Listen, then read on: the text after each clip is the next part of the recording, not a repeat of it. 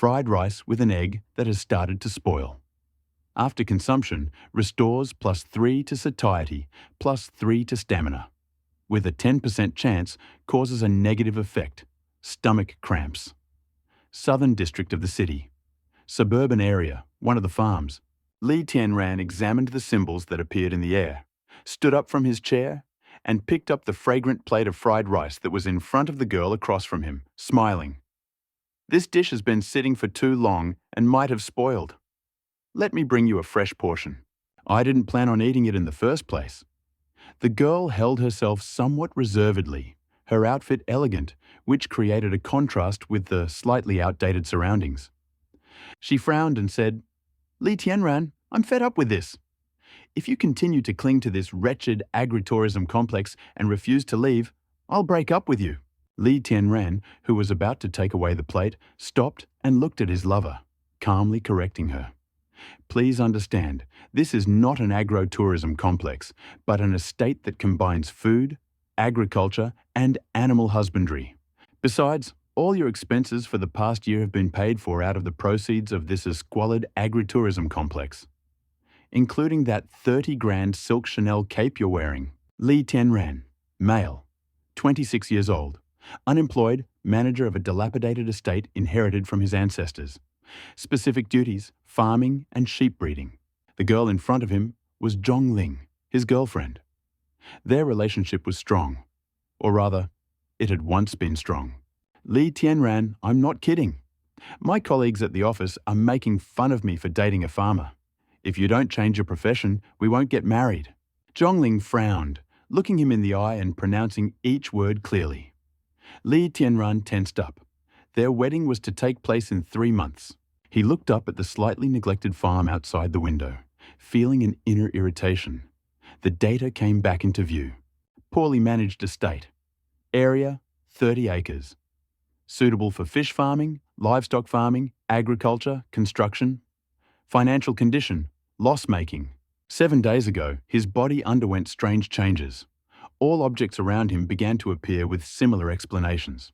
However, after experimenting, he discovered that this ability only provided more visual information and did not help in any other way. The most important thing is that the ability only worked within the boundaries of his estate. Outside of its borders, he was no different from an ordinary person. It may have been a kind of golden finger, but its appearance did not change Li Tianran's life in any way. He still did not become rich overnight or reach the heights of success. Even now, he was in danger of breaking off the engagement. After a long silence, Li Tianran finally gave in and sighed, "Okay, I can look for a job." A smile appeared on Zhongling's face, as if she was celebrating her victory. At this moment, a sharp, mechanical female voice suddenly sounded in Li Tianran's ears. "The selection of players for the Doomsday game has been completed. Loading is starting. Please wait." Li Tianran was at a loss, thinking that there was something wrong with his hearing, and quietly asked, "Zhongling, did you hear anything? Evolution of the golden finger? Don't change the topic." Zhongling crossed her arms, deciding to take advantage of the moment and remove the last obstacle between her and Li Tianran. "If you want to get married, I have one more condition. Get rid of this little burden." Li Tianran's thoughts were interrupted. His expression froze. He frowned. "What did you say?" "I say, send Li Han to the orphanage. You are not related anyway." "Nonsense!" A subdued but menacing voice rang out in the room. The plate in Li Tianran's hand fell with force in front of Zhongling, breaking into many pieces. Hot rice splashed on it, instantly staining Chanel's silk scarf. "Li Tianran, what are you doing?" Zhongling screamed. Li Tianran emotionlessly pointed to the exit. "Get out right now, don't make me hit you." "You're just crazy." Zhongling was furious and confused. "Don't think that no one wants me. To be honest, the deputy director of our company has been courting me for a long time. As soon as I agree, I'll live 100 times better." The door of the reception area of the estate swung open with force. Zhongling left in anger and resentment. Li Tianran stood by the window, his hands in his pockets, muttering emotionlessly, "Deputy Director, what a big shot. I hope you won't regret, you fool." At this moment, two small heads appeared in the doorway. More precisely, a little girl and a ferocious-looking black German shepherd. The girl had delicate features, but her hair looked a little yellowish, indicating a lack of nutrition. Chubby cheeks, short haircut to the ears. The black hunting dog happily wagged its tail when it saw Li Tianran, then stared at the chicken leg on the table, unable to tear its eyes away. Unfortunately, the girl held her ears tightly, so the dog couldn't move and only whined pitifully. Li Tianran's gaze lingered on the girl. Li Han. Status: human cub age, 7 years old. Strength: 1 intelligence, 3 speed, 1 spirit, 9 hunger level, 99.99. Evaluation: this is a weak, pitiful and helpless, mischievous child, but with inexhaustible energy and an incredible appetite. Big brother, I saw Aunt Zhong leave angry.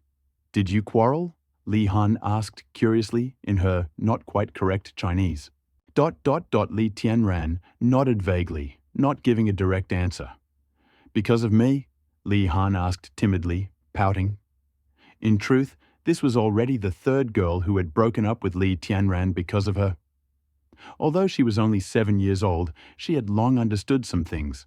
Li Tianran's gaze softened, and he gently tousled the girl's neat hair. She is not worthy of such a wonderful Han. The old goes, the new comes. Brother will find you an even more beautiful daughter-in-law. Uh-huh. Han nodded vigorously, then pitifully pressed her hands to her tummy. Big brother, I'm hungry again. Li Tianran laughed.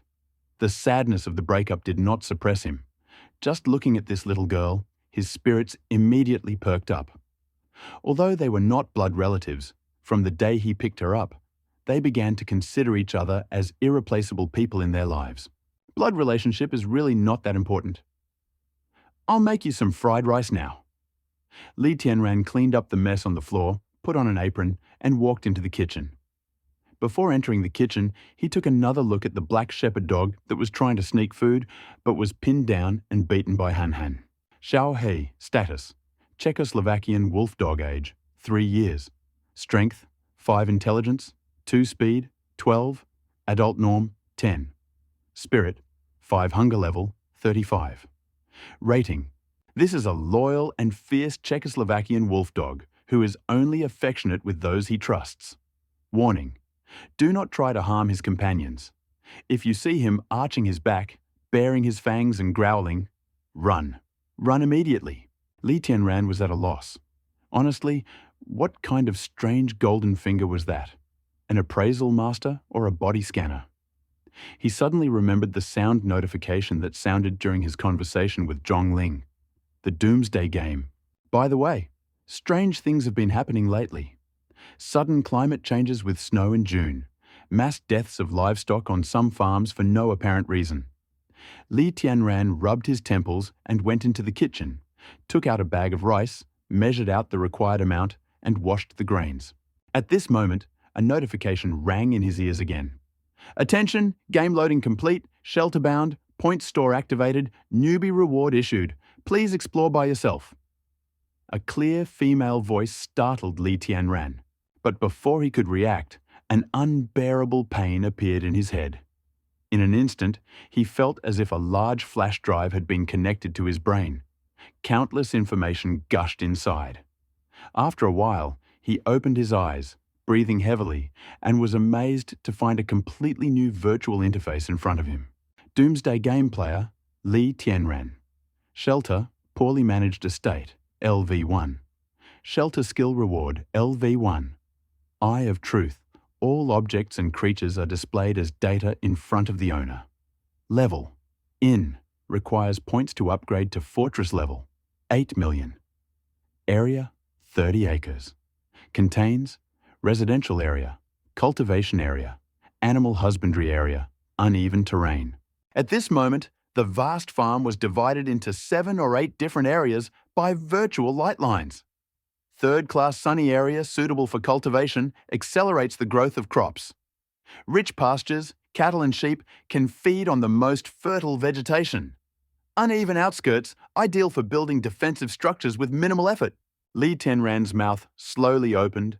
Then he saw a particularly prominent bright red inscription on the upper right corner of the virtual interface. The day of judgment is approaching. Natural disasters will destroy the world. The shelter is the only fortress you can rely on. Hold on to hope and create a new civilization from the ruins. The player's only task is to survive the Doomsday game and turn their shelter into the most impenetrable stronghold. Time left until the era of destruction, 5 hours, 59 minutes, 36 seconds. Era of destruction? Seeing these 3 words, Li Tianran's heart began to beat faster.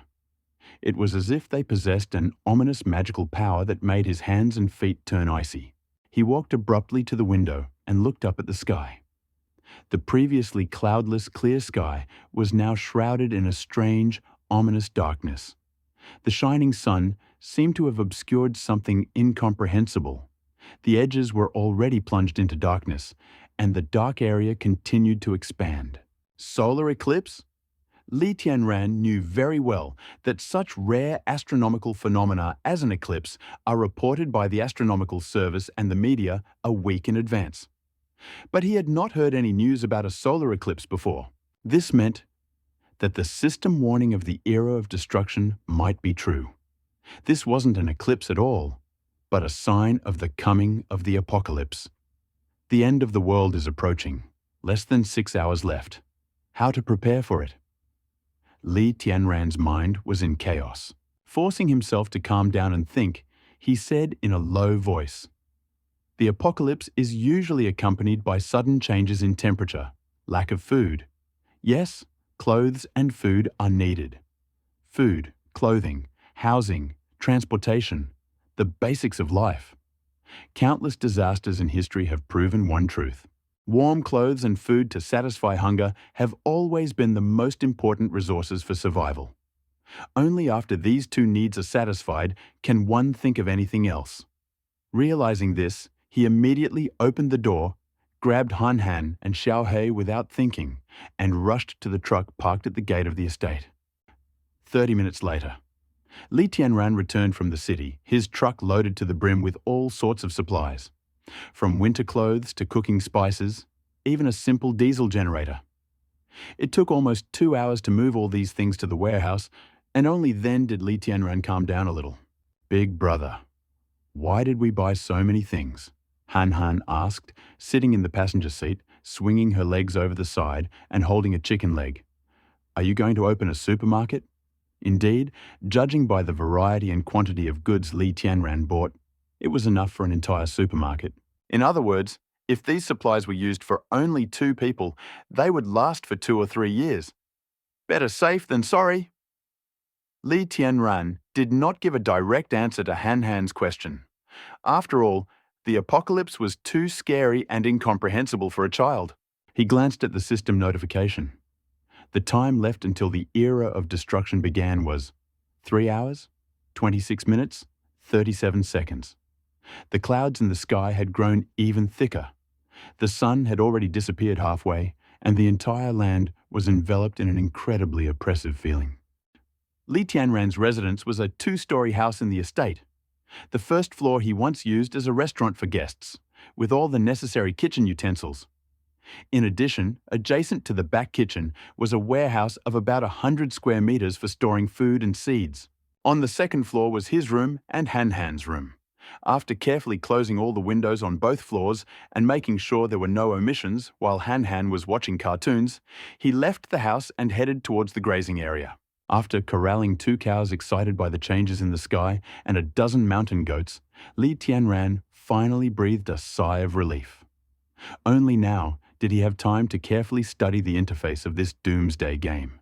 The virtual main interface was quite primitive, like a crudely made browser game. Only 3 options: the base interface, the exchange interface, the store interface. He had already studied the base interface.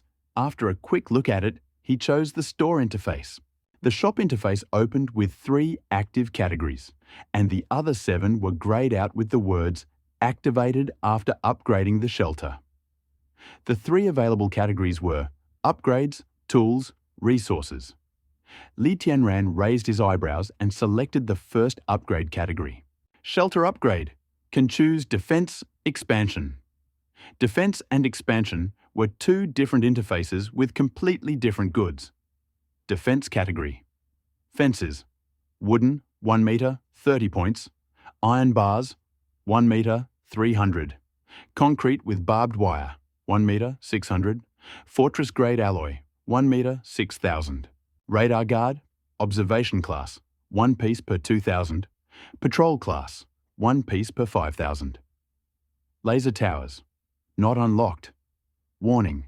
Player Li Tianran's hideout has a defensive rating of 3, only protects against small wild animal invasion, and poses an extremely high risk. It is recommended to urgently establish a defensive system. The fence made of bamboo poles and wire trembled in the wind around the estate. Li Tianran then looked at the expansion category items. Expansion category. Combat units. Hummingbird class, 1 1,000th. Hound class, 1 1,000th. Adult class, 1 50,000th. Tank class, 1 5,000,000th. Meta class, 1 divided by 1 billion. Looking at the string of zeros in the data graph, Li Tianran almost choked. It's almost like his phone number. Overall, this doomsday game was like Disaster Shelter or Red Alert, developing and expanding around the base. Li Tianran's chest was embarrassed. The goods in the store are good, but the prices are beyond description. But then he remembered that he hadn't checked the newbie reward yet. With trembling hands, he opened the backpack interface and saw a gift box-shaped package. Points reward received, 500,000. Radar received, Observation Class X3, Patrol Class X1. Received combat units, Hummingbird Class X20. Hound Class X1 Factorial. Received seeds, radiation resistant. Corn X 30 kilograms, soybean X 30 kilograms, rice X 30 kilograms. Received artificial sun, energy 300 out of 300. Received crop growth accelerator LV1, 80 litres. Received livestock growth accelerator LV1, 80 litres. Instantly, a bunch of things suddenly appeared on the empty area in front of Li Tianran. The most impressive were the mechanical combat units. 20 Hummingbird-class combat units emitted a dull metallic shine, were actually shaped like hummingbirds, and quietly flapped their wings as they took off. Li Tianran looked at this row of mechanical guards with curiosity. His brain worked like a powerful computer, instantly displaying the status of these guards. Hummingbird number 1. Ammo.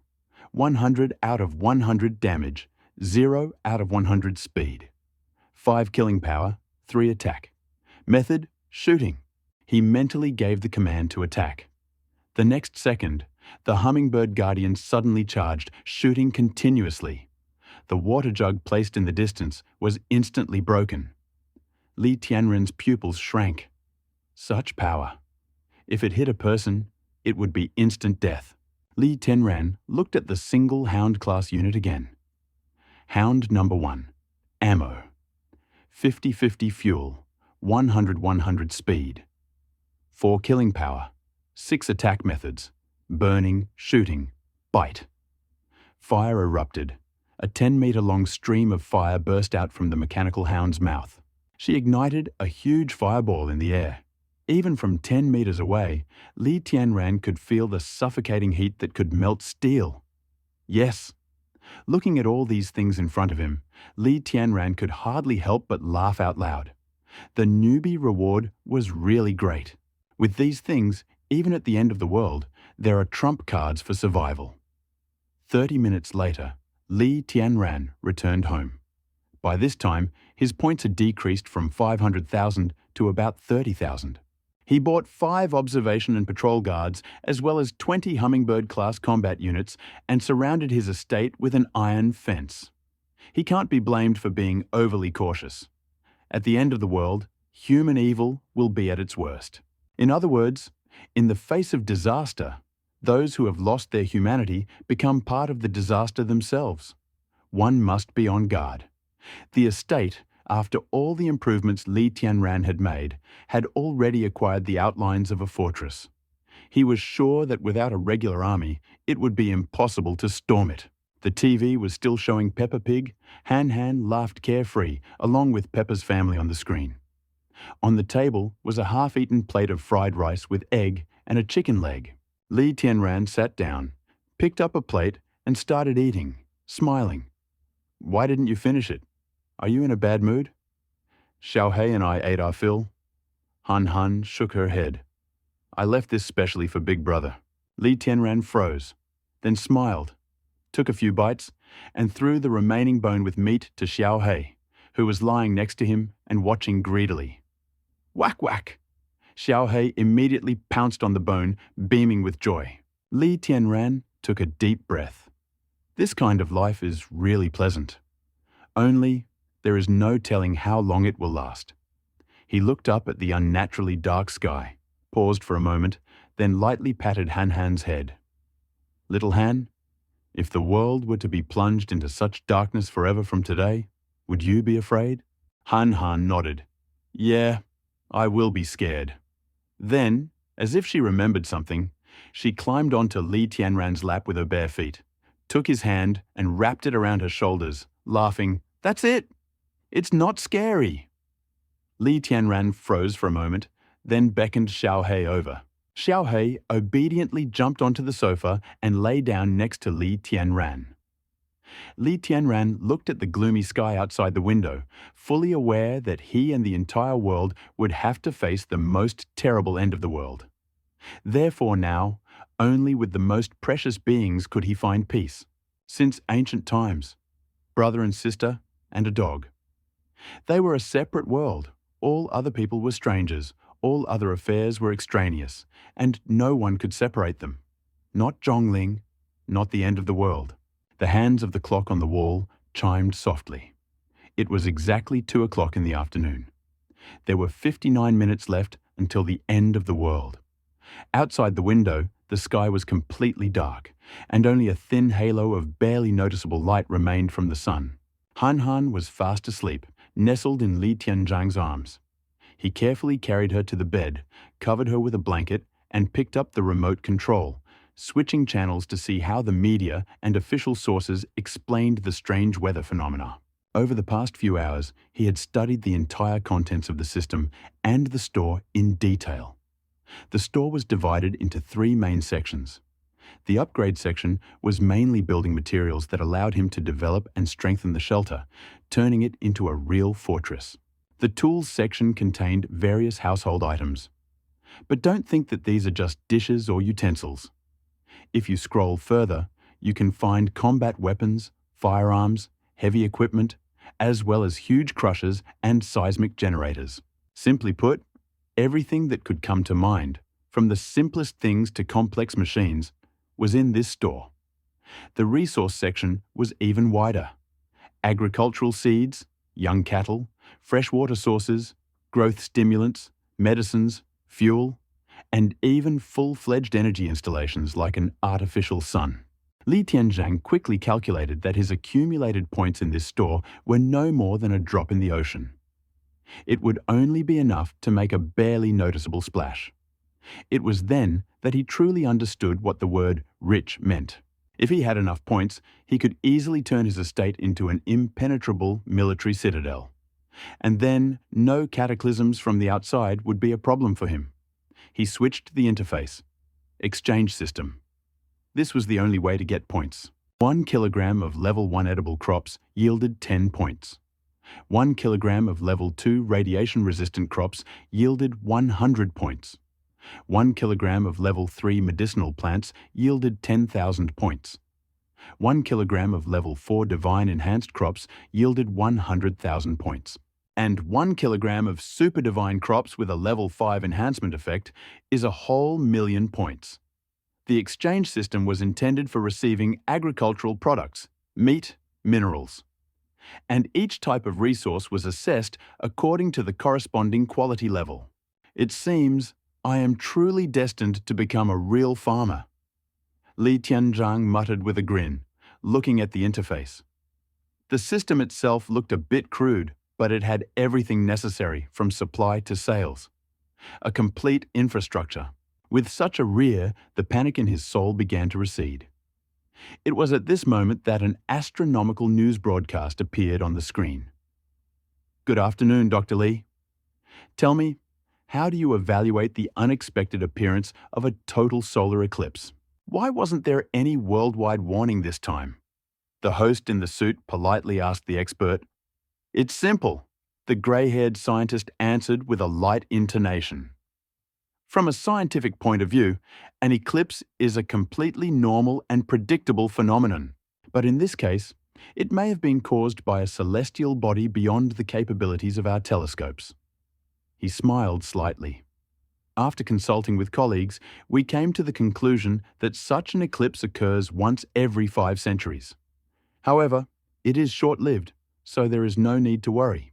I would even recommend that viewers call their loved ones and go outside to enjoy a rare celestial spectacle." "So it is something harmless and will not affect our lives?" the host clarified. "Absolutely right," the scientist answered confidently, adjusting his glasses. Li Tianzhang looked at the screen with a grim smile. "A harmless phenomenon? This is not an eclipse. This is a harbinger of a global catastrophe. An hour ago, he tried to warn people on the internet, but his posts were immediately deleted and his account was blocked. Moreover, he was warned that if he tried again, his IP would be blocked for spreading panic." The situation left him with a heavy feeling, as if everything inside had gone cold. The clock on the wall continued to count the seconds. The end was approaching. But inside, Li Tianzhang felt calm.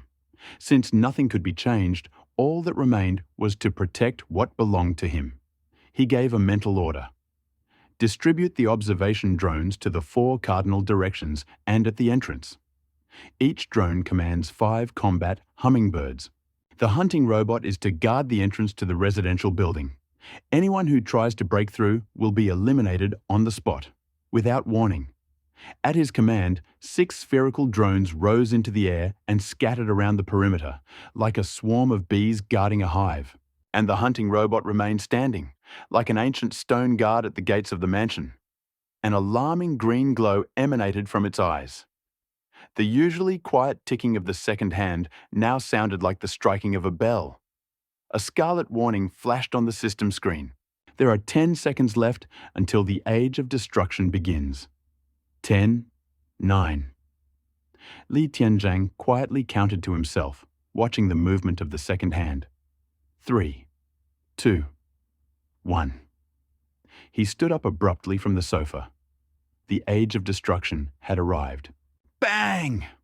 The world seemed to shake from a thunderous howl. An invisible shockwave spread across the entire planet.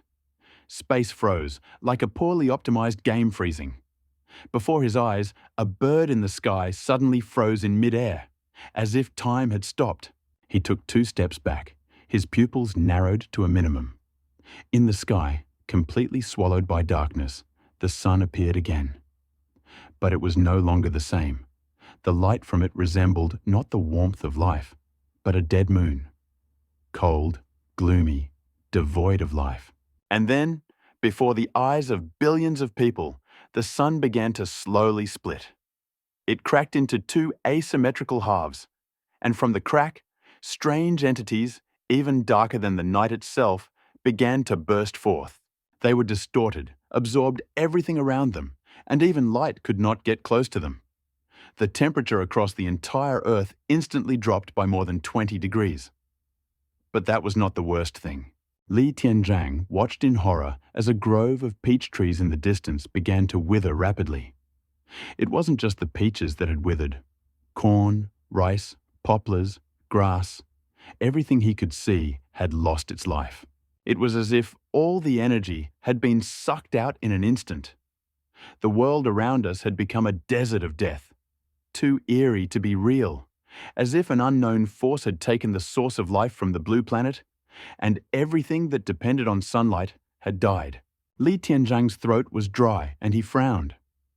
The blood-red numbers appeared before his eyes again.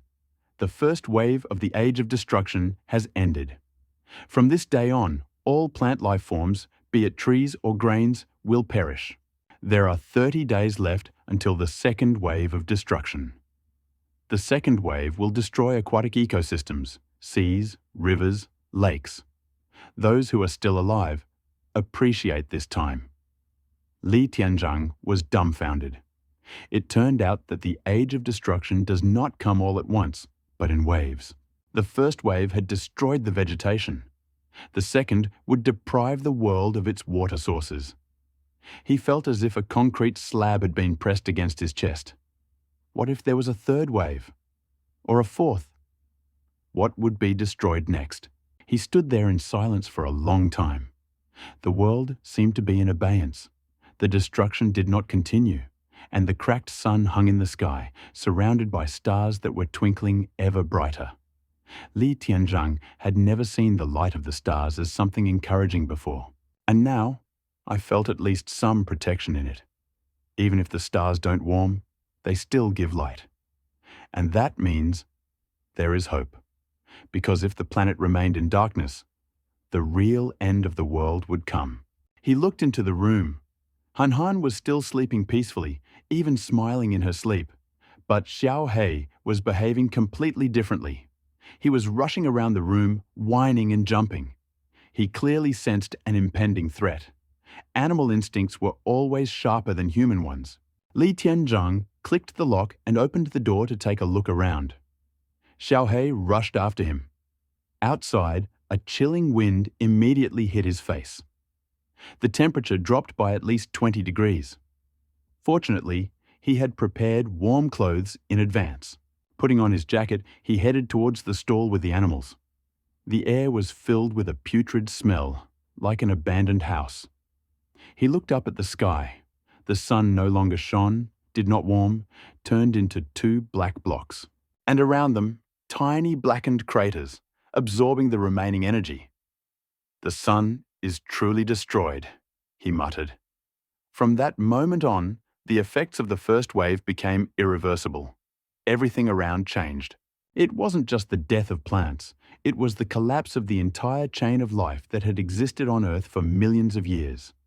Animals, insects, all of them are now deprived of their usual food sources. Those who have the strength to adapt, they will mutate, the rest will disappear. This would affect everyone. Absolutely everyone. Li Tianzhang paused for a moment, then moved on. In the stall, about half the cattle were dead. The rest were running around, mooing loudly in fear and pain. He had expected this. The first wave, although aimed at vegetation, the destruction of the sun caused a sharp, cold snap. Some animals simply could not withstand it. This made Li Tianzhang understand. You can't take system messages literally. You need to analyze the possible consequences. He noticed that the door to the stall had been knocked down from the inside. Looking around, he discovered that the largest and most powerful yellow cow had disappeared. But he did not look for her now. Instead, he turned towards the fields. Where rice sprouts had recently been green, everything had now withered and turned yellow. Lines of data appeared before my eyes. Plants exposed to radiation are extremely toxic. Consumption causes pulmonary fibrosis in 98% of cases. In the remaining 2%, genome mutations. The soil also becomes toxic after exposure to radiation. Normal seeds will not germinate. Seeds of radiation-resistant grade and above are required. Li Tianzhang felt his heart tighten. The worst had happened. Irreversible damage. From this point on, nothing will grow on the contaminated land. Food supplies are limited to government storage facilities and personal warehouses. When they run out, there will be nothing to replenish them with. 2% chance of genome destruction? It's too dangerous. He looked at the scorched shoots again. He was an experienced farmer who had taken a course in biology and agricultural technology. Every living creature has a unique genetic structure. Usually it is stable, but radiation can destroy it. And then the consequences can be horrific. For example, double heads, extra limbs. In other words, mutation. As, for example, in the case of the mythical Godzilla, an ordinary lizard irradiated by radiation turned into a monster of colossal size. Her genetic chain was destroyed, which gave a monstrous increase in strength, size, and even intelligence. But this is an exception, and an unattainable ideal. In 99.999% of cases, the mutation leads to deformity, paralysis, bones turning inside out, and complete madness. Out of 1,000 victims of mutations, only one can receive at least some gift. All the rest die in unbearable agony. Simply put, if a person eats contaminated food, he will die in agony as a human with a 98% probability, and in 2% become a monster, a creator of destruction. But in the end, he will still die in agony. It's too dangerous. Everything must be destroyed, he muttered darkly. It hurt. He himself planted these rice shoots, watered them, looked after them, and now they are poison. But then Xiaohei jumped up and began barking furiously in one direction. That same huge yellow cow was rushing towards him from around the corner. Now it was almost the size of an elephant and was racing like a tank. Steam jets were escaping from its nostrils, like white dragons. The ground shook beneath her hooves. Every movement she made was like a heavy thump, thump, thump, like the beat of a war drum. Li Tianzhang saw red blood streaks in her eyes. This was the same cow that had broken the stall. But why did it become so huge? It doubled in size, the muscles tore the skin, blood flowed from the wounds. But the animal seemed to feel nothing, as if the pain did not exist at all. It was bleeding. It would not last long. Then he realized, this is the result of that very mutation. Apparently, she ate infected rice shoots. The genetic structure has changed. This is no longer a cow. This is a PIUS cow, or Cowzilla. He didn't even know whether to consider this bad luck or good luck. Getting into that 2% is not lucky for everyone. She became stronger, bigger, but she lost her mind. Now she is just a killing machine. The beast was rapidly approaching. Li Tianzhang's pupils narrowed to a point. At that moment, he realized he was in danger. The earth shook, as if it itself was responding with anger to what was happening. In fact, when danger arises suddenly, a person simply does not have time to react, even in 3 seconds. Li Tianzhang's consciousness dimmed for a moment. At this moment, Xiaohei rushed forward with a furious roar, rushed past his feet, and rushed straight towards the danger. The difference in size between the dog and the mutated cow was colossal. If they collided head-on, the outcome would be obvious. But Xiaohei acted like a brave knight who would not spare himself to protect his king. He did not try to fight the monster head-on, but instead, using his agility and speed, he darted around, biting into the torn areas of its skin. The enraged beast turned around, preparing to trample the annoying opponent.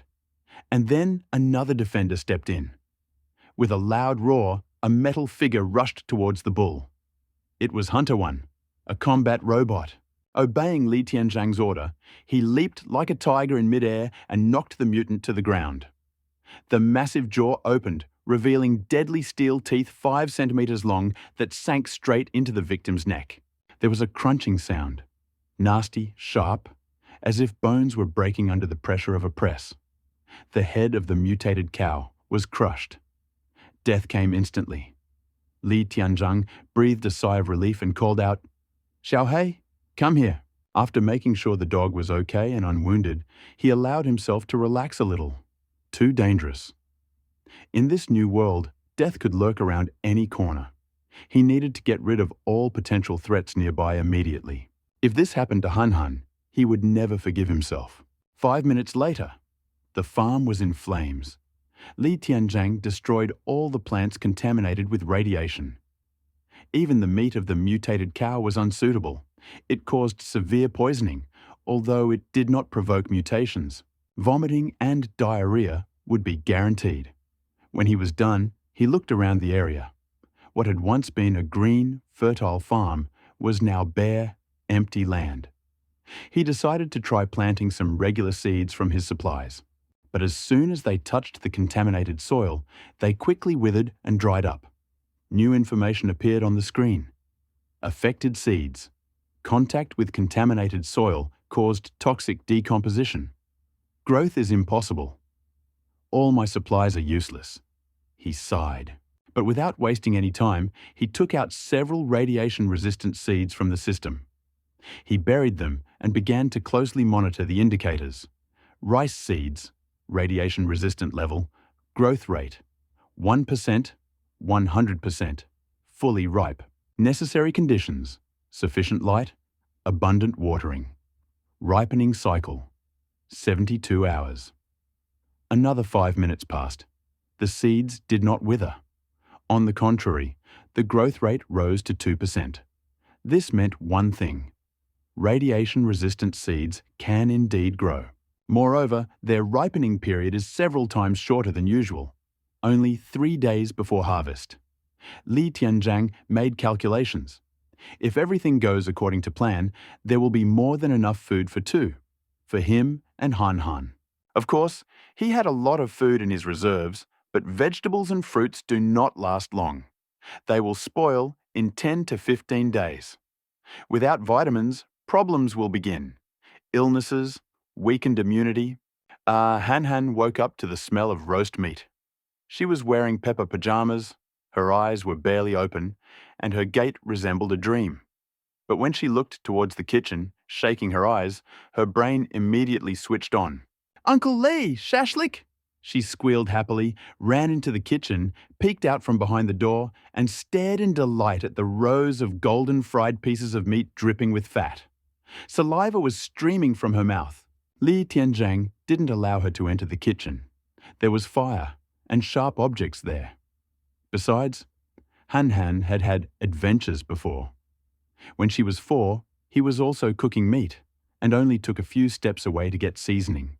I asked her not to touch the skewers so as not to burn herself. She obeyed. She obeyed very much. Only instead of touching them, she licked them with her tongue.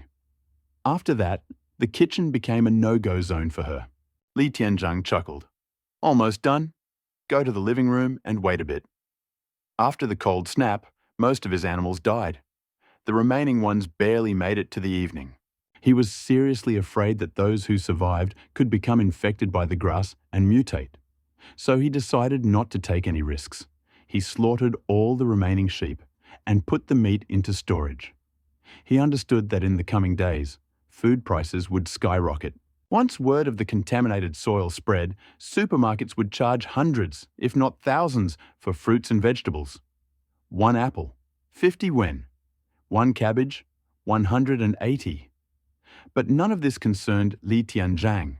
After confirming that the radiation-resistant seeds actually sprouted, he invested 20,000 points in buying 10 kilograms of such seeds, vegetables and fruits, lettuce, broccoli, cabbage, green onions, grapes, strawberries, and more.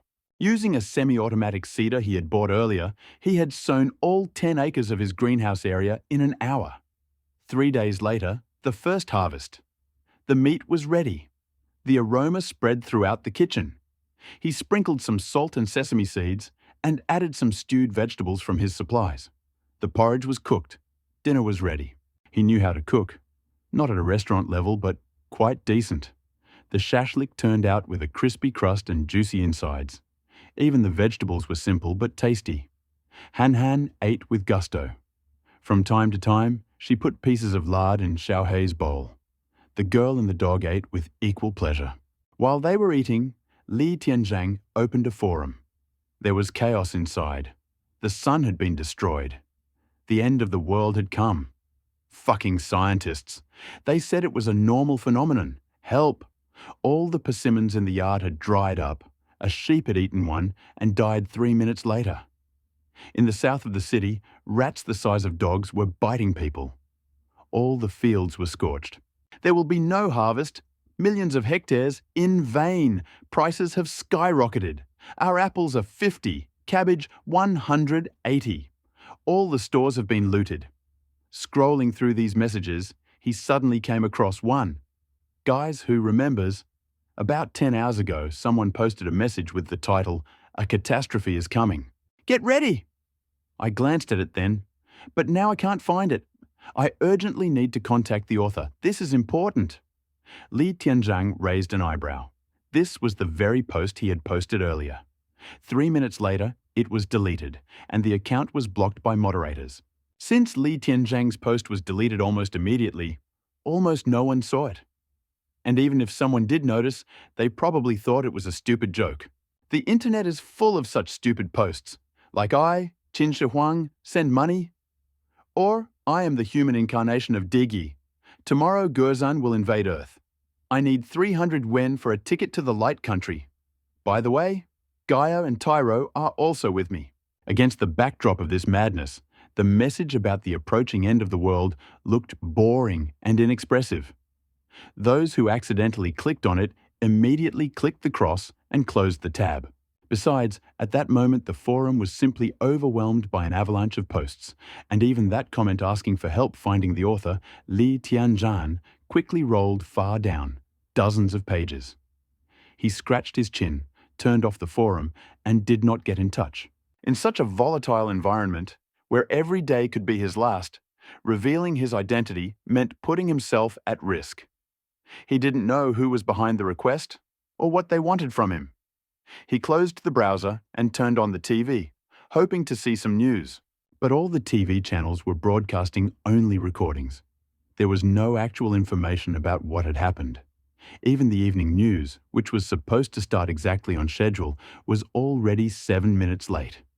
Some meaningless soap opera was playing on the screen. Looking at all this, Li Tianzhang felt increasingly worried. Even the main news was not broadcast. What does this mean?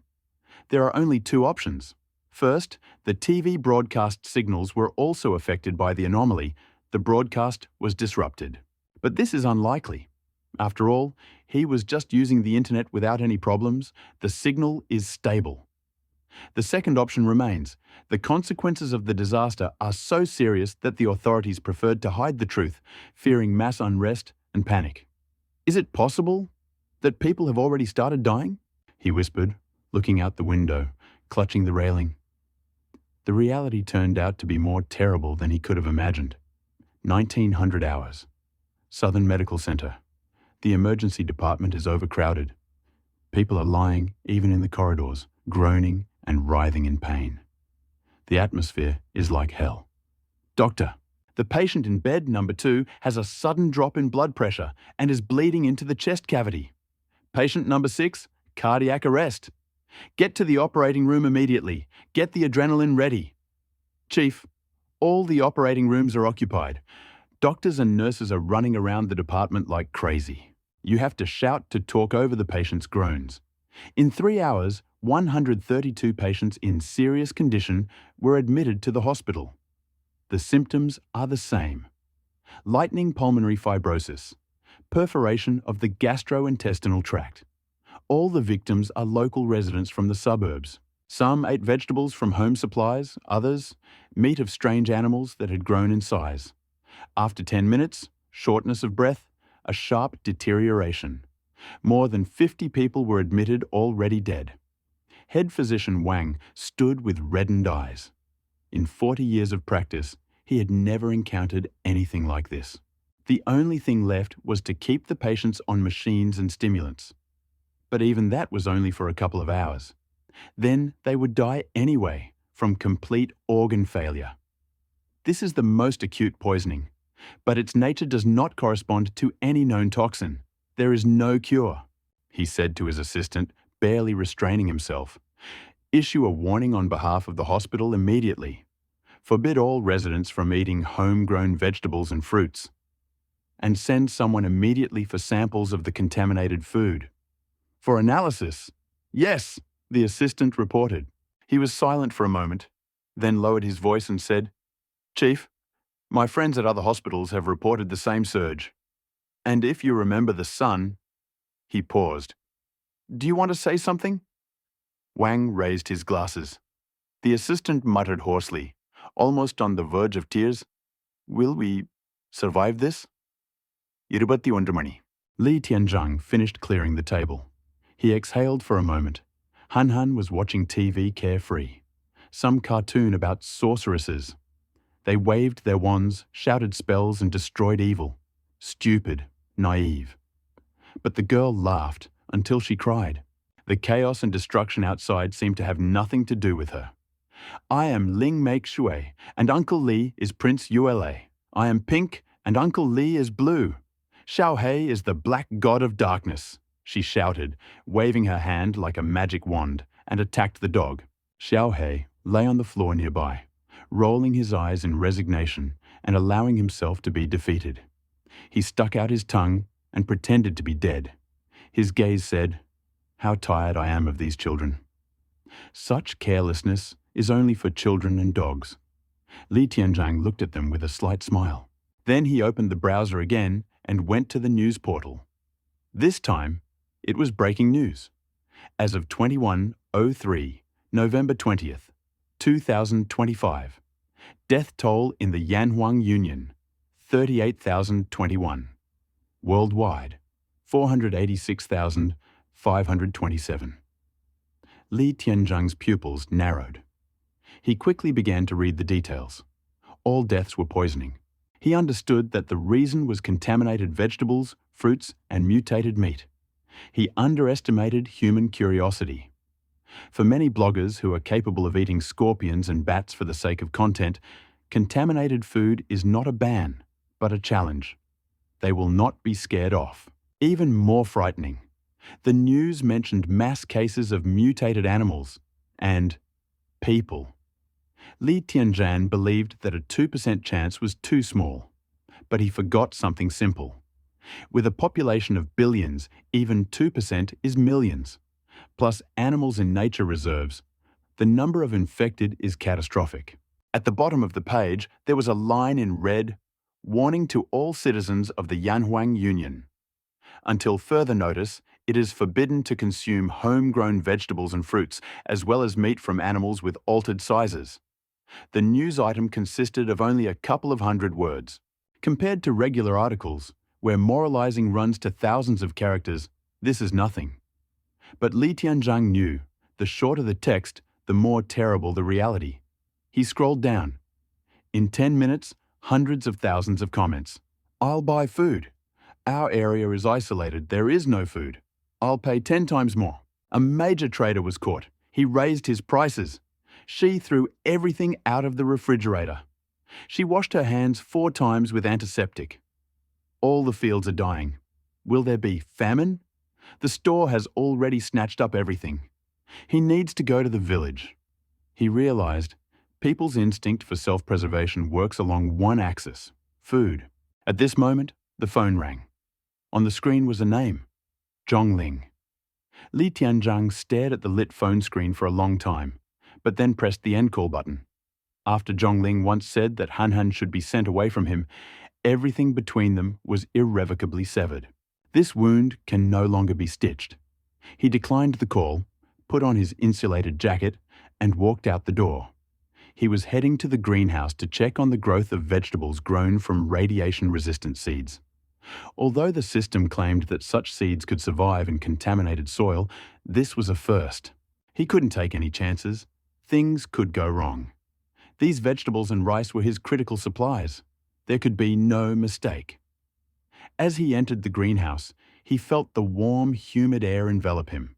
A fist-sized glowing sphere hovered just above the beds, a light source that allowed the plants to photosynthesize and obtain the energy they needed to grow. It was the artificial sun, obtained from the starter kit.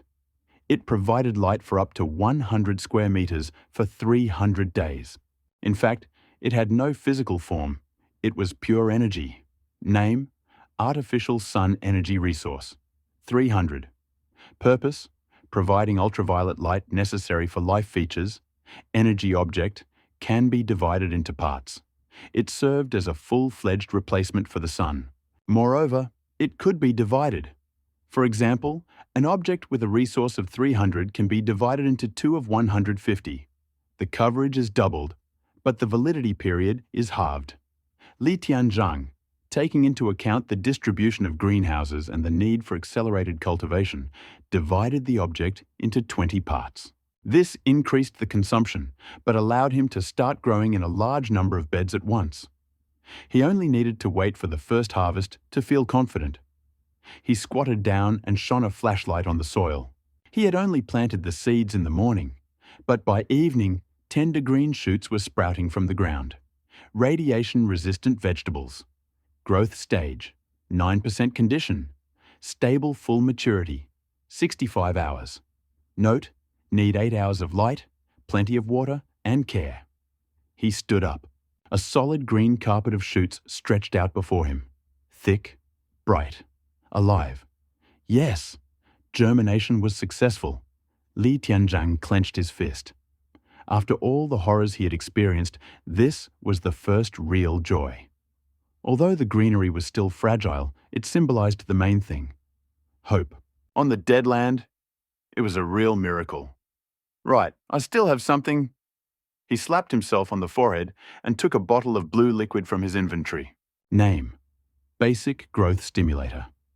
Application: dilute 1 to 100. Use for watering effect.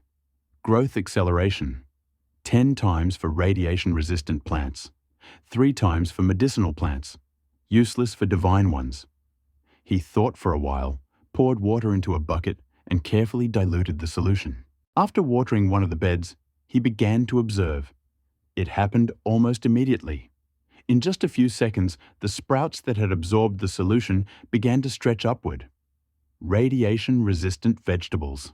Growth stage: 10% acceleration, times 10, until fully ripe. 6 hours. Li Tianzhang's throat was dry. Unbelievable. He would be able to harvest his first crop in the morning. In a state of delight, he suddenly remembered another idea. He went to the system store and spent his last points on a kilogram of medicinal seeds, a class of ancient herbs. He rolled up his sleeves and, using his hands and a shovel, planted everything and used the stimulant again. He had thought it all out in advance. Once he thought he had prepared for everything. But when the apocalypse came, he realized how much he had not foreseen. He had not even had time to stock up on medicine. Now the entire medical system of the southern city is destroyed. If he or Han fell ill, there was no help. And ancient herbs could be a salvation. Ancient medicinal crop seeds growth stage. 1% acceleration, times 5, until fully ripe. 48 hours. When everything was ready, he stood up and looked at the ground beneath his feet. With this ground, he could do more than just survive. He could live better than anyone in this new world. He raised his hand to the sky and laughed. Look, all of you who turned away from me, I will not only survive this hell, I will live brightly, freely, better than anyone. He was covered in dirt from head to toe, but his heart was pure and full of joy. Southern City, Tianrong Pharmaceutical Company. The door to the CEO's office swung open. The young man at the computer frowned. He looked quite attractive, but there was a hint of arrogance and cunning in his gaze. Noticing the woman who entered, he adjusted his glasses, hiding a flash of irritation. When he looked up, his face was already wearing a soft, customary smile. Deputy Director Ren, what do I owe you? He stood up and adjusted the sleeves of his jacket. The woman was about 25, extraordinarily beautiful in a formal suit. Her features seemed to be carved from marble. Her eyes were clear and cold. Her lips were rich and bright. An aura of strength and dignity emanated from her head. Walking up to the table, she pointed her finger sharply at him. Liang Tianyu, do you have anything in your head? The whole city is in the grip of a medical collapse, and instead of mobilizing employees, helping hospitals and donating equipment, you're forcing everyone to post on forums and look for some doomsday profit. If I could contact the forum administration, I wouldn't have to do this, Liang answered calmly, then grinned. And yet, Ms. Ren, I remind you, even though you are the chairman's daughter, I am the general director of this branch. Her eyebrows twitched. I'm a businessman, and business is profit. There is no answer to this catastrophe in modern medicine, and donations... Sorry, I don't see any profit in this. My goal is to find the person who published that post. It came at the right time. I'm sure it wasn't fake. This person knows the truth, and may be able to change the course of events. He paused, then narrowed his eyes. Imagine, If we find the solution, what dividends await us? A forum was open on his screen. The post title read, "I continue to search." For those who remember, about 10 hours ago, someone posted on the forum, "Disaster is coming, get ready." There's a big reward for information. The next morning, Li Tianzhang was awakened by a pleasant notification signal. The radioactive resistant rice was ripe. Please harvest it. The radioactively resistant cucumbers are ripe. Please harvest them. The radioactively resistant strawberries are ripe. Please harvest them. Third reminder. Repeat every 60 minutes. These alarms quickly pulled him out of his sleep. Yesterday, he returned from the greenhouse at about 11 o'clock in the evening, exhausted, quickly washed up and collapsed into bed. It's already 6 in the morning. He glanced at the clock on the wall. According to calculations, the accelerated harvest should have ripened at about 3 o'clock in the morning. But he slept too soundly, not hearing the first two signals. Only the third one woke him up. In his pajamas, he went to the window. The sky was still covered with a grey blanket. Only the stars with a weak light penetrated the darkness. The sun, resembling two dark hemispheres hanging in the sky, was a silent reminder. Yesterday was not a dream. Han Han and Xiao Hei slept peacefully. The girl seemed to be still dreaming, inspired by the cartoon from yesterday. She giggled and muttered, "Han Han is pink, Uncle Li is blue." Xiao Hei fidgeted and pressed himself closer to the radiator.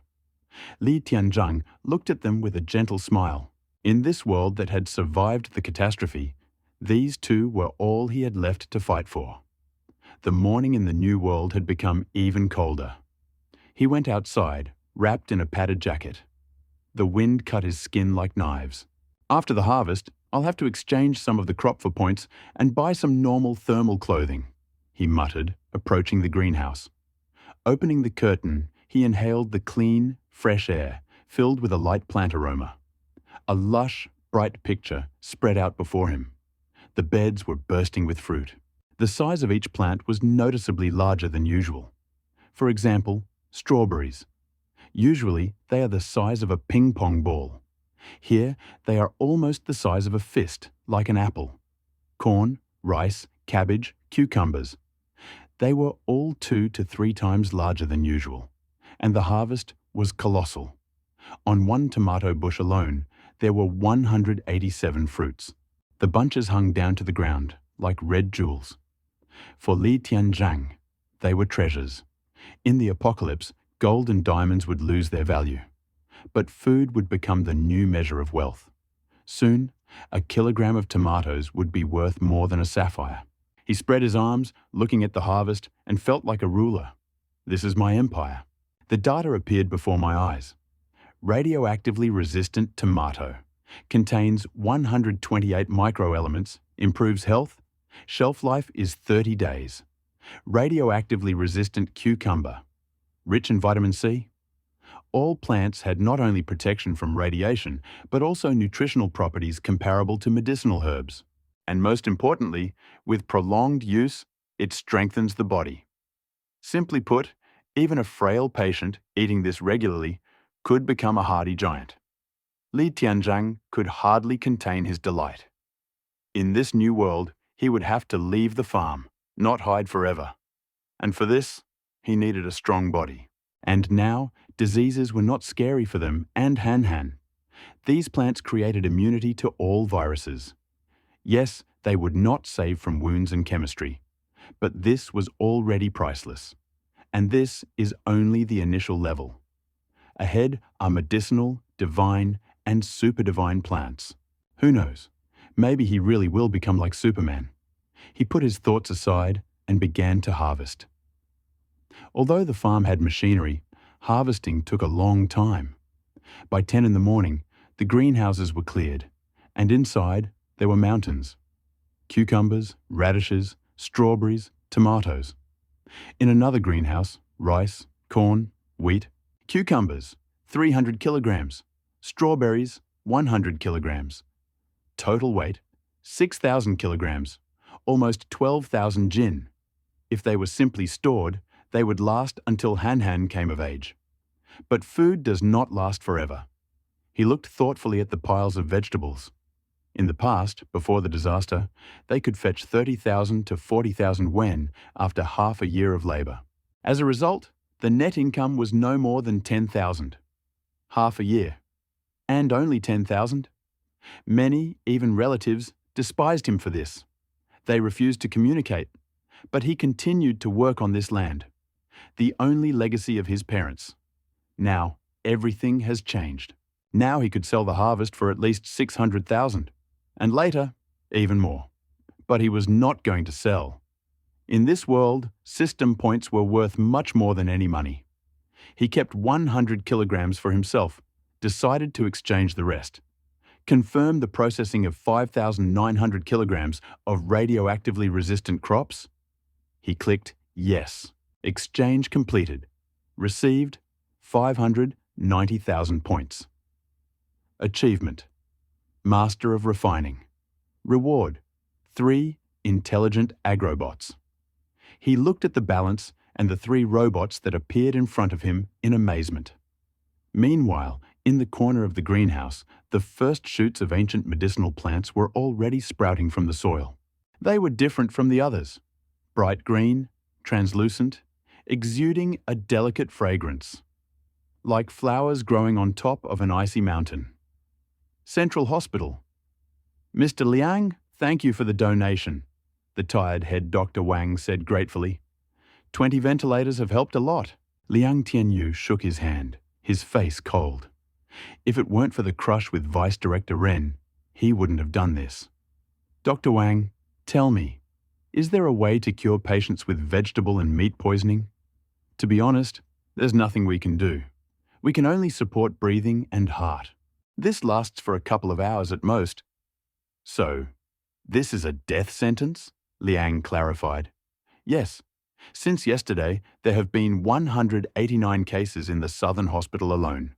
Hundreds of thousands worldwide. If they end up on the operating table, there is no chance. Not a single survivor yet.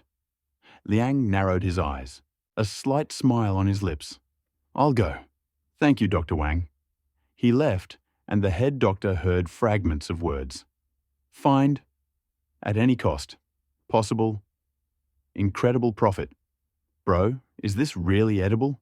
In a small house, Han, who had just woken up, held a strawberry the size of an apple in her hands in bewilderment and asked doubtfully, Of course you can.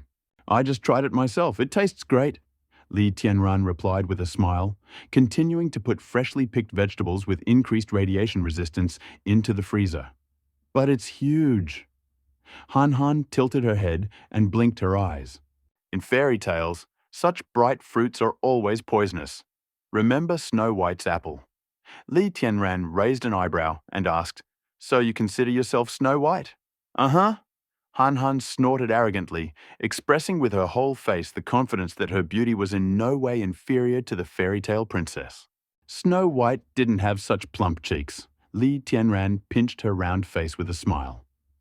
Ouch, that hurts. Han hissed like an angry little animal, broke free, and indignantly put the berry on the table.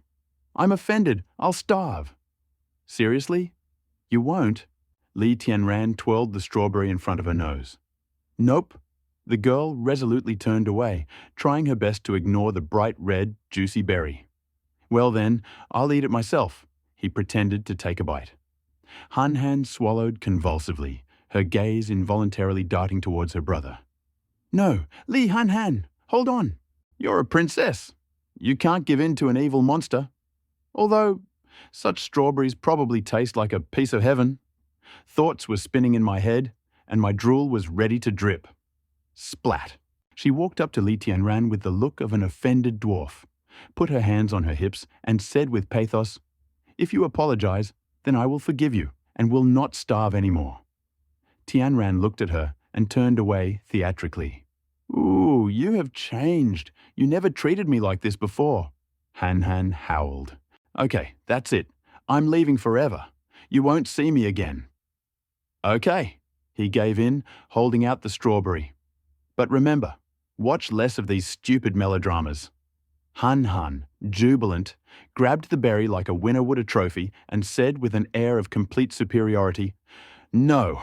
There they teach girls how to control boys. First tears, then hysteria, and then tragedy. And it works with you.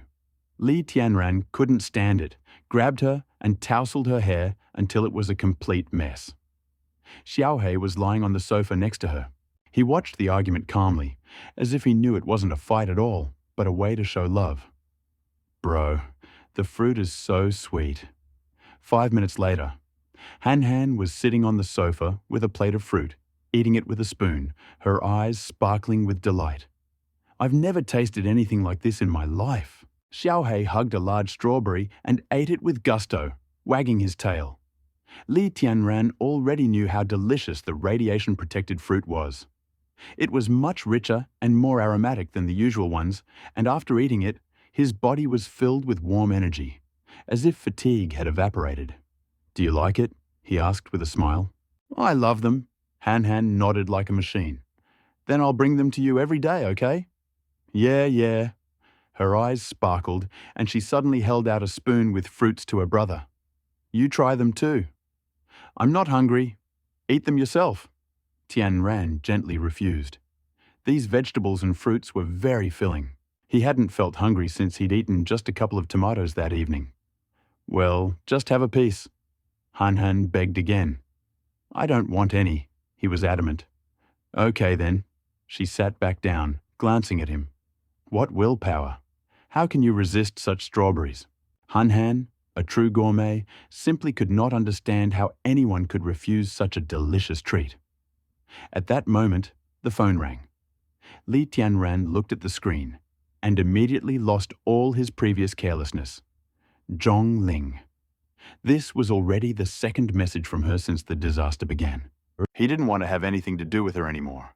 If he was going to break up, he was going to break up completely. He pressed end. But less than 10 seconds later, the phone rang again.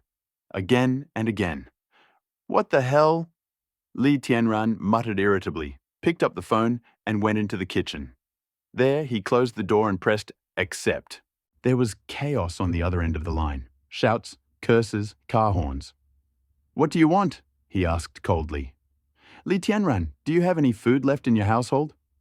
"We didn't have time to buy rice. The house is empty. We only came a few. I'll send you a list. Just collect it." He laughed. She hadn't changed a bit. Before, she only called when she needed something. Money, help. Now, food. "Miss Zhong, have you forgotten that we broke up?" His voice turned icy. "I don't owe you anything." "That's what you're like," she snapped. "So many years together. And no gratitude?" Suddenly, a male voice intervened. "Zhong Ling, why are you standing on ceremony with him? These farmers have become greedy. They have raised prices. And now what? Ask him how much it costs. I will pay him 10 times more." Li Tianran narrowed his eyes. He recognized that voice. It was the same deputy general from Zhong Ling's company. Anger rose in a wave. "Okay, Li Tianran, since you don't want to do it the easy way, let's do it the hard way. 100 kilograms of rice, 100 kilograms of flour, 100 kilograms of vegetables. Name the price, I'll pay." 30,000? 50? 100? He laughed in rage. 100,000. You won't even be able to buy a carrot from me for that little money. 100 kilograms of rice, 100 kilograms of flour, 100 kilograms of vegetables, Li Tianran said coldly, throwing out the number with icy determination. "As a friend, 8 million. Li Tianran, are you completely out of your mind with greed?" Zhonglin's voice rang with anger. Okay. Suffocate there with your rotting vegetables. Do you really think that without you, we won't be able to find food?" Without responding to the hysteria, Li Tianran calmly cut off the call. He was not going to sell Zhong Lin's products for any amount of money. Even if she really did pay that amount, he would refuse. What he said was just a cruel joke. Now, when the situation was extremely unstable, his farm with unique anti-radiation crops would become a tasty morsel for greedy and ruthless people if they found out about it. Until he had the strength to protect himself and the farm, revealing such information would mean dooming himself to eternal persecution and threats. However, Zhonglin's call was not in vain. It allowed Li Tianran to understand how serious the food shortage outside had become. If she had called him, it meant that food had become almost impossible to get. And he was right. Although there were still huge reserves in government warehouses, especially in the northern farming regions, the so-called national granaries, everything began to collapse after a series of poisonings. The tests revealed the presence of an unknown toxin in vegetables, which causes dangerous consequences for humans. Moreover, the poison penetrated even into old grain stocks if they came into contact with contaminated soil. At the same time, such products were impossible to distinguish by eye. As a result, the authorities launched a large-scale inspection and now controlled every kilogram. Only products officially recognized as non-toxic were allowed to be sold. The latest news immediately appeared on the screen. The Ministry of Health has completed urgent development of a test tool for detecting toxins. Instructions: dilute with water in a ratio of 1 to 100, soak vegetables. If the color of the solution does not change, the product is safe and fit for consumption. After finishing the conversation, Li Tianran saw this message and thought about it. It hasn't even been a day since the disaster began and the test serum is already ready, he muttered with slight surprise. But even if it helps avoid poisoning, it won't solve the food shortage. Because if the problem of contaminated soil is not eliminated, then when the reserves run out, it will be impossible to grow new crops. And then famine will once again descend upon humanity like a devil coming for debts. 3 days passed. Early in the morning, full of energy, Li Tianran hurried to the farm. Today was the day when the ancient medicine-level crop was about to ripen. He couldn't wait to see what a third-rank ancient medicine culture could do. Over the past 3 days, he has not been idle. He has re-sown the fields with anti-radiation plants, used growth accelerators, and managed to harvest 4 crops, a total of 21 tons of produce. He saved 30 kilograms of each type and handed the rest over to the system and received 210,000 points for it. Combined with his previous bonuses, he now had the means to splurge a bit at the store. He opened the greenhouse gates and was immediately hit in the nose by the thick aroma of medicinal herbs. The scent was unusually subtle, as if it calmed the soul and drowned out all worries. He approached a separate plot of land, about 4 square meters, fenced off from the rest of the farm. There, 12 carrots, shining green as if carved from emerald, were growing neatly, emitting a light, noble aroma. Ancient medicinal carrot maturity level. 100% effect. Eliminates all types of poisoning, diseases, and any negative conditions, including irreversible consequences. Note: if you are still breathing, I am your personal resuscitation. Li Tianran froze. His hands trembled. This is no longer a vegetable. This is a relic, treasure. In the martial arts world, this would be called a pill that heals any poison and resurrects the dying. He could already imagine the resonance this carrot would cause if he showed it to doctors. Against its background, even a 100-year-old ginseng or a 1,000-year-old lingji would look like a cheap fake. Just one phrase. Eliminates all negative effects, including irreversible ones. Cost more than all the drugs on the planet combined. In fact, it is a cure for any disease. Even if you drink pesticides, you will still survive. Such power is truly worthy of the name of an ancient medicine. He carefully dug up 12 carrots, as if he were digging up treasure from the seabed. I wonder if they can neutralize the radiation toxins in vegetables, he muttered. I'll have to test it. Li Tianran wasn't used to blindly trusting anything. Yes, from the description, the effect is incredible. But what if the system lied or exaggerated? What if, when the need actually came to use them, they turned out to be useless? He decided he would definitely conduct an experiment later. There were plenty of vegetables soaked in radiation. All that remained was to find a suitable experimental pig. He called up an interface with personal characteristics. In 3 days on a diet of anti-radiation vegetables, Li clearly felt his strength increased, his body became lighter, and he almost didn't feel tired. Name: Li Tianran. Age: 22. Strength: 11, average -10. Intelligence: 10. Speed: 10 endurance, 11 energy, 10 out of 10 not spent. Description: a man at the peak of his mental and physical abilities. Cautious, smart, and cool-headed. Cherishes his sister and dog more than anything else. Outwardly calm, but God forbid you touch him. You will find out what a real demon is. The growth of strength and endurance is obvious. However, looking at his description, he could not hold back a chuckle. Am I really that scary? I'm a good guy. He grinned. Well, only for my sister. At that moment, a siren howled on the farm. Attention! Intrusion attempt! Li Tianran's face instantly turned icy. His eyes flashed with steely determination. Invader! Hearing these 3 words, Li Tianran immediately became wary. His farm was now his last fortress, and no accidents could happen. If someone tries to force their way in, the crisis must be resolved in the cradle. Scanning the intruder's appearance. Soon, the patrol sent over the intruder's details. The intruder, male, 42, unarmed. Threat level 3. They are showing footage of the invasion. A picture appeared in Li Tianran's mind. The facial features and personality of the intruder quickly and clearly appeared. At the gate of the farm stood a middle-aged man with a cigarette in his mouth, a worried expression on his face. He wanted to reach out and knock on the door, but seemed to hesitate a little. He raised his hand several times, but slowly lowered it.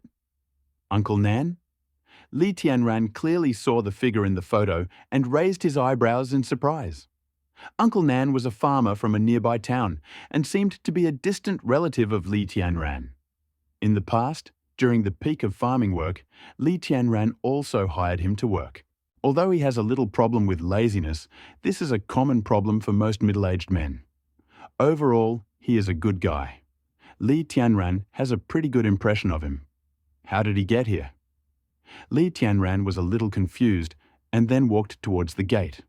Soon, he walked up to the gate and shouted, "Uncle Nan, what's going on?" Uncle Nan, who was still pacing restlessly outside the gate, was startled by the sudden shout, and his face showed some confusion. But the next second, he took a deep drag on his cigarette, threw the butt away, walked up to the gate, and grabbed the railing with both hands. "Boss Li, I want to ask you for help with something."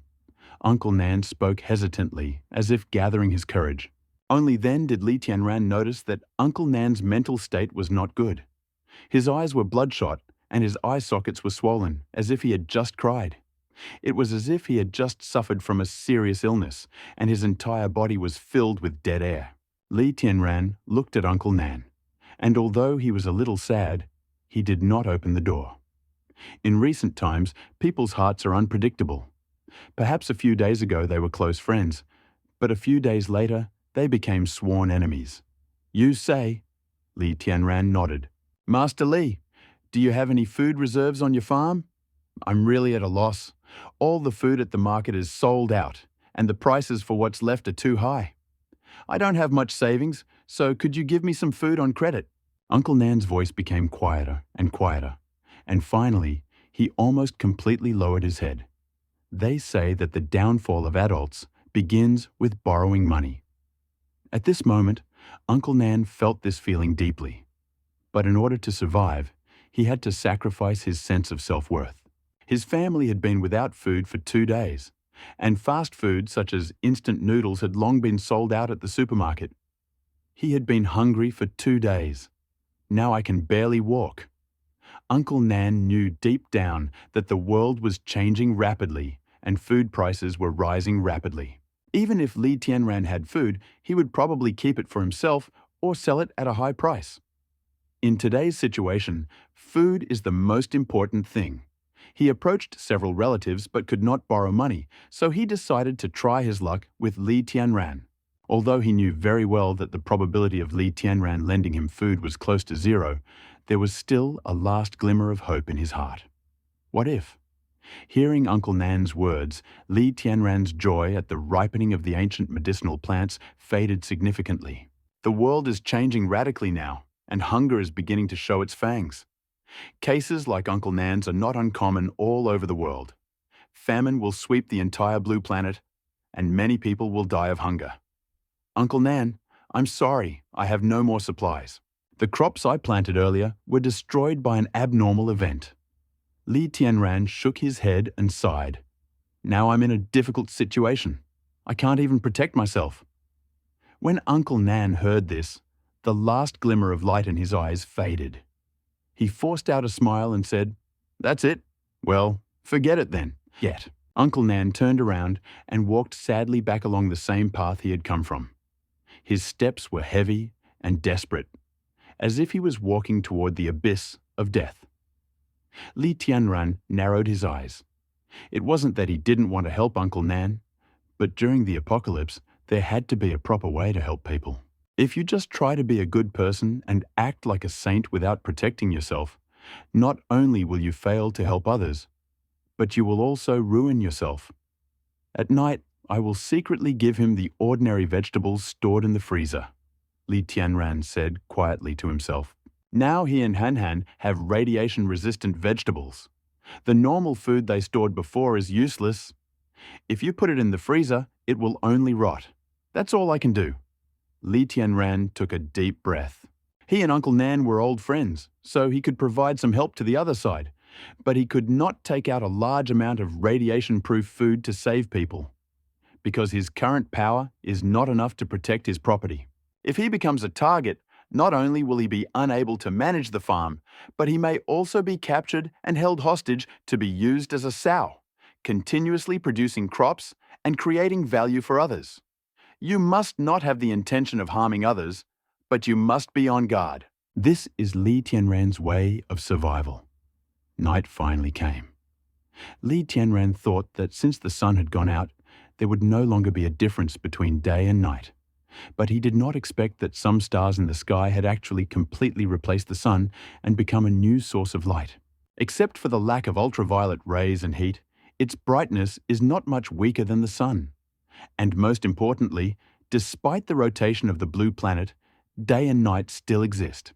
Li Tianran moved the ordinary vegetables and some meat from the freezer into the car, then picked up Han Han and Xiao He and put them in the passenger seat. "Daguo, are we going for a walk?" Han Han asked, blinking her eyes. "Well, I'll go see how bad the situation is outside." Li Tianran nodded and started the car. "By the way, I will also pass on something to Uncle Nan, who used to help us with the work." This Uncle Nan Han Han obviously remembered Uncle Nan and said with a pout, "He once stole Han Han's lollipop." Li Tianran smiled, turned the key, the truck's engine roared, and he drove straight out of the farm gate. Before leaving, Li Tianran gave the farm's combat guards the order to automatically raise the alarm. While he was gone, if any creature tried to break through the farm's walls, kill it immediately. We reached the nearest town. It was the first time he had left the shelter since the age of destruction, so he was subconsciously a little nervous. The town was very quiet at night. The doors of all the houses were closed. Not even a dog barked. The entire town was plunged into an oppressive, even deathly silence. After the age of destruction, most domestic cats and dogs were exterminated due to frequent mutations. Even if they were allowed to survive, with the current food shortage, even humans cannot get enough to eat. So who would want to share food with dogs and cats? After parking the truck in a remote corner, Li Tianran got out with food in the cargo area. Due to the mutation, several people in the city accidentally ate radioactive vegetables and died. Now, yellow paper money flutters in the streets, which, combined with the darkness of the night, creates a strange feeling. Han Han and Xiao He followed behind Li Tianran, and at this moment they were very prudent and did not say a word. Han Han carried a small basket of candies and cookies. She remembered that Uncle Nan's son liked to eat these dishes, so she reluctantly gave them up and donated half of her stock. This memory came to her a year ago. At that time, Uncle Nan's 18-year-old son, Xiao Tian, went to the farm to help. Perhaps for some reason, he stole Han Han's lollipop. The simple-minded Han Han did not see any evil intent in Xiao Tian's barbaric behavior. She thought that he did it out of love for sweets, just like her. So she generously gave him more sweets. But Xiao Hei was not pleased. He was very sensitive, and when he noticed that the boy's behavior was a bit bullying, he bared his fangs and madly chased Xiao Tian for hundreds of meters. In the end, he bit him on the butt, causing him to lie in bed for half a month. At that moment, Li Tianran, standing in front of Uncle Nan, was furious. He scolded Xiao Hei and declared that he would starve him for 3 days to teach this ignorant beast a lesson. In the end, he allocated another 500 wen to buy Xiao Tian a rabies vaccine, and that was the end of the matter. However, Xiao Hei did not go without food that evening. There were even some delicious chicken legs in his rice bowl. Xiao Tian never went to the farm again after that. But Han Han never forgot that Uncle Nan had an older brother who liked to eat candy. Li Tianran quickly walked and stopped in front of the old house. Uncle Nan's house is old, like in the countryside. The wall is very low. Li Tianran can see the light in the room through the wall. He quietly tied the rice and vegetables carried on his shoulders and the sweets Han Han brought to the wall with ropes and put them in the courtyard near the wall. So, Uncle Nan can see these things when he comes to the yard. And because of the viewing angle, even if people pass by, they won't be able to see the food under the wall inside. Very safe. After doing all this, Li Tianran was about to leave when he suddenly heard a heart-rending cry coming from Uncle Nan's room. "Xiao Tian, what's wrong? Don't scare Daddy." Uncle Nan's crying voice reached Li Tianran's ears, causing him to stop just as he was about to turn around and leave. "Cough, cough, cough." Then another loud cough was heard. Li Tianran picked up Han Han and looked inside along the wall. Under the bright lights in the room, the tall Xiao Tian was half lying on the bed, coughing up blood. His face was deathly grey. Li Tianran's heart sank when he saw this, and he quickly took out his mobile phone and found news reports about seriously ill patients who were poisoned by irradiated vegetables, and compared them with Xiao Tian's reports. Coughing up blood, difficulty breathing, skin lost its luster and turned a deathly grey colour. Completely consistent. Did Xiao Tian accidentally eat those radioactive vegetables too? Son, it's not that Daddy doesn't want to save you. It's just that those damned charlatan doctors at the hospital said there were no free beds, and even if there were, they couldn't cure you.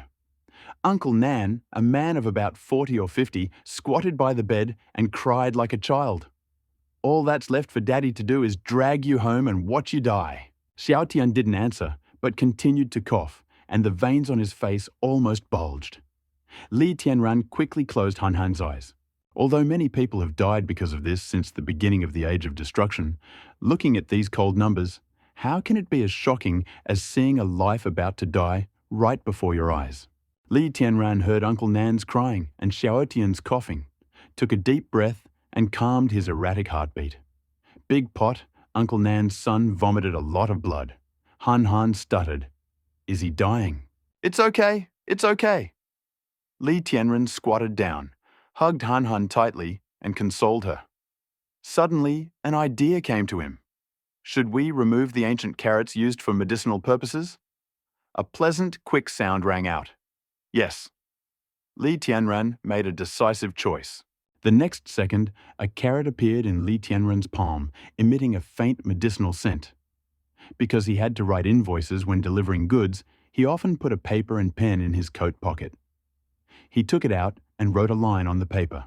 Then Li Tianran wrapped the ancient medicinal carrot and iron lighter in paper and crumpled them into a ball. Yes, he wants to give this ancient medicinal carrot to Uncle Nan so that he can cure Xiao Tian. Of course, to be honest, although Li Tianran and Uncle Nan had a past relationship, their relationship was definitely not that good. The reason why he sent the ancient medicinal pill now was to test his guess. Li Tianran had already wanted to conduct an experiment to see if ancient medicine could cure radioactive vegetable poisoning. He had originally planned to buy a piglet for the experiment, but now it seemed like the best test subject was right in front of him. If the ancient medicine can save Xiao Tian from danger, it will achieve the desired result, and Xiao Tian will survive. That will be the best outcome. If it doesn't work, I won't lose anything. Xiao Tian is already dying, so I don't need to feel guilty. Whether you survive depends on your luck. Li Tianran paused for a moment, picked up the paper ball, and slammed it hard against the window of Uncle Nan's house. All I heard was a crash. The glass in Uncle Nan's bedroom instantly shattered, and the paper ball fell onto Zhao Tian's bed, bouncing 3 times before stopping. "Who's there?" Uncle Nan instantly became furious. He jumped out of the window in hysterics, holding a kitchen knife in his hand. "I'll chop you up." However, at that moment, there was no one in the yard. Uncle Nan was furious and suddenly saw a pile of things in the corner of the wall. Looking at it in the dim light of the house, he was stunned. "Eat?" At this moment, Xiao Tian's faint cry was heard in the room. Uncle Nan did not check him carefully, but turned around and ran back to the room. Xiao Tian was half lying on the bed, weakly pointing at the paper ball on the bed, which had half crumbled from the strong impact of the broken glass. He muttered, "Daddy, there's something inside, and there are words." Uncle Nan walked over to the bed, reached out, picked up the paper ball, and unfolded it. On the paper ball was written a very simple line of words. "If you don't want him to die, feed him." There were only 2 things in the paper ball. The iron lighter naturally went unnoticed, and the only thing left was the carrot. Who is trying to make fun of us? Uncle Nan was stunned, holding the paper ball and carrot in his hands, at a loss. In an instant, he thought about many things. According to the instructions on the note, could this stuff cure my son's serious illness? He looked down and found that the carrots were indeed completely different in appearance from the irradiated vegetables. Instead of grey spots, they were crystal clear and gave off a faint medicinal aroma. "Daddy, cough, cough, what is this?" Xiao Tian asked in a tearful voice, coughing rapidly. "This is medicine! This is medicine!" Uncle Nan also doubted the authenticity of the note. Could a serious illness that couldn't be cured even in a hospital be cured with just a carrot? But at this moment, he had no choice. Xiao Tian's poisoning reaction is becoming more and more severe, and he will die of organ failure in 2 hours at most. Uncle Nan is now like a drowning man. If someone on the shore offers him a lifeline, he will grab it, even if it really comes true. To put it incorrectly, it's like trying your best to save a dying horse. "Son, open your mouth and eat." Uncle Nan gritted his teeth, walked to the bed, opened Xiao Tian's mouth, and stuffed the carrot he was holding into his mouth. "Chew quickly, swallow," Uncle Nan repeated, tears streaming down his face as he tried his best to hide his grief. Xiao Tian didn't know what his father was doing, but at this moment his consciousness was almost clouded and he couldn't think. He could only mechanically follow Uncle Nan's instructions. Li Tianran stood behind the wall, silently observing everything that was happening in the room. Xiao Tian finally swallowed the first bite. "Ah!" he suddenly screamed, and then his entire body began to tremble violently. "Xiao Tian! Xiao Tian!" Uncle Nan was stunned, and half of the carrot in his hand fell to the ground. At this moment, Xiao Tian suddenly sat up, lay on the edge of the bed, and vomited violently. His breathing became even, and the grey colour of his skin gradually began to disappear. Li Tianran watched with his own eyes as his face began to turn red. He took a deep breath, pulled out a notebook from his pocket, and wrote with a charcoal pen, "The ancient medicine can cure radiation poisoning, but it is unknown whether there will be any side effects." Uncle Nan's tears of joy could be heard from the room. Li Tianran silently picked up Han Han and walked towards his truck, which was parked in the distance. He had already seen the desired result. Xiao Tian's recovery demonstrated the terrifying effectiveness of the ancient medicine. Xiao Tian, as a test subject, saved his life, and Li Tianran also obtained the necessary data. It's a win-win situation. Li Tianran's next step is to conduct an even more complex experiment. He wanted to see if ancient medicine could restore mutant creatures that accidentally ate irradiated vegetables to their original form. But such opportunities are hard to come by. Even he has to rely on luck. After driving a truck out of the city, Li Tianran entered the center of South City 30 minutes later. It was now 10 o'clock in the evening. If this had happened before the Age of Destruction, the nightlife on the entertainment street in the center of South City would have just begun. But now, the streets are deserted. with glass and signs scattered everywhere. The doors of shopping malls and stores on both sides of the street are closed. The glass windows of some stores are broken, and the goods have disappeared. It is obvious that there have been disturbances there. The neon lights of the bars and karaoke bars that had always been popular dimmed, and the streets no longer played exciting music. The corpses of stray cats and dogs lay in the streets with no one to pick them up, and they quickly rotted. Every now and then, ambulances would pass by with sirens blaring. The air was filled with a sense of desperation. Every now and then, I would see soldiers and police officers on electric motorcycles driving along the side of the road. They also looked nervous, and the radios on their belts were mostly saying, "Another robbery has occurred on Street X. A theft has occurred in the settlement of X. A woman's body has been found in pond number X. Time of death." Seeing this scene, Li Tianran realized that the situation was more out of control than he expected. On this Judgment Day, there were too many thugs with ulterior motives who took the opportunity to wreak havoc. The death toll from this chaos may be no less than the death toll from radiation poisoning.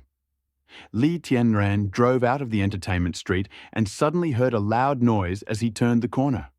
Then he saw a huge crowd of people at the entrance of a department store, and the line stretched for hundreds of meters. Several illuminated banners were hung in front of the entrance to the department store. Dedicated purchasing office for emergency supplies. Crates of rice, flour, and some vegetables were stacked in the refrigerators, looking like the most attractive gold and jade items, attracting the attention of thousands of people gathered in front of the department store. At this time, they are not afraid of the cold. They were huddled here like ants, making noise, even shouting and cursing. "Don't cut in line! I've been standing in line for 5 hours. Let me buy first. This is complete nonsense. This place was originally mine. I just went to the toilet, alpaca, you bunch of uneducated peasants. I am the CEO of Zindong Company. If you insult me, you will be punished. Oops, who kicked me?" Several police cars with flashing lights stopped nearby, and several military police officers, holding loudspeakers, shouted at the top of their lungs, "Everyone, please obey the rules. Be patient. Everyone has a purchase quota. With your ID card, you can buy 5 kilograms of rice, 5 kilograms of flour, and 1 kilogram of vegetables." Seeing this, Li Tianran didn't know what to say.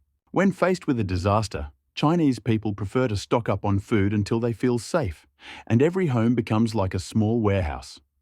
Under such circumstances, even if food prices rise sharply, it will still not be able to curb their enthusiasm for shopping. He was about to leave when a military police officer suddenly came over, gently knocked on Li Tianran's car window, and said solemnly, "Stop the car and turn off the engine." Li Tianran was stunned for a moment. He took an open pack of cigarettes from the passenger seat, took out one cigarette, and held it out with a smile. "Comrade policeman, what's going on?" He doesn't really smoke. For him, cigarettes are just a means of communication. Seeing this, the military policemen waved their hands. Although they did not answer the phone, their attitude had softened considerably. They said, "Young man, open the cargo hold at the back. I need to check it." There was no contraband in the cargo hold behind Li Tianran, so there was no reason to be nervous now. He pushed the car door and opened the compartment as instructed. The soldier shone his flashlight inside and found that the cargo compartment contained only farming tools. He nodded and said, "It's okay, you can go." In the last few days, criminals have appeared in the city, loading trucks with poisonous vegetables and selling them as normal ones, aiming for huge profits and causing great harm to people. The military police turned off their flashlights and kindly reminded Li Tianran, "Young man, if you want to buy food, go to special points. Eating on the street is extremely dangerous." "Thank you." Li Tianran nodded. His prediction turned out to be correct. The country began to control the sale of food. However, after listening to the military and police, he understood why there had been so many poisoning cases in the last 2 days. Looks like some unscrupulous thieves are selling irradiated vegetables. Choose vegetables with low radiation levels and sell them at night with low light. It's a real scam. Before leaving, he took another look at the people in front of the department store. If he hadn't been lucky enough to be one of the players, He would probably be one of them now, or one of those poisoning deaths reported in the newspapers. Brother, I'm a little scared. Han Han sat in the passenger seat. She didn't understand what was going on, but she always felt that the atmosphere was very oppressive and scary. Li Tianran touched her head and said, "I'm here." Li Tianran didn't try to comfort her too much. Just these 3 simple words were enough to make Han Han feel completely safe. Yes, Han Han nodded desperately. As long as there is a big cauldron here, Han Han is not afraid of anything. Li Tianran turned the steering wheel and prepared to return to the farm. It was already too late today, and he was very sleepy. However, just as he was exiting the city's outer ring road, a modified small van truck suddenly accelerated and overtook him. And with the sound of explosive brakes, the other party parked the car across the road, blocking Li Tianran's path. Li Tianran immediately frowned and quietly pulled out a sharp bayonet from under the seat. Click! The door of the other car swung open, and a short, fat man with acne on his face and a large bag on his back jumped out. He quickly ran to the front of Li Tianran's car, knocked on the window and said, "Brother, I'm coming with you. Is there something wrong?" Li Tianran held the bayonet in one hand, still with a slight smile on his face. "I saw you wandering around the department store just now. You wanted to buy some food, right?" The man chuckled and suddenly unzipped the bag, revealing the contents. Watermelon, cucumber, pumpkin, tomato, and even rice. "I have everything you want." Li Tianran's expression froze. "So this big brother is selling illegal grain?" Li Tianran looked him up and down. Then his gaze lingered on the vegetables in the bag for a long time. He suddenly smiled and asked, "Brother, is your melon ripe?" The man was stunned. His expression changed slightly. He pretended to be stunned and asked, "What do you mean?" Li Tianran smiled, leaning against the car window and said, "We are all 1,000-year-old foxes." "What kind of game is this? Strange stories from a Chinese studio? These things, if you dare to eat a piece right in front of me, I will buy them all." "You don't believe me?" the man asked. "Enough. Get out of the way!" Li Tianran didn't have the patience to continue arguing with the other man. He pretended to take out his phone and said, "Or I'll call the police." "No, no, no." The man waved his hands hastily, an awkward smile appearing on his face. "If you don't want to buy, don't buy. Don't ruin my business. Hey, I'll move your car right now. Rumble!" The truck that was blocking the road in the middle of the road finally made room for the car. Li Tianran stepped on the gas and quickly overtook it. "Brother, is he a liar?" Han Han asked after seeing all this and blinking his eyes. "Yes." Li Tianran nodded. From the moment he opened the package, he knew the fruits and vegetables had been irradiated. Although the radiation level was low and the appearance was not too conspicuous, Li Tianran had been farming for many years. If he hadn't seen the anomaly in the skin of these fruits and vegetables, his life would have been in vain. He is a liar, and the worst kind of liar. The world is changing rapidly now, and many people want to take advantage of the opportunity to get rich. Li Tianran doesn't mind unscrupulous dealers passing off low-quality goods as high-quality ones, but he has to have something. Just like before the Age of Destruction, some went door-to-door selling counterfeit medicine to the elderly. The product packages had labels showing deer antler and ginseng capsules, but the main ingredient was potato flour. But at least potato flour won't kill people, right? Eating irradiated fruits and vegetables can be deadly. In the past, people who committed murder for money would be arrested and shot 100 times. But now, these people are so active that it is a little unreasonable. From this point of view, Li Tianran increasingly felt that the consequences of the end of the world would not be limited to famine. Even the control efficiency of the army and police is much weaker than before. Li Tianran suddenly remembered the sentence from the previous system prompt: "Build a new civilization on the ruins." Is this a sign that the current order and civilization will completely collapse with the arrival of the Age of Destruction? "It seems that we cannot rely on the military to protect our safety," Li Tianran whispered. "The current system has not completely collapsed yet. Once the second era of destruction arrives and the rivers and streams disappear, I'm afraid there will be unrest that even the army and police won't be able to suppress. Or it's still unknown whether there will be a military police by then. Li Tianran took a deep breath. If you rely on mountains, they will collapse. If you rely on people, they will run away. The only long-term solution is to rely on yourself. What Li Tianran saw in the outside world that night further inspired his hard-working heart. Only by taking advantage of this opportunity of the system farm and working hard, he and Han can avoid ending up like those stray cats and dogs on the street. As soon as we returned to the farm, Han started demanding a midnight snack. Children are energetic and active, so they consume a lot of energy. Children of Han's age are in a period of growth, so she has to eat 4 times a day, otherwise she will wake up hungry in the middle of the night. Li Tianran skillfully put on an apron. Now his daily tasks are simple: cook, plant, and harvest. However, perhaps it was inherited from his parents, in his genes. Such a life did not seem boring to him, but on the contrary, it gave him pleasure. Seeing Han chewing on the delicious food he had prepared in large chunks always gave him an inexplicable sense of satisfaction. He took out the mutton he had slaughtered a few days ago, and it was now completely thawed.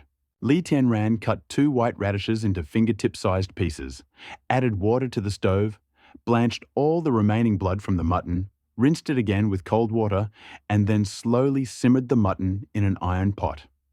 He did not add much seasoning, just some grated ginger. The lamb itself is delicious, and there is no need to add too much hot spices. If you add too much, the taste will be bland. The low heat slowly transferred the temperature throughout the iron pot, and soon the pot began to boil. About half an hour later, the aroma of mutton began to spread throughout the room. Li Tianran poured in some radish pieces and sprinkled some salt. At this time, Han was already standing outside the kitchen with her small bowl in her hands, eagerly awaiting the moment when the midnight snack would emerge from the pot. 10 minutes later, the radish was completely cooked. Li Tianran carefully pierced the mutton with a chopstick and found that it went straight through without any obstruction. Seeing this, Li Tianran casually sprinkled some sliced green onions on top. The mutton and radish soup was ready. This midnight snack is top-notch. In addition to 2 bowls of lamb and radish soup, each brother and sister also ate 2 lamb legs with peppers and a bowl of cherries each for dessert. Clearly, overeating at night is not in keeping with the principles of health. But for some reason, ever since Li Tianran started eating radiation-resistant vegetables, his appetite has been getting stronger. He didn't feel any discomfort after eating so much in one sitting, and he only felt 70% full. The most important thing is that Han seems to eat more than she does. Look, the cherry bowl in front of her is almost empty. It seems that with the improvement of her physical fitness, her nutritional needs will also increase. Li Tianran thought for a moment, and then glanced at Han. Her stats had also increased significantly. If he continued to develop like this, could he turn into a humanoid tyrannosaurus, eating several tons of meat in one go? Li Tianran was shocked by his own guess, but soon calmed down. It didn't seem to matter much. Thanks to the shelter system, even if Han's appetite became comparable to Monkey D. Luffy's in the future, he would still be able to afford to keep him. After eating and drinking, Li Tianran would usually visit the Nanqing Forum. Under the current circumstances, the truth about the external situation cannot be obtained from official reports. Only in this mixed online environment can information be exchanged. As soon as the forum opened, it was flooded with countless messages. Most of them spoke about their experiences over the past few days, the difficulties they faced in obtaining food, and the various horrors they witnessed. For example, someone saw a homeless person being attacked by a mutated monster, his entire body being gnawed to the bones. Another person wrote about how he and his old friend had a fight and quarreled over a few kilograms of rice. Li Tianran casually clicked on the post. Urine OP. Recently, there have been more and more cases of mutated animals attacking people in our village. This afternoon, my father slaughtered a buffalo that we had been raising for over 10 years. Wow, my heart is simply broken. I wrote it when I was a child. And to remember that, My father sawed off its horns and made a comb out of them. I am so upset now. Looking at the comb, I feel tears streaming down my face. Li Tianran looked at the post and sighed silently. Lately, this has been happening a lot, and many people have had to kill pets they have raised for many years. Even the military and police have started going out on the streets to catch and kill stray cats and dogs. Li Tianran continued to look down, and his expression slowly froze. Aishanren's second floor.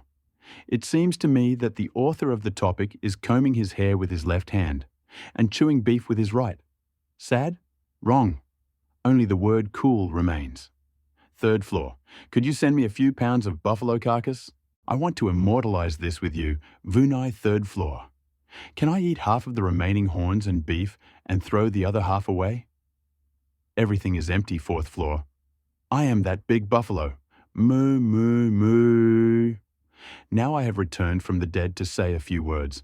OP, why the hell don't you use your grandfather's skull to make a urinal in his memory? Wait until midnight and I'll knock on your door for all the happiness. Yuren, OP. And everything is empty, fuck. Li Tianran finally couldn't help but laugh. What was initially very sad suddenly changed the tone of the responses of these stupid netizens. After closing the post, Li Tianran refreshed the page again. Then suddenly, several posts with the same title caught his attention. A big reward. Looking for a message from the author who posted the prophecy about the end of the world 3 days ago. The mysterious author of the prophecy about the end of the world on the forum is urgently looking for you. Anyone who provides information will be generously rewarded. A reward of 300,000. Li Tianran scrolled down the page, his expression becoming more and more disgusting. Among the 10 posts, there were 2 or 3 similar ones.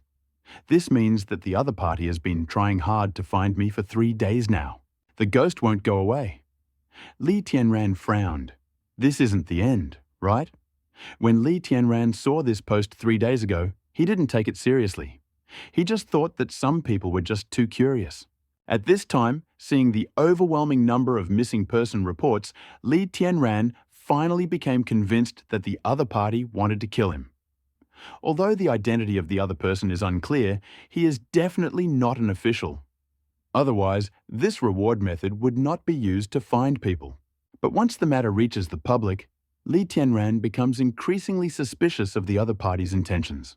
After all, he always believed in this saying: when someone is willing to pay a huge reward to get certain information, then that information will definitely bring him great benefit. Under these circumstances, Li Tianran did not dare to use his fate and Han Han's fate to test whether the other party's intentions were good or bad. He looked through the posts and found that although there were responses below, most of them were from netizens who came out of curiosity, and there was no one who could provide accurate information.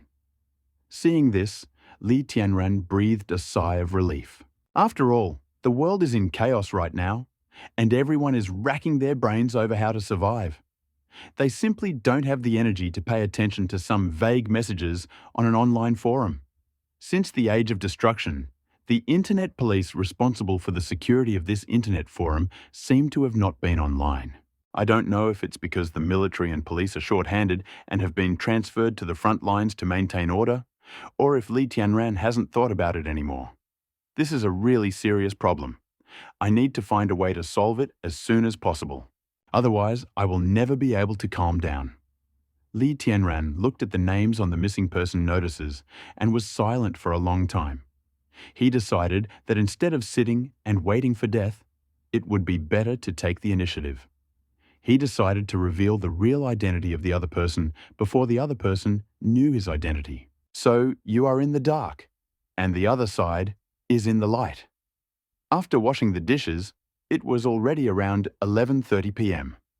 After Li Tianran organized the patrol and night watch, he fell onto the bed and fell fast asleep.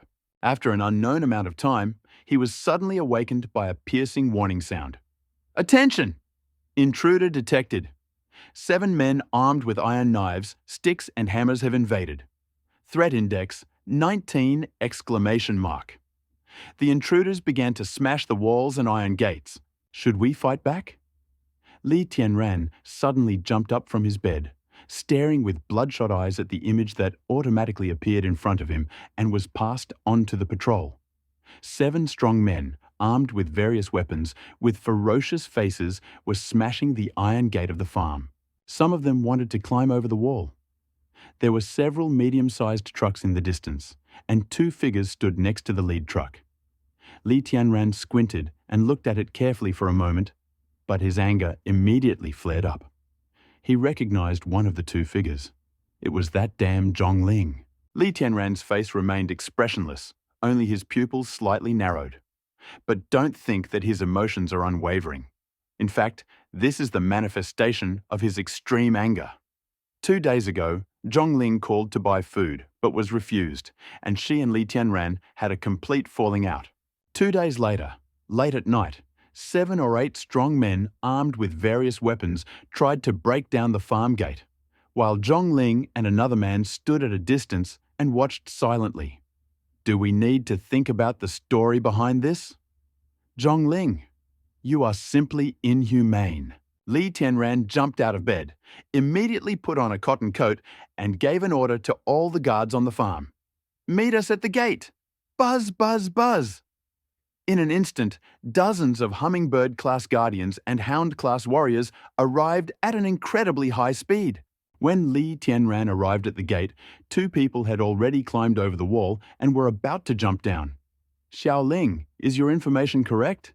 Does Li Tianran really have food? Sun Dayu frowned and asked the car. I spent a lot of money hiring these people. If they leave empty-handed, we'll lose a lot. Don't worry. There's a big warehouse on this farm. I came here a few days ago and saw with my own eyes that the grain was piled high. It could definitely fill several big trucks, Zhongling said quietly. Good. If this plan works, we won't have to worry about food shortages, but we can also become rich, Sun Dayu sneered. Zhongling narrowed her eyes, trying her best to hide a hint of disgust. The man standing next to her was the vice president of her former company. He was more than 10 years older than her and was not handsome. He was absolutely not comparable to Li Tianran. You just have money and status. After she had a fight with Li Tianran and broke up with him that same day, she turned around in anger and threw herself into his arms, thus creating an unbreakable bond. At first, she thought that if she gave up her dignity, she could live a wonderful life. But she didn't expect that a sudden change would send her from heaven to hell in an instant. After the age of destruction, food prices skyrocketed. Li Tianran, who had seemed like an ugly duckling in the past, turned into a white swan at this moment, causing Zhongling's heart to tremble with regret. Just 2 days ago, there was that phone call, and Li Tianran's cruel words hurt her pride, causing her to be unable to bring herself to go back to Li Tianran for reconciliation.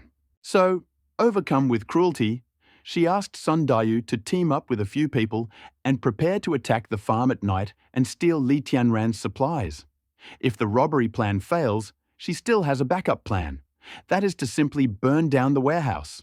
If you can't have it, destroy it. That's what women are like. This is a woman's most cruel desire for revenge. Second brother? Third brother? Hurry up, Sun Dayu urged him. Don't rush me. This wall is too high. I'm looking for a place to jump off. The 2 sitting on the wall muttered discontentedly. They sat on the dark wall and looked at the farm. The intruder had entered the automatic counterattack range. The strangulation will begin. Suddenly, a pair of dark blue eyes appeared at the foot of the dark wall, emitting an icy light and staring at them. And at the same time, a mechanical voice rang out. Fuck! What the hell is that? 2 strong men screamed angrily in unison. Immediately after that, there was only a flash of fire. Bang! 2 muffled gunshots were heard. The smell of gunpowder hung in the air. The 2 men sitting on the wall froze and then fell right out of the wall. Fuck. Dead? Where's the head? Where's the second brother's head? Is it broken? Damn it, Sandayu. That guy at the farm has a gun. I'll fuck your ancestors. A desperate cry came from behind the iron gate. Li Tianran stood in the darkness, watching the scene indifferently. He barely managed to stop the hound-level assassination, but he didn't do it. These people in front of him were holding various weapons and were about to break into the farm. If it weren't for the wall blocking their way, he and Han would probably have died today at the hands of these thugs. At the hour of the Last Judgment, Li Tianran does not mind talking about human nature with the greatest malice. People who lose their humanity at the end of the world are more terrifying than the end of the world itself. Li Tianran raised his head, and his eyes turned a color that merged with the night. He slowly said 4 words. "Kill them all." At Li Tianran's command, the hound-like warrior opened his huge steel mouth and jumped out of the wall. In an instant, the strong men who had attacked the farm were engulfed in flames. Shouts rang out, and 5 firefighters immediately appeared. Flames hot enough to melt steel incinerated everything. In less than 30 seconds, all traces of the thug's existence were completely erased from this world. When the gate of the farm opened, Li Tianran walked out with a grin and walked towards the surviving Zhongling and Sun Dai, who were standing in the distance. At this moment, the 2 men were scared to death, trembling all over, and looked at Li Tianran as if they were seeing the most terrifying devil coming towards them. The attack plan was proposed by Zhongling and planned by Sun Dai. But they never expected that Li Tianran Farm had such a terrifying defense that was completely beyond their comprehension. Seeing those thugs being wiped out without leaving a trace, Zhongling and Sun Dai panicked. The teeth collided unconsciously, making a click, click, click sound. Ah! Finally, Zhongling couldn't help but scream in fear, turned around, opened the car door, got into the car, locked the door tightly, and curled up in the gap between the seats, trembling. Seeing that the situation was bad, Sun Dai took a step forward, pushing everyone aside with his thick thighs, and ran to the other car. As he got into the cab and started the car, he did not believe that Li Tianran would be able to catch up with him on 4 wheels with only a pair of meaty legs. Li Tianran really couldn't catch up with the machine. Although his physical fitness was superior to that of ordinary people, he was still no match for the powerful machinery. But Sun Dai forgot one thing. Li Tianran couldn't catch up with the machine, but that didn't mean Li Tianran couldn't catch up with him. Sun Dai ran desperately, breathing heavily, when suddenly he felt something huge hit him with force. Li Tianran caught up with him and kicked him. Bang! Sun Dai's body, which weighed over 180 kilograms, was thrown forward by Li Tianran 3 to 4 meters, and it hit the door of the truck, leaving a huge dent in the iron sheet. Ignoring the intense pain emanating from all parts of his body, Sun Dai bled from his mouth and nose. He curled up like a dead dog, holding his head, and howled, "Don't kill me! I'll give you the money, all my money." The scene of the bandit's death just now left a deep psychological shadow on Sun Dai, and at that moment he was truly frightened. Li Tianran had no pity in his heart. People like Sun Dai have already become as perverted as the worms inside. If the farm weren't guarded by warriors today, I'm afraid they would have already broken through the wall, entered the building, and started committing violence. Once the criminals start committing evil, their financial situation will completely collapse. After stealing food, they might even kill their brother and sister. When Li Tianran recalled this terrible scene, his heart was filled with intense anger. Crack! Li Tianran stepped on Sun Dai's left hand, and the sound of bones cracking could be heard. Ah, Sun Dai was in such great pain that he struggled desperately. "Uncle Li, please forgive me. I was blinded by greed and did this. If you don't kill me, I will repay you with any amount of money you want." Sun Dai continued to beg for mercy. Before the age of destruction, he was the vice president of the company and a man of high standing. When was he ever treated like this? But Li Tianran doesn't care how big of a deal you were. This is an era of chaos and destruction. The old order and civilization will gradually collapse. Only strength is eternal. Anyone who dares to harbor a grudge against me, I will kill. If you attacked the farm today, and my sister and I were kneeling on the ground, would you spare me? Li Tianran asked quietly, the corners of his lips slightly raised. No, of course not. Sun Dai's eyebrows twitched wildly. Suddenly, with a furious expression on his face, he grabbed his right hand, pulled out a dagger, and stabbed Li Tianran in the neck, shouting, "Go to hell!" Li Tianran, who had a quick eye and a quick hand, grabbed Sun Daiyu's wrist and squeezed it tightly. Sun Daiyu dropped the dagger in pain. Li Tianran grabbed the dagger and stabbed it with the back of his hand with a stony face. Pow!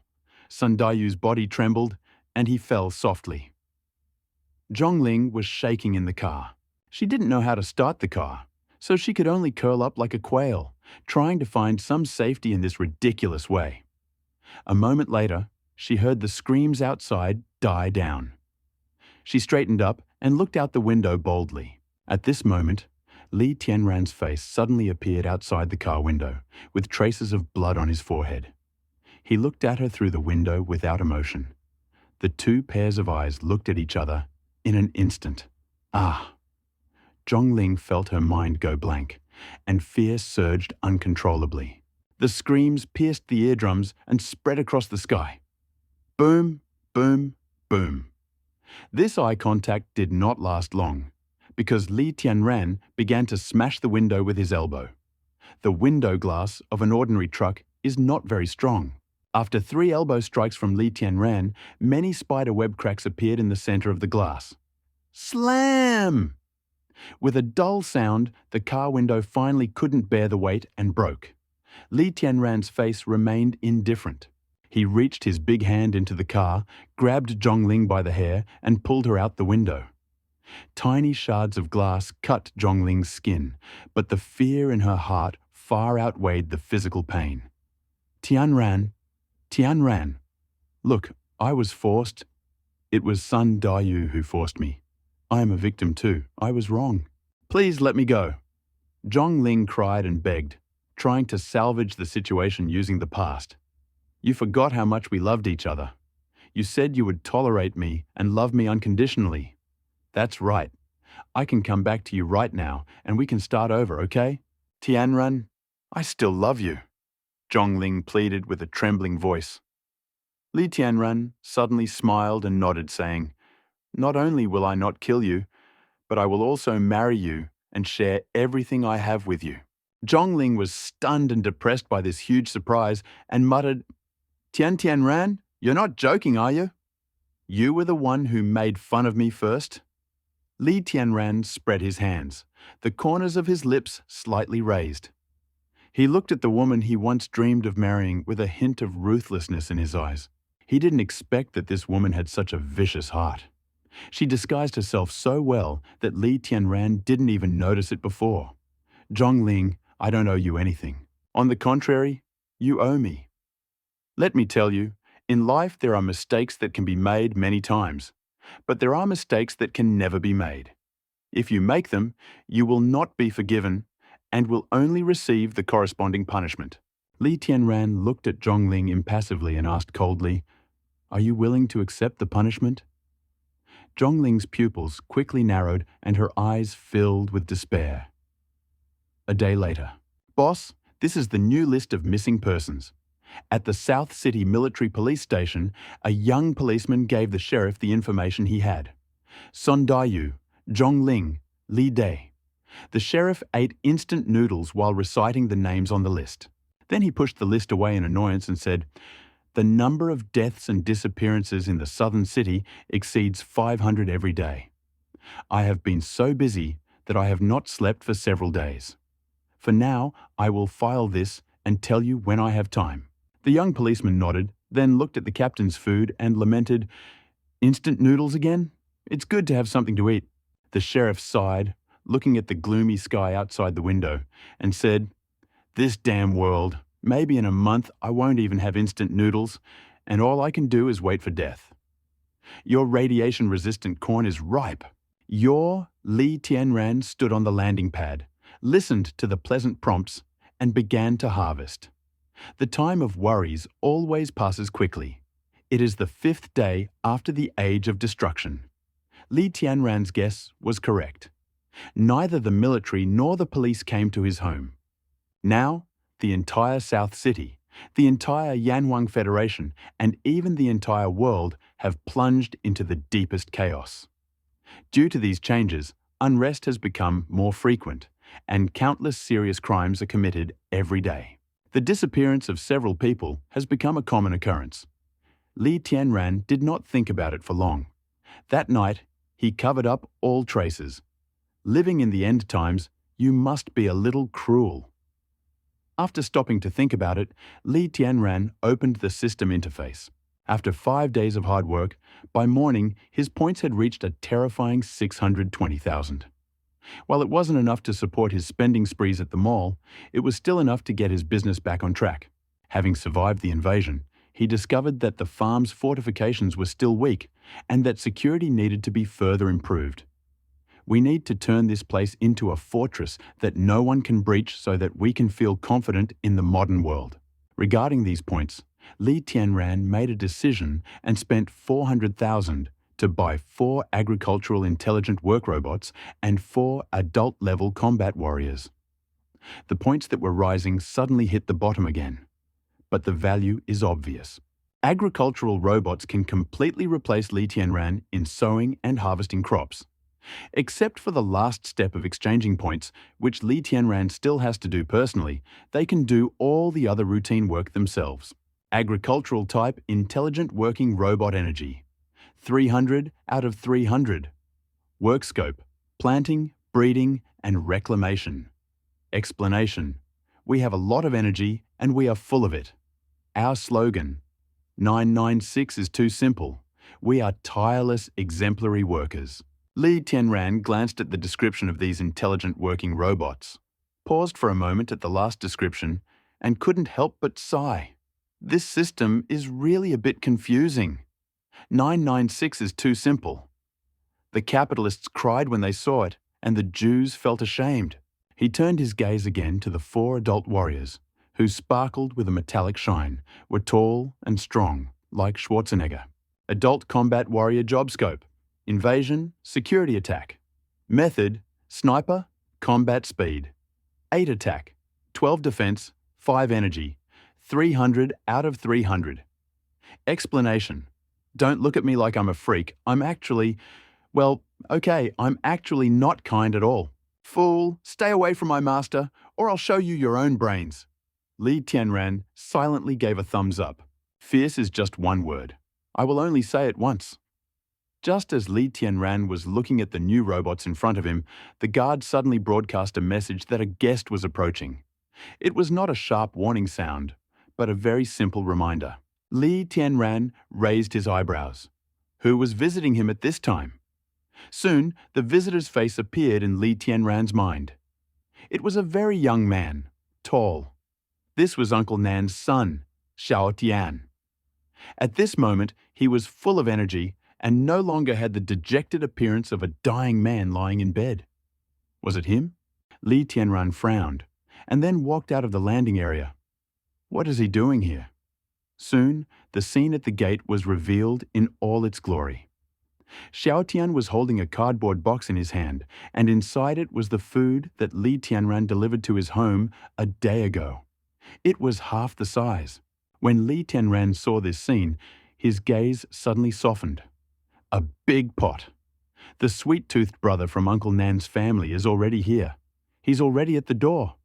Han, also wearing a thick cotton coat, ran over with a red face and shouted as if asking for praise. At her age, she simply can't stay at home. And if she continues watching cartoons, Li Tianran is worried that her eyesight will deteriorate. So recently, when Li Tianran was busy on the farm, he always let Han and Xiaohei play on the farm. I know. Li Tianran patted her head and quickly walked towards the door. This is Xiao Tian. What are you doing here? Li Tianran quickly ran to the gate and smiled at Xiao Tian through the railing. Seeing Li Tianran, Xiao Tian smiled, put the cardboard box on the ground and said, Master Li, a few days ago you gave my family instant noodles. Father said that we should repay you. So as soon as we had food, I immediately sent it to you. Li Tianran looked at the cardboard box, feeling a little surprised and helpless. He really wanted to say, This is the thing I gave to your family. Li Tianran did not lack food, but when he saw this scene, his heart still felt warm. The end of the world is cruel, but people are kind. At the end of time, this is a rare piece of warmth. Where did you get all this food? Hearing this, Xiao Tian sighed. He was found in our yard. Maybe a relative or some kind soul brought him here. I am so grateful to him. He may have even saved my life. Save your life? Li Tianran asked. Although he knew the reason very well, he still feigned surprise. This matter is quite complicated, so I will not go into details. Xiao Tian waved his hand and said with a smile, Boss Li, in addition to delivering you food this time, I would like to trouble you with something else, do you mind? You say? Li Tianran nodded. I just heard that a new grain collection point has opened in the suburbs of South City. There are still a lot of supplies there. I want to borrow your truck to buy some in case of an emergency. Xiao Tian's tone was a little reserved. He kept rubbing his hands in front of him, obviously a little nervous. Li Tianran smiled when he heard this. Okay, go. Hearing Li Tianran's words, Xiao Tian laughed awkwardly again and said, It's like this. I haven't passed my driving test yet, and the place where I bought the car is quite remote. So Li Tianran understood what Xiao Tian meant before he finished speaking. He wants to rent not only a car, but also a driver. Li Tianran touched his chin and looked at the landing site. With the robots working, he didn't need to stay here as a supervisor. Okay, but you have to come back before noon. I still have to prepare food for Han Han. Li Tianran finally agreed. Affection is a rare thing in the end times. Since Uncle Nan's family has been proven to be grateful, there is nothing wrong with helping them. Han Han, stay at home and don't open the door if anyone knocks. I'll be back soon. Li Tianran turned around and gave Han Han instructions. He didn't plan to take Han Han with him. It turns out that in this changing world, the farm is the safest place. Okay, Han Han understands. Han Han quickly nodded. Xiao Hei knelt down next to Han Han, glanced at Xiao Tian indifferently, and then ignored him. Li Tianran took out the key, pushed the door, and drove out in the truck, at the same time giving the order to the warrior soldiers to automatically guard. Xiao Tian sat in the co-pilot's seat. With the roar of the accelerator, the truck slowly moved off. Han Han tilted her head and watched them leave, hugging Xiao Hei's neck and muttering softly. However, because the engine noise was too loud, Li Tianran didn't hear it at all. Brother Xiao Tian is so amazing, he can even change color. The last time Da Guo and I saw him, he was green. This time, he turned red. It's so funny. Xiao Hei didn't understand Han Han's words. He whined and ran into a small building. The truck moved slowly towards the country road. Li Tianran looked at the dead green plants on both sides of the road. On the 5th day, after the irradiation, the toxins hidden in the plants had completely burst out. Looking around, I saw that all the fields on both sides of the road were withered and dead. Master Li, is Han Han happy at home alone? The world is in such chaos now. I'm afraid that if the villains attack the farm, Han Han will be in great danger. Xiao Tian, who was sitting in the passenger seat, asked worriedly, Master Li, didn't you leave Han Han any means of self-defense? Li Tianran smiled. Danger? Now, there is no place safer than the farm in the entire South City. If someone were to forcefully enter the farm and attack Han Han, the other side's armed forces would probably be enough to directly attack the Nancheng Armed Police Brigade. However, Li Tianran had no way of telling Xiao Tian about this. He just smiled and said, There's no gold, silver, or jewelry on my pathetic farm. Who needs it? Besides, Han Han is only 7 years old. Even if she had a self-defense weapon, she wouldn't know how to use it. Besides, Xiao Hei is still on the farm. No one can break in. Don't worry. Haha, then I feel relieved. Xiao Tian nodded with a smile, then lowered his head, fell silent, took out his mobile phone, and started sending text messages. Li Tianran looked at him curiously. Xiao Tian seemed to notice Li Tianran's gaze, put his phone into his pants pocket, and said with a smile, I'm afraid I don't have enough money with me, so I'll borrow some from a friend. Li Tianran was silent for a moment, then took out 500 wen from his wallet and handed it over. I don't have much money here, so take this. Xiao Tian looked at Li Tianran with extreme surprise. He was stunned for a full 7 or 8 seconds, then quickly waved his hands and said, "No, no, no. Chief Li, you have already helped my family so much. How can I ask you for money?" "Take it." Li Tianran thrust the money into Xiao Tian's hand without waiting for him to refuse. Li Tianran didn't need the money anymore. Xiao Tian looked at the banknotes in his hand with a thoughtful expression. After hesitating for a moment, he gritted his teeth and said, "Boss Li, I will definitely repay you for your kindness in the future." "Papa." Li Tianran said nothing, but simply extended his hand and patted Xiao Tian on the shoulder. The country roads were bumpy and difficult to drive. Li Tianran was driving the truck along the navigation route.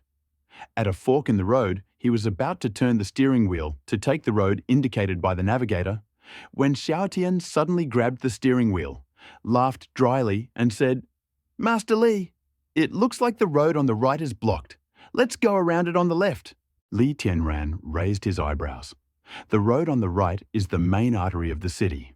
Generally, unless there is a major natural disaster like an earthquake or landslide, the road will never be closed.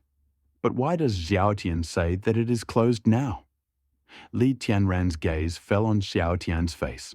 At this time, Xiao Tian's face began to turn pale, completely devoid of any shade of blood. In such cold weather, a layer of fine beads of sweat appeared on my forehead. At first glance, it looks like some kind of emergency. Li Tianran was stunned for a moment, but immediately realized that something was wrong. He asked in a deep voice, "Xiao Tian, I often use this route and did not receive a notice about the closure. How do you know? What happened to you?" "A friend told me," Xiao Tian stuttered. "What friend?" Li Tianran braked sharply. He felt that something strange was happening. Suddenly, he grabbed Xiao Tian's wrist and asked coldly, "Call him. Let me hear. Master Li, don't ask any more. I won't touch you." Xiao Tian heard, and his expression seemed to have made some kind of decision. Even his voice became insistent, with a hint of pleading. He pointed to the fork on the left and said, "Master Li, turn right now. It will be too late." Li Tianran stared at Xiao Tian as if trying to find a loophole in his eyes, but unfortunately, he failed. Whoosh! Li Tianran turned his head, turned the steering wheel straight, and drove towards the fork in the road on the left. At the same time, on the main road of the city on the right, 300 meters from the fork, a Mercedes-Benz SUV was parked. In the passenger seat sat a cold-blooded man in a black suit. There were 3 other men in the car, dressed similarly. They were all tall, muscular, and had a tough character. The cool man in the black suit held a tablet computer in his hand. A small red dot appeared on the screen, gradually approaching them. Suddenly, the little red dot paused for a moment, and then quickly left its original path and headed towards another fork in the road that was never meant to meet them. Damn it! Something actually happened. The man cursed coldly. How dare this little bastard break his word? Crash. The faces of the other 3 men changed, and cursing, they drew the sharp daggers on their belts. Fortunately, I was ready. A cold-blooded man with an impassive face held the headset and said sternly, "The target is moving towards you. Remember, you must stop them. Mr. Liang said that we must take them alive." Soon, a response came from the headset. "Got it. Clap." The cool man ripped off his headset and said to the man in the driver's seat, "Turn around and block him. Attack him from the front and rear with the second team. I want to see if they can finally fly. Bye. Rumble." The 1.4-liter engine of the pickup roared under the weight of the load. Li Tianran almost pressed the accelerator pedal to the floor. Green smoke from the tires rubbing on the ground rushed in through the window. "What's going on? Tell me." Li Tianran's face darkened. He glanced back in the rearview mirror and suddenly discovered that less than 300 meters behind the truck, like a wild horse, there was an SUV racing. At this moment, he was furious. It seemed that for some unknown reason, I had been caught in a whirlpool and had become a target for some unknown reason. Who was the other party? Military police? No, impossible. If it were the military or the police, they wouldn't have used such a method. They could have taken Li Tianran directly to the farm using official means. Are you Sun Dayu and Zhongling's friend? That's also unlikely. Sun Dayu is only a vice president of a small company, and his annual income is only a few $100,000. The price of the Mercedes-Benz SUV that was following right behind them at the time was no less than $3 million. If Sun Dai really has a friend with such abilities, why would he target his farm? Boss Xiao Li, I'm so sorry. There's a surveillance camera outside my house. I checked it and found that it was you who saved me that night. I was possessed by a ghost. I heard that Tianrun Pharmaceutical Company was looking for a cure for acute poisoning, so I approached them. Xiao Tian was all twitchy and lamenting. I have no choice. I have no money, no food. I will starve to death if this continues. I was trying to survive too. They promised me a large sum of money. Li Tianran's eyebrows twitched wildly, and he asked, "What is their plan?" "They asked me to trick you out of the farm," Xiao Tian said in a trembling voice. "They knew that you had the cure for the poisoning, so they wanted to capture Han Han while you were gone and force him to surrender." Li Tianran was stunned, his face darkening terribly as he turned to Xiao Tian. "So those questions you asked me just now were a test? You asked on behalf of these people whether there were any protective measures taken on the farm? And when you were playing on your phone just now, you also told them something?" "Sorry, sorry!" Xiao Tian covered his face with his hands and cried helplessly. "To hell with your mother!" Li Tianran cursed in great anger. "If anything happens to Han Han, I'll make sure your entire family is buried with her. After all, the engine capacity of the truck is too small. Even if Li Tianran presses the gas pedal to the floor, it still can't compare to the powerful Mercedes-Benz SUV. Most importantly, as Li Tianran turned the corner, he saw two modified SUVs ahead at the intersection. Their front and rear bumpers, as well as the sides, were surrounded by solid iron bars, and they looked menacing and imperious. They were standing side by side, completely blocking the already narrow path. There was a traffic jam ahead, pursuers behind, and on both sides there were potholes almost a meter deep. If you broke through, you would most likely get into an accident and die. Two people in a car had driven into a dead end. Li Tianran gritted his teeth, turned the steering wheel sharply, and stepped on the brake with his right foot. The truck swung violently, and the entire body turned sideways. The tires rubbed hard on the ground, and he flew forward about 5 meters before stopping in a cloud of thick smoke. Crunch! The Mercedes-Benz SUV that was chasing them also braked sharply, noticing this, blocking the road back. At that moment, 4 strong men with sharp bayonets on their belts jumped out of the car from the front and back and walked towards the truck with a threatening look. 8 people surrounded the truck, their eyes cruel and cunning, like a pack of wolves surrounding their prey. Snap! Li Tianran grabbed Xiao Tian with one hand and jumped out of the driver's seat.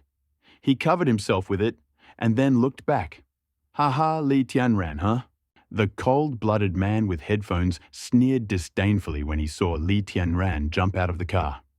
He then walked over with his hands in his pockets and said, "Allow me to introduce myself. My name is Chen Nan. Liang Tianyu, the general manager of Tianrun Pharmaceutical Company, is my boss. I used this unusual way to arrange a meeting with you, just like that. I know that you have a cure for acute poisoning, so Mr. Liang wanted to cooperate with you.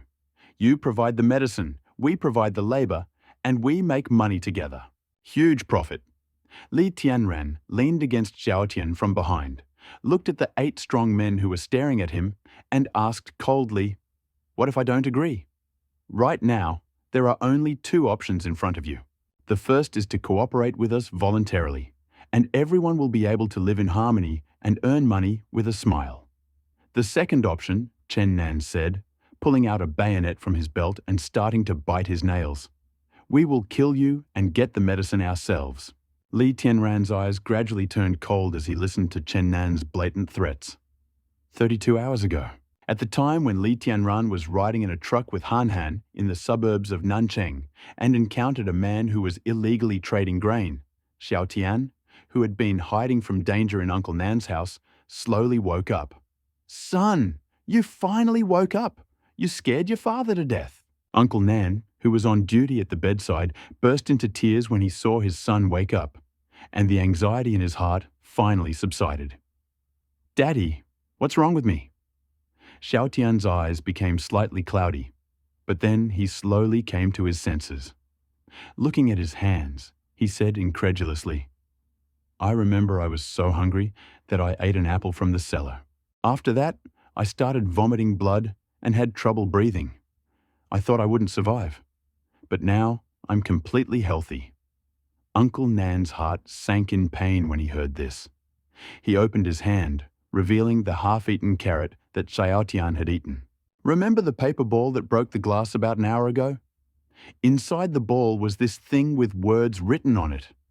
After I fed it to you, all your illnesses were cured. I think it was a blessing from the gods. They couldn't bear to see you suffer, so they came and saved your life." Xiao Tian looked at the carrot in Uncle Nan's palm in astonishment, picked it up, looked at it for a long time, and then whispered, "If there really were gods in this world, such a disaster would not have happened. This thing must have been given to us by someone who did not want to reveal their identity. Son, are you hungry? Dad will cook for you. You rest first." Uncle Nan was very excited and did not hear Xiao Tian talking to himself. His seriously ill son had recovered, and kind people had sent him food at home. Today was the happiest day in a long time.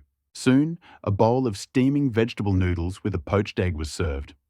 Although there was no soy sauce or salt, Xiao Tian, who had been hungry for a long time, still ate it in large chunks, even after finishing the soup. "Dad, I remember we didn't have any food at home before. Where did you get all this?" Xiao Tian asked, putting down his bowl and chopsticks. "Hey, these instant noodles were given to me by Mr. Li, the owner of the farm where my father worked. But I have no idea about these vegetables. They just appeared in our yard in an incomprehensible way," Uncle Nan said, rubbing his hands. Xiao Tian thought for a moment and said, "So the person who sent us food is probably the same person who saved me. Who knows? Maybe." Uncle Nan sighed. There are still many good people in this world. Uncle Nan was a simple-minded person. At this moment, he only felt joy at his son's recovery and gratitude to his savior. However, Xiao Tian's psychological activity at this time was extremely complex. His eyes darted around and he seemed to be full of thoughts. Soon, he got up from the bed and said, "Dad, I'm going away for a while. It's already so late, and you've just recovered from your illness. Where are you going?" Uncle Nan was stunned. "Dad, don't worry. I'll be back soon." Xiao Tian hurriedly put on his coat, opened the door, and walked out.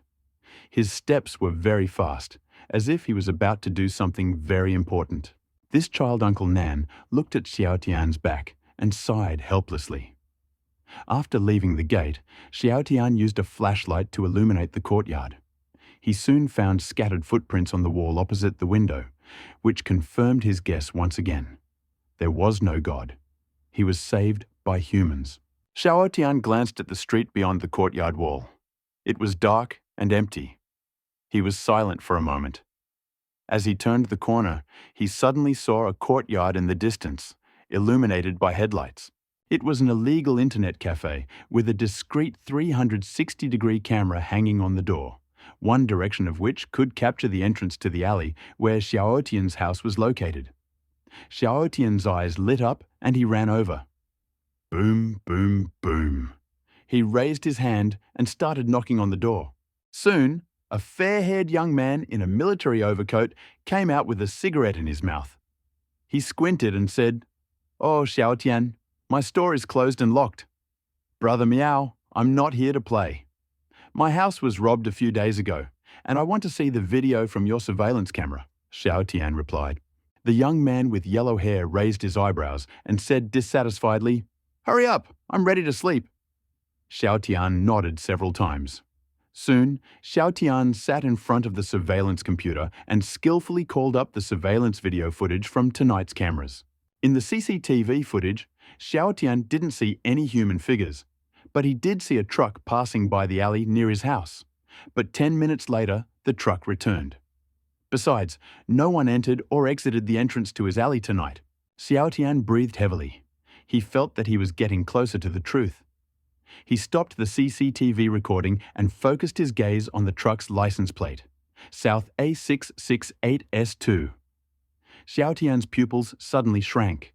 He recognized the license plate. 5 minutes later, he returned home. Pushing the door open, Uncle Nan looked up and asked, "Where have you been?" "Dad, I know who saved me," Xiao Tian said in a deep voice. "Who?" Uncle Nan asked immediately. "Yes, Boss Lee."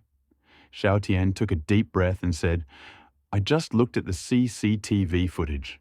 The arrival and departure time of his truck coincides with the time of my rescue.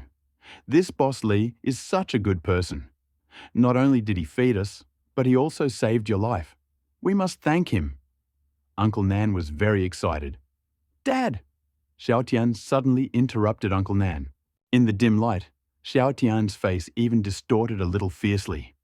He gritted his teeth and said, "Since Chief Xiao Li was able to save me, it means he must have a lot of medicine for acute poisoning. I think we should grab it. This way, we won't have to worry about freezing or starving to death in this dark environment. We can become the best of the best." Uncle Nan's eyes widened when he heard this, his face showing disbelief. He pointed a trembling finger at Xiao Tian. "You are a scoundrel. You repay good with hostility." "No," Xiao Tian replied coldly. If you do not work for yourself, you will be punished by heaven and earth. Slap!" A loud slap hit Xiao Tian in the face. Uncle Nan was so angry that his whole body shook. He pointed at Xiao Tian and exclaimed, "How could I give birth to such a useless creature like you?" Xiao Tian lowered his head, blood oozing from the corner of his mouth. "Dad, don't you understand the current situation? If we want to survive, we can only rely on ourselves. You Uncle Nan was so angry that he covered his chest with his hands and collapsed on the bed. "Dad, I'm also thinking about our life. Don't blame me." Xiao Tian didn't dare to look Uncle Nan in the eyes. He gritted his teeth, opened the door again, and walked out. 10 hours later, early morning, at the gate of Tianrun Pharmaceutical Company, Xiao Tian, shaking under his military overcoat, said to the guard standing outside, "I want to see your boss. I have an important matter to discuss with him." The guard looked Xiao Tian up and down. As the gatekeeper of Tianrun Company, he had seen countless people trying to infiltrate the company and seek help in various ways since the disaster had happened. He had seen too many people like Xiao Tian, so he didn't even look up at this moment. "Who do you think you are? Do you have the right to discuss business with our boss? Get out of here before I lose my temper. 15 hours ago, I accidentally ate a poisonous fruit. 13 hours ago, the hospital diagnosed me with a critical condition and sent me home to die. The Central Hospital has my medical records, and you can check them at any time." Xiao Tian chuckled and said, "But now I'm standing in front of you alive. Do you understand what this means?" The guard was stunned. "I'm the first person to survive the poisoning." Xiao Tian grabbed the guard's tie, squinted, and said slowly, "So, do I have the right to meet your boss?" The guard's pupils narrowed. If this was true, he could not take responsibility. "If you dare to lie to me, I will let you know the consequences of lying in front of Tianrun Company." The guard warned Xiao Tian fiercely, and then said to his comrade, "Stay here on duty. I will take him to President Liang." The two of them entered the company. The other guard continued to stand by the door, clearly nervous. 5 minutes later, 4 strong and cool-headed men hurried out of the company lobby. The companions recognized them as the personal bodyguards of the CEO Liang Tianyu. They did not at all resemble these freelancers. They were Liang Tianyu's absolute confidants, and their leader was Chen Nan. "Did anyone else see that person approaching just now?" Chen Nan asked coldly.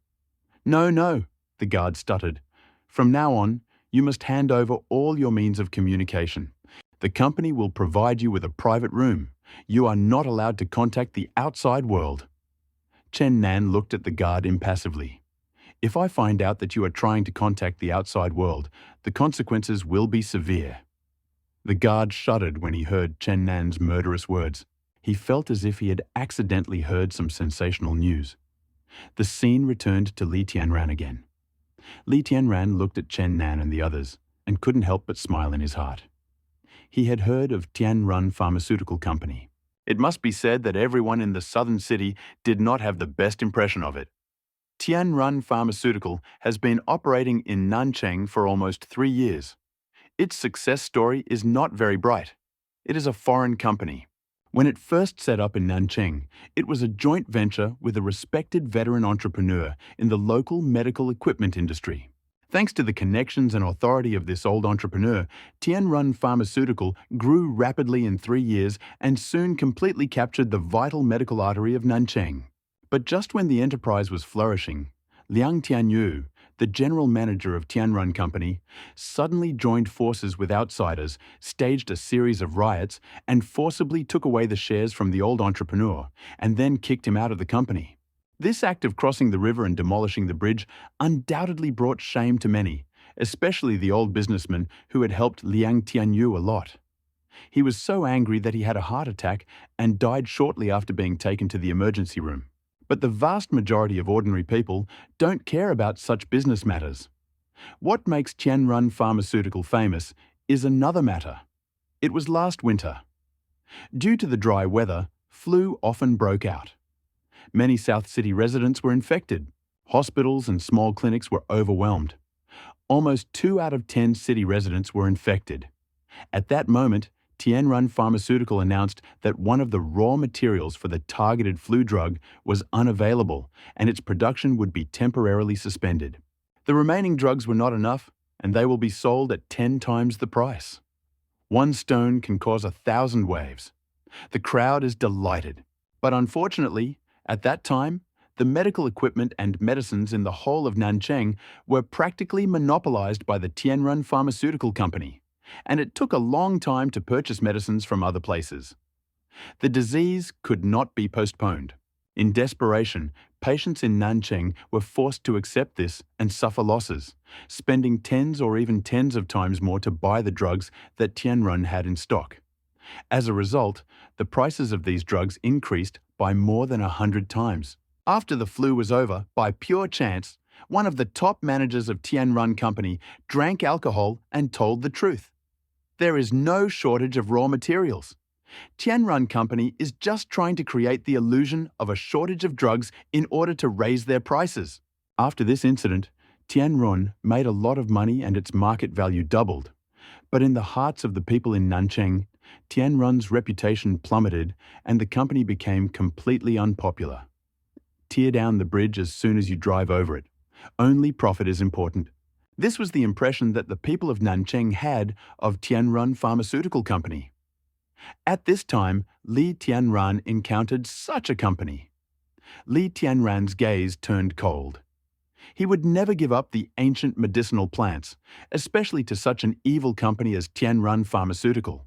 I'm afraid that once I believe their words and start cooperating with them, it won't be long before I'm controlled like a donkey in a production group, and their value will be exploited relentlessly. I got this medicine for acute diseases by chance. I only have one, and I already used it on him, so it's gone. Li Tianran patted Xiao Tian's shoulder emotionlessly and said, "I'm so sorry that I made you come here for nothing." "Oh, just one?" Chen Nan laughed. "It seems you won't cry until you see the coffin. Okay, I'll make you tell the truth." With that, Chen Nan took out his mobile phone from his pocket and dialed a number right in front of Li Tianran. He said into the phone, "You're at the entrance of the farm right now, right? Come in, catch that girl, and feed her poisonous fruits." Chen Nan raised his head and looked at Li Tianran with a sinister smile.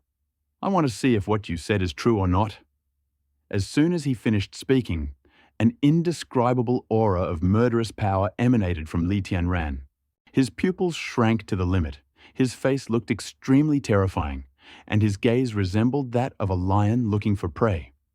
Chen Nan and Li Tianran glanced at each other, and he, who was always determined and ruthless, couldn't help but take half a step back. How could a person have such a terrifying appearance? "Why are you forcing me?" Li Tianran gritted his teeth until they crunched. "I just want to live a quiet life with my sister during the apocalypse. Why do you always come and disturb us? Weakness is a sin. Chen Nan was silent for a moment and then spoke. You are right. Weakness is a sin. Li Tianran nodded, took a deep breath, and whispered to Xiao Tian while looking at Chen Nan's face. Then, from today onwards, I will become a cruel demon, and please remember, I was created by you. Looking at Li Tianran, Chen Nan suddenly felt uneasy. At the same time, at the gate of the farm, 8 strong men stood in front of 2 excavators. After answering the phone, they jumped into the cabin, started the engine, and made a rumbling sound. Han Han sat on a small stool, resting her chin on her hands, looked at the farm gate, and sighed sadly. Li Han, 7 years old, loves to eat and watch TV. But at this moment, she did not touch the plate of strawberries in front of her at all. The cartoons on TV could not make her happy at all. Without Dargo at home, strawberries have lost their flavour, and Paw Patrol no longer seems so appealing. 7-year-old Li Han has the following hobbies: hiding in Li Tianran's arms to eat, and sitting in Li Tianran's arms when he holds him to watch TV. She never likes external things. The main thing is to be with Li Tianran. Since Li Tianran left, she looked at the clock 17 times, but Li Tianran never returned. She was completely confused. She heard the roar of engines at the farm gate as people with red headlights on their bodies started their engines. Finally, she couldn't stand it any longer, clenched her fists to cover her ears, and screamed, "I'm so annoyed!" Xiao Hei squatted down next to her and licked her shin with his tongue. Invasion information received. Counterattack begins. The 2 adult warriors stood guard behind Han Han and suddenly made a mechanical sound. They are bad guys, aren't they? Han Han pointed at the gate and said irritably, "Can you stop them? I really want to cut off their heads. Accept the young master's instructions. Adjust the method of killing the invader. The invader's skull and brain tissue will be destroyed." The warrior's eyes flashed green, and a gun barrel instantly extended from his palm. Slam! A shot rang out, and a man fell to the ground at the farm gate. According to the young master's instructions, the invader's head has been blown up. The warrior's mechanical voice began to report the results of the battle. Seeing this, Han Han covered her mouth with her hand, then nervously hugged Xiao Hei and muttered, "Xiao Hei, Han Han seems to have done something wrong. You mustn't tell Daguo about this. Otherwise, Daguo will think that Han Han is a cruel child." Ouch. Oh, I'm obviously a little cutie. Right after Li Tianran said this, Chen Nan suddenly felt a cool breeze blowing on the back of his head for no reason. As a professional bodyguard, Chen Nan had done a lot of dirty work for Liang Tianyu over the years and had long since developed a keen sense of danger. At this moment, he suddenly stepped back. As it turned out, he was right, because Li Tianran suddenly jumped up, his body like a leopard, full of explosive power, and suddenly pounced on the strong man standing on his left. Slam! Li Tianran jumped almost 2 meters in an instant, pressed his right hand on the strong man's head, and at the same time raised his knees high and hit him straight in the throat. Crack! There was a grinding of teeth, a crunch of bones, and the strong man's eyes instantly widened. His Adam's apple suddenly dropped, his body swayed, and fell on his back, gasping for breath. The entire process took less than 2 seconds. Chen Nan was confused. His mind went blank. He never expected Li Tianran to have such terrifying skills. In fact, he had already attached great importance to Li Tianran back then. In fact, on the night Zhongling and Sun Dayu attacked the farm, Sun Dayu and his gang were not the only ones present at the crime scene. After Xiao Tian found Liang Tianyu that day, Liang Tianyu immediately sent Chen Nan to find Li Tianran and bring back the medicine. Chen Nan's plan was to attack the farm at night and take control of Li Tianran by force. But when Chen Nan led his men to the farm that night, he discovered that another group of men were preparing to attack the farm before them. Therefore, Chen Nan hid in the darkness, ready to wait for the enemy to act and then take advantage of the situation. But Chen Nan did not expect that Sun Dai and the others could be dealt with so easily and effectively. Not even a single slag was left. Chen Nan was so scared that he broke out in a cold sweat. He hid in a ditch on the side of the road, secretly rejoicing that if it weren't for this group of people, they would have said goodbye to this world long ago. The farm's firepower is too great. We can't attack it with force. At that moment, it was dark, and there was complete chaos all around. In addition, Chen Nan and the others did not dare to come closer, so they could not clearly see that Sun Daiyu and the others were killed by the Iron Hound. He always thought that there was a powerful flamethrower hidden in the farm. Seeing this scene, Chen Nan felt that if they continued to attack the farm, they would most likely be destroyed again. So he thought of letting Xiao Tian step forward to lure Li Tianran out of the farm. Li Tianran can't come out with heavy firepower, right? Chen Nan's entire plan had been going smoothly until 3 minutes ago, if not for Xiao Tian's sudden betrayal. But it was only at this moment that Chen Nan realized that he was wrong. And this is so wrong. Li Tianran's ability to instantly kill a person is definitely comparable to the world's best assassins. Only when the burly man fell to the ground with a loud thud did Chen Nan react. "Let's go together. Let's cut the tendons on his arms and legs and let him live," Chen Nan shouted and immediately pulled out a sharp dagger from the leather sheath on his belt. The other 6 people also rushed forward, ready to beat Li Tianran. Li Tianran was also somewhat surprised by his own strength growth. Over the past few days, he had seen the data on his panel increase by only 1/10, but he had never put it into practice. Only then did Li Tianran realize how terrifying the physical enhancement effect of these anti-radiation agricultural facilities was. Not only does it increase strength and speed, but it also improves the body's bone density, the thickness of blood vessel walls, and even the speed of nervous reaction. Let's take a simple example. The maximum punching force of an average adult male is 150 kilograms. If it is forced to 300 kilograms, the opponent may not be hurt, but his bones will break because he will not be able to withstand such a huge force. Just like a cat won't turn into a tiger, even if it's 100 times bigger, because its bone density isn't enough to support its huge body. When its volume increases 100 times, its muscles will simply crush its skeleton and its blood vessels will burst. They're two completely different species. At this time, Li Tianran not only surpassed ordinary people in strength, but also surpassed the ordinary human class in the essence of his life. If I had to use a noun to describe Li Tianran, it would be demigod, although he has not yet demonstrated the enormous strength that befits his name. But if he continues to consume these high-quality ingredients, one day Li Tianran will be able to grow into a humanoid Tyrannosaurus Rex and stand shoulder to shoulder with the gods while still having his mortal body. In ancient times, people learned the Tao through swords and fists. I can say that I learned the Tao through food. Li Tianran sneered and looked at the 7 enemies rushing towards him. Although his body had undergone tremendous changes, he was still a body of flesh and blood. He doesn't want to use his body to resist the sharp blade. Slam! Li Tianran reached out for something, took out something, and pointed it forward. It's a small revolver. The pitch-black barrel of the gun flashed with a cold light, emitting a faint smell of iron and blood. Chen Nan and the others suddenly stopped and stared wide-eyed at the revolver in Li Tianran's hand. Unlike ordinary hunting rifles, the accuracy and reliability of this revolver were far superior to the previous ones, and it was extremely difficult to obtain. Even for the wealthy Tianrun group, only Liang Tianyu had to go to great lengths to obtain it illegally. Moreover, Liang Tianyu mainly used it for collecting and never took it out, let alone used it. Not to mention people like Chen Nan, whose main weapons are bladed weapons like clubs and daggers. Seeing the black barrel of a gun pointed at him, Chen Nan panicked. "Come on, you're not going to cut my tendons, are you?"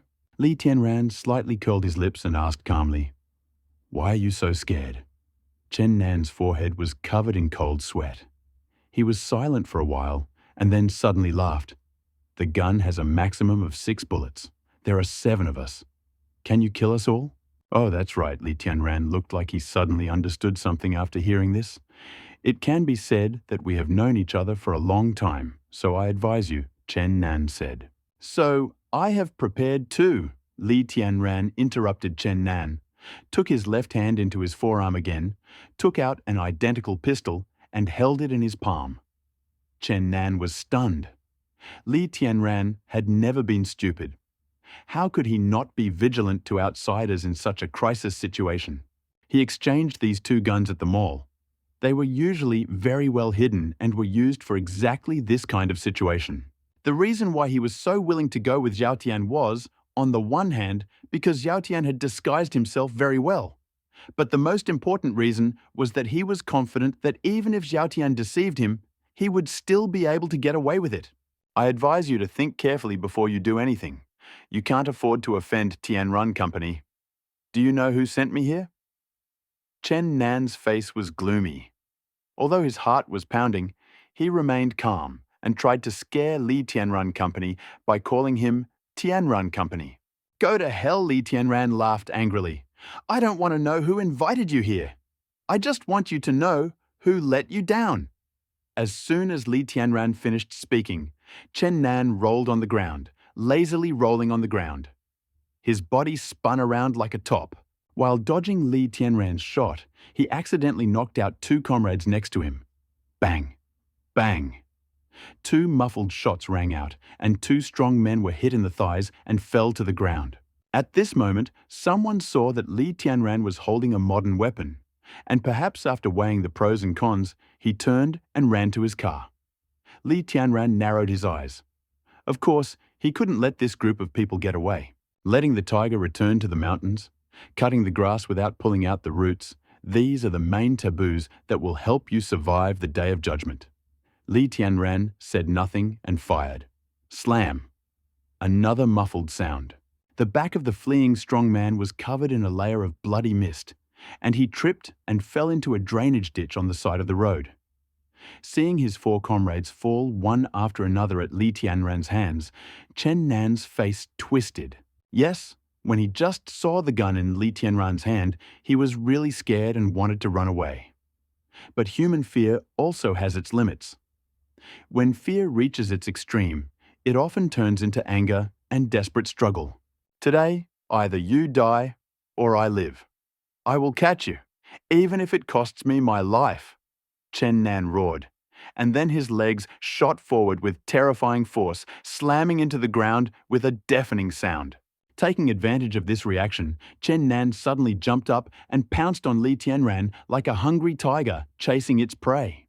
The remaining three obviously understood that if they didn't fight fiercely now, they would most likely be defeated by Li Tianran one by one, so they rushed forward as if risking their lives. The distance between them and Li Tianran was originally small. Otherwise, Li Tianran would not have been able to carry out his surprise attack. At this time, the enemy fought desperately, and the distance instantly decreased to 2 or 3 meters. Firearms are most powerful at ranges greater than 10 meters, and within 3 meters, swords and firearms have a 50-50 chance of winning. If the range is reduced to less than half a meter, firearms are completely reduced to a pile of scrap metal. Seeing this, Li Tianran suddenly jumped up and kicked Chen Nan. I told you to jump. Chen Nan was 189 centimeters tall and had a strong build, looking even more muscular than Li Tianran. However, when Li Tianran kicked him in the chest, he felt as if he had been struck by lightning. His face instantly turned the color of liver, and he vomited sour liquid. His sturdy body was thrown back 3 meters. Slam! Li Tianran raised his gun and was about to aim at Chen Nan when the sturdy man standing to his right roared and waved his hand. A sharp dagger appeared in his palm and stabbed Li Tianran in the lower abdomen. At this distance, the effectiveness of firearms is greatly reduced, and any slight shock can cause a miss. Li Tianran made an instant decision. He placed his right index finger on the outer ring of the trigger and twisted it, instantly setting the safety to safety. He then took the barrel of the gun in his palm, revealing a grip of pure iron. At this moment, the revolver in Li Tianran's hand turned into a hammer, striking the strong man's head with all his might. It may seem like a long process, but in reality, it all happened in the blink of an eye. Bang! Crunch! The sound of bones breaking was heard, and the strong man roared in pain. Slam! Li Tianran's face was completely indifferent. He raised his knee again and kicked the falling strong man straight in the face. He was unable to dodge, and blood immediately gushed out from his nose, causing him to go into shock. The two remaining people also rushed forward. Li Tianran shot and knocked down another man, and the other man's dagger had already pierced his chest. Li Tianran was unable to dodge and saw the dagger rushing towards his chest. He was about to twist and block the blow with his hand, when suddenly someone rushed forward and stood between Li Tianran and the dagger. It's Xiao Tian. It's hard to imagine what kind of ideological struggle he just went through. He was timidly squatting with his head in his hands, but perhaps out of guilt or a desire to atone for his sins, he suddenly, without thinking, rushed forward and blocked the opponent's knife. Poof! A very soft sound was heard. It was like a wine bag was being punctured, and the liquid was slowly flowing out. The blade pierced Xiao Tian's chest very smoothly, and the tip of the knife tore through the clothes from behind and came out. Xiao Tian froze, his head lowered as if he had been struck by lightning. The mouth slightly opened and a ho-ho sound came out from the throat. When people are in great pain, they can't scream. Don't look! Li Tianran raised his hand and knocked the strong man down, and then quickly covered Xiao Tian's eyes with his palms so that he couldn't see the dagger that pierced his chest and entered the hilt.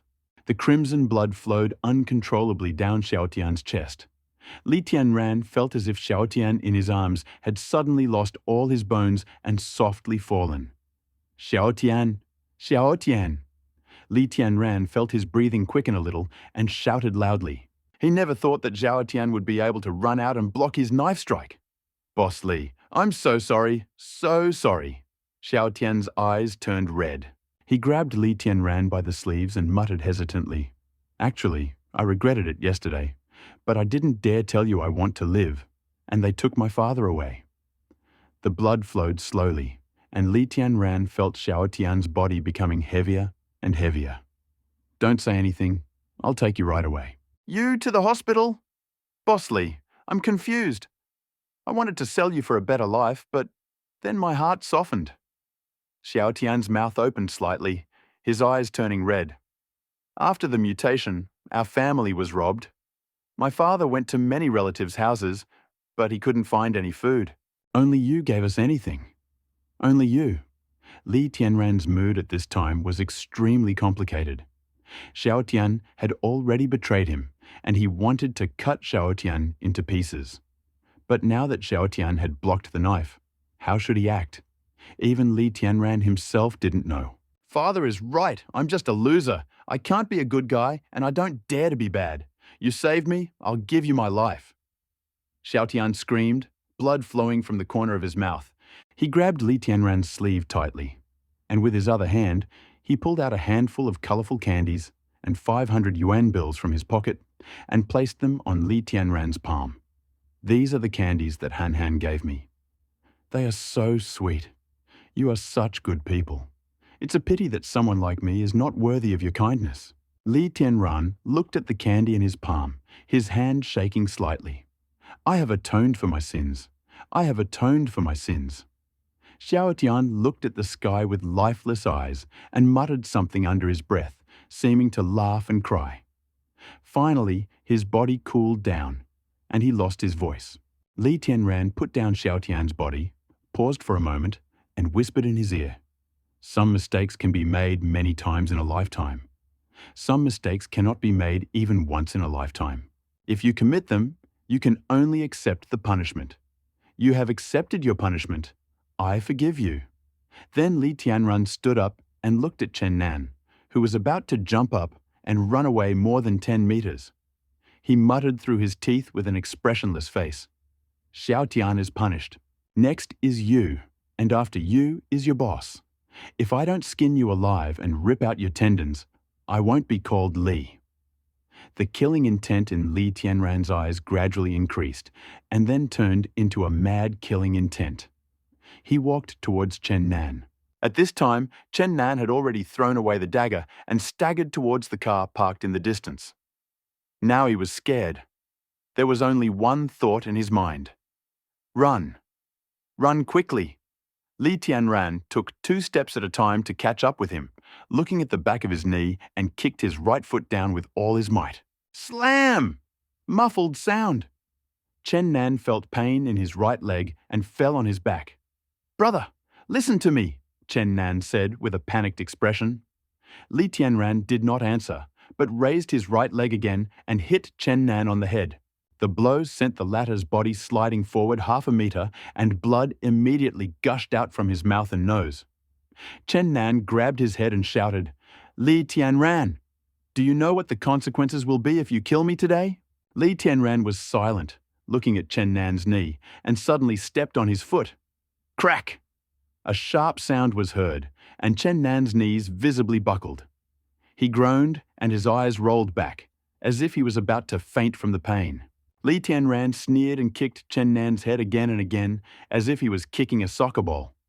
After a few hits, Chen Nan was finally convinced. He felt that Li Tianran wanted to beat him to death. Brother, stop hitting me! Stop hitting me! I also do this for someone else. What do you want? Can I give you money? Speak louder! Stop hitting me! Even if you want to kill me, can you just give me a clear answer? Chen Nan collapsed. Li Tianran's silent tactics completely broke his psychological defense. He howled pitifully, his gaze blank. He felt his consciousness begin to blur, and it seemed like his entire body was being pierced by unbearable pain. At this time, Chen Nan exhaled more than he inhaled. Li Tianran squatted down, grabbed Chen Nan by the collar, and asked quietly, What do you say when I ask? Do you understand? I will cooperate. Can you let me go? Chen Nan asked with a chuckle. I can't let you go, but I can make your death easier. Li Tianran naturally couldn't let go of Chen Nan, and at this moment he didn't intend to hide his thoughts and said them directly. Hearing this, Chen Nan laughed bitterly. It seemed that he had guessed that his request was an empty fantasy. However, he was being tortured to the point of unbearable pain. Even for the sake of immediate relief, he was willing to cooperate with Li Tianran. Okay, ask who is your boss, Li Tianran asked in a deep voice.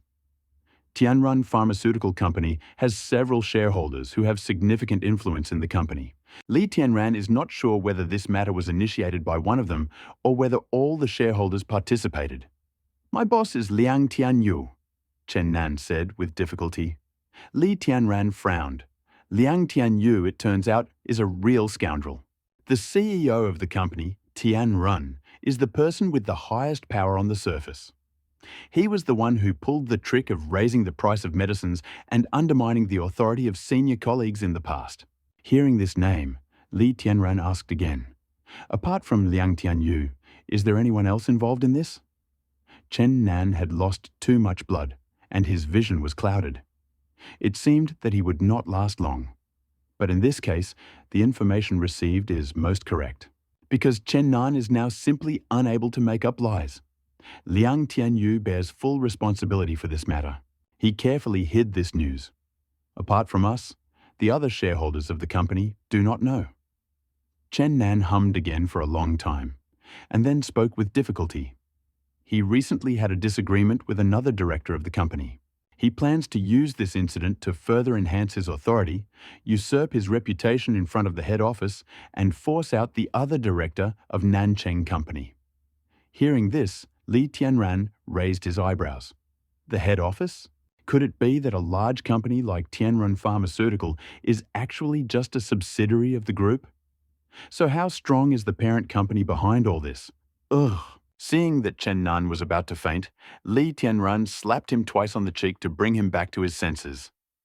Did Liang Tianyu report this to the headquarters? No. Chen Nan seemed to have perked up a bit after being slapped twice. He said, The director who has a conflict with Liang Tianyu seems to have a patron in the head office. Liang Tianyu doesn't dare to report this to the head office now, afraid that someone will secretly tell the director the news and ruin his own business. Hearing this, Li Tianran breathed a sigh of relief. It seems that the news only concerns Liang Tianyu. As long as it hasn't spread, it won't be difficult to resolve this issue. Where does Liang Tianyu live? Li Tianran asked again in a deep voice. Li Tianran wanted to deal with Liang Tianyu, but the location of the transaction should not be on the territory of Tianrun Company.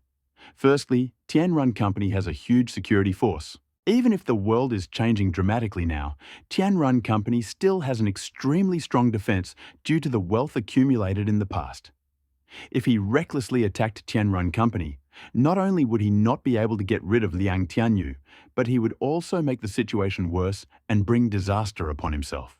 Secondly, this matter had to be carried out secretly. The purpose of dealing with Liang Tianyu was to break the chain of information. If I acted openly and was discovered, wouldn't it be counterproductive? Considering these two circumstances, the place where Li Tianran attacked Liang Tianyu could only be in a secluded place. It could only be Liang Tianyu's residence. He lives in... Chen Nan is Liang Tianyu's confidant. He knows his lifestyle very well.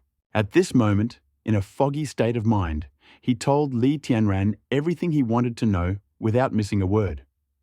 Li Tianran listened and wrote down.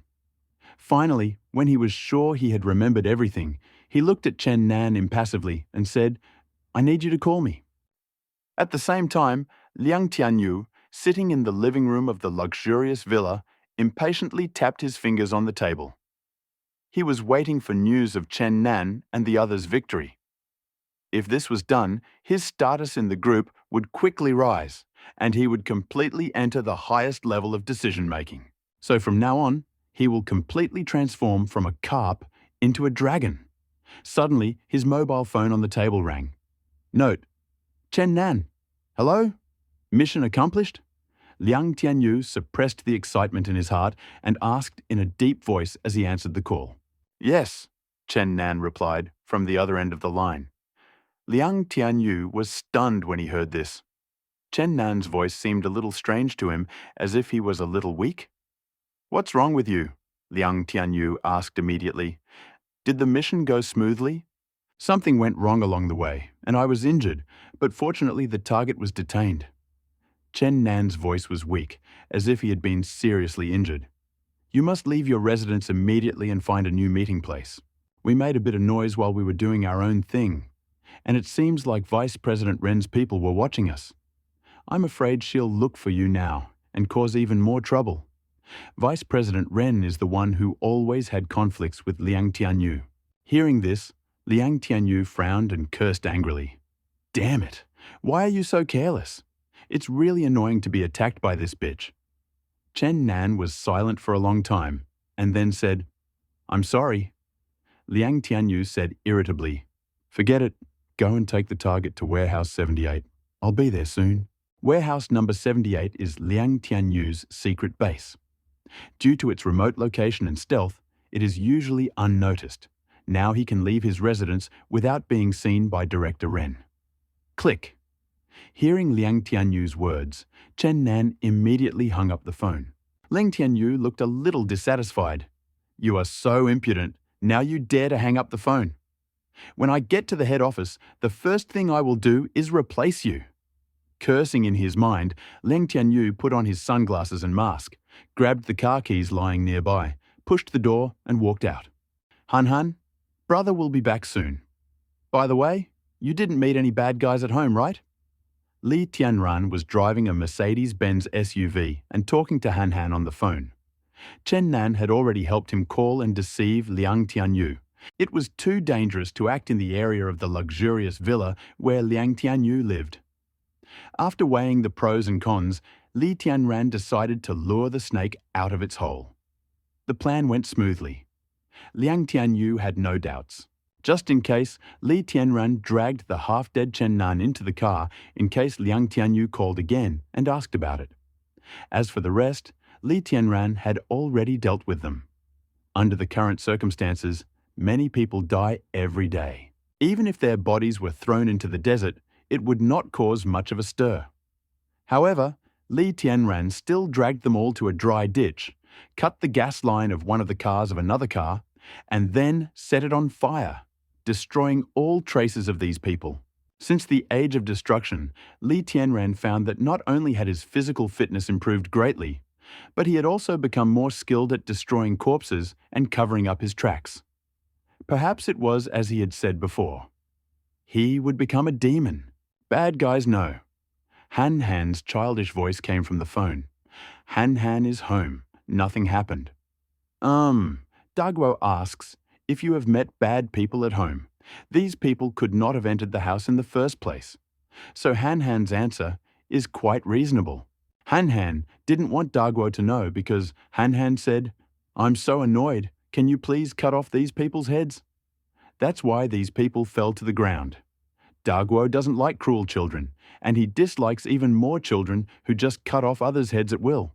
However, Dagwo seems to dislike children who lie. Han Han was in trouble. But she soon felt relieved. What kind of lie? Dagwo himself did not ask clearly. Li Tianran sat in the driver's seat and raised his eyebrows when he heard Han Han's words. Was Chen Nan lying to him? The so-called two groups of people don't exist at all? Okay, Han Han, just play at home and eat fruit when you're hungry.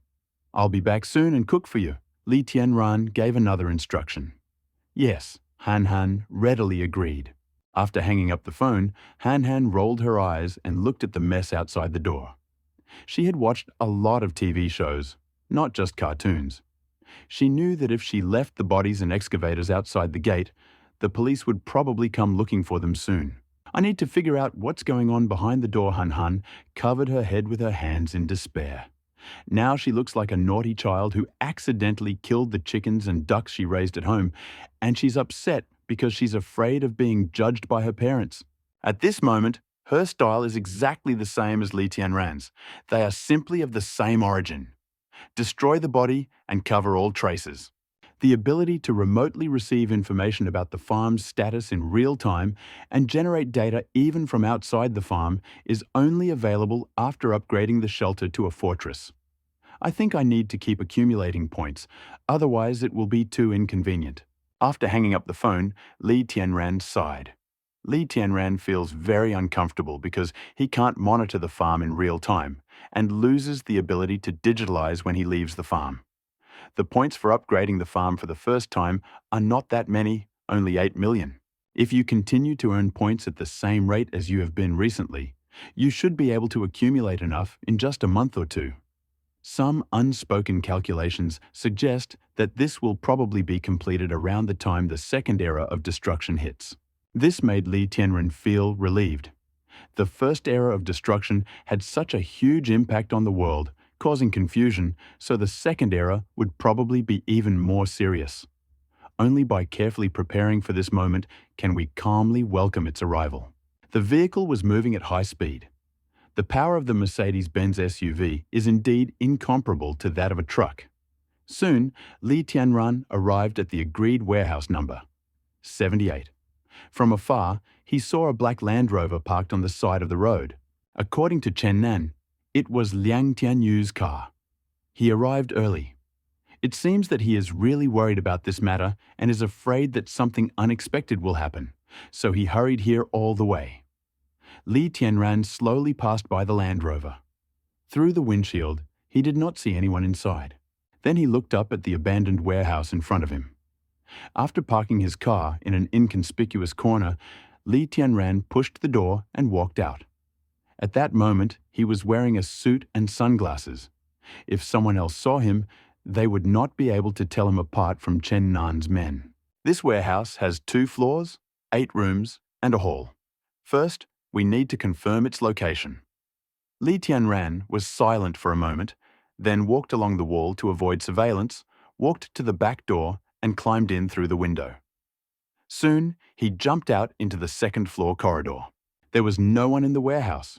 Liang Tianyu must be in the room. Li Tianran was silent for a moment, and then dialed Liang Tianyu's mobile phone number. At this moment, music began to play in one of the rooms on the second floor. Li Tianran chuckled, hung up the phone, and walked over to him. Liang Tianyu glanced at the interrupted call, froze for a moment, and then listened to it again. Ding ding! The shrill ringing of the phone outside the door. Liang Tianyu was stunned and looked back. Click! The door opened. Li Tianran stood outside, shaking the ringing phone, and asked with a smile, "Surprised? Surprised? You?" Liang Tianyu's face suddenly changed when he saw Li Tianran, and he stuttered, "I am Li Tianran." Li Tianran walked in, carefully rolled up his sleeves and smiled fiercely. "I'm here to flay you." Liang Tianyu, a veteran with many years of experience, immediately saw Li Tianran and realized that Chen Nan and the others' actions might have failed. In order to deal with the current emergency, he quickly came up with a new set of rhetoric in his mind. I specifically told Chen Nan to respectfully invite Mr. Li, but judging from Mr. Li's tone, there was some misunderstanding. Liang Tianyu suddenly laughed, remaining calm. These brainless idiots under my command did something to offend Mr. Li? Tell me, and I will teach them a lesson myself. There is no misunderstanding between us. Li Tianran walked over and stood 3 feet away from Liang Tianyu. He calmly asked, "Where is Uncle Nan?" Liang Tianyu licked his lips. At that moment, he suddenly realized that perhaps he still had the initiative. He slowly walked up to the table, took a cigarette out of the pack, put it in his mouth, and prepared to light it. His thoughts were racing. Since Li Tianran wanted to know Uncle Nan's whereabouts from the very beginning, it showed that Uncle Nan occupied a very important place in his heart. Whether it was because of hatred or something else, but ultimately, this was a trump card in his hands. It seems that I can negotiate with Li Tianran. I know how hard it is to be loyal. If you agree to cooperate with me and give me the medicine, I will hand over Uncle Nan to you, and you can do whatever you want with him.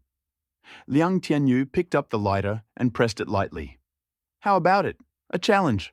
Before Liang Tianyu lit the cigarette, Li Tianran blew out the flame with one breath. Liang Tianyu froze for a moment, then his face distorted slightly, and he pressed the lighter again. Challenge. Li Tianran blew out again. Are you provoking me? Liang Tianyu looked into Li Tianran's eyes with a murderous expression. You can't afford the consequences if you anger me. Li Tianran put his hands in his pockets and looked at Liang Tianyu playfully. Really? I want to see what the consequences will be if I anger you.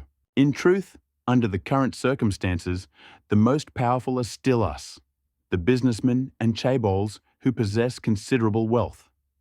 And in the southern city, the most powerful is my company, Tianrun. I represent not only myself, but also a huge and terrifyingly powerful conglomerate. Liang Tianyu's lips curled slightly, his expression showing complete control over the situation.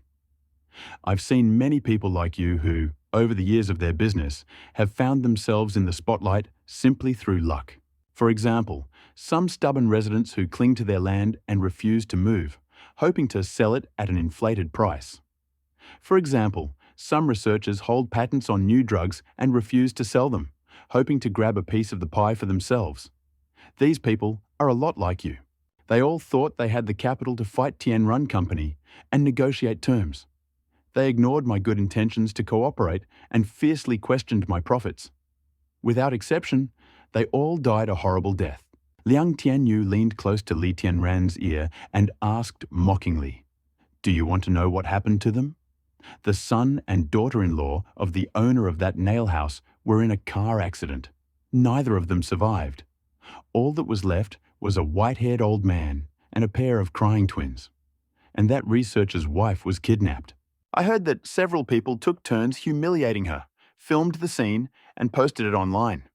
When she returned home, she went crazy, and the researcher has been mentally unstable ever since. Even his daughter, who is in primary school, was bullied and expelled by the teacher. What a pity. Liang Tianyu smiled faintly. He patted Li Tianran's face and said with a smile, "I heard you have a sister. I saw her photo. It would be a pity if such a beautiful girl also encountered such a thing. Liang Tianyu is extremely arrogant and unbridled. He was very confident because he felt that Li Tianran would not dare to touch him. He had read about Li Tianran and knew that he was just a poor man with no past, while he was the head of Tianrun Company, a local tycoon in Nancheng. Li Tianran suddenly burst out laughing. He rubbed his fists, his knuckles cracking. "I'm not like you. I can't do such disgusting things. I only have one rule for those who anger me. That means I'll kill you." Li Tianran suddenly screamed and slapped Liang Tianyu across the face. "Gaba!" A very sharp sound of bones cracking was heard, and the bridge of Liang Tianyu's nose and face sank, forming an arc visible to the naked eye. He fell heavily on his back with a dull thud. In an instant, blood spurted everywhere. Li Tianran raised his foot and stepped on Liang Tianyu's face, lowering his head and asking, "Do you think I dare not touch you, huh? Do you think your personality is a protective umbrella, huh?" Liang Tianyu looked at Li Tianran with wide eyes, his gaze filled with surprise and horror, and for a moment he was speechless. "Let me tell you, all these seemingly high-ranking individuals of yours are nothing in my eyes." Pang. Li Tianran kicked Liang Tianyu on the head. "Maybe before the world changed, your words seemed a little threatening to me, but now you are nothing to me. Worse than a dog." Li Tianran kicked Liang Tianyu on the head again. "Stop! Stop hitting me! I take back what I said." Liang Tianyu was really scared at this moment. He didn't expect Li Tianran to act so decisively. He was a vicious person who was used to hiding in the office and making mischief, which was the complete opposite of Li Tianran. If Li Tianran had allowed him to come back today, he could really make Li Tianran suffer so much that he would neither live nor die. But Li Tianran is standing here now. There is no need to play by the rules or scheme with him.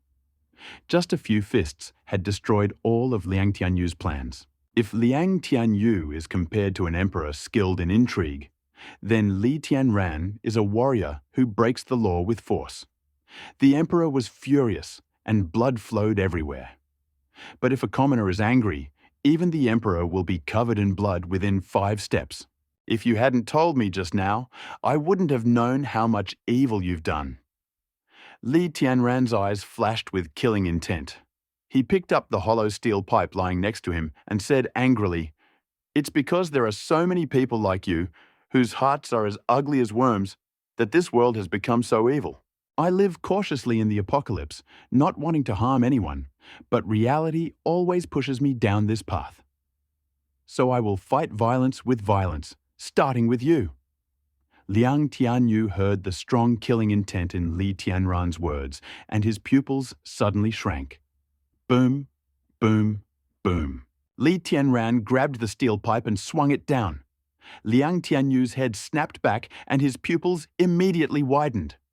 3 dull blows smashed Liang Tianyu's head. A ruthless and ambitious man who was ready to embrace a new life was killed by an ant before his eyes. 30 minutes later, a huge fire broke out in warehouse number 78. The fire was extremely intense. By the time firefighters arrived, the entire warehouse had been completely destroyed. Among the ruins, people found 2 nearly charred bodies. After a complicated identification process, they finally confirmed the identities of the 2 bodies. Liang Tianyu, General Manager of Tianrun Company. Chen Nan, Head of Security Department of Tianrun Company. Tianrun Company is a leading enterprise in Nancheng and a pillar of economic development, so this news spread quickly. Many people were stunned when they heard this news. Inside the Tianrun Company office, Vice President Ren was standing in front of the French window, talking to the head office, when there was a sudden and insistent knock on the office door. "Come in." Vice President Ren hung up the phone and turned to look. "Mr. Ren, something serious has happened. Liang Tianyu is dead." The door swung open, and the secretary standing at the door, out of breath, hurriedly said, Vice President Ren's handsome face showed surprise, which then quickly turned serious. "Are you telling the truth?" "It's the absolute truth. The military police hospital confirmed Liang Tianyu's identity and asked us to take the body." The secretary's face turned pale. "What is the cause of death?" Vice President Ren asked hurriedly. "Was it a murder or an accident? It's still unclear, but I heard it was related to a fire," the secretary replied. "A warehouse on the outskirts of the city caught fire, and firefighters found Liang Tianyu's body in the rubble." Suburbs Vice President Ren frowned, confusion flashing in her beautiful eyes. Why would he go to a place like the suburbs? "The company has no business there, I don't know." The secretary shook his head. "This is definitely not a coincidence." Vice President Ren's beautiful eyes suddenly flashed a sharp, hawk-like light. She slightly parted her red lips and said, "Immediately go and find out whether Liang Tianyu has been in contact with strangers recently, and also check his call records. I want to see the details in 3 hours." The most powerful person in Tianrun Company, besides Liang Tianyu, is Vice President Ren. After Liang Tianyu's death, Vice President Ren has a great opportunity to prove himself. If she could seize this opportunity, she could become the owner of great power. The secretary thought so and left. After the secretary left, Vice President Ren took a deep breath, his eyes glittered, and muttered to himself, "This is definitely a murder. But who committed it? Is the other party only after Liang Tianyu or Tianrun Company? If the former, I'll open 2 bottles of red wine tonight to celebrate. But if it's the latter, then he's my enemy." Deputy General Manager Ren stood there muttering to himself, his stunningly handsome face reflecting extremely complex emotions. Magic City. On the top floor of a luxurious 38-story office building stands a middle-aged man in a neat suit. His face is weathered and majestic.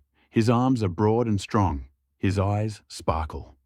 Despite his middle age, the body hidden under his neat suit still has explosive power. At this time, he walked up to the old man and said in a deep voice, "Master, something happened in Nancheng. Liang Tianyu is dead. Although there is no exact target, it is definitely murder." Surprise flashed in the old man's slightly clouded eyes, but it quickly disappeared. Liang Tianyu. This shorty is too pragmatic and acts without leaving room for others. He has offended too many people. I have long said that sooner or later, something bad will happen to him. The middle-aged man remained silent. He made a good living. What a pity. But he was the head of the branch, so it's not a big loss for us. Let him die. The old man waved his hand casually. By the way, who, besides Liang Tianyu, is the deputy head of the branch in South City? It's Ren Xiao, the middle-aged man said. It's Xiao Xiao. She is capable enough, and she has a past. The old man said this in a vague tone and added in passing, without saying anything clearly, "Let her replace Liang Tianyu in the post. I will send a notice immediately." The middle-aged man nodded. "Tell Ren Xiao that the first thing she will do after taking office is to dig up and kill the one who killed Liang Tianyu." The old man's eyes remained calm, but his words were unusually cold. "If she fails, I will remove her from office at any time." "Yes." The old man stood up and looked out the window at the changed world. He said in a deep voice, "I have been in business for 50 years, but I have never been able to reach the heights. Not because I am incompetent, but because I have not had the opportunity. Now that the world is changing, this is the best opportunity for us. We must take advantage of it and soar to the top." For this old man, the life and death of little Liang Tianyu meant nothing. It was just that Liang Tianyu had always been his subordinate and carried his label. At that time, he could not ignore Liang Tianyu's death. Otherwise, he would no longer be a suitable person to be in power. Don't follow this. An hour later, the document was delivered to the office of the general manager of Nancheng Tianrun Company. With the appearance of this document, Tianrun Company officially changed its regime. When the entire Tianrun Company and even Nancheng were in chaos, Li Tianran had already sorted everything out and went back to the farm. After killing Liang Tianyu, he found his personal mobile phone. And thanks to the information in the mobile phone, I found the place where Uncle Nan was being held. I have to say that Liang Tianyu is truly a natural-born scoundrel, and even his own partners don't fully believe him. On the day Xiao Tian found him, Liang Tianyu secretly sent people to Uncle Nan's house to capture him, and he was secretly imprisoned in an uninhabited house in the suburbs. The guards at this place are also his confidants. But just now, when Li Tianran arrived at the detention center, he found that the person in charge of guarding Uncle Nan had already left. 2 hours had passed since Liang Tianyu's accident. Perhaps Liang Tianyu's henchmen panicked after hearing the news of their boss's sudden death. They did not know whether their boss had died in an accident or as a result of political infighting within the company. If it was the first, then everything would be fine, but if it was the second, then they would be in danger. After weighing the pros and cons, they were afraid that they would be cleaned out too, so they even left hostages and disappeared. Li Tianran successfully rescued the captive Uncle Nan from the private house. but he seemed to have passed out due to some drug and had not yet regained consciousness. Li Tianran parked the car at the gate of the farm, glanced at Uncle Nan, who was unconscious in the back seat, and sighed lightly. Although the whole matter was settled, he finally managed to escape without any danger. But Xiao Tian was indeed dead. Although Xiao Tian deserved it in a way, for some reason Li Tianran still felt a little heavy. Not because he sympathized with Uncle Nan and his son, but because he knew that from today on he would no longer trust anyone but Han Han. Although the end of the world did not bring any changes to his life, it completely changed his heart. From a young boy who originally believed in true love, he turned into a cold and determined mature man. It hurts. At this moment, Uncle Nan suddenly groaned softly. Li Tianran looked back and gently shook Uncle Nan's shoulder. "Uncle Nan, wake up." Soon, Uncle Nan sleepily opened his eyes. He was momentarily stunned when he saw Li Tianran. He rubbed his eyes vigorously and, after confirming that he was not mistaken, he asked hesitantly, Master Li, is it really you?" "It is me," Li Tianran nodded. "What happened?" "I remember being kidnapped and kept in a small, dark room." Uncle Nan covered his head and tried his best to remember. He finally remembered everything, including what Xiao Tian said earlier about Li Tianran's betrayal. Suddenly, Uncle Nan felt like a basin of cold water had been poured on him, and he froze in place. "Boss Li, where is Xiao Tian?" Uncle Nan asked, swallowing hard, his eyes turning red. Suddenly, a premonition struck him. Since Xiao Tian had said that he wanted to sell Li Tianran and had taken measures, but Li Tianran was now alive and well, then Xiao Tian's fate would naturally be. He didn't dare to think further and could only ask Li Tianran. Xiao Tian and Li Tianran hesitated for a moment, but decided to tell Uncle Nan everything that had happened. 5 minutes later, when Li Tianran finished speaking, Uncle Nan was already in tears. He had made a mistake, but he tried his best to make amends. Li Tianran looked at Uncle Nan and said, "I forgive him." Uncle Nan burst into tears. "But I can't forgive myself. I had the opportunity to prevent all this before, but I did nothing because of my selfishness and greed. This is God's punishment for me." Li Tianran took a deep breath and said, "Everything is already decided and cannot be changed. Yes, there is no cure for regret in the world." Uncle Nan looked at Li Tianran and asked sadly, "Master Li, what are you going to do with me?" Hearing this, Li Tianran was silent for a moment and then said, "Actually, when I was in the civilian home, I thought of killing you and ending it all. But now I have changed my mind. A middle-aged bachelor, the only motivation that keeps him alive at the end of time is his son. Now that even his son is gone, what is the point of this man's money and wealth? His heart is dead. A man with a dead heart will never betray others. Boss Xiaoli, I know you have a good heart." Uncle Nan's eyes turned red and he smiled sadly. "Don't worry, I won't make things difficult for you." At this moment, Han Han stood on the second-floor balcony, looking at the farm gate, blinking and drawing with a watercolor pen on the white paper in front of her. As he drew, he said, "The cauldron is still a clear blue, but Uncle Nan has turned a deathly grey, the same color his son was when he slept." Uncle Nan left. Before he left, he said only one sentence, "I will take my son's body. Whatever mistakes he has made, he is still my son. I can't let him be left defenseless in the desert." Li Tianran didn't kill to silence the witness, but Uncle Nan had already made up his mind to die. Even if he left here, he would probably become a soulless walking corpse. He sighed. In the apocalypse, he couldn't care about such things, and he didn't want to continue to care about them. Watching Uncle Nan's back disappear into the distance, Li Tianran opened the farm gate and walked in. Suddenly, he noticed tracks from large machinery in front of the farm gate. Although they had been processed, some traces could still be seen if one looked closely. He touched his chin and frowned. He remembered that when he left in the morning, these traces were gone.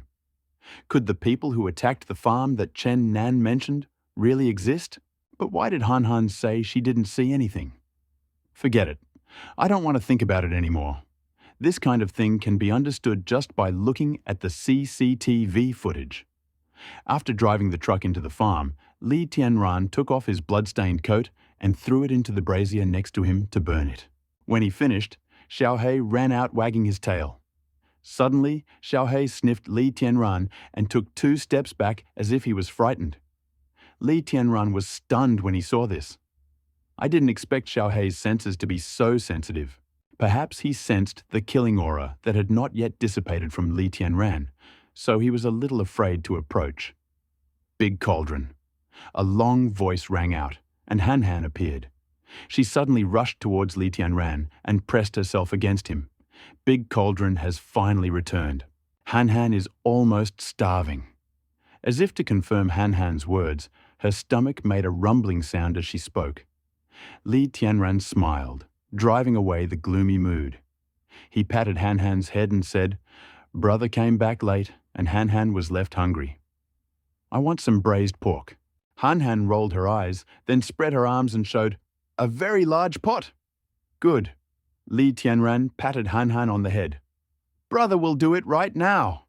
In the kitchen, Li Tianran put on an apron, poured cooking wine onto large pieces of pork belly in a pot, simmered for a while, and then collected the sauce before serving. Meanwhile, the rice was steamed. Li Tianran filled Han Han's small bowl with half a bowl of rice, poured some of the stewed pork broth into it, placed it in front of Han Han, and said, "It's time to eat. How delicious it smells." Han Han gently sniffed, then picked up her chopsticks and destroyed the enemy in front of her like a whirlwind. The enemy in Han Han's eyes was naturally a plate full of braised pork and the fried rapeseed next to it. Li Tianran always pays attention to the combination of meat and vegetables when preparing dishes. If you eat meat, you must have a plate of vegetables. While Han Han was enjoying her meal, Li Tianran took the CCTV footage from the guard. This morning, the events that happened at the gate of the farm appeared in Li Tianran's mind as pictures. As Li Tianran looked at the pictures, his eyes gradually grew more and more astonished. "Big pot, why aren't you eating?" Han Han held a big bowl, ate rice, and secretly asked Li Tianran while looking at him. Li Tianran was silent for a while and then asked, "Han Han, did nothing really happen on the farm this morning?" "No," Han Han said a little apologetically. "Han Han, I don't like children who lie." Li Tianran squatted down, looked Han Han in the eyes seriously and said, "Tell me the truth. Did something happen?" "Really, no." Han Han seemed a little angry, pouted and pushed the bowl away. "What are those footprints at the farm gate?" Li Tianran asked quietly. "Someone attacked the farm, and after the counterattack, you secretly cleaned up the mess at the gate. You didn't want me to see it, right?" Han Han listened to Li Tianran's words with her head down, as if she was extremely depressed. "It's as if you were caught in a lie." "Han Han, why did you lie?" Li Tianran asked. Li Tianran pays great attention to Han Han's teaching methods, and they have always been honest with each other. And he really couldn't understand why Han Han would hide even such a thing from him. Han Han clearly did nothing wrong. "I didn't lie," Han Han pouted and stubbornly declared. "I saw everything." Li Tianran frowned. Han Han's stubborn nature also made him angry. He couldn't help but feel cold. "Why are you still hesitating?" Hearing Li Tianran's slightly reproachful voice, Han Han's eyes welled up with tears. Although Li Tianran treats her very well on weekdays, he is also an older brother and father. If Han Han makes a mistake on weekdays, Li Tianran will also exert his power as an older brother. Lying is a bad habit, especially lying to loved ones. Han Han doesn't want to lie. Han Han just doesn't want Dago to dislike her, Han Han said with tears in her voice. Daguo doesn't like cruel children, but Han Han made a mistake, so she wanted to hide it from Daguo. Han Han was afraid that Daguo wouldn't want me. Hearing this, Li Tianran froze in place. He suddenly remembered the incident when Han Han had fought with another child in kindergarten and scratched his face. As a result, he had to apologize to the child's parents and pay a large sum of money. During that month, he seemed to be very rude to Han Han. But that time, he was simply upset because of the poor harvest on the farm. not because Han Han had a fight with someone. Now, it seems like Han Han has misunderstood the situation all along. And now, she carefully avoided doing something like that again, for fear of angering Li Tianran again. Looking at Han Han's tear-stained face, Li Tianran realized that it was his past that made him so sensitive. His heart sank. He squatted down and hugged Han Han, saying softly, "How could my brother not want Han Han? From beginning to end, you are the most important. Even if the whole world turns away from you, I will not turn away." Whether it is the gentle and beautiful Han Han or the cruel and ferocious Han Han, brother likes them the most. Because you are my only relative. Li Tianran took a deep breath and said, "Therefore, no matter what mistakes you make, I will always be by your side." Han Han was stunned. She had never seen Li Tianran express his true feelings so sincerely. What if Han Han does something bad one day? Will brother accompany Han Han? Han Han asked timidly. Li Tianran smiled and suddenly thought of Uncle Nan and Xiao Tian. This is what family is. Even if another person has committed an unforgivable crime, in his heart, you are still the closest person to him. So Li Tianran solemnly said, "I will always be with you, even if I am condemned to eternal torment in hell." Han Han may not have known how weighty Li Tianran's promise was at this point, but now she was very clear that she did not need to continue hiding the entire story from Daguo. So she told Li Tianran everything she had encountered during the time Li Tianran was away from the farm. Hearing this, Li Tianran's eyes widened. He heard incredible things. "You mean you saw those scoundrels who emitted red light?" Li Tianran felt a little dry in his mouth because he found that there had been some changes in Han Han recently that he hadn't even suspected. "Yeah," Han Han nodded. "Han Han doesn't like this kind of light. He makes people nervous." Li Tianran touched his chin, his thoughts racing. "Besides these people, are there other people who are hit by the light?" Li Tianran asked quietly, squatting down. He was eager to know the answer to this question. "Yes," Han Han nodded decisively. "Daguo is a relaxing blue, and Xiaohei is a welcoming green. Oh yeah, Uncle Nan who just left is a dead grey, very dull. Just like the colour that Uncle Nan's older brother exuded when we saw him lying in bed the night before last. Splash." Hearing this, Li Tianran couldn't swallow. It seemed that Han Han wasn't lying. It seemed that she had awakened some kind of superpower. Li Tianran suddenly felt a little ashamed. In fact, a few days ago, Han Han had been muttering to herself from time to time. Han Han is pink, the big pot is blue, and so on. But Li Tianran always thought that Han Han was too busy watching cartoons, so he didn't ask much. Now, I feel like if I cared more about Han Han, I would have known about this a long time ago. Han Han, besides the different lighting on people, do you see anything else around them? Li Tianran asked. For example, text? Any data? Hearing this, Han Han shook her head. No. Li Tianran stood up. Based on Han Han's words, he deduced that his special ability probably appeared after the era of destruction. Could it be that the era of destruction would not only destroy the world, but also grant some lucky people magical abilities? Li Tianran opened a search engine and wanted to see if similar events had happened in other parts of the world. But he looked through a large number of reports, most of which were news about some masters who had performed tricks before the Age of Destruction, and found nothing similar to Han Han's situation. After a moment of silence, he closed the search engine. No explanation, only a mysterious light. What was this supernatural power? Li Tianran was a little worried. He had digital eyes, but he couldn't reproduce Han Han's description of supernatural power. It seems I can only guess at the effectiveness of this ability. Let me figure it out. Li Tianran decided. He sat down and quietly asked Han Han about the differences in the aura of the people he had met recently. Han Han supported her small head and slowly recalled the past. Half an hour later, the handwritten sheet in front of Li Tianran was already filled with the names of the people he had recently met, the relationships between these people and Han Han, and the distribution of the color of light on their bodies. First of all, himself.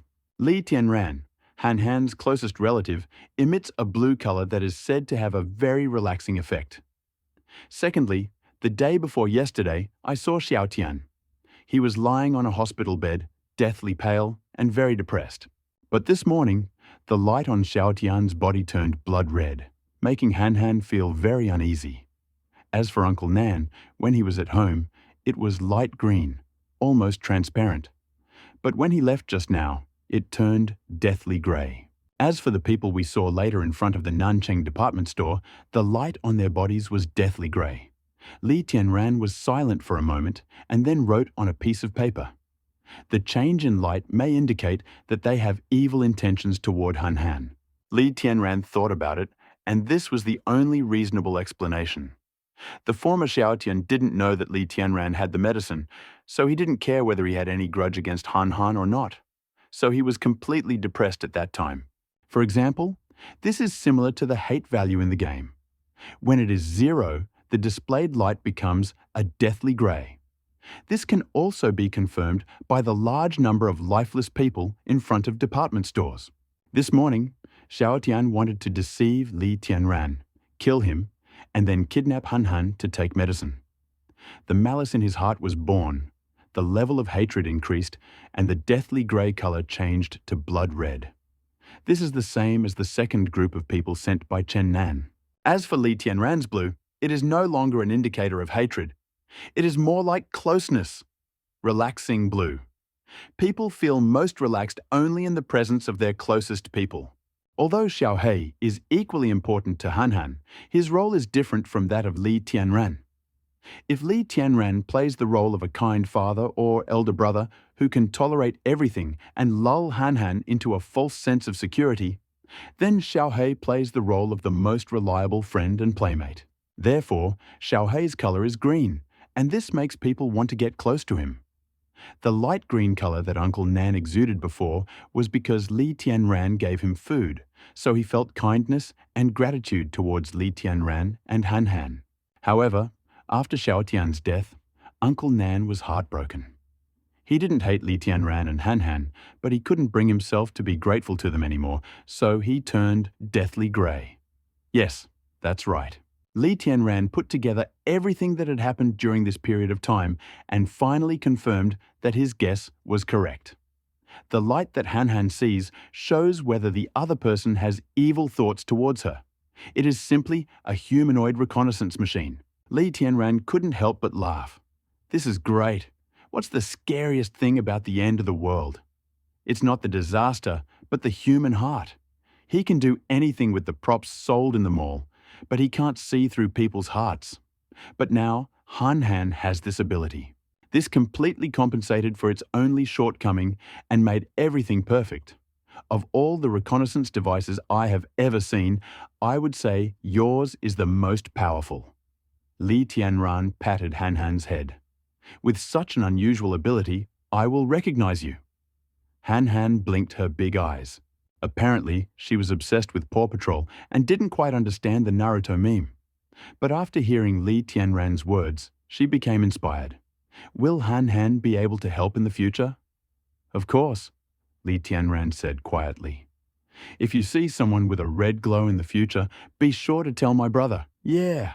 Han Han nodded seriously. Red is bad. It really irritates Han Han. I'll tell Dagwo to drive them away. Li Tianran squatted down and thought about something. My digital ability is called the Eye of Truth, and yours is called the Eye of Good and Evil. Li Tianran placed his hand on Han Han's head and said with a gentle smile, From now on, you are my strongest assistant. June 18th. Time passed quickly, and it was already the 10th day after the Age of Destruction. It was the 3rd day after Liang Tianyu's death. During these 3 days, neither the military nor the police came to take Li Tianran away, and no superkiller invaded the farm under cover of night. Everything seemed to be calm. However, despite this calm, Li Tianran did not let down his guard. He knew very well that Liang Tianyu was different from people like Sun Dayu. Liang Tianyu held a high position in Tianrun Company and was a well-deserved big shot. someone would definitely investigate Liang Tianyu's death. Perhaps, under this illusion of calm, huge waves were waiting for you. Li Tianran was deeply moved by Liang Tianyu's story. At the end of time, the old order will gradually collapse. Although he does not care about food and clothing and is not afraid of the cold, his strength is still much weaker than some big capitalists. Not to mention Liang Tianyu's mysterious head office, even Tianran Pharmaceutical was definitely not something he could fight against at the moment. If it weren't for the internal conflicts within Tianran Company, Liang Tianyu wouldn't have dared to use the company's power so openly, and Li Tianran's farm might have been seized. In the past 3 days, Li Tianran had learned from some online forums that the changes in the outside world had become more serious. The situation became increasingly chaotic. Some criminals even began to openly sell illegal goods online, such as some psychotropic drugs, homemade weapons, hunting rifles, and other weapons. Li Tianran had foreseen this. There are so many hidden dangers in the end times that it is understandable that people buy guns to protect themselves. But from this perspective, one can also see that the collapse of order is only a matter of time. If the food shortage is not resolved, no matter how hard the authorities try to control crime, it will not do any good. It seemed that when the mutation first occurred, Li Tianran was still fantasizing that perhaps the upper echelons would be able to deal with this crisis, and that people would be able to fight off natural disasters and return to their previous civilization. But at this moment, Li Tianran completely abandoned his fantasy. He no longer placed his hopes on anyone, but instead focused on cultivating his own strength. He wanted to create a completely safe environment so that Han could grow up happily, without worries or dangers. He wanted to become so strong that even if the Earth was destroyed and the human race died, he could still protect Han and keep her alive and create a new civilization on the ruins. That's the idea. He felt that he needed to speed up the farm's development, get more points, and sell all the goods in the shopping mall. That was the only way he could be sure. At noon, Li Tianran cooked spinach and lean meat porridge, which he served with 2 large bowls of stewed beef and 4 spicy mutton legs. 10 days had passed since the Age of Destruction, and the famine had become even worse. In many places, people were dying in the struggle for food. In South City alone, nearly 80% of households have switched to 2 meals a day, eating noodles boiled in a clear broth with a little salt for seasoning. As for vegetables and meat, they have long been in short supply. Their prices have skyrocketed almost 100-fold, and there is still no demand. This incident has once again caused a stir on the internet. Douyin user: I hope our Yanhuang will successfully overcome this crisis. May God bless our nation and unite us. This disaster will eventually pass. I can still hold on. Come on, Yanhuang. Kuaishu user: on the 4th day without food, I'm still alive. Brothers, follow me. If I get 10,000 subscribers, I'll live stream myself eating mutant boar meat. Olige. Go, brothers. Bihu: actually, I can't be too honest about the food shortage. I have too many acquaintances in that circle. I can only say that those who understand will understand. If you don't understand, you still won't understand, even after I explain user pipixia. I observed celestial phenomena last night and came to the conclusion that this famine must have been deliberately provoked by someone. This user has been banned and is not allowed to post. Countless netizens posted on various social media platforms, all of which were united by one thought: lack of food, rice, and meat. Hunger. I haven't eaten fruits and vegetables for days, and I'm craving them. Not only had the beef and mutton in Li Tianran's farm freezers run dry. Over the past 10 days, perhaps because the radiation-resistant vegetables had changed their physical state, Li Tianran and Han's stomachs had turned into bottomless pits. Each had to eat at least 5 kilograms of meat per meal, and after meals, fruit desserts to improve digestion. The appetite was simply monstrous. But due to this, the data of both people was significantly improved. Li Tianran's stat points reached 14 points across the board, and although Han's stat growth was not as big as Li Tianran's, his strength and speed had also increased by 2 points. Li Tianran once tried this and found that with his current strength, he could lift a 30-kilogram dumbbell with one hand and swing it freely. Don't think that this is anything amazing. In fact, Li Tianran's single arm strength is currently at least over 300 kilograms, which is higher than the world's strongest man. And most importantly, his speed and reaction have also improved significantly. If he were to compete in sports now, he would definitely win a Grand Slam in prize money. However, what has been bothering him lately is that due to his sudden increase in strength, he has broken a lot of things around the house, such as several glasses and benches. Although I pinched them slightly, they cracked. Han Han and Li Tianran had excellent appetites, so they quickly devoured the sumptuous meal. After eating, they both patted their bloated stomachs and sighed with satisfaction. In today's environment, having enough food is a kind of happiness, Han Han. Tell me what you want to eat for dinner, and I will prepare it in advance, Li Tianran asked quietly, looking at Han Han. Hearing this, Han Han rolled her eyes, thought for a moment, and said, "Big pot, we haven't eaten fish for a long time." Han Han's words immediately reminded Li Tianran. There is a wasteland at the northern end of the farm. It is not intended for planting or grazing. It was originally a lowland field overgrown with weeds. Now it looks like it can be dug up and turned into a fish pond. Fish meat is tender, delicious, and rich in various nutrients. It is one of the must-have ingredients on the dinner table. Li Tianran suddenly became excited. Just do it. After lunch, Li Tianran instructed the intelligent worker robot to harvest a batch of grain that had ripened only yesterday, and he himself took a hoe and went to the wasteland in the northernmost part of the farm. You have harvested 800 kilograms of radiation-resistant rice and earned 8,000 points. You have extracted 700 kilograms of radiation-resistant material. Hearing the pleasant sound of the system, Li Tianran felt the same excitement as when he heard the phrase. 1,000,000 yuan has been deposited into Alipay.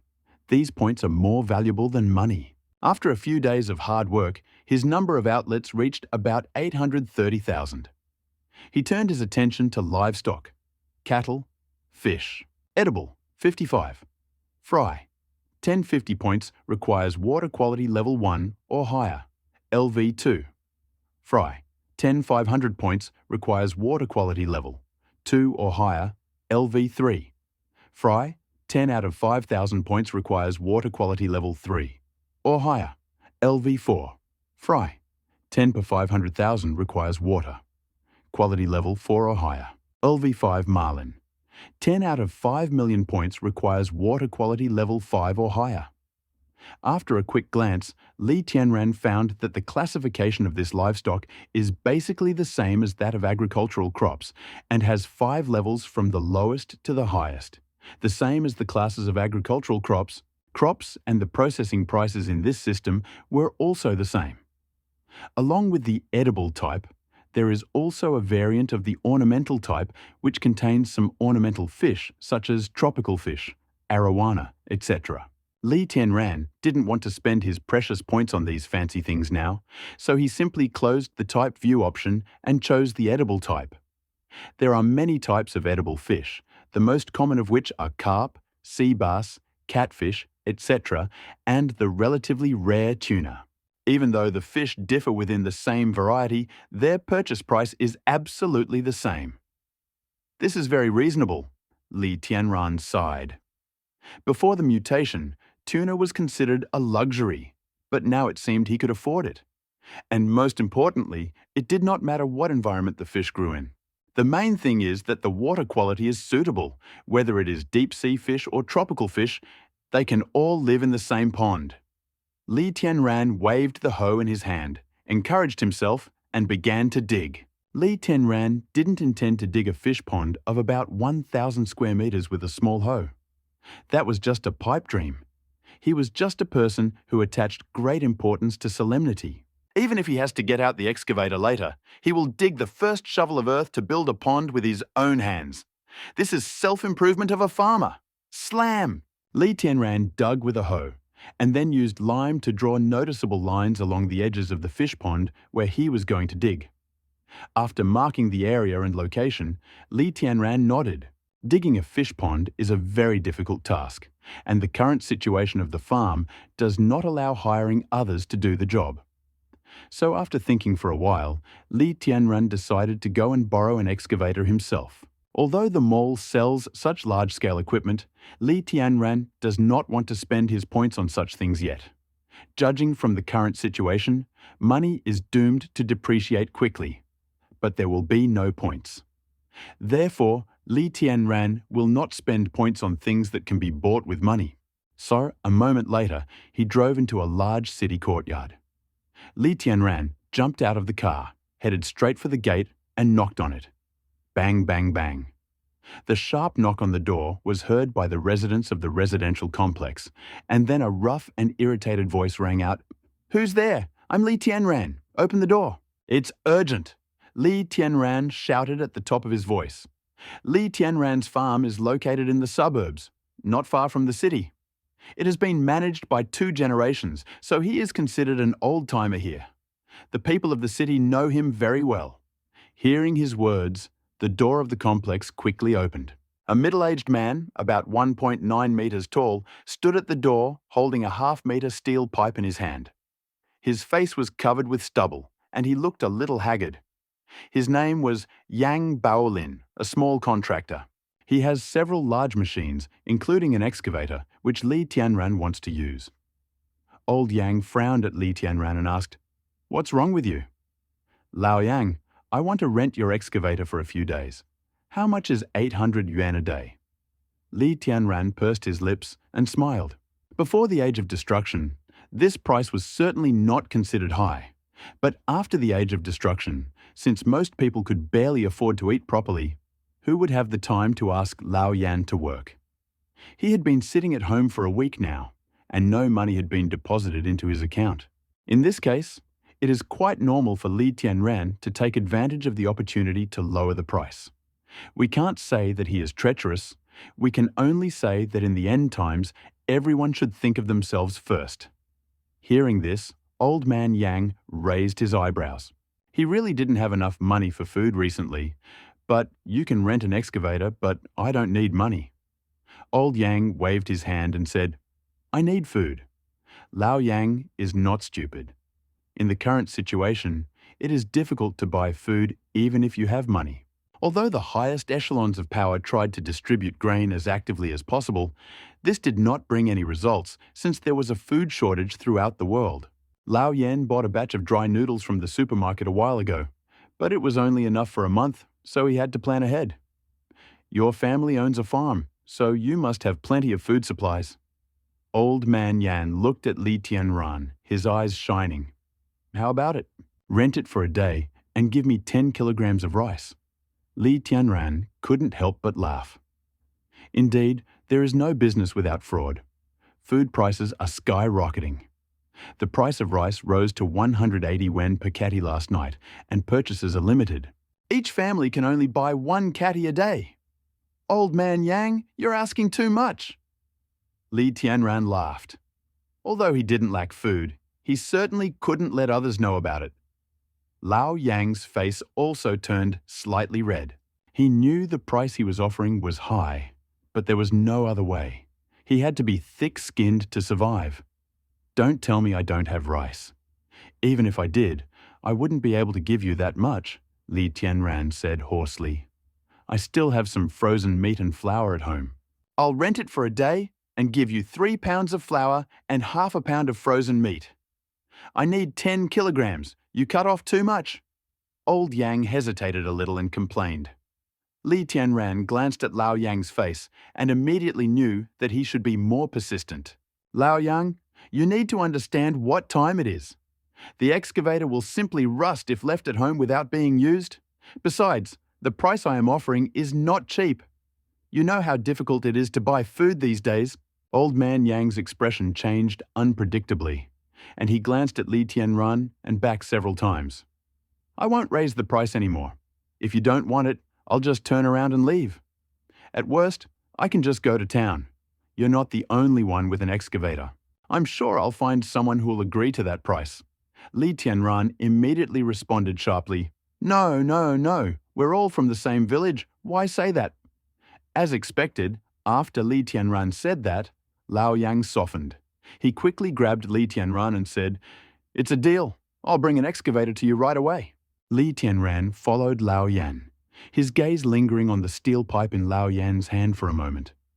"The world has been in such chaos lately. My house was robbed the night before last." Old man Yan noticed Li Tianran's gaze and sighed.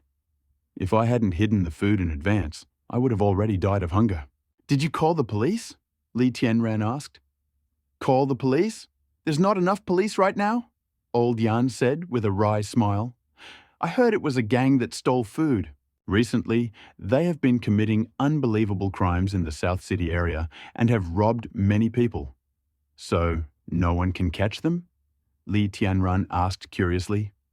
"The people of the neighboring town are still very tough. One day, some city hooligans came here to cause trouble, and the locals immediately beat 3 of them with hose and scared away 10 more. Who would dare?" Old man Yang sighed, mysteriously pointed a gun at Li Tianran and whispered, "They have guns in their hands. No wonder." 5 minutes later, Lao Yang parked a large flatbed truck at the door and placed an excavator on the platform. Li Tianran handed the keys to his truck to Lao Yang and said, "I'll leave this truck with you. I'll take it back when I return the excavator." "Okay." Lao Yang readily agreed. "I'll deliver the car to you and return today's rent at the same time." Old Yang parked Li Tianran's truck in his yard, locked the gate, and entered the cabin. Li Tianran was sitting in the passenger seat and was about to close the door when suddenly someone's hand reached out from the side and grabbed the door. Li Tianran was stunned, then looked back. "I saw 2 or 3 middle-aged women, about 50 years old, appear at the door of the car. They were dressed in identical black clothes, and on their chests a strange symbol similar to a lotus was embroidered with multicolored threads." At this moment, the auntie in front of her clasped her hands together and looked at Li Tianran. "Auntie, is there something wrong with you?" Li Tianran had always thought that these 3 were strange, like they were believers in some fanatical religion, so he asked with great caution. "We are from the Mutual Aid Association," said the host, clasping her hands. "Li Tianran, what is this Mutual Aid Association for?" Li Tianran was a little confused. "Young man, do you know the truth about this natural disaster?" Auntie didn't answer Li Tianran's question, but walked over and asked in a very mysterious tone. Of course Li Tianran knew, but he didn't say it out loud. Instead, he asked, "Did you know?" "Of course I know. This is because humans have done too much evil and angered the gods, so the gods have to send disasters to punish the world. These disasters will not end until all of humanity is destroyed. And if you want to be saved, all you have to do is join our mutual aid association and sincerely repent to the gods. Then there will be a glimmer of hope," said the aunt with an extremely pious look. Li Tianran was a little curious and asked, "Are there any conditions for joining your mutual aid group?" "Our mutual aid group has a membership system based on animal names," the old lady said, looking like a charlatan. "We divide ranks by animal names. Pay 30,000 and you will become a pure sheep. Pay 80,000 and you will become a faithful pig. Pay 150,000 and you will become a pious dog. Pay 300,000 and you will become a pure eagle. The higher the rank, the closer you are to the gods and the greater your chances of salvation." "You can choose who you want to become," said the aunt. Hearing this, Li Tianran suddenly laughed and threw a coin into Auntie's palm with his thumb. "Now I just want to be a bucket of rice." Auntie was stunned, her face darkened. "How dare you disrespect the gods? Auntie, when you have time, learn more about brainwashing and deception before you go out and fool people. With your tricks, you can't even fool the donkey on the film crew." Li Tianran shook his head and closed the door. Lao Yang stepped on the gas pedal and the flatbed truck sped away, leaving only 3 middle-aged women looking at each other. Those who do not believe in God will be damned to hell forever. The woman who had just spoken to Li Tianran watched the truck drive away, her eyes full of indignation, and she whispered, "You, the lowest of the low worms." Li Tianran naturally did not hear the aunt's vicious curses, but even if he had, he would have simply laughed at them. Having experienced betrayal and real struggle, his mentality had long since changed. He would no longer lose control of his emotions over such trivial matters. Soon, Lao Yan delivered the excavator to the farm gate, and Li Tianran gave him today's rent. Lao Yan had obviously not eaten meat for a long time. He took the white flour and frozen meat and went home, satisfied. The fact that he could eat meat now was already a blessing. Li Tianran looked after Lao Yan and sighed softly. Although he had no shortage of food, most of the people in South City had not eaten meat for a long time. Due to exposure to poisonous plants, many of the cattle and sheep on the ranch died from poisoning and their bodies were destroyed by fire. At the time, although meat was not as scarce as fruits and vegetables, it was still a rare commodity. In the entire southern city, only a few rich people and those in high positions can afford this. Li Tianran brought the excavator to the farm and began to work. Soon, a huge hole appeared in the wasteland north of the farm. Tian Run Company. Vice President Ren sat in Liang Tianyu's former office. In front of her was a stack of documents detailing Liang Tianyu's travel itinerary for the 10 days before his death, including information on the strangers he had interacted with. The records were very detailed. Although Liang Tianyu was the former head of Tianrun Company, Vice President Ren was not stupid. She had been secretly consolidating her power and keeping an eye on Liang Tianyu. This information was passed on to Vice President Ren by one of Liang Tianyu's personal secretaries. However, in these 10 days, the records for 2 days were completely empty. According to calculations, it was the day Liang Tianyu died, and the day before that. Liang Tianyu did not go to work on these 2 days. The records before these 2 days are completely normal, which means the most important thing is still from those 2 days when the records disappeared. Vice President Ren rubbed his forehead in disappointment. It's just that Liang Tianyu secretly deleted the company's surveillance records and all of his trusted people disappeared. The entire lead has been completely destroyed. Knock, knock, knock. While Vice President Ren was worried about this, the secretary's voice suddenly came from behind the door. Mr. Ren, researcher Bai from the head office will be arriving soon. Would you like to come over and greet him?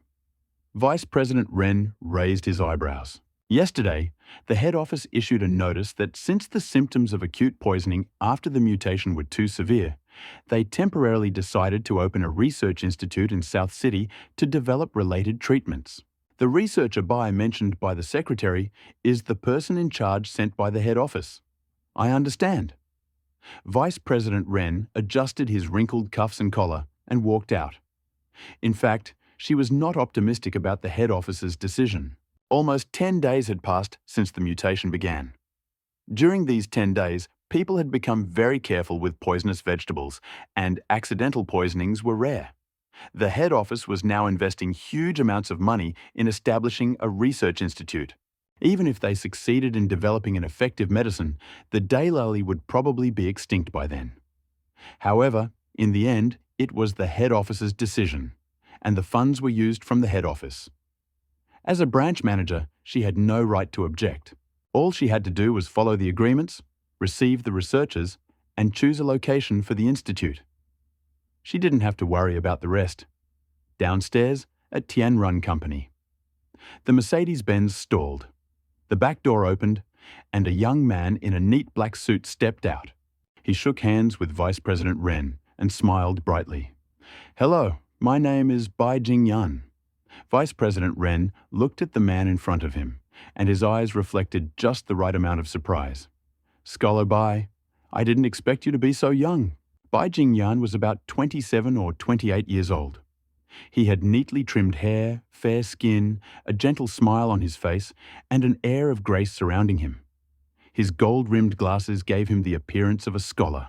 The only downside is that he seems a bit skinny, which seems to be a common problem with all scientific researchers. Overall, he is the kind of person that people feel at ease with at first sight.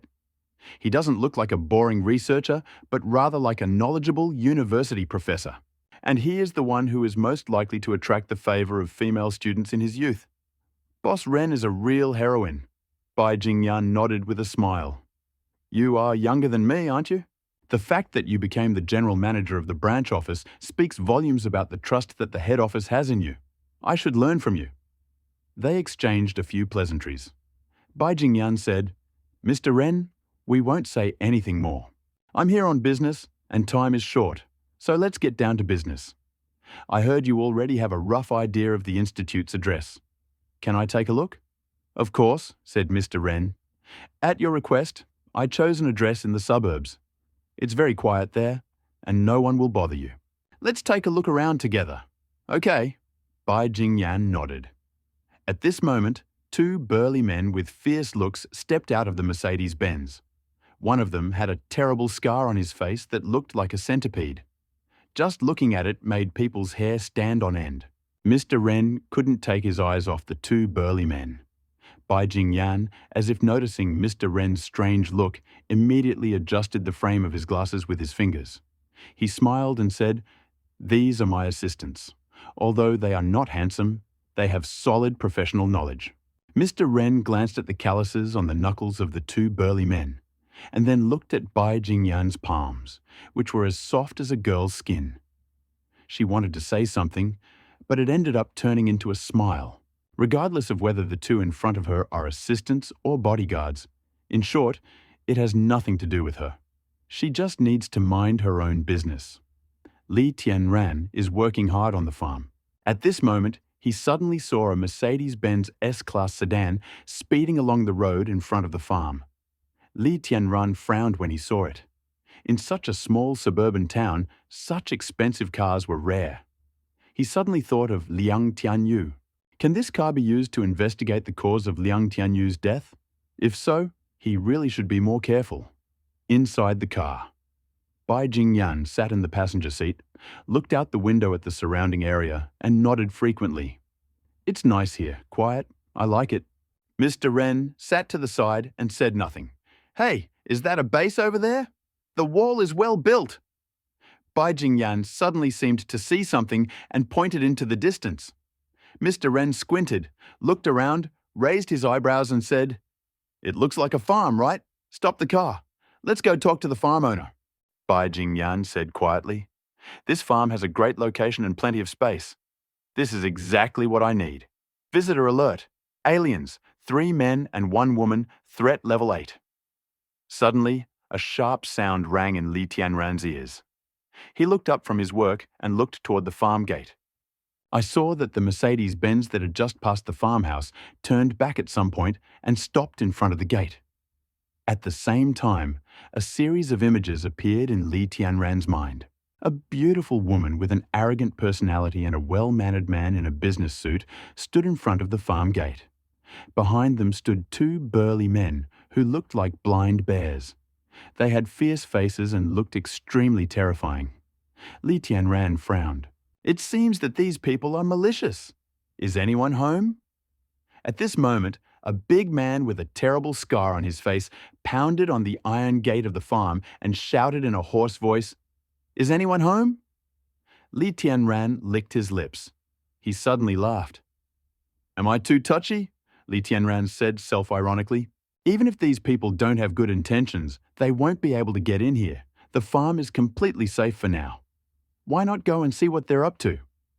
With this thought in mind, Li Tianran jumped off the excavator and headed towards the gate. Soon, he stopped in front of the gate, looked at the 4 visitors, looked them up and down and asked, I am the owner here. How can I help you? I have something to say. Could you open the door and let us in so we can talk face to face? Bai Jingyan smiled softly and carefully pointed to the lock on the large iron gate. Li Tianran shook his head and firmly refused. No, if you have anything to say, just say it here. Joking.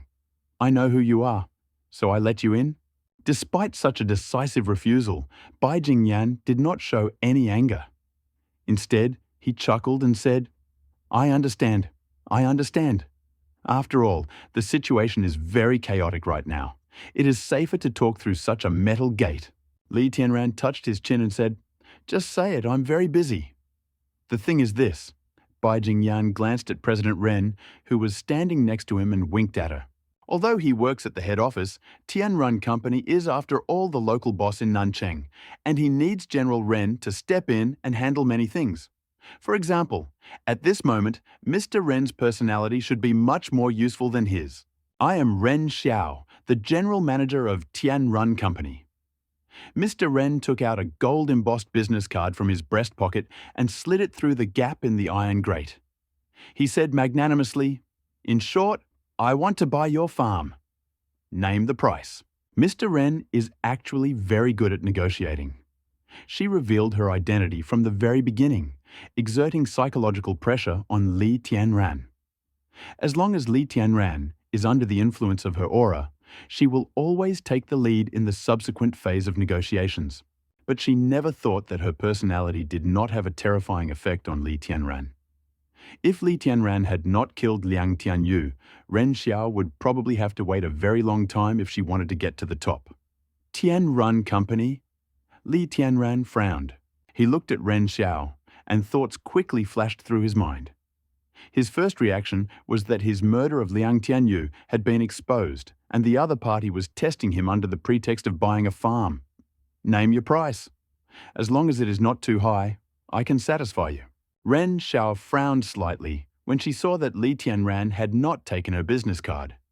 She spoke softly again. If you have no place to live, I can provide you with a discounted house in the villa area in the city center.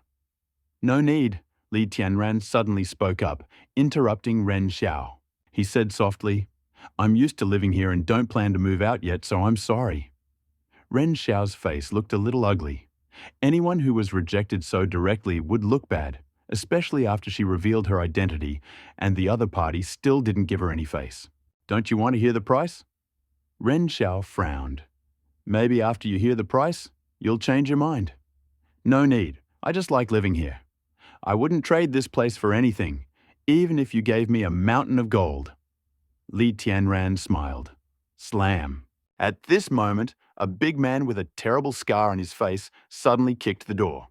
He pointed at Li Tianran with a grin and said, I'm telling you, kid, don't be so shameless. Do you know who we are? Do you know what our background is?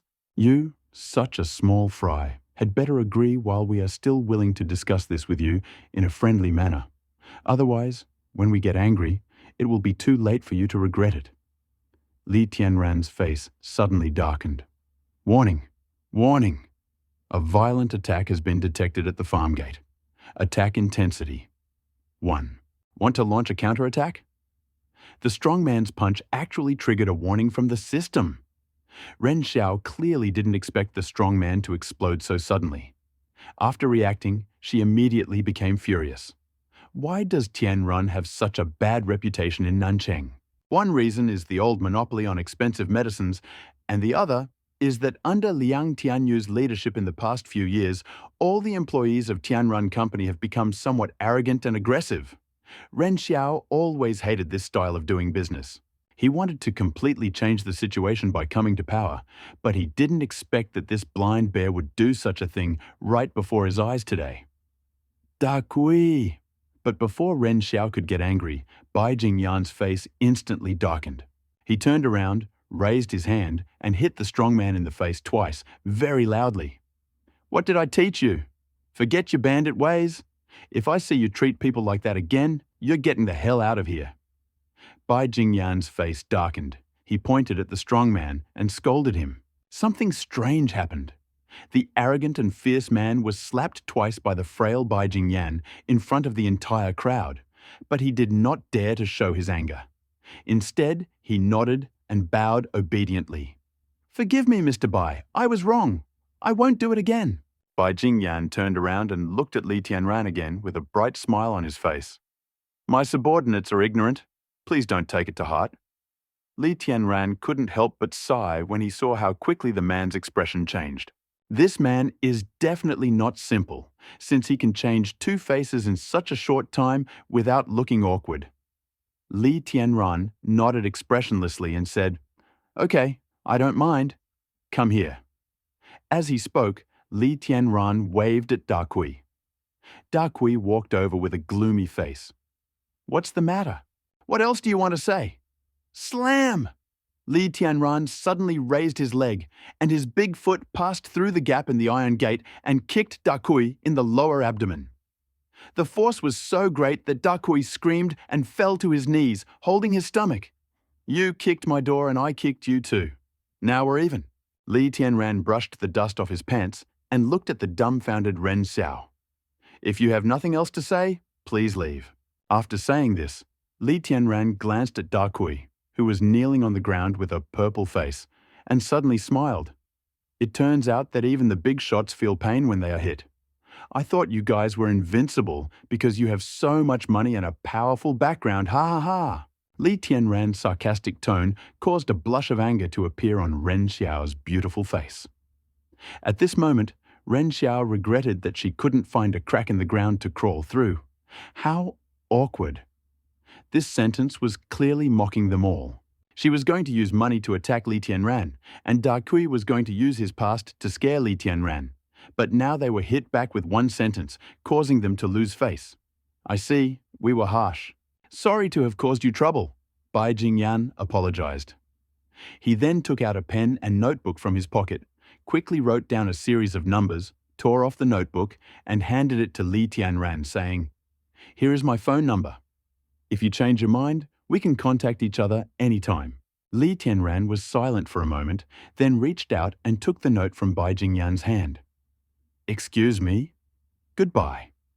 Bai Jingyan bowed slightly to Li Tianran twice, then turned and walked towards the Mercedes-Benz parked next to him. Li Tianran narrowed his eyes. He felt more and more that this man was so cunning that it was scary. As they say, when you beat a dog, you have to look at its owner. I beat this man's people right in front of him, but he didn't get angry at all. He even smiled and left me his phone number. Such a person is either a coward or a typical smiling tiger. The two decisive slaps he just gave the big guy were enough to prove that he was not a coward. Besides, are there any cowards in the Tianran squad? Then there was only the second option left. Li Tianran took a deep breath. He was not afraid of these cruel and insane enemies, but he really did not want to become a target for such a sinister double dealer. But now that things have come to this, the only thing we can do is solve problems as they arise. You are the first person who dared not take my business card. At this moment, Ren Xiao suddenly spoke in a cold voice. Could it be that your business card is not as valuable as you think? Li Tianran thought for a moment, shrugged, and smiled. Ren Xiao's eyebrows twitched wildly, and a hint of anger appeared in her eyes again. I will remember you. You are so grown up. Why are you still saying those childish, harsh words that children say when they lose a fight? Li Tianran looked at Ren Xiao, sighed, and shook his head as if disappointed. Saying harsh words to scare people is something that only 5-year-old children can do. Can you be more mature? You? Ren Xiao couldn't bear it any longer. She felt that if she stayed here, she would most likely not be able to remain calm and would scratch Li Tianran's face like a shrew. Snap! She angrily slammed the car door and pulled down the sun visor on the window, letting Li Tianran disappear from sight. Go ahead. Bai Jingyan smiled softly and gave the order to Da Kui, who was driving. Buzz. The Mercedes started moving and disappeared. Watching Mercedes's retreating back, Li Tianran suddenly laughed. Find out the location of Hummingbird Warrior Number 1, Factorial Li Tianran opened his mouth, and the system immediately brought up a series of images in his mind. It was an interface similar to an electronic map. It showed a red dot moving at high speed. That is to say, when Bai Jingyan and the others were negotiating with Li Tianran, Hummingbird Warrior 01 snuck into the Mercedes-Benz. At that time, it was like a GPS, constantly providing Li Tianran with information about the location of Bai Jingyan and the others. Yes, Li Tianran suspected their purpose. Ever since he heard Ren Xiao reveal the identity of Tianran Company, he suspected that the other party had ulterior motives. This time, he decided to strike first. After a whole day of hard work, Li Tianran finally finished a third of the work of digging the fish pond before dinner. This is a big project, and it can't be completed in one day.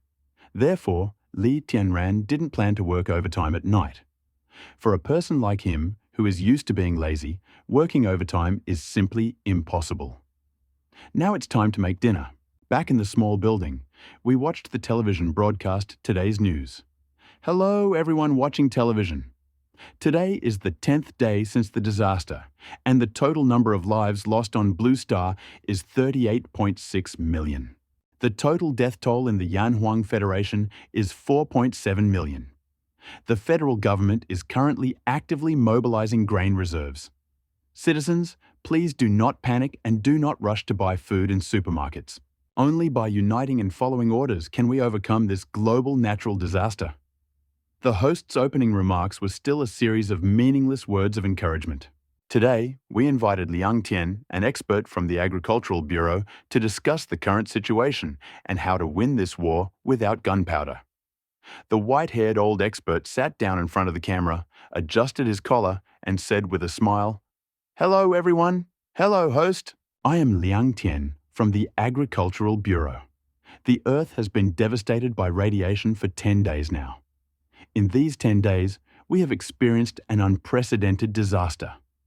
The Earth has been contaminated by radiation, causing all plants and crops to become extremely toxic and their fruits to be even more toxic.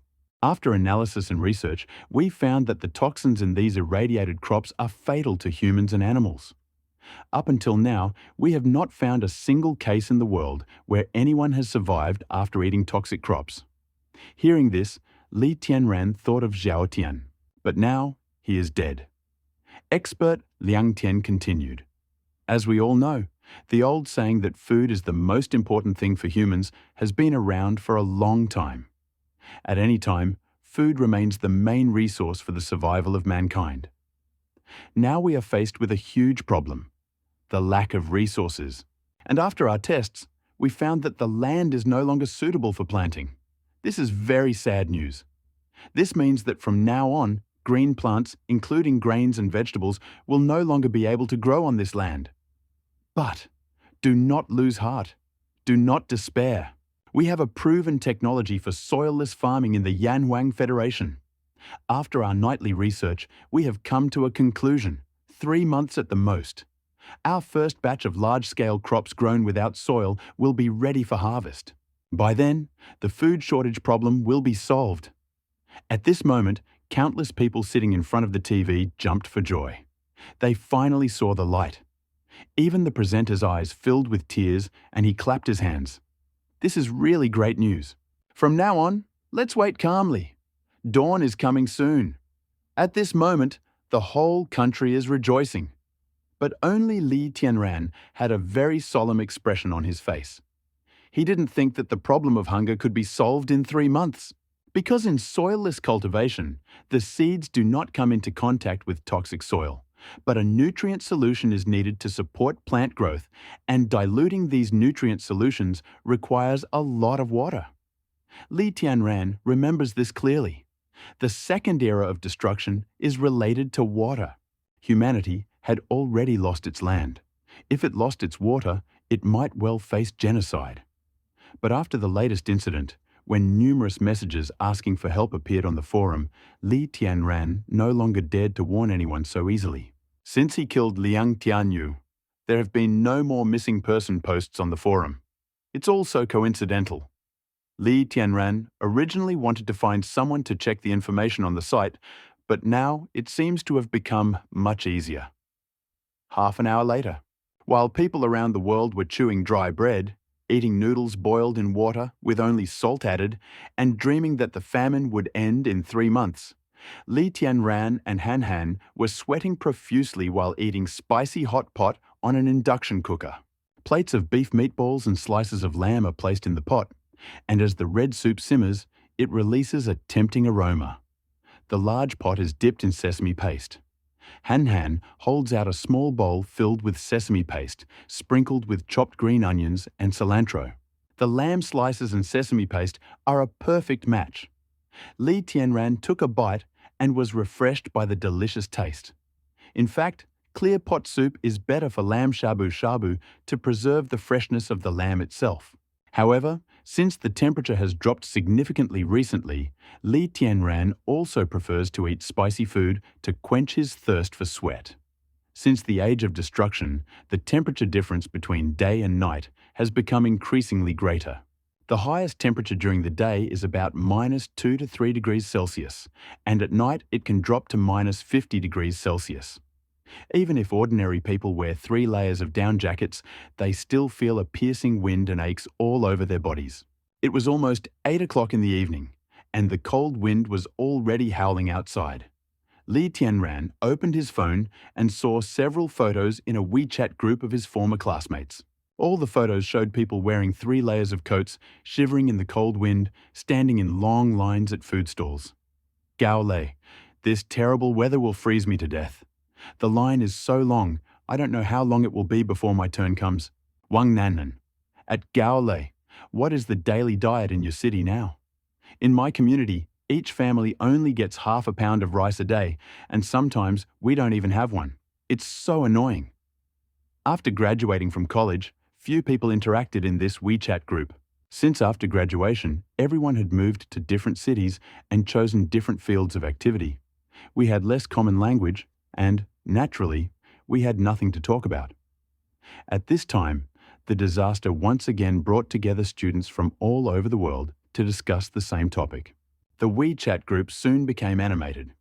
Most of them complained about the difficulties of eating and the hardships of life. Li Tianran watched silently, not saying a word. He is not very close to his college classmates. During their college years, although they have not yet stepped outside the campus, some students have already developed social values, made friends, and formed a social circle. It is difficult for a poor student like Li Tianran, who was born into a poor family, to gain recognition from too many people. At this moment, Gao Lei, who was actively speaking in the group, suddenly mentioned Li Tianran. Gao Le, by the way, I heard that Li Tianran returned home after graduating and became a farmer. I laughed for days. One of the top students who graduated from 211 University became a farmer. It seems he had foresight. There's a food shortage everywhere now, and he probably isn't starving like us. He probably became Mr. Li by reselling food. If I knew that, I'd go back to the countryside and become a farmer. Wang Nannan, at Gao Lei, are you an idiot? All the crops in the world are dying and contain toxins. Li Tianran's harvest will definitely be ruined, and he may even lose a fortune. Are you still wondering, Mr. Li? What are you dreaming about? Gao Lei, ha ha ha, that's right. After all, Li Tianran lives by farming. This time, the weather was really bad, and his rice bowl was smashed to pieces. Wang Nannan, at Li Tianran, old classmate, please tell us. Let's see what happened to that great farmer entrepreneur. Zhao Yuhao, enough you two. We are all classmates, and Li Tianran didn't offend you. Do you think it's funny to bully him like that? Gao Lei, who bullied him? We just mentioned it in passing, Wang Nannan. Yes, I can't even tell the truth. Zhao Yuhao, crazy. Li Tianran watched Gao Lei and Wang Nannan's conversation with an expressionless face. Although he had graduated from college a year ago, he still had deep impressions of Gao Lei and Wang Nannan. Gao Le is his roommate. He is very mean and likes to elevate himself by putting others down, as if he can show his superiority over others without being anything special. Wang Nannan is a girl from a wealthy family. It is said that her father works in a government agency and spoiled her since childhood, which led to her developing bad habits. She constantly feels superior to others and is usually condescending to both classmates and friends. During his college years, Wang Nannan had a conflict with Li Tianran. The reason was simple. It was because of the quota for poor students. At that time, there was a famous classmate in the class named Wang Chong. His parents had been sick for many years, and he really needed this subsidy, but Wang Nannan also signed up for the poor student election. During college, the poor student seats sometimes don't necessarily go to those who really need them. Some are not poor, but they can still get money. This is a very common phenomenon.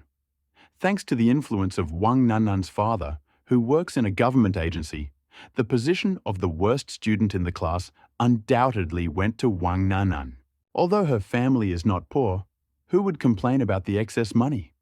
But on the day of the grant distribution, Li Tianran loudly asked Wang Nanan and the teacher in front of the whole class and the teacher, why was Wang Nanan chosen as a poor student when her family was so rich? Why wasn't Wang Chong, whose family was so poor, chosen? Was it the evaluation of bad students or a competition between fathers? Li Tianran roared, slammed the table, and began to interrogate both of them. All the students were shocked. This is common knowledge. It was no secret that Wang Nanan wanted to get money, and the consultant might want to ask his father for help. But in order not to offend Wang Nanan and the instructor, everyone chose to remain silent. But now that Li Tianran had revealed the truth publicly, no one could pretend to know it anymore.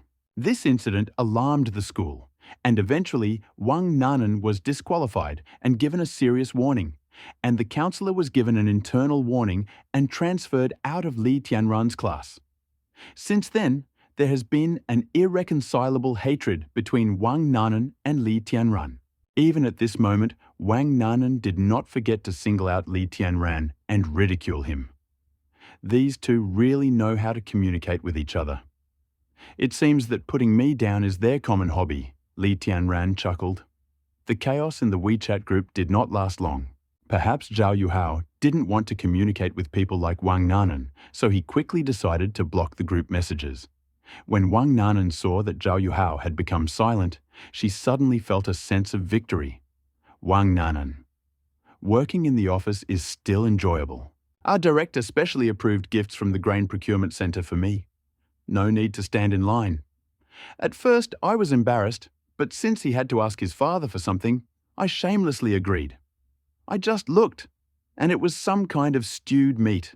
Finally, I can eat meat tonight. She posted a photo. It was several bags of stewed food, such as chicken drumsticks with pickled peppers and chicken thighs with pickled peppers, which usually cost a few dollars a pack at supermarkets.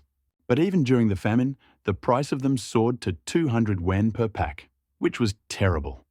Although this thing is not rare in normal times, it is a rare delicacy these days, especially after eating salty noodles for days in a row. Gao Lei, I am so jealous.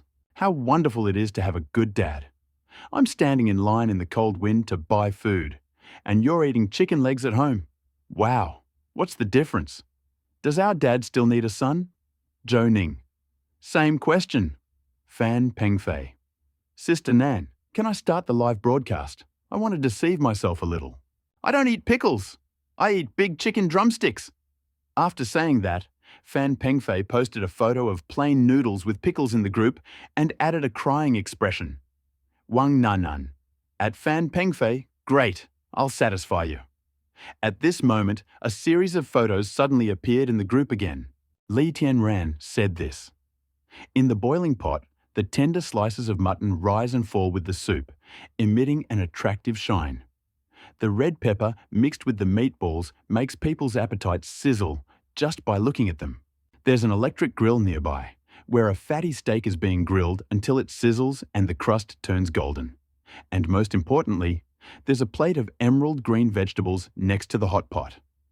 At this point, the WeChat group was silent. After a long time, Li Tianran sent a message. Oops, sorry, I sent this to the wrong group. I'll return the message. Sorry, it seems too much time has passed to cancel the action. Li Tianran spoke in the group again. Wang Nanan stared at Li Tianran's photo blankly, swallowed, and suddenly felt that the marinated chicken legs in her hand had no smell at all. She screamed in her heart that this was impossible. Food was so precious these days. Where could a farmer like Li Tianran get so much delicious food, let alone the most valuable vegetables? Fan Pengfei. What the hell? Is this really true? Li Tianran, you are such an idiot. You still eat stew. Are you just trying to make us jealous? Zhou Ning. Is this true? Could this be a photo found on the internet?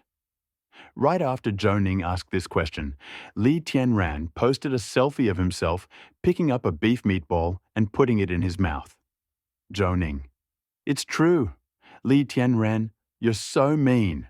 We're all starving, but you eat so well. This is so unfair. At the end, Zhou Ning sent a crying smiley. Wang Nanan's eyebrows twitched wildly. At this moment, she felt a surge of anger in her heart. Why? Why can you, a farmer, live more comfortably than me at a time like this? You should live in a house that leaks all over and eat hard, cold, steamed buns. Wang Nanan nearly went mad with anger. Li Tianran was obviously trying to anger her on purpose. Otherwise, how could it be such a coincidence that he showed her a photo of a hot pot just as she was showing off a braised dish? Compared to the spicy and piquant hot pot, the pickled peppers that had been stewed in the freezer for an unknown amount of time were not at all appealing. But looking at these photos, Wang Nannan was really angry. Her eyes were like an eagle, desperately trying to find any flaw. Wang Nannan. Haha. Some people don't act like princes at all, even in dragon robes.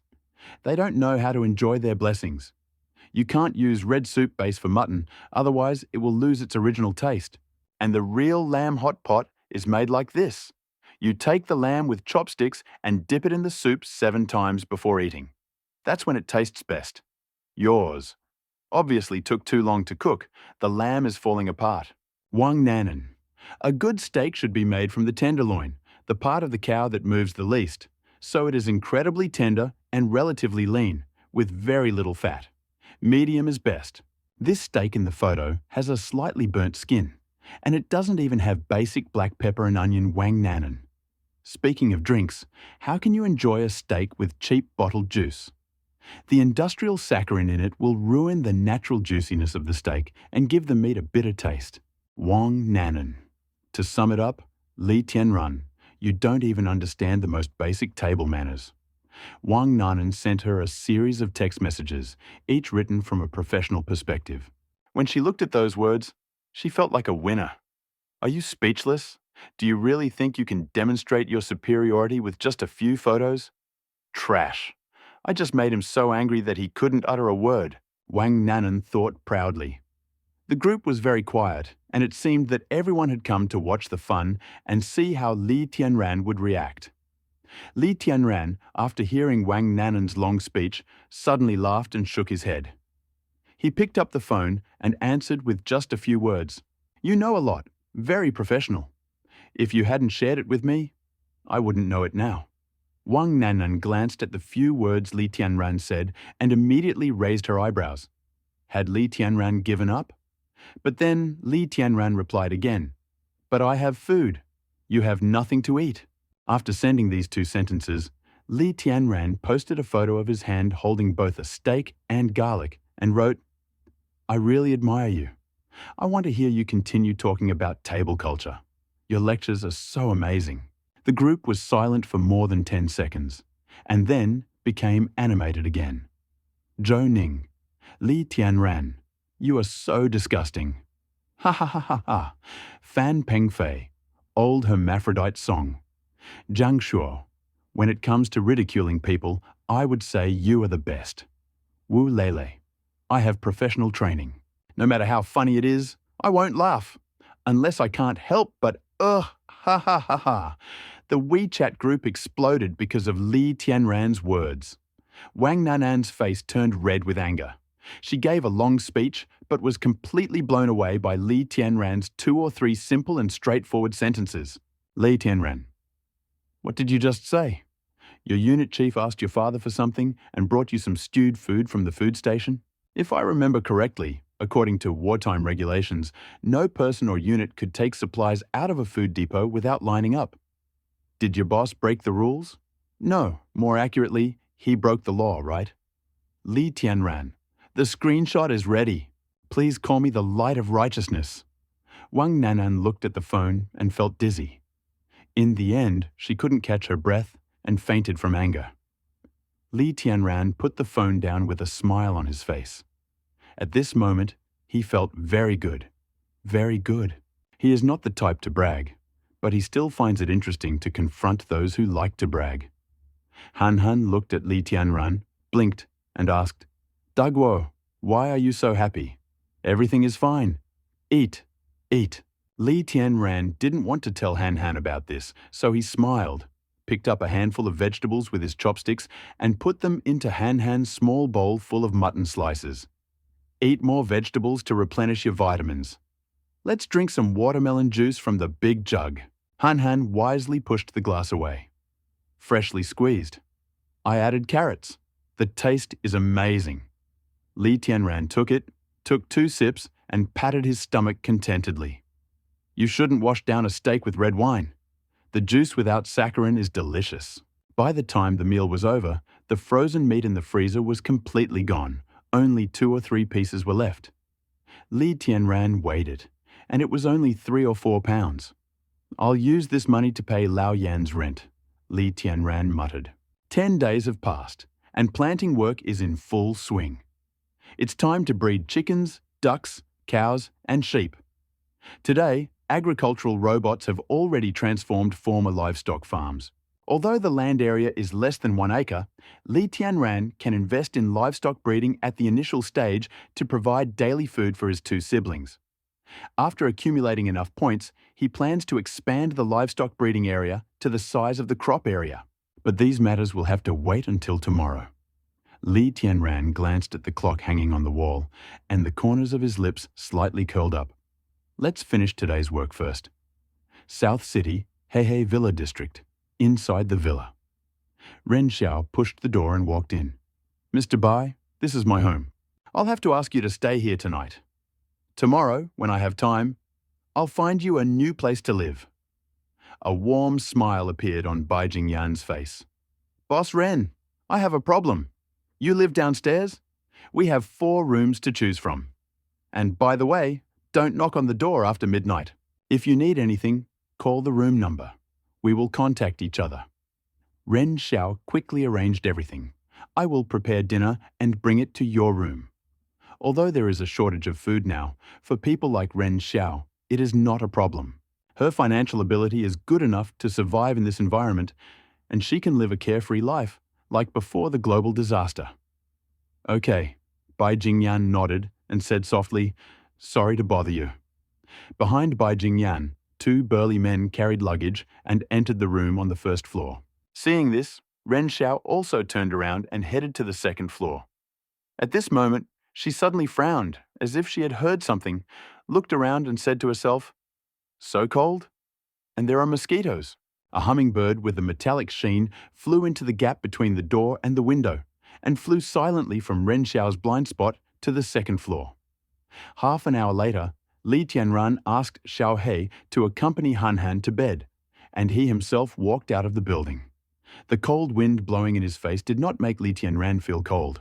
As his attribute points increased, it seemed that even his ability to withstand the cold had increased significantly.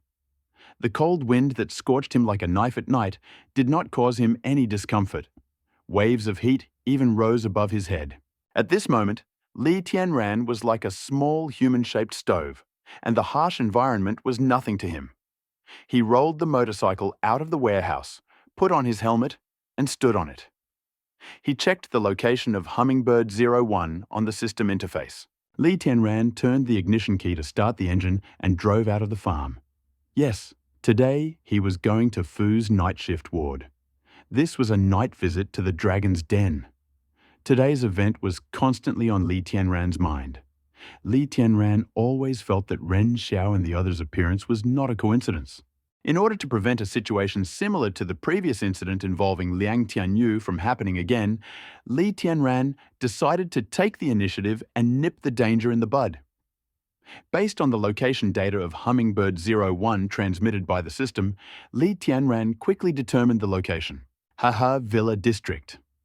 Before the disaster, some wealthy people in the city liked to eat Li Tianran's organic rice, so Li Tianran also delivered goods to Heihei Villa District several times, so Li Tianran was still familiar with the local area. Li Tianran took advantage of the cover of night to park his motorcycle somewhere, and then very cleverly sneaked into the villa. Although the number of security forces in the villa area had increased significantly after the disaster, the security team was made up of ordinary people, so Li Tianran did not take it seriously. Li Tianran easily ran over the wall, which was more than 2 meters high. Due to extreme weather, the temperature dropped to -40 degrees Celsius. Even the security service has reduced the number of patrols, and most of them are in the observation room. At this moment, a black shadow suddenly flashed on the additional screen in the observation room, and the image shook. Dahu, stop playing on your phone. Take the team for a walk. At this moment, the security captain approached us, holding a cup in his hands and frowning.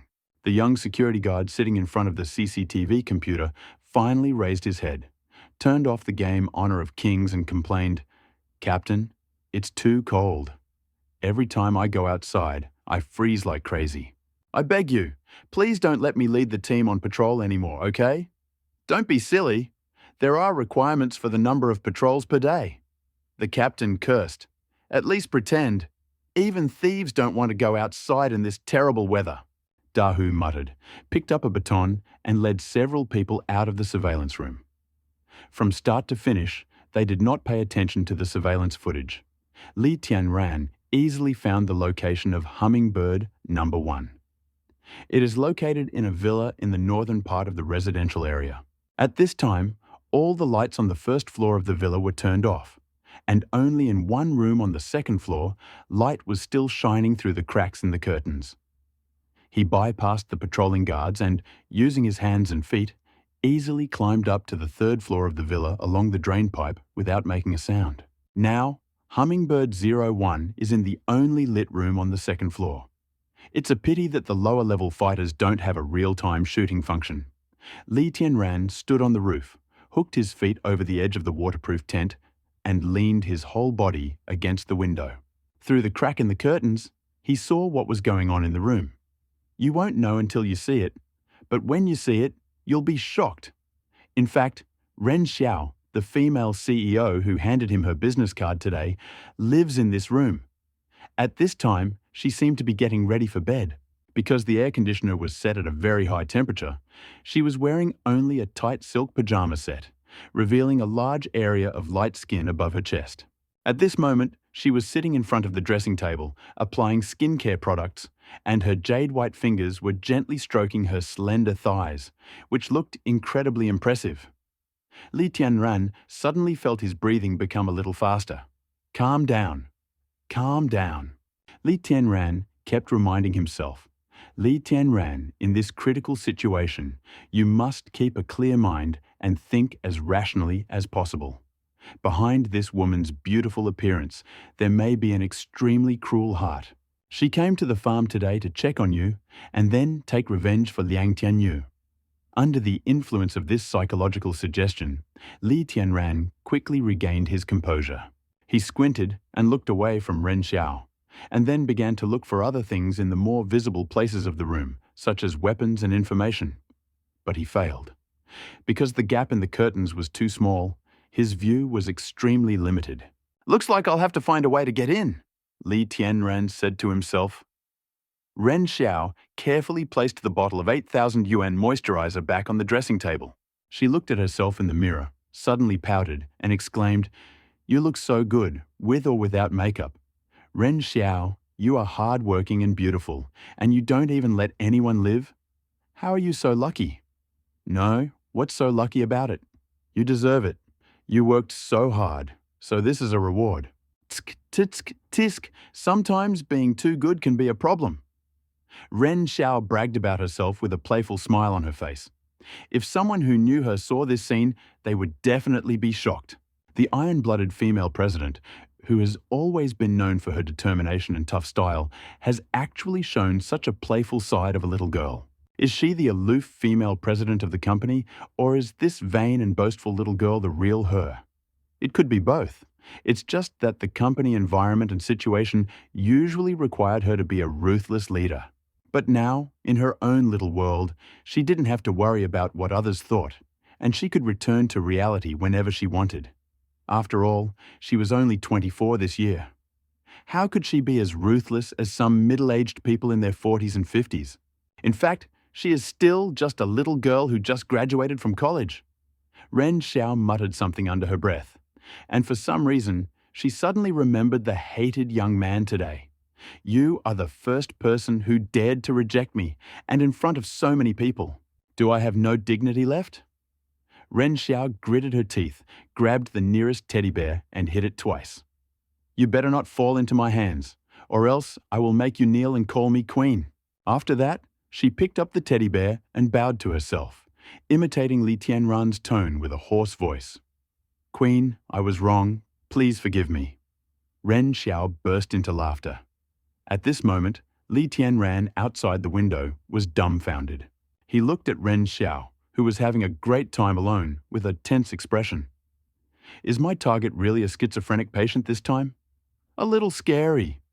After Ren Xiao beat up the teddy bear again, she seemed to have vented all her anger.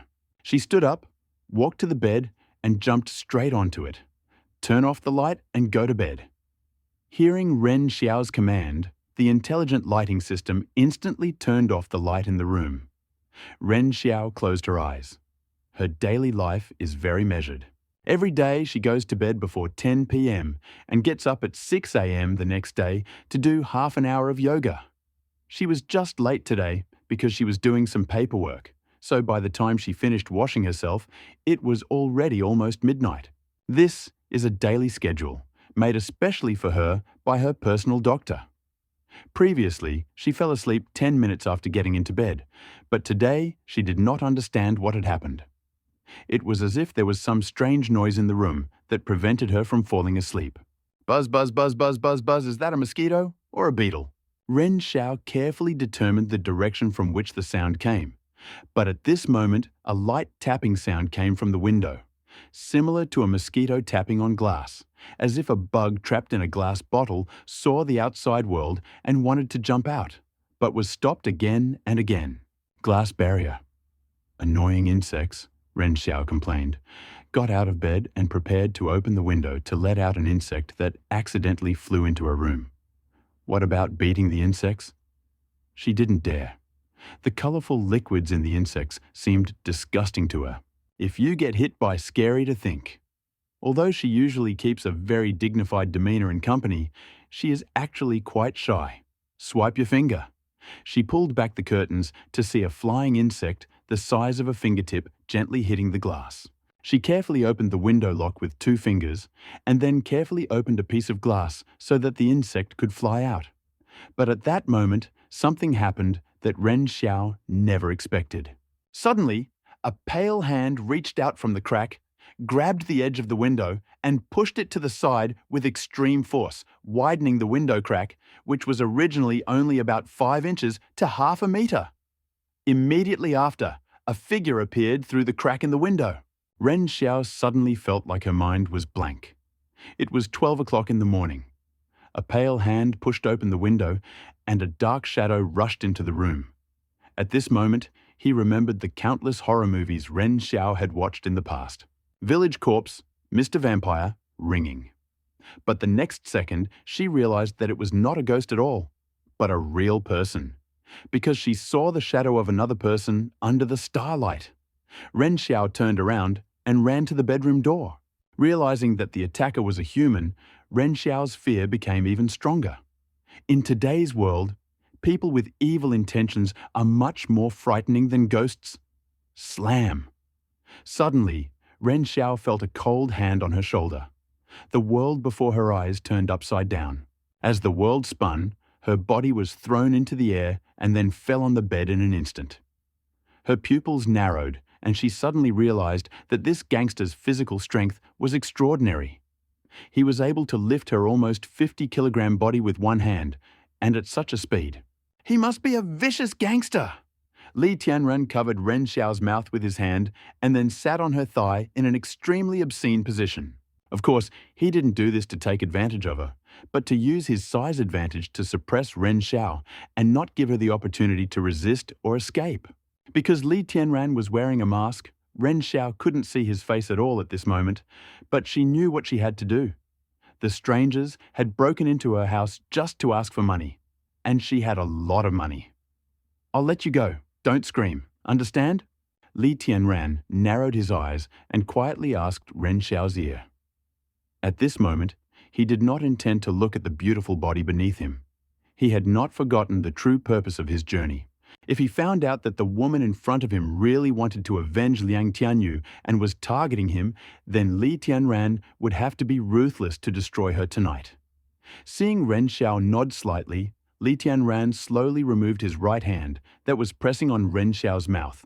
In the nightstand by the bed, there is money, all with non-sequential numbers, as well as jewelry and gold. Take it all. Ren Xiao had been panicking just now, but now she was completely calm. As long as you don't hurt me, I won't call the police. You are very cooperative. Li Tianran chuckled in a rough voice. My life is much more valuable than this money and jewelry, Ren Xiao said calmly. I advise you to think carefully about my words. If you take the money and leave, even if the incident is later revealed, you will be accused of robbery at most. There are very few police now, so they probably won't file a case. But if you hurt me, it will be serious. I am the CEO of Tianrun Company. If anything happens to me, many people will put pressure on the police, and you will definitely not be able to get away. Li Tianran looked at Ren Xiao with some surprise.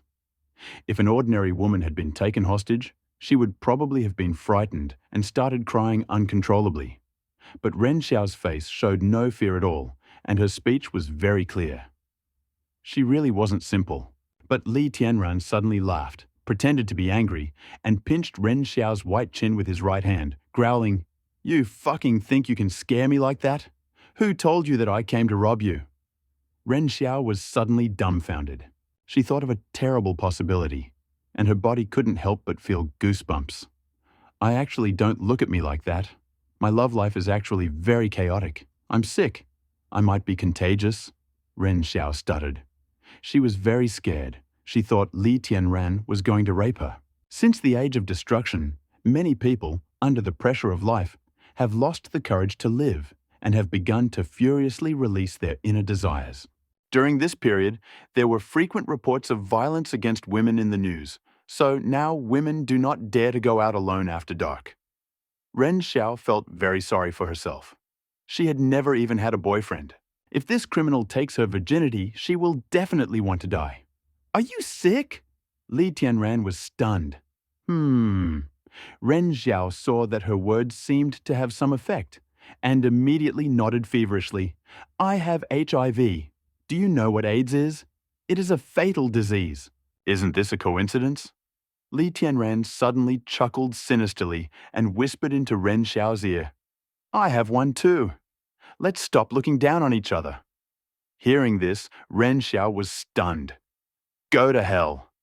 At this moment, Ren Xiao finally broke down and began to struggle desperately. Li Tianran covered Ren Xiao's mouth with one hand and pressed her to herself with the other, then frowned and said, I'll ask you 2 questions. Answer them honestly, and I'll let you go. Otherwise, Li Tianran laughed ominously twice, causing Ren Xiao to shudder. Let me ask you, Liang Tianyu, did you send someone to kill Mr. Liang?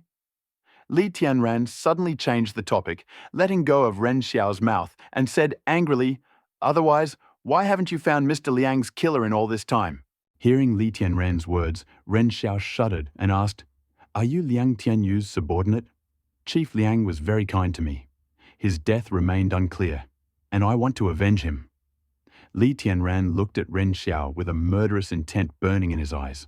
I heard that you recently investigated Chief Liang's death. Give me all the information you have. I want to take a look. Ren Xiao breathed a sigh of relief. It turns out that this gangster was actually Liang Tianyu's friend, and only came here to find the killer who killed Liang Tianyu.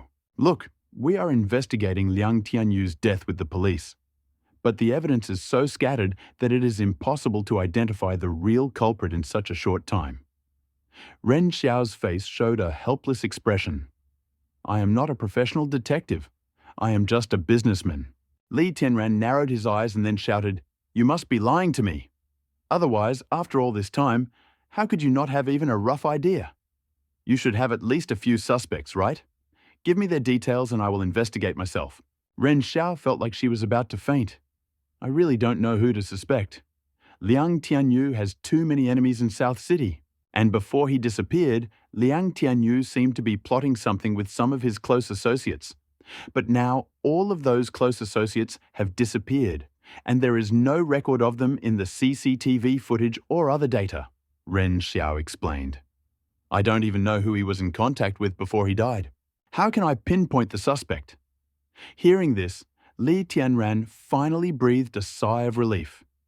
It seemed that Liang Tianyu wanted to keep the loot for himself, but he was too selfish. As a result, he even died without leaving any evidence to find the killer. Moreover, since Liang Tianyu had so many enemies, even within the Tianrun company, no one knew whether Liang Tianyu was killed due to personal grievances or a conflict of interest. To sum it up, Li Tianran is completely safe. "Can you let me go?" Ren Xiao asked quietly. Li Tianran squinted his eyes and glanced at Ren Xiao. Suddenly, he heard the faint sound of the lock turning behind the door. His gaze instantly became sharp. The sound of the lock turning was very quiet, not even audible in the quiet night sky. But Li Tianran heard it very clearly. The ability of radiation-protected food to transform a person's physical condition greatly heightened Li Tianran's 5 senses. A look of ruthlessness flashed across his face, and he stabbed Ren Xiao in the back of the head. Ren Xiao groaned and lost consciousness. It was dark outside the door. Da Kui and another burly man stood on the left and right of Ren Xiao's door respectively. Da Kui carefully grabbed the door handle and turned it very carefully. In fact, Li Tianran was still careless. Ren Xiao's villa has an alarm system, but it is well hidden and installed under the windowsill and the doors of the rooms. The villa has pressure sensors installed in these 2 places in all the rooms. Once someone steps on the windowsill to get into the villa room, the sensor will trigger the alarm. Once the alarm system is activated, it will be directly connected to the nanny's room on the 1st floor. 3 minutes ago, the nanny, who lived on the 1st floor, was awakened by the alarm and quickly reported it to security. But just in case, she first told Bai Jingyan and the other residents in the neighboring room about it, hoping to find out what happened in Ren Xiao's room before security arrived. After knocking Ren Xiao down, Li Tianran turned around and wanted to jump out of the window, but at that moment he saw 7 or 8 lanterns flashing outside the window and rushing towards it at high speed. This is a disaster. Li Tianran's heart sank. Judging from the number of flashlights, there should be about 10 of them. If I jump out of the window, I will definitely meet them. The difference in numbers between the enemy and us is too great, and it will probably be difficult for us to escape. Li Tianran's eyes flashed, and he quickly made a decision. He quietly walked towards the door of Ren Xiao's room. Da Kui stood at the door, his eyes emitting a menacing and ferocious gleam. The muscles on his arms were pumped up and incredibly strong. The other strong man held a dagger in his hand, facing backwards. From the way he held the knife, it was clear that he was definitely not the assistant Bai Jingyan had spoken of. How could a research assistant know how to hold a knife with the back of his hand for greater stability? Ren Xiao's door handle slowly turned in Da Kui's hand. The 2 of them held their breath and silently said, 3, 2, 1. And when the countdown ended, Da Kui turned the handle to the lowest position and the 2 of them rushed into Ren Xiao's room almost at the same time. At the same time, the nanny on the 1st floor directly turned off the main switch of the emergency lighting. In an instant, every room in the dark villa was lit up with the dazzling light of the emergency lighting. If a person is suddenly exposed to light after being in the dark for several minutes, their eyes will be temporarily blinded for 3 to 5 seconds. Da Kui and the other strongman had planned well. They wanted to use these 3 to 5 seconds to finish the fight. As soon as the light came on, they closed their eyes and rushed forward furiously. But the next second, a loud sound of breaking objects and screams came from Ren Xiao's room. Boom! Da Kui flew out even faster than just now. His body was like a kick from a wild bull. He screamed, fell next to the landing on the 2nd floor, and lost consciousness. In the room, Li Tianran held half a chair in his hand. When Da Kui just rushed to attack, he was ready and swung the chair to knock Da Kui out. The solid wood chair instantly shattered into pieces, leaving only 2 heavy armrests in his hands. "I'll kill you!" The other strong man roared when he saw this. The dagger in his hand was like the fangs of a poisonous snake.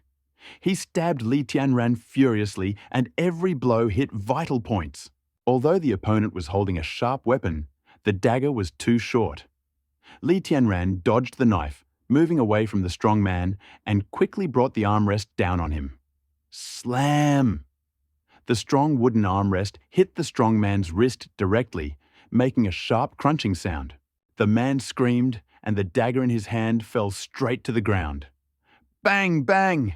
Li Tianran aimed at the strong man's knees and kicked him twice, forcing him to his knees. Tell your boss that this matter will not end until President Liang takes revenge. I'll come back for her, Li Tianran said in a rough and cold voice, ran out of the room and jumped down the stairs. The distance between the second and first floors of the villa is only about 4 meters. With his current strength, Li Tianran should be able to land without any injuries. The security team was about to arrive, and now he needed to leave the villa from the other side as quickly as possible, breaking into a girl's bedroom late at night. At that moment, a very gentle voice was heard. Bai Jingyan, wearing a blue shirt, stood at the foot of the stairs, his hands in his pockets, blocking Li Tianran from leaving the villa. A calm smile appeared on his face. Your Excellency, too rude, isn't it? Li Tianran landed on the ground, hunched over. He didn't take the skinny and weak Bai Jingyan seriously. Even 2 men as strong as bears were easily knocked down by him. What kind of trouble could this little bean sprout cause in front of him? Whoosh! Li Tianran kicked off the ground with his feet and used the force of reaction to leap towards Bai Jingyan like an eagle. Bai Jingyan's eyes suddenly changed. At this moment, Li Tianran felt that the scholarly expression on Bai Jingyan's face instantly disappeared. At the same time, an extremely sharp light burst out from him. Bai Jingyan bent at the waist, lowered his center of gravity, and bent his legs like a huge bow full of strength. Suddenly, he kicked off the ground with his toes, ran 2 meters, and soared into the air. His right knee, like a cannonball, struck Li Tianran. Li Tianran only felt a gust of evil wind in his face. His pupils shrank. He pulled his right hand back and then struck. Slam! An unusually dull sound rang out in the air, and Li Tianran's fist slammed straight into Bai Jingyan's knee. Knock, knock, knock, knock! The 2 men landed on the ground and took 3 or 4 steps back, their eyes filled with astonishment. Interesting. Bai Jingyan's eyes lit up with excitement, and he laughed heartily. I have been working in medicine for so many years, and my research on the human body has reached perfection. The human knee joint is the strongest part of the body, and the bones of the hand cannot compare with it.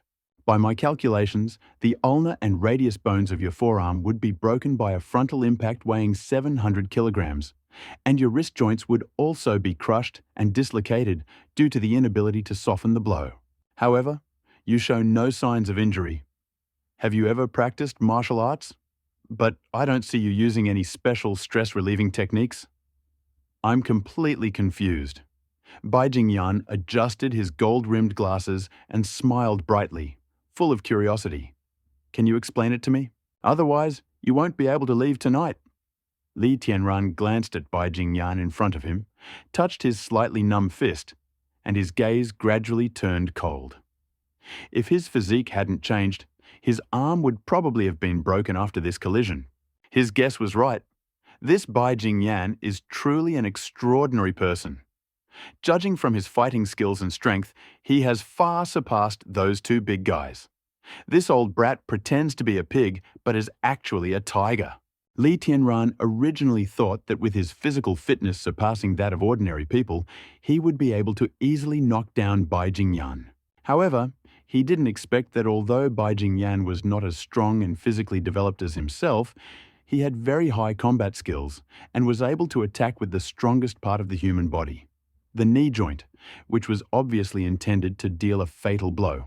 Moreover, there were very few people on Blue Star who could deliver a jumping knee strike with a force of 700 kilograms.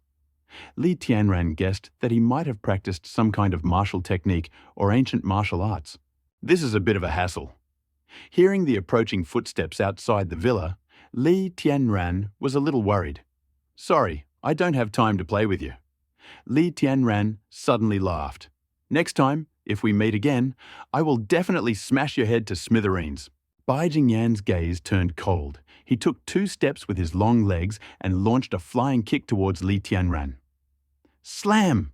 Li Tianran sneered and lifted one side of his coat, pretending to reach for it as if he was about to pull out a weapon. Seeing this, Bai Jingyan's pupils shrank and his body turned 90 degrees in midair. He kicked off the stone pillar next to him with his left foot and, like a wild goose, flew nearly 5 meters to the right, instantly disappearing behind the stone table in the living room. He thought that Li Tianran had pulled out a gun. Bai Jingyan has strong fighting skills, but despite all his kung fu skills, he is still afraid of kitchen knives. After all, he is only flesh and blood, and he is not so crazy as to dare to endure bullets with his body. But as soon as he landed, he looked at Li Tianran and immediately became furious. Li Tianran didn't take out any weapons at all. He had a bunch of keys in his hand. Bye. Li Tianran smiled brightly at Bai Jingyan, who was standing a few meters away, turned around and rushed towards the room on the other side. Almost in the blink of an eye, he jumped out of the window and disappeared. How mean Bai Jingyan smiled helplessly and slowly stood up, his gaze a little lost. I really fell for such a simple trick. Have I become less clear-headed, or is he just too good at playing? Bai Jingyan laughed at himself. The ability to use psychology in combat is also a kind of combat skill. This man is very smart, and his physical training is simply ideal, almost exceeding the upper limits of human capabilities. He is truly excellent material. Bai Jingyan pushed his glasses up his nose, a smile on his lips. Wait, I'll find you. At this time, the 2 big men that Li Tianran knocked down on the second floor stumbled again and pretended to chase him away. Stop chasing, Bai Jingyan said. Li Tianran's speed was too fast for them to catch up. Let's call the police. Nanny grabbed the phone in shock and reached out to dial the police. Slam! Bai Jingyan suddenly stretched out her hand, pinned Nanny to the ground, and said calmly, South City is in chaos now. If you have nothing to lose, it is better not to cause problems for the military and police. The nanny looked at Bai Jingyan with some surprise. Go to Mr. Ren first. Bai Jingyan took the phone from the nanny, hung up, and spoke as if giving an order. After the fight between Li Tianran and Bai Jingyan recently, the nanny has a vague fear of Bai Jingyan, a guest who looks weak but is actually strong and powerful, so she doesn't dare to disobey his orders now. After checking, the nanny found that Ren Xiao had simply fainted and had not suffered any injuries, nor had any property damage been caused. Bai Jingyan casually wrote the names of several medicines on a piece of white paper and handed it to the nanny. Madame Ren should be a little scared. When she wakes up, just find these medicines in the medicine cabinet and give them to her. I have already written down the dosage here. Thank you. Thank you. The nanny thanked her hastily. If it weren't for you tonight, who knows what would have happened? This world is such a mess. I'll file a complaint with the security service tomorrow. At this moment, Dakoi ran over, panic written all over his face. Mr. Bai, the situation is bad. I just checked, and one USB drive is missing from your room. Bai Jingyan's expression froze. Li Tianran raced like a madman on his motorcycle on the road to the farm. In his palm was a USB flash drive that he had just taken from the room he had just left in the villa. It wasn't his fault. The USB flash drive was connected to the laptop by the window. When Li Tianran stood on the windowsill, the USB flash drive was in his right hand. Although today's visit to Ren Xiao proved that he had not fallen under the Tianran Company's radar, Li Tianran could not guarantee that over time Tianran Company would not be able to find any evidence. He would be very interested if he had the opportunity to learn the inner secrets of Tianran Company. Due to the changes in the world, no one in South City dared to go out after midnight, except for a few people queuing for food in the city center. So Li Tianran arrived safely at the farm and soon returned there. He pushed the door softly, trying to make as little noise as possible. But Xiao Hei still heard a small noise and ran out of Han Han's room in a rage. But when he saw Li Tianran, his behavior suddenly changed. He ran towards him, wagging his tail, and licked Li Tianran's hand furiously. Li Tianran patted Xiao Hei on the head, then took off his coat and mask. He quietly walked into Han Han's room and saw that the girl was fast asleep. He smiled slightly and went to his room. Li Tianran skillfully turned on the computer, disconnected the network cable and connected the USB flash drive. He was afraid that the USB stick might contain a positioning code, so he disconnected the network cable in advance. In this way, even if he read the contents of the USB stick on his computer, it would never be known to others via the internet. In the modern information age, privacy of personal data is simply ridiculous. No security software works. The best way to maintain privacy is to disconnect from the internet. In fact, Li Tianran did the right thing. If he hadn't disconnected from the network beforehand, Bai Jingyan would have been able to determine his location from the data automatically returned by the USB drive as soon as it was plugged in. This isn't just a USB drive, it's a kind of multifunctional subdisk. Its location and data are completely controlled by the mother disk. The mother disk can change the data on the child disk at its discretion, but only when connected to a computer network. When disconnected from the network, this function completely loses its power, and the disk turns into a normal USB flash drive. At this moment, Li Tianran's computer showed that reading the USB flash drive was complete. He casually clicked on a file on the USB drive that was a diagram of the double helix gene arrangement. Below that are the experimental notes. At the top of the data row are some words that look like introductory remarks. Li Tianran continued reading and was stunned by the words he saw. Despite the enormous number of creatures that died as a result, I remain firmly convinced that radioactive food that caused radical changes in the limbs and body shapes of wild animals and humans is not in itself a disaster. It brings not only death and deformity to living beings, but also evolution. They simply took the wrong path of evolution and died along the way. I firmly believe that I can find the right path, even if it costs me my life. Because of this disaster, I will allow humanity to enter the next civilization. By that time, people will no longer be separated by incurable diseases, die young due to congenital defects, or be considered a burden due to their lack of strength. They will be able to rival tigers, leopards, and gods in strength, and their lifespan may increase to 300 years. I call this the Age of Gods. It is an unknown, dark and bumpy road. There are endless trials ahead of me. Perhaps when I take the next step, I will fall into a bottomless abyss. But no matter what awaits me at the end of the road, death or the highest glory, I can no longer turn back. Ahead is darkness, and behind is an abyss. I have nowhere to retreat. June 12th, 1465, Yanhuang calendar, Bai Jingyan. Li Tianran looked at these words and felt a little shocked. This is not a secret of Tianran Company, but this is the ambition of a technology fanatic. Faced with these sudden changes, there are people like Bai Jingyan who want to change the whole world with their own efforts. Li Tianran couldn't help but admire him, but it was just admiration. If Bai Jingyan wanted to do something bad to him or Han Han, Li Tianran would not care how much Bai Jingyan wanted to influence him. He would kill Bai Jingyan without any mercy. Li Tianran looked down and saw extremely professional experimental data. It was obvious that Bai Jingyan had used his special code words when recording. Although Li Tianran also studied biology, he couldn't understand what Bai Jingyan's data meant. This thing is useless. Li Tianran finally realized that the flash drive he snatched was useless to him, so he pulled it out with some disappointment. Wash your face and get ready for bed.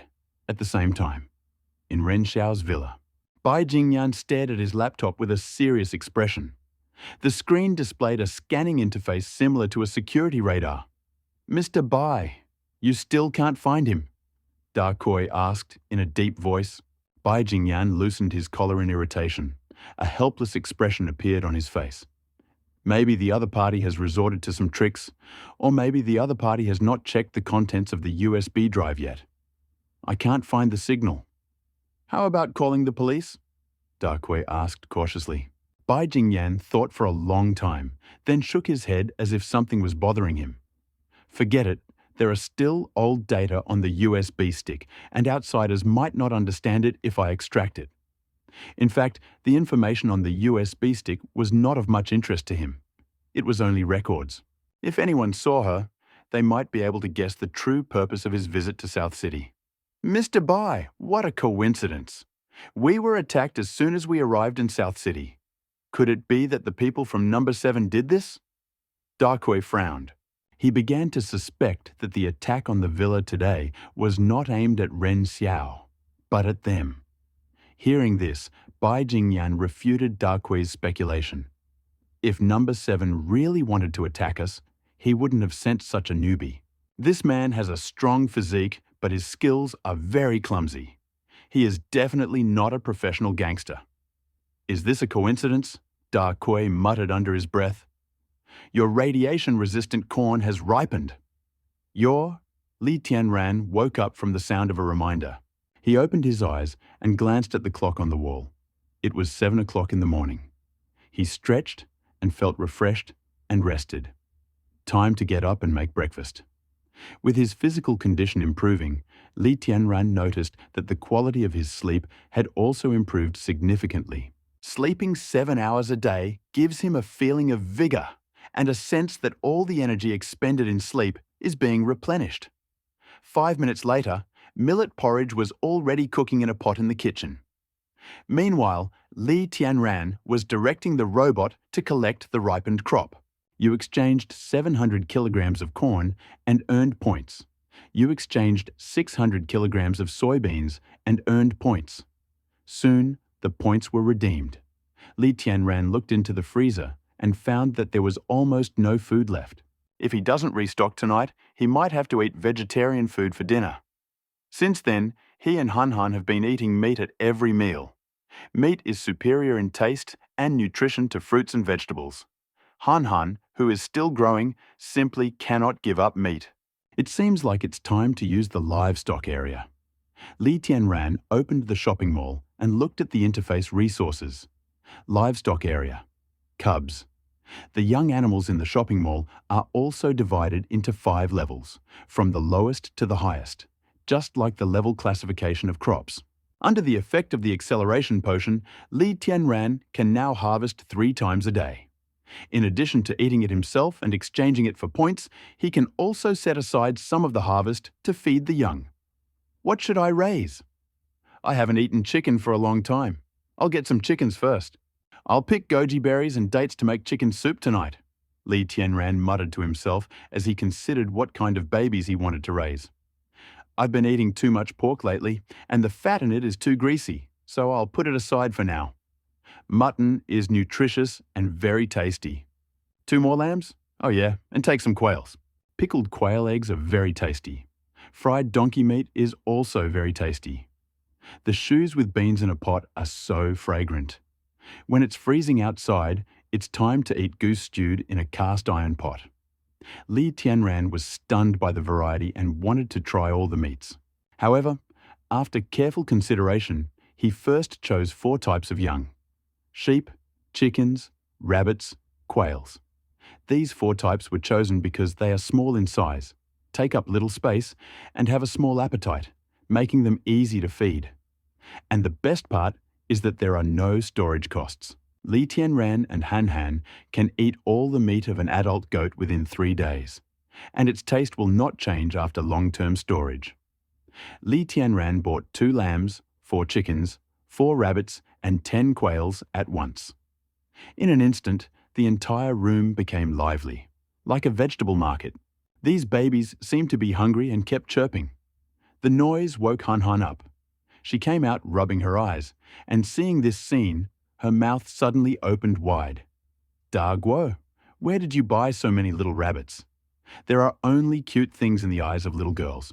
Han Han was holding the most beautiful rabbit in his arms, and he didn't notice the 2 lambs and chickens at all. They stood next to them with an offended look, bleating and chirping incessantly, as if disappointed that they couldn't win Han Han's love. Li Tianran sighed when he saw this, and said quietly to himself, "Don't worry. Once you are served, Han Han will definitely love you even more. The little rabbit is so beautiful. Let me dress you up," Han Han said, then turned around and ran to her bedroom with the little rabbit in her arms.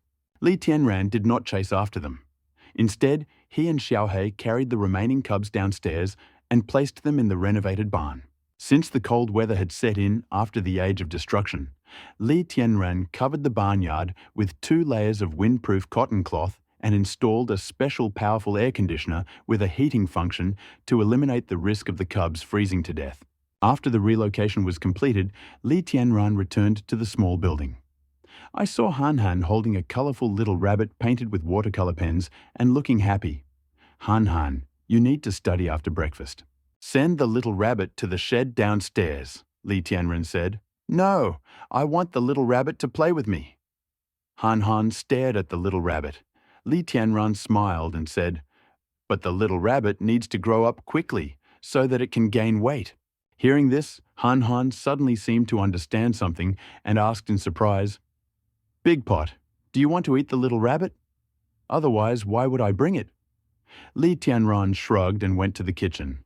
How about chicken soup and spicy rabbit tonight? With green onions, it's delicious. Han Han suddenly shouted in a very angry voice, Dago is a bad guy. Rabbits are so cute, how can you eat them? Li Tianran raised his eyebrows helplessly. A bit of a gourmet, but he also has a bad character. I hope you won't hold a rabbit leg in your hand at night and shout, it smells so delicious. Breakfast is simple. Millet porridge with radish and meat buns, some sauerkraut.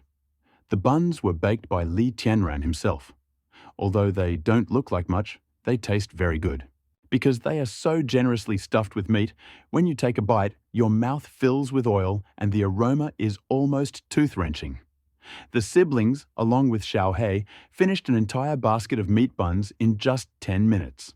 Then they drank 2 bowls of porridge and left the table, patting their rounded bellies. After breakfast, Li Tianran put Han Han's homework book on the table. After setting a time for study, he took Xiaohei and left the building.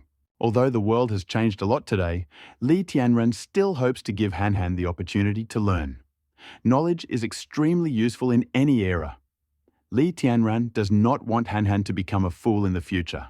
The growth time of the second-level livestock babies is the same as that of agricultural crops, both 72 hours, and they are completely immune to radiation contamination.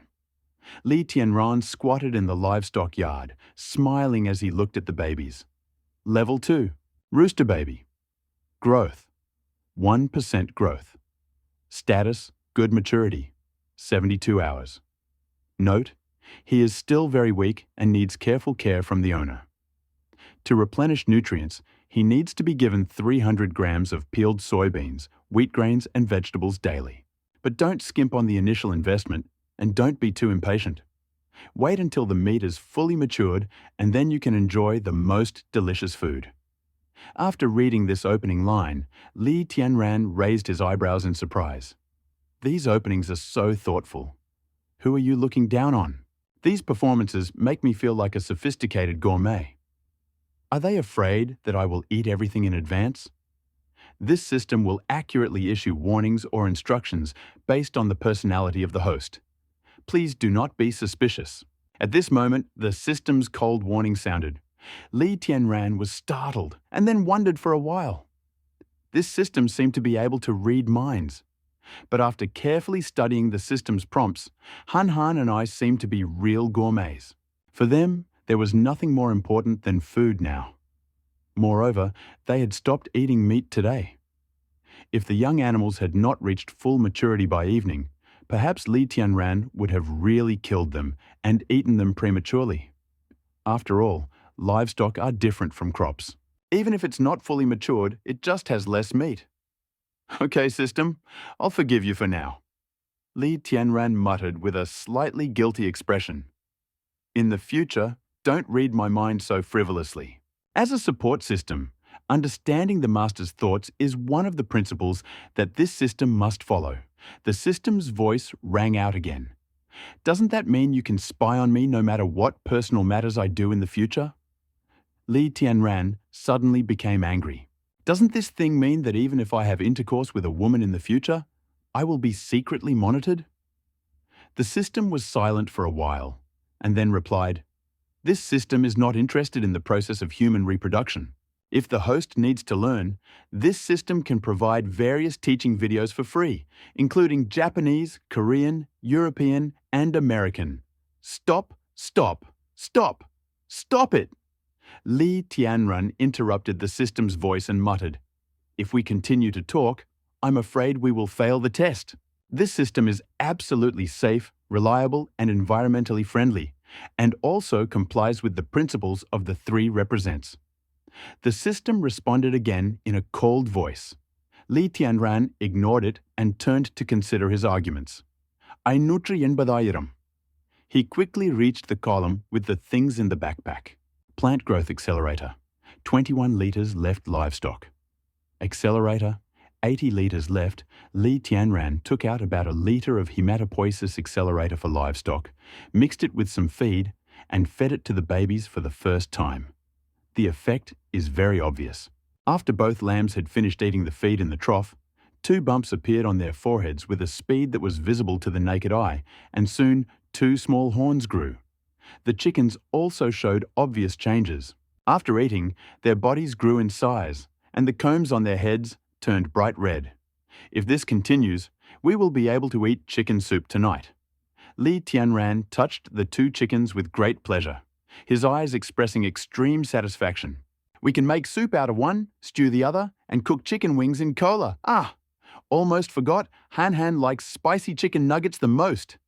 The chickens haven't grown up yet, but the devil Li Tianran has already started planning how to cook them.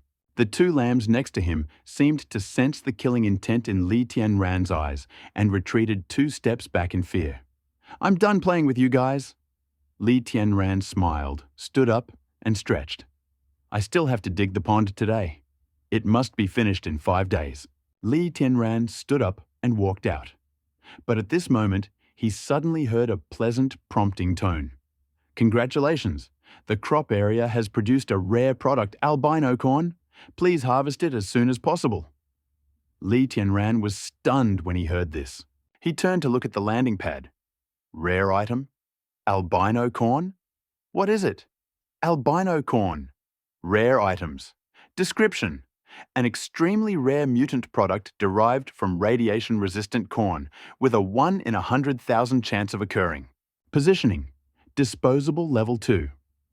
Consumable effect: puts the user into a state of rage, increasing strength, speed, and body reaction tenfold. The effect lasts for 30 seconds.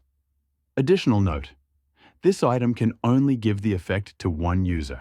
After the effect is activated, the second user will not be able to receive the rampage effect. Li Tianran stood on the landing pad, looking at the pocket stalk-sized white corn in front of him, only the size of his little finger, and his thoughts were a little confused for a moment. This corn is clearly different from other types of corn. It emits a weak white light, and the introductory information is also presented in a series of purple fonts. At first glance, it is fundamentally different from the white fonts on regular crops. Come on, your physical strength will increase tenfold in 30 seconds. Li Tianran looked at the completely white cornstalk with trembling eyes. The effect was simply unbelievable. The speed and strength of a world-class athlete is, at best, 2 to 3 times that of an ordinary person. This is practically the limit of the human body's capabilities. Even Special Forces soldiers and killers who have undergone intensive training will not be able to significantly exceed these indicators. 3.5 times is already the maximum. Do not underestimate this 3.5 times gap. This gap is enough for these top assassins to break out of a circle of dozens, if not hundreds of people. What do these 10 times mean? Super Saiyan, Hulk, Saint Seiya, and his microcosm exploded. In short, we can say that there is no creature on Earth that can compare with you. Even with a hot weapon, you can try to compete with yourself. Catching a bullet with your bare hands is quite possible. It's just like Popeye's spinach. Li Tianran rubbed his hands excitedly and quickly put it into his system backpack to carry around. This is a very rare and good thing. If used correctly, the effect will be amazing. Maybe it can change the outcome of a small victory. After the harvest, Li Tianran wandered around the area for a long time, but he still couldn't find anything like that. He sighed in disappointment. It seemed that this rare item was hard to obtain and could only be obtained through luck. Li Tianran licked his lips, but thanks to this incident, he once again realized that there were some functions of the farm that he actually needed to learn on his own. Just like this white corn, when I planted it, the system had no idea about it at all. Is this a small surprise? Li Tianran smiled and felt his motivation grow stronger. The yield is 1 in 100,000. So, as long as I keep planting and harvesting, rare plants will keep appearing as I plant more. One day, I'll have a lot of rare plants. Although the odds of 1 in 100,000 seem small, a rough calculation will show that it's actually not small. Li Tianran must plant at least 3,000 corn seeds in 1 acre of cornfield. And if 100,000 is divided by 3,000, Li Tianran can obtain a rare item by planting the seeds more than 30 times. It looks like I need to breed crops that require dense planting, like wheat and rice. They require at least tens of thousands of seeds per acre. If I double the density, wouldn't the chances of getting rare plants be much higher than with corn? Li Tianran thought happily, but suddenly his own thought stunned him. He muttered to himself, half realizing, isn't this a mistake? No. Isn't this putting the cart before the horse? Increasing the planting density will certainly increase the chance of getting rare items, but it will also decrease the quality and yield, which can lead to a lot of weak and dead saplings. Right now, I need points the most, and rare items are just the icing on the cake. Li Tianran forced himself to calm down and then reformulated his route. He shouldn't chase rare, randomly obtained items, but should focus on exchanging points for organic agricultural products. Rumble. The rumble of the excavator echoed throughout the farm. Li Tianran had been digging the pond for 2 days. At this point, he had already completed half of the planned pond area. The progress was much faster than he had expected. Ding, ding. At this moment, Li Tianran's phone rang. He looked down and saw that it was Lao Yang calling. He immediately smiled and replied, Lao Yan? For the rent. Okay, I'll hand it over to you at the farm. Sure enough, Lao Yan came to collect the rent today. Li Tianran jumped off the excavator and looked around as he passed the cattle yard. He found that 3 hours had passed, and the growth rate of the babies had surpassed his imagination. They had become 2 or 3 times larger. Both lambs were almost as tall as Li Tianran's hips and probably weighed more than 40 kilograms. By 4 or 5 o'clock in the afternoon, the cubs will be fully grown, and in the evening, we will be able to enjoy the delicious mutton stew and chicken soup again. Thinking of this, Li Tianran wiped the drool that had involuntarily flowed out from the corner of his mouth and walked towards the farm gate. The frozen meat and flour were carried through the gap in the iron bars. Lao Yan took them, looked around suspiciously, then carefully placed them in an opaque cloth bag and very carefully zipped it up. At the same time, Li Tianran noticed that he seemed to be holding a long knife in his hands, emitting a cold glow. Old Man Yang, you have prepared everything, Li Tianran said with a smile, pointing at Old Man Yang's hands. It won't work if it's not finished. Old Man Yang sighed and said, Someone was robbed again yesterday. I heard it was the same gang that stole grain, and someone was killed. Hearing this, Li Tianran was stunned and frowned. It seems that the gangs that steal food are becoming more and more brazen. This is not good for him. After all, his place is a farm, and many people will doubt whether he has food reserves here. Once he becomes a target for food-stealing gangs, he will be in trouble. The military and police have not responded yet? Li Tianran asked. Don't mention it. Old Yan seemed extremely angry upon hearing this, gritted his teeth and said, I heard there will be a war. The EU has always been at odds with our Yanhuang Federation. Taking advantage of this incident, they are massively moving troops along the border. They are up to no good. Since last night, Yanhuang Governorate General has begun to transfer personnel to the border. A large number of military and police forces have been sent there. I personally saw hundreds of military and police trucks leaving the city center and leaving the South City. Hearing this, Li Tianran felt a little heavy in his heart. Since its founding, the Yanhuang Federation has developed rapidly and quickly, occupied a high position in the international arena. The development of a large country requires resources. As the Yanhuang Federation rapidly developed, the interests that originally belonged to individual countries naturally dispersed. For this reason, the European Union, which believes in the bald eagle flag, considers the Yanhuang Federation a thorn in its side. In recent decades, the EU has used all sorts of disgusting means to restrict the development of the Yanhuang Federation, and has done everything in its power to do so. This is simply outrageous and shameless. However, for many years, the EU has only dared to block China in technology or business, but has not dared to actually create friction and provoke a war, because everyone knows that once two powerful countries go to war, the consequences will be unbearable for everyone. But this time, the changes in the world have driven the EU completely crazy. Yanhuang is a large agricultural country with a vast territory. The area under crops and reserves of grain crops significantly exceed the indicators of the European Union. Frankly speaking, in such harsh conditions, Yanhuang can still rely on its grain reserves and soil-less farming technology to feed itself for more than a decade or even decades, while the EU simply cannot do so. Their land area is small and occupied by many industrial enterprises, so grain reserves are not very large. Some estimate that the EU's food reserves will be exhausted in 3 months at most, by which time the first batch of food grown without soil will not have had time to ripen. In other words, in 3 months, a huge number of people in the EU will die of hunger. If they want to stabilize the situation, they can only import food from abroad. But the world is changing now. What country wouldn't eat the food itself and export it to the EU, which has always had a bad reputation? Given these consequences, EU leader Biden panicked. So yesterday afternoon, the EU mobilized tens of thousands of troops, including an aircraft carrier, 10 battle flotillas, and hundreds of destroyers, and openly arrived in the Yanhuang Sea area, acting as if they were going to engage in battle. Although Old Man Biden's original intention may not have been to start a war, but to use force to intimidate the Yanhuang Governorate General and pave the way for the import of grain from Yanhuang in the future, how could the Yanhuang Governorate General give in when it came to? Brought up questions concerning the dignity of the country? Haven't you seen the Great Steel Wall of Yanhuang, built from the iron bones of countless soldiers? When it comes to the dignity of our country and family, for thousands of years, our ancestors Yan and Huang never gave up, no matter what fierce enemies they faced.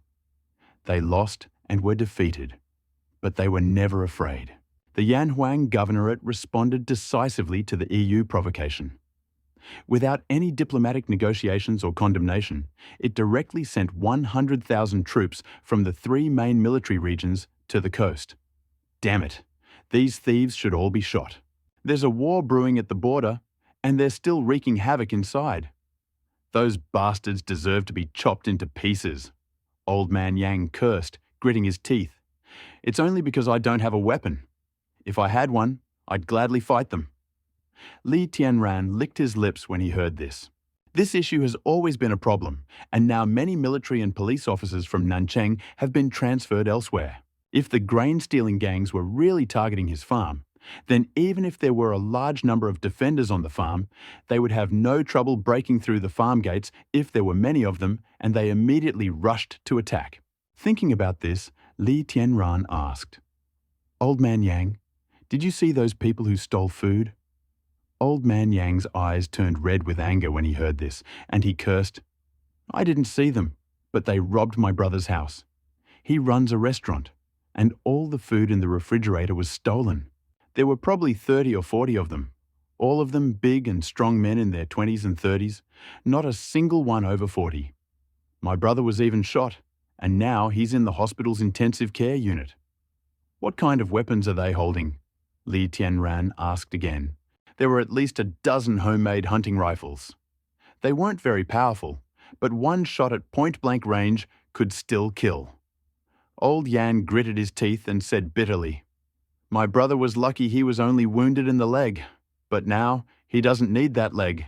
Hearing this, Li Tianran had a general idea of the food-stealing gang that had been operating in this area recently. 30 or 40 strong men, armed with more than a dozen hunting rifles, could easily have taken over the hill and become bandits a few decades ago. These guys don't dare to enter the city, so they just hang out in the surrounding areas. They've already looted dozens of supermarkets, grain storage facilities, and restaurants. Old Man Yang became more and more heated, unable to hold back from spitting. What bastards. Someday they'll all be destroyed. Old Man Yang, why do you place all your hopes on others? Li Tianran suddenly spoke, staring at Old Man Yang's face and saying very seriously, "Why can't we solve this problem ourselves?" Hearing this, Old Man Yang seemed to hear something unbelievable. He looked dumbfounded, opened his mouth wide and muttered, "What did you say? What if we destroy this gang stealing food?" Li Tianran said very seriously, emphasizing each word. "This, I really want to deal with them, but although Lao Yan harbored the deepest hatred for the food-stealing gangs, he was still a law-abiding citizen. It was difficult for him to change his mind so quickly." Hearing Li Tianran's proposal, he instinctively felt fear. How can the two of us fight against such a number, and with weapons? "I'll deal with the weapons," Li Tianran whispered. "As for the lack of manpower you mentioned, didn't you say that they robbed many people from the surrounding towns? Gather them all and form a team. With a good plan, we can definitely deal with these brutes." Hearing this, Old Man Yang thought deeply. The initial panic that had gripped him at that moment had passed. After carefully considering Li Tianran's proposal, he decided that he liked it very much, but Old Yang looked at Li Tianran with embarrassment and said, "All those who were robbed are afraid of the gang stealing grain. I'm afraid it will be difficult to convince them with empty words." Li Tianran noticed this and smiled slightly. "Are you worried about weapons? Do you think your words will be unconvincing?" Lao Yan smiled a little awkwardly. "It is indeed so. In this disastrous situation, the enemy is a group of strong people with hunting rifles. If people don't have a strong conviction, 99% of them won't follow Li Tianran's suggestion. You don't have to worry." Li Tianran paused for a moment, took out a revolver from his hand, and shook it in front of Lao Yan, then aimed at the metal barrel in the distance and pulled the trigger. Slam! After the deafening sound, 2 bullet holes appeared on the iron barrel. Old Yang was so scared. "Where did you get the gun?" Old Yang asked stutteringly. Who doesn't have little secrets? Li Tianran didn't say much. Instead, he put the revolver back in his hands and said, "Old Man Yang, go gather the people and tell them that as long as they have the courage to take revenge, I will not let them suffer the loss of weapons." Happy, Old Man Yang left. As he left, Li Tianran noticed that Old Man Yang's legs were shaking. Li Tianran smiled, turned around, and walked towards the fish pond again. He was not worried that Lao Yan would betray him or report him, since it was obvious that Lao Yan would gain more from cooperating with him. He could avenge his brother and take back the food plundered by the grain-stealing gangs as spoils of war. Kill 2 birds with 1 stone. Only a fool would miss such an opportunity and report Li Tianran for illegally possessing weapons. The time of worries always passes quickly. Time passed quickly, and it was 5 o'clock in the evening. Li Tianran walked to the cattle pen and found that all the babies were already fully grown. Each one looked plump and strong, and even their fur was shinier and healthier than that of ordinary cows. They were finally old enough for dinner. Li Tianran happily picked up the 2 fat chickens and said with a smile, "You are unlucky today." "Who made me drink chicken soup?" As if foreseeing the impending danger, the 2 fat chickens fought desperately. But Li Tianran carried them to the water pipe, picked up a knife, and cut short their short lives. Then Li Tianran skillfully drained the blood, plucked the feathers, and cleaned the entrails. After washing both chickens, he went to the kitchen, took out a pot that hadn't been used for a long time, and put it on the stove. "Big pot, are we going to have chicken soup for dinner tonight?" Han Han ran over with small steps, her eyes shining. "Do you like it?" Li Tianran skillfully added water to the pot. After the water boiled, he deftly put in grated ginger and green onions. It would be best to put in a whole peeled chicken and cover it with a lid. Han Han nodded vigorously. "It would taste better if you added mushrooms. I completely forgot."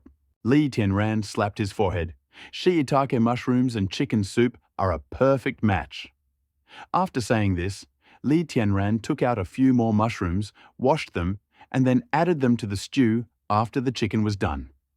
Everything was ready. Li Tianran sat on the sofa, turned on the TV and prepared to watch the news.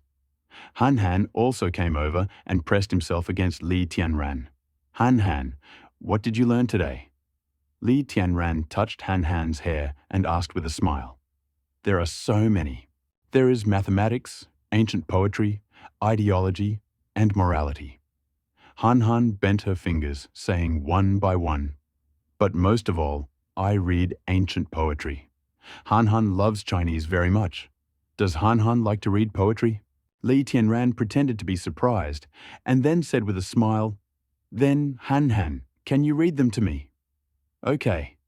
Han Han nodded and answered decisively. At the same time, the television began broadcasting live news. As Li Tianran expected, all the news programs were broadcasting live reports of the EU fleet's illegal incursion into the Yanhuang border at this time. At this moment, a huge ocean appeared on the screen. The EU fleet was lined up under the flag of the bald eagle. The blonde-haired and blue-eyed soldiers glared at the Yanhuang ships. The gun barrels of these warships were shining, and EU fighters were circling in the sky, apparently putting pressure on the Yanhuang side. The on-screen presenter said, As of 5:20 p.m., the EU has still not withdrawn its fleet illegally violating our federal waters. At this point, the federal government has already mobilized more than 20 divisions, including divisions from the 3rd and 4th Armies, to garrison the coast. General Yang Yi, the 3rd Army's spokesman, will meet with EU officials tonight to discuss the matter. We hope to resolve it peacefully, but we are also prepared for any outcome. As I said before, the Yanhuang Federation will not intentionally provoke a war with any country, but it will definitely not be afraid to start a war with any country. The host's passionate voice came from the TV. The scene changed, and the Yanhuang Federation Army's powerful ships and cannons, as well as its orderly military formations that seemed to be the backbone supporting the country for thousands of miles, could be seen. At the same time, Han Han's unearthly voice rang out. My hair stood on end with anger. I leaned on the railing and the rain stopped. It was Meng Jiang Hong Yue Fei, who matched the images shown on TV at the time very well. The sky at the border was gloomy and it seemed like heavy rain was about to fall. But the faces of these soldiers were still extremely determined and looked at the enemy. Raise your eyes and call out to the sky with a long, passionate heart. 30 years of glory are dust and dirt. 8,000 miles of travel are clouds and moon. Do not wait idly. Your youth will be wasted and you will be full of regrets. Those soldiers who showed up at the border at that time, they had run all the way from federal territory to the border, exhausted and covered in dust. How could it be more than 8,000 miles? They may not have rested all night, and their bodies may be tired, but their spirits were extremely high. What is the purpose of serving in the army? Isn't it to protect the country and gain glory in life and in death? These soldiers train day and night, so when did they relax? They won't be sad in vain, because they have an extremely difficult mission on their shoulders. Jinkang's shame has not yet been avenged. When will the minister's hatred finally disappear? Han Han said softly, her voice gentle and graceful. On the TV screen, a high-ranking official speaking on behalf of the EU was chattering incessantly, with threats laced between the lines. He swung from the chip blockade to oil cooperation, expressing only one central thought. If Yanhuang did not accept the so-called political protection of the EU, the technological blockade and difficulties it faced would become even more serious. Hearing this, the soldiers at the border flared up with anger. They wanted to take up arms and fight back against the enemy to get rid of this shameless face. Since its founding 80 years ago, Yanhuang has been under pressure from the European Union. At that time, a weapons expert from Yanhuang wanted to return to his home country, but the EU prevented him. In order to prevent him from returning to Yanhuang, they even resorted to murder, even at the cost of their own lives. Then, after Yanhuang paid with the lives of nearly 1,000 dedicated warriors, they finally protected the weapons expert from the EU and returned him to his homeland. Incidents like this happen one after another. And the whole world knows that the EU is afraid of Yan Huang's rise. The EU is terrified of Yan Huang's rise. This is the humiliation that Yan Huang once suffered. I am so ambitious that I am willing to eat the flesh of barbarians. Li Tianran recited softly along with Han Han. He felt the anger gradually rising in his chest, and it was difficult for him to contain it. At the same time, General Yang Yi, representing the Yan Huang army group, came onto the stage. He looked calmly at the crowd of EU representatives and said, "I have just heard a lot from Mr. Charles, and I think it all makes sense. My answer is simple, just 2 or 3 sentences. I'm just kidding about the bloodlust of the Huns." Li Tianran looked at the picture on TV and muttered to himself, "Yan Huang is no longer the Yan Huang it was 80 years ago." General Yang Yi looked at Charles and said in a deep voice, "If you want to fight, fight." At the same time, the 100,000 soldiers on the coast shouted at the same time, their voices piercing the sky. "If you want to fight, then fight. Let's start from the beginning. Restore the old mountains and rivers and look up to the sky." Li Tianran stood up with a firm look in his eyes. Charles was stunned. At this moment, the whole world was boiling. No one expected that Yan Huang's response would be so harsh. Because at that time, Yan Huang was confronting the most powerful country in the world. At the same time, the internet was also overflowing with this news. Douyin user: "I don't regret coming to China in this life. In my next life, I will be reborn to plant flowers." Slow hand user: "Yan Huang is no longer the Yan Huang that anyone can step on." Iceberg short video: "No one can encroach on our dignity at will." User Pipixia: "Biden made such a major move right after taking office. This is clearly not a whim. According to my analysis, this is a deliberate plot. Imperialism is determined to destroy us. Maybe even this world change is a result of Biden and aliens collaborating. This user is suspected of spreading superstitious false information, and his account has been banned. Damn, the rate of account bans in the black room is growing faster and faster. The internet is full of excitement and people are saying all sorts of things, but regardless of the platform or the speaker, the central idea expressed here is remarkably unified. Just as General Yang Yi said, not giving up an inch of ground, refusing to negotiate. If you want to fight, then fight. The high will of the entire Yan Huang people to prepare for war spread through the internet and became known to the EU delegation. On the coast, the EU delegation led by Charles also hesitated. Even a powerful country like the European Union would not dare to rashly start a war against Yan Huang. As some netizens pointed out, Yan Huang is no longer a weak country that anyone can bully. After a short discussion, Charles spoke up and hoped that General Yang Yi would give him some time. He had 24 hours to appear before the European Parliament and await its instructions. General Yang Yi showed no mercy and issued an ultimatum. If any EU warship does not leave Yan Huang waters within 10 minutes, Yan Huang nuclear submarines will launch a devastating attack on the EU fleet until the last invader is destroyed. As if to confirm General Yang Yi's words, the sea surface near the EU fleet rippled violently, and several nuclear submarines with the red flag of Yan Huang rose into the air. Their barrels were cold, they adjusted their angles, and aimed at the EU warships. This is the Yan Huang Sea area, whose military power far exceeds that of the European Union.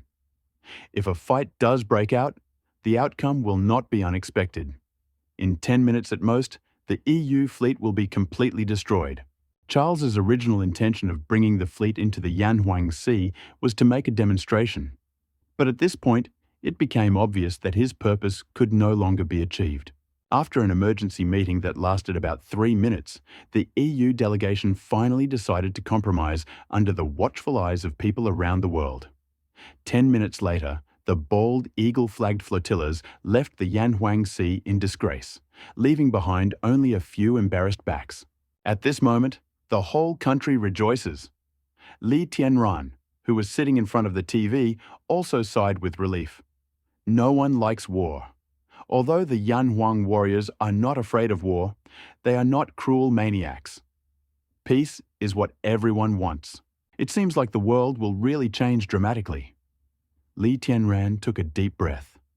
Although the incident was resolved peacefully this time, one day a war will really break out. It can't be changed. As food resources continue to shrink, the world's superpowers will inevitably start wars, destroy others, and seize other countries' survival resources. In essence, they are of the same nature as those food-stealing bandits roaming the city now. The food supply has not been completely consumed yet, and all major countries are stocking up on military rations. But if the second era of destruction comes in 20 days, and the rivers, lakes, and seas on the blue planet disappear, it will be the most destructive. Li Tianran frowned. So many industries rely on hydropower: electricity, transportation, military industry. If hydropower disappears, everyone will suffer. By then, I'm afraid the European Union, which depends on the Pacific Ocean for its resources, will go completely crazy in 3 months due to massive bankruptcies in its industries and will start biting people all over the world like a mad dog. Li Tianran thought about this problem seriously. He thought that this issue should be prepared in advance. But at this moment, he should think about something else. Although the EU's border invasion was ineffective, Yan Huang will certainly strengthen its defense. Just now, in a televised address, General Yang Yi also stated that in the short term, the military and police personnel recruited from all over the country will not leave the coast.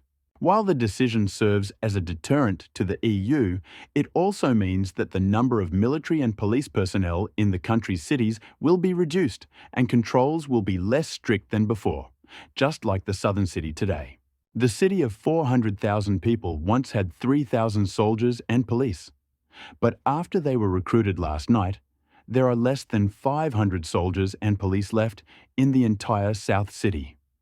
And this situation is likely to continue for a long time. Without the control of the army and police, I fear that the demons, beasts and monsters lurking among the people will break out and wreak havoc. In the future, Nancheng will enter a period of great chaos. We still need to deal with those grain-stealing bandits roaming around South City first.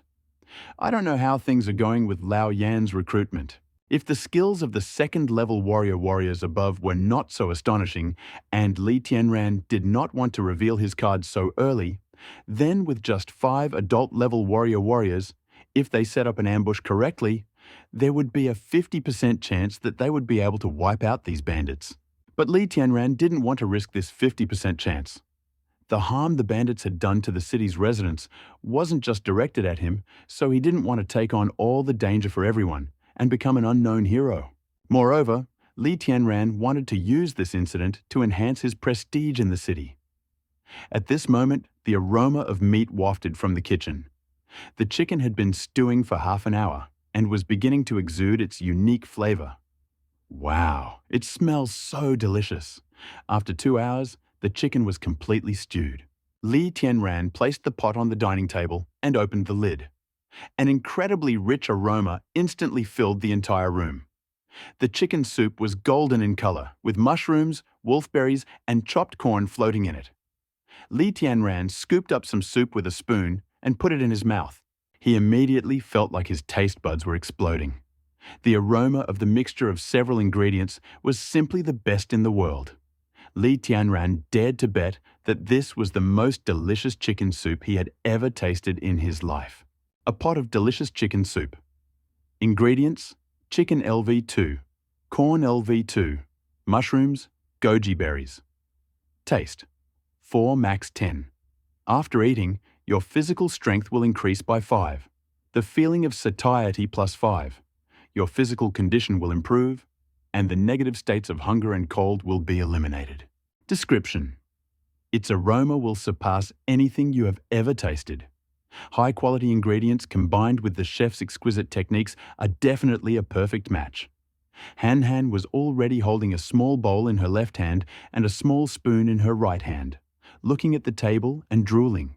This situation made Li Tianran think about the proposal. Those who work hard to eat, those who have the spirit of working hard to eat, those who work hard to eat are the best. Although this is a very common saying, it also expresses the most important need and the most relaxing moment of a human being: food. Start. At Li Tianran's command, the two men immediately perceived the chicken soup on the table as an enemy and rushed into the most furious sprint. "Big pot, take a chicken leg." Han Han puffed out his cheeks, tore off a fragrant chicken leg with his fat little hands, and handed it to Li Tianran. "How delicious it smells. Eat more and don't worry about me." Li Tianran smiled lovingly, then touched Han Han's head. "I will need your help after dinner." Han Han blinked, not understanding what was going on. Li Tianran picked up a piece of chicken breast. Thanks to the ingredients, even the most complex-tasting chicken breast did not taste dry or cloying. On the contrary, it was very tender and delicate. Li Tianran ate 2 large bowls of mushrooms. And then he suddenly felt his phone vibrate. It was a text message from Lao Yan. "Everyone has gathered and is now at my house. Will you come over later?" Li Tianran looked at the text message, paused for a moment, and replied, "Okay, late, at 9 o'clock. The light in Lao Yang's temporary warehouse was dim. More than 20 people were sitting around the furnace in the center of the warehouse, their faces anxious. Some people lowered their heads and smoked without saying a word. The atmosphere in the warehouse was extremely depressing. "Old man Yang, when will this Li Tianran you were talking about arrive?" someone finally asked. "We've been waiting for him for almost 2 hours. Isn't he too arrogant?" "That's right. A little brat whose hair hasn't even grown yet, but he already wants to kill those heartless bandits. Isn't that self-deception? Old man Yang, we only came here because of you. This guy is too unreliable." Perhaps because they waited too long, or perhaps because their homes had already been robbed, these people were very angry at that moment and began to complain. Some were even ready to leave. "Everyone, please wait a moment. Boss Xiao Li's farm is quite far from here, and it is already night. He might be delayed on the way. Please be patient." Lao Yan wiped the cold sweat from his forehead and tried his best to calm everyone down. After leaving Li Tianran's farm today, Lao Yan went to travel around the surrounding cities. The grain thieves have been on a spree of crimes lately, and with a little investigation, it is possible to find out who exactly has been targeted. Over the past 10 days, the food thieves have robbed more than 50 homes, most of them restaurants and supermarkets. All food supplies were stolen. Several families were unlucky. The enemy opened fire and wounded them. 2 people bled to death on the way to the hospital and died before they could be saved. Hearing that so many people were injured, Lao Yan immediately felt relieved. He thought he could easily gather enough people, but the result was disappointing. Upon hearing Lao Yan's intentions, some of the victims immediately closed the door, and some even began to scold him. Lao Yan almost got into a fight. Later, Lao Yan realized that these people were scared of the gang stealing food. They did not dare to resist, for fear of getting into trouble. So, Lao Yan spent a whole day wandering around the surrounding towns before he finally persuaded the 24 people standing before him. Among them were his acquaintances. At first they didn't want to go, but they were forced to come here for Lao Yan's sake. But after waiting for 2 hours, the real culprit still hadn't appeared. Finally, they couldn't stand it any longer and shouted that they wanted to go home, not stay here and join Lao Yan's madness. Even the military and police can't do anything about them, so what can a little kid do? "I'm such a fool. I waited here for 2 hours for nothing." The middle-aged man, about 40 years old, grinned, looked around at the people around him and said, "If you still want to waste time, get out. I'm not playing with you anymore. I'm going home too. I told you it was a bad idea. Let's go." Under the direction of a middle-aged man, the 20s in the warehouse stood up and prepared to leave. At that moment, the sound of a motorcycle suddenly came from the direction of the warehouse. Soon, the warehouse door swung open from the outside. A young man walked in, holding a fragile, graceful girl by the hand. He looked around and suddenly smiled. "Allow me to introduce myself. My name is Li Tianran. I asked Old Man Yang to gather you all together. It was I who initiated today's event." Those who were about to leave the warehouse were stunned when they heard this, and their gaze fell on Li Tianran. You said that you could make us take revenge? The middle-aged man frowned and asked, "Why should we believe you?" When Lao Yan came to look for them, he didn't tell them that Li Tianran had a gun. After all, there are many people and many opinions. If you say something too early, someone will definitely blurt it out. Yes. Why do you think so? I'm afraid that with your tiny arms and legs, you'll fall if the wind blows you. You can't even defeat me. How are you going to deal with these armed thugs? For a moment, the atmosphere in the warehouse became tense, and everyone began asking Li Tianran questions very directly. Li Tianran took a deep breath, then looked around at everyone and suddenly laughed. Why? Precisely because of this. Li Tianran suddenly raised his foot and kicked the stone mill installed at the gate of the warehouse. With a loud bang, the 80-kilogram stone mill was kicked 3 meters by Li Tianran's foot and fell heavily to the ground, with a terrible crack in the middle. Dead silence. The warehouse was completely silent. Everyone who saw it was so shocked that their jaws dropped. Even old Yang was about to poke his eyes out. He was well aware of the weight of the stone mill, and even if he wanted to move it, he would have to use all his strength to do so.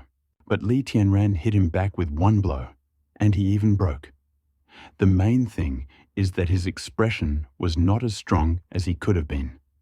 My God, what is Li Tianran's body made of? Steel.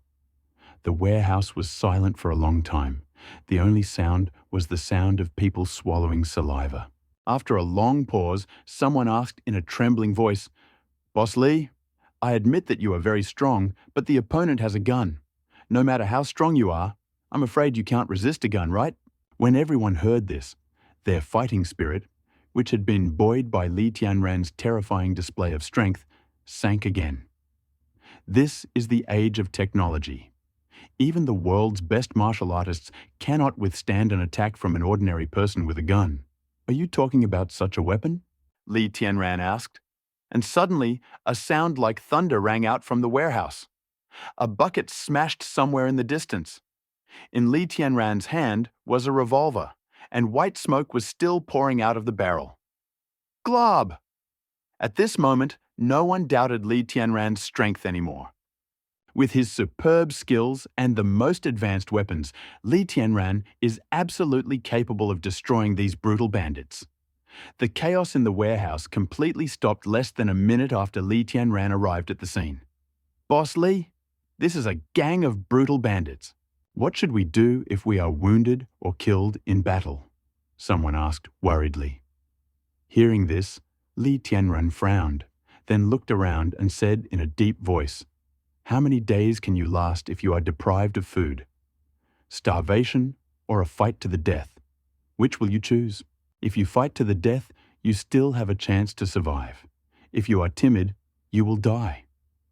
Everyone was silent. After a long pause, someone finally gritted his teeth and said, "Okay, I will do it. These people took all my wealth from me and seriously injured my father.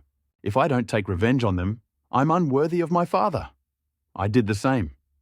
Count on me. These people are a swarm of locusts that cannot be fed. They took away our food and therefore our hope of survival. We want revenge and take back the food that belongs to us." Li Tianran saw this scene and smiled. "Very good. But if you want to succeed, you all have to listen to my arrangements. Before we begin, let me ask again. Is there anyone else who wants to withdraw from the discussion? If you have any plans, tell me now. Otherwise, once the plan begins, if you disobey orders and retreat halfway, don't blame me for going against you."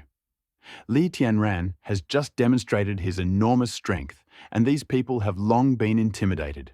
Moreover, they had all been robbed by thieves before, and deep hatred was boiling in their hearts. So they nodded furiously and said, "Master Li, we will do whatever you say. From now on, you will be the leader of our avengers. Yes, we will obey your order.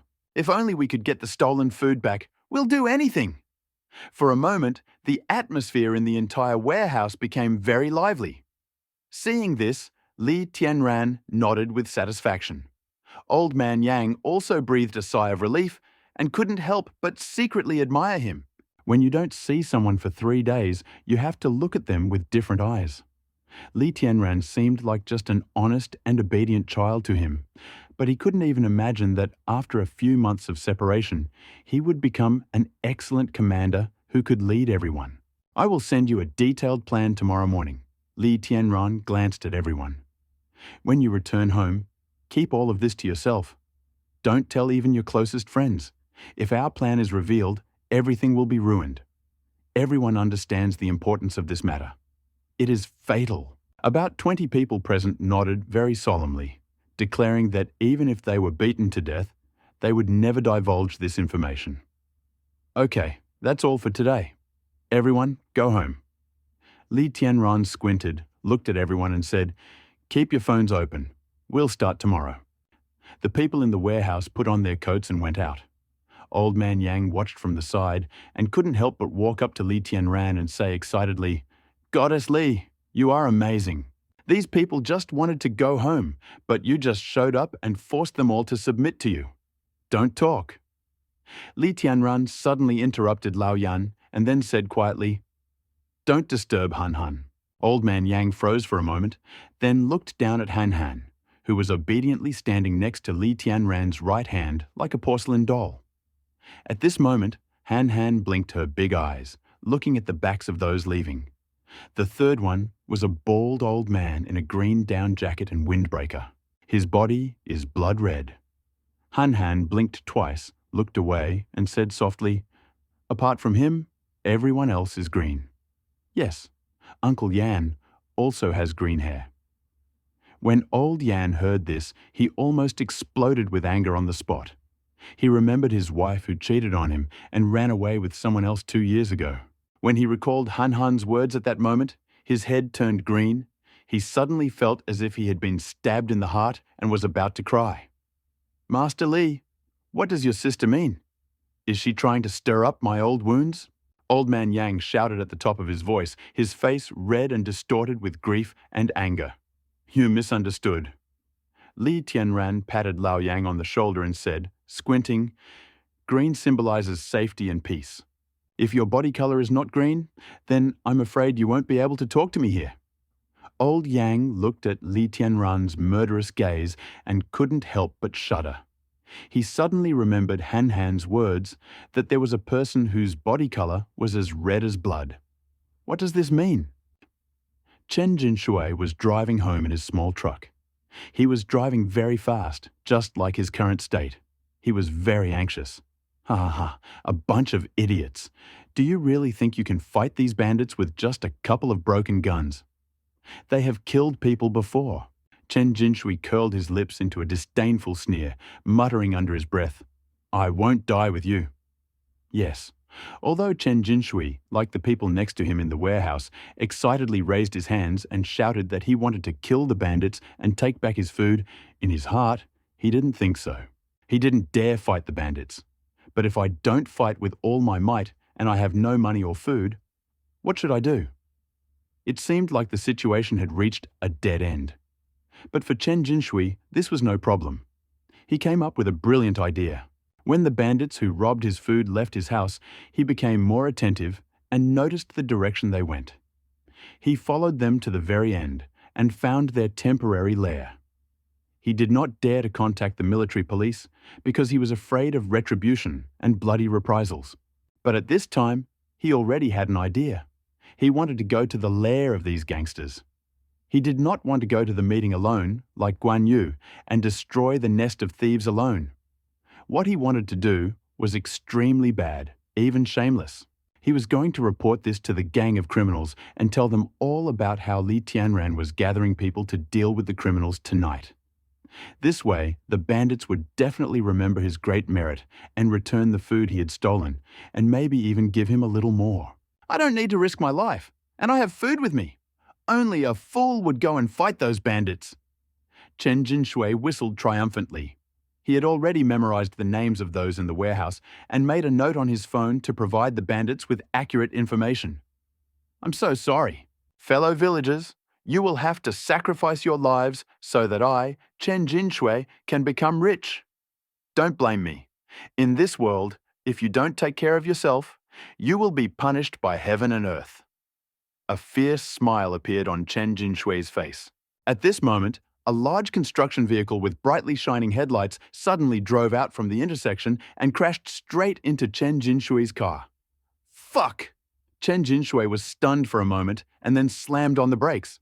The truck body was thrown to the side for more than 10 meters and then crashed into the front of the oncoming car. Slam! There was a loud bang. Both cars stopped at the same time. The window of Chen Jinshui's truck instantly shattered, and his head hit the steering wheel. He lost consciousness, and his head was spinning. After a moment, Chen Jinshui shook his head vigorously, then reached out and touched his palm, but saw that it was covered in blood. "Go to hell!" Chen Jinshui was furious. He shook off the glass shards that had fallen on him, then angrily threw open the car door and jumped out. He rushed to the door of the construction truck and slammed it shut. "Get the fuck out of here. How do you drive? You have no eyes. Open the fucking door." Chen Jinshui was almost furious.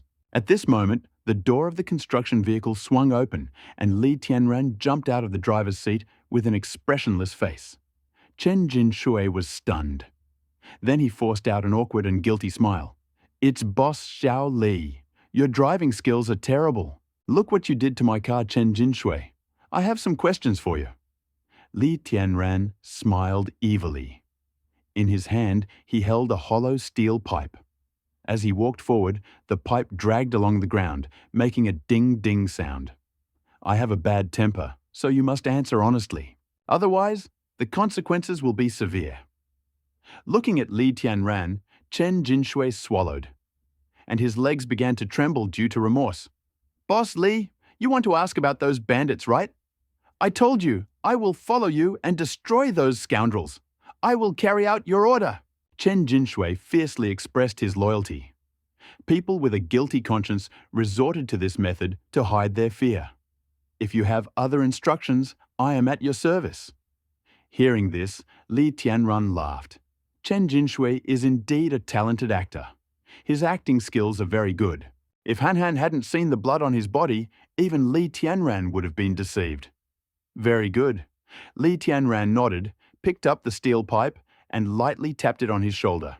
Then he stared at Chen Jinshui and said in a sinister voice, "Then explain why you are so angry with me and my sister?" Chen Jinshui was stunned. Then his expression suddenly changed, and he quickly waved his hands in denial. "Boss Li, how can you be so rude? I am extremely grateful to you for leading us in this fight against such a powerful enemy. How can I harbor any ill will towards you? What kind of bastard set me up? I will never forgive you for this." Chen Jinshui's face flushed, and he roared angrily, his emotions completely in tune. "Boss Li, this is our first meeting, and we have no grudges against each other. I have no reason to harbor any ill will towards you." Li Tianran smiled when he heard this. He wasn't there before, but maybe he will be there after the meeting in the warehouse recently. Chen Jinshui's face instantly turned pale. He was terrified. He felt that Li Tianran had guessed his thoughts, and he was momentarily at a loss. Seeing this, Li Tianran's expression suddenly darkened. Indeed, Han Han's abilities were quite correct. This Chen Jinshui really didn't have good intentions. "Tell me the whole truth." Li Tianran looked at Chen Jinshui emotionlessly. "If you confess now, I will consider letting you go." "Master Li, I am completely innocent." Chen Jinshui pretended to be a victim again. "My home was completely ransacked by those bandits. You are my savior. How could I be such an ungrateful person? Ouch! Ah!" Chen Jinshui had just finished speaking when he suddenly screamed. A cruel expression appeared on Li Tianran's face, and the steel pipe in his hand had already hit Chen Jinshui's thigh. Gulp! Chen Jinshui, short and fat, fell to the ground. He screamed in intense pain, holding his thighs and rolling on the ground, wailing. "Do you think I'm easy to deceive?" Li Tianran squatted down and whispered in Chen Jinshui's ear, "I'll give you another chance. Tell me the truth, or I'll beat you to death. In this situation, if I beat you to death and then bury you in a hole somewhere, do you think anyone will find you?" There was killing intent in Li Tianran's voice. This is much colder than the night at 30 or 40 degrees below zero. Hearing this, Chen Jinshui shuddered, his eyes filled with fear. He was terrified. Seeing that he did not say anything, Li Tianran raised the steel pipe again and hit Chen Jinshui right on the waist. Ouch!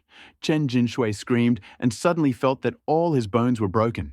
The intense pain penetrated his mind and completely broke his psychological defense. "Stop hitting me! I'll tell you! I'll tell you!" Chen Jinshui's face was covered in snot and drool, and he was begging for mercy. Li Tianran squatted down and gestured to Chen Jinshui. "Please. Phew, phew, phew." Chen Jinshui took a few deep breaths of cold air to relieve the intense pain. He then swallowed, and a pleading expression appeared on his face. "Boss Li, if I tell you the truth, you must promise not to harm me again." Li Tianran narrowed his eyes and looked at Chen Jinshui emotionlessly. He carefully picked up the steel pipe in his hand, and with this silence, he exerted the strongest psychological pressure on his opponent. Chen Jinshui glanced at the steel pipe in Li Tianran's hand and suddenly trembled all over. He didn't dare to bargain anymore. "Okay, I'll tell you." Chen Jinshui's face flushed. "I just want to tell those food-stealing bandits what happened tonight. I know where they are, and I want to use this information to exchange for food. I don't dare fight them, and I don't want to starve to death, so I have no choice but to use this method to get food. I had no choice but to betray you. Boss Xiao Li, please forgive me this time." Chen Jinshui spoke with a trembling voice, knelt down and kowtowed several times. Hearing this, Li Tianran felt anger boiling up in his chest, rushing straight to his mind. He suppressed his anger and chuckled. "Excellent, you are magnificent. We were all thinking about how to kill those locust bandits, but you warned them. You said you wanted to make a living, but to do so, you would have to sacrifice more than 20 of our lives." Li Tianran couldn't help but get angry. If the gangsters had learned of what had happened tonight, they would have attacked before Li Tianran and his men could have done anything. In this rush, Li Tianran might have been the only one who survived out of the 20 or so people. More than 20 lives were lost just because of the small amount of food that Chen Jinshui obtained through his humble behavior. You are not even worthy of being called a human being because you grovel before robbers and betray your people. Li Tianran squeezed out these words through clenched teeth. He had never felt such disgust for a person and wanted to kill him as soon as possible. It was because of people like Chen Jinshui that these bandits were so rampant. "Master Li, I was wrong. Please forgive me this time. I truly realize my mistake," Chen Jinshui cried, hugging Li Tianran's hips and begging for mercy. He knew very well that if Li Tianran wanted to kill him, he would definitely not survive. "Do you really think you're wrong?" "No, you're just scared." Li Tianran looked at Chen Jinshui's face and his heart softened. If Han Han hadn't noticed something unusual tonight, Chen Jinshui would have already run to the bandits to take responsibility. Why is he crying here? As if he had changed. Chen Jinshui was stunned by Li Tianran's cold tone of voice. He was shaking like a sieve, stuttering and begging for mercy. "Boss Xiao Li, as long as you don't kill me, I will do whatever you want." Li Tianran originally wanted this kind of person to accompany Liang Tianyu, but at this moment, an idea suddenly came to his mind. He slowly lowered the steel pipe he held high in his hand, then looked at Chen Jinshui, narrowed his eyes and said, "I want you to tell those bandits that I have a large amount of food stored in my farm." Li Tianran spoke slowly. His voice was very creepy. Chen Jinshui was stunned for a moment and then forced out a smile that was even more disgusting than tears. "Master Li, please stop teasing me. I know I was wrong, and I will never report to those people again." Chen Jinshui was so scared that even his voice changed. He thought that Li Tianran wanted to enjoy the game of cat and mouse, so he desperately begged for mercy. "I am not joking," Li Tianran replied expressionlessly. "I want you to inform these people. Otherwise, how can I ambush them?" Chen Jinshui immediately reacted and muttered, "You're asking me to lure the enemy. What? You don't want to?" Li Tianran's tone suddenly turned cold. and he glared murderously at Chen Jinshui. No, no, no. Of course I'm willing to atone for my guilt, but I'm afraid I can't handle it. It would be bad if they found out. Chen Jinshui felt his throat go dry. Li Tianran had asked him to go down to the tiger's den, a risky place where he was almost dead. If he made the slightest mistake, the bandits might beat him to death. This is different from what he originally wanted to do. He originally wanted to take the safest path, but Li Tianran forced him to take the most dangerous path. Chen Jinshui was in tears. Very good. Since you agree, let's do it tomorrow morning. Li Tianran smiled widely. If you can do it, I will consider it your atonement. Hearing this, Chen Jinshui could only nod silently. He had no choice. If he doesn't agree, even if Li Tianran doesn't kill him tonight, as long as this matter becomes public knowledge, he will be torn to pieces by the remaining 20 people. Even his family couldn't survive in the small town. What about tonight? Chen Jinshui asked. I'm afraid I'll have to bother you tonight, Li Tianran said quietly. 30 minutes later, Chen Jinshui was dragged back to the farm, his wrists cuffed and locked in a warehouse. Li Tianran ordered the Hound warriors to guard him and kill him immediately if he tried to resist or escape. All night long, Li Tianran felt a great sense of relief and slept well thanks to the Hound-level security. And Chen Jinshui had a problem. The places where Li Tianran had hit him with 2 steel pipes were very painful. In addition, the warehouse was very cold, and Li Tianran only put a military overcoat on him to keep warm. The piercing cold made him curl up in a corner of the warehouse like a quail. He endured the pain and cold, and sometimes fell asleep, but nightmares soon woke him up. In short, Chen Jinshui felt that this night was long and extremely painful. He did not have a mobile phone, he could not tell the time, and in the darkness, he felt like he was going crazy. Only when a ray of daylight illuminated the warehouse did he realize that his night of suffering was finally coming to an end. Now he would rather lure the enemy with his own body than continue to endure this torture in this icy warehouse. Slam! The warehouse door was thrown open from the outside. Li Tianran walked in, glanced at Chen Jinshui, who was frozen like a grandson, and immediately smiled. It's time. Li Tianran walked over, stretched out his hand to unfasten the chain on Chen Jinshui's wrist, and then took out something that looked like a watch from his pocket and tied it very tightly around Chen Jinshui's wrist. This, Chen Jinshui asked after a moment of hesitation. The latest technology, a surveillance bomb. Li Tianran smiled and pulled out something that looked like a car remote control from his pocket. He pointed to the watch on Chen Jinshui's wrist and said, I'll monitor your conversation with those gangsters. If I hear anything wrong, I'll press the button on the remote. Then your arm and half your chest will instantly be torn off. If you're lucky, you won't feel any pain, and your life will be over forever. If you're unlucky, you'll experience excruciating pain from a severed limb for 15 minutes and eventually die from organ failure and massive blood loss. It also has a tension sensor. If you want to take it off yourself, once the belt is loose, Li Tianran made an explosion gesture with his hands and laughed. Bang! You will see fireworks all over the sky, mixed with your flesh and blood. Chen Jinshui's face turned pale, and he subconsciously tried to touch his watch. But when his finger was about an inch away from the strap, he stopped abruptly. Boss Li, I'm so sorry. Do we still have to do this kind of thing? Chen Jinshui was scared and anxious. His voice shook as he forced a smile that was worse than tears. If anything happens to this thing, my life will be in danger. Then pray that it doesn't break, and don't let anyone touch it, or you'll be responsible for the consequences. Li Tianran smiled, spread his arms and said, Now you can go. Watching Chen Jinshui leave, Han walked out of the small building and stood calmly next to Li Tianran. How is it? Li Tianran asked. His body was even redder than yesterday, red, almost black. Han pouted and hid behind Li Tianran in fear, whispering, Dogwo, this guy. It seems he will do something bad to us. I am very afraid of him. Li Tianran looked intently in the direction where Chen Jinshui went, touched Han Han's head and said, "It's okay. I will handle it." "Breakfast is ready, Han Han. Go and eat it yourself," Li Tianran said quietly.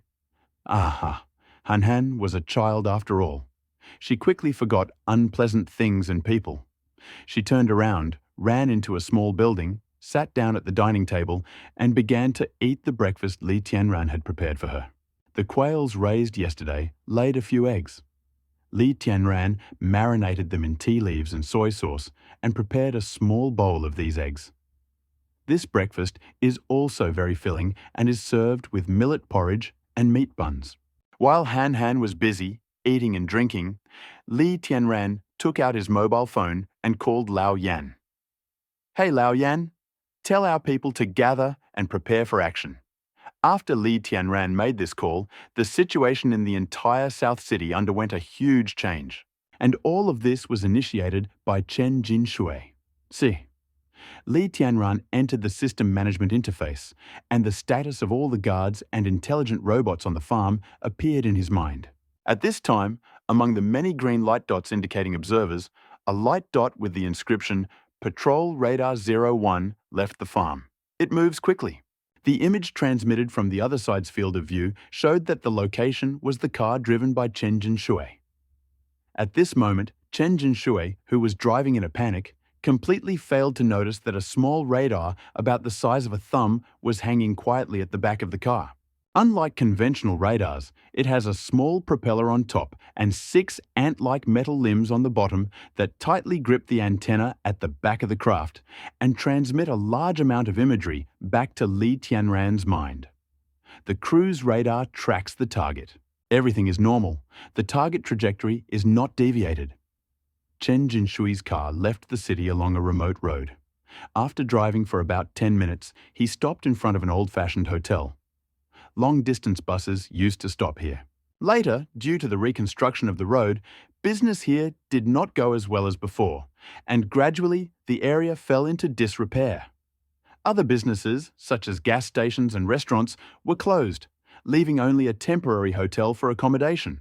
The gangsters that Chen Jinshui had hunted down in the past stayed at this hotel. The geographical location here is very favorable. In front of you is only a straight path, and behind you is a vast mountainous area that allows both attack and defense. There's not a soul for several kilometers around, except for the hotel building, which rises like a damn castle. In the hotel's backyard are several powerful SUVs, exactly the kind of cars that the gangsters Chen Jinshui saw earlier drove. They're still here. Chen Jinshui swallowed hard, and his whole body trembled with intense fear. He glanced at the watch on his hand, then at the hotel door, and finally gritted his teeth, pushed the car door open, and walked downstairs. As soon as he got out of the car, he felt a chill sweep over him. At this moment, a gunshot suddenly rang out. Bang! A flash of fire erupted, and a cloud of dust rose from the ground less than half a meter away from Chen Jinshui. "Ah!" Chen Jinshui screamed in horror. If the shot had been fired from a slightly shorter distance, it would have hit him right on the head. The bandits had discovered him. "Stay there!" When the shots rang out, an extremely gloomy cry was heard. Chen Jinshui hurriedly raised his hands, his legs trembled, he stood there, not daring to move. From behind the walls on either side of the hotel building emerged 2 strong men, about 1.5 meters tall, wearing wool coats and dark glasses, each holding a hunting rifle. They were gangsters on guard duty. At this time, the black barrels of 2 hunting rifles were pointed at Chen Jinshui's head, and one of them was still blowing out white smoke. The 2 strong men walked very quickly and were in front of Chen Jinshui in a few steps. The strong man on the left was missing his left ear, and there was a terrible wound on his face. He looked extremely ferocious. At this moment, he stretched out his hand, grabbed Chen Jinshui by the hair, roughly shoved the muzzle of a hunting rifle into his mouth, and asked viciously, "How did you find this place?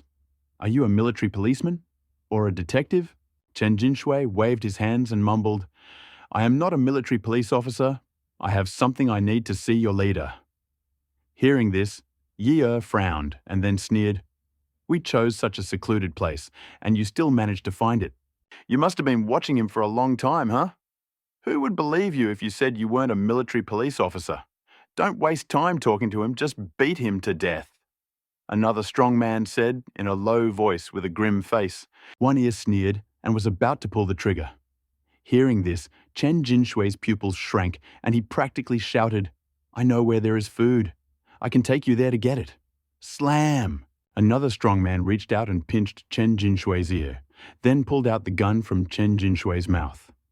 He looked at him with some surprise and asked coldly, "Do you know what will happen if you lie to us?" Chen Jinshui breathed heavily, then raised his head and looked at the two burly men. "I have some news, but I need to meet your leader in person, otherwise I will never tell you." The burly man exchanged glances with Ye, thought for a moment, then slung his rifle over his back and warned ominously, "If we find out that you have ulterior motives, we will make you regret being born into this world." Chen Jinshui breathed a sigh of relief. He knew that he would not die until he died. Two strong men carried Chen Jinshui into the hotel.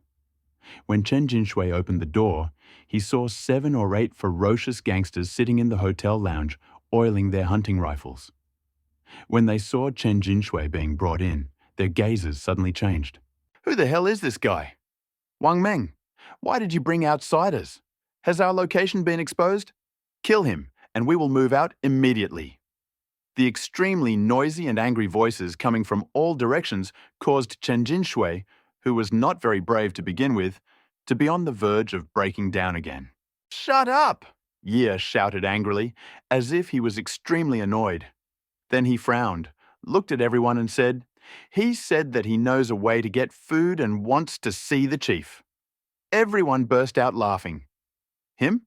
A coward whose legs are weak from fear. Do you really believe him? Maybe this is just his strategy to stall for time. If you want my opinion, we have almost completely looted all the surrounding cities. Even we can't find any food. How can he even find any? Yaksha looked at everyone impassively and then said in a deep voice, "Have you said enough? If you have, then leave here. I will take him upstairs." It seemed that Ye held a high position in the gang. Hearing his reprimand, the evil gazes directed at Chen Jinshui slowly turned away. Yisa dragged Chen Jinshui to the second floor and locked him in the room, saying, "I'll go report to the leader. You wait here." Click. The door closed. Soon, when footsteps were heard in the corridor, the door swung open again. Ye and a foreigner with blonde hair, blue eyes, and deep sockets walked in, and judging from their position, it was obvious that the leader was a foreigner. The leader of this gang stealing food and operating in the suburbs of South City was actually a foreigner. "This is our boss, Mr. Wells," Ye said hoarsely to Chen Jinshui. "Do you have channels to get food?" Wells spoke Yan Huang very fluently. He sat down opposite Chen Jinshui, casually crossing his legs on the table, and said quietly, "Tell me, and I will spare your life. Once I get the food, I'll give you a share." Chen Jinshui licked his lips. Suddenly, he raised his hand and pointed to the notebook and pen next to Wells. Then he said, "Thank you, Mr. Wells. I'll tell you everything I know." Wells frowned when he saw this, and suddenly seemed to understand something. He picked up a notebook and pen and carefully placed them in front of Chen Jinshui. "What is this place?" Wells continued, but seemed to deliberately slow down his speech. Chen Jinshui opened the notebook and quickly wrote something down with a pen, but did not forget to answer Wells's question. "This is a farm. There are at least 10 tons of grain stored in the warehouse. If you don't believe me, you can send someone to investigate." After saying this, Chen Jinshui suddenly grabbed his notebook and placed what he had just written in front of Wells. Wells looked down, and his face suddenly turned pale. The notepad read, "Someone is trying to ambush you and sent me here to spread false news. No food, just a group of people who want to kill you." Chen Jinshui held a notebook in one hand, and with the other hand, he desperately pointed at the watch on his wrist, showing that he was now under control.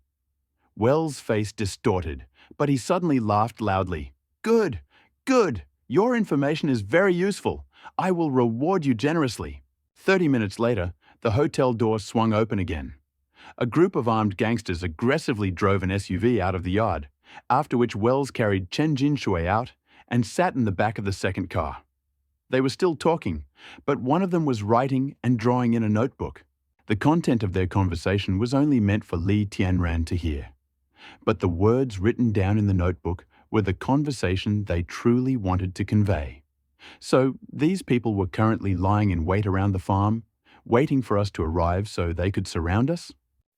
Wells wrote in his notebook, "Are there any military or police officers among them? No way. They are just townspeople, and their fighting ability is close to zero." Chen Jinshui wrote in his notebook with a servile expression. "As far as I know, many people in the city are unhappy with the recent seizure of food by you and your brothers. They are preparing to unite and fight back." When Wells saw what Chen Jinshui had written, his face darkened. Now that most of the military and police from South City have been transferred to support the border, you can take this opportunity to set an example and make an example out of it. No one in the cities surrounding South City will dare to resist you anymore.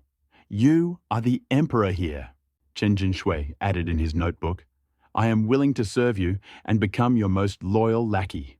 Our plan begins with counter-strangling those led by Li Tianran." Wells narrowed his eyes and stared at the notebook in Chen Jinshui's hand, his face reflecting a fierce and insane killing intent. He grabbed a notebook and wrote a line of English letters on it in a fancy manner. "Destroy the shopping mall." Chen Jinshui understood the meaning of these words. Kill them all. Li Tianran was sitting on a pile of dirt, and in front of him stood about a dozen men who looked nervous and even trembling. They stood in two teams, holding modern firearms, wearing intercom headsets on their ears and armbands with numbers on their shoulders. All of this was professional equipment that he had bought yesterday at the mall for 30,000 points. An hour ago, these men who were once farmers and businessmen had a new name. Self-Defense Forces. "Are you scared?" Li Tianran asked quietly.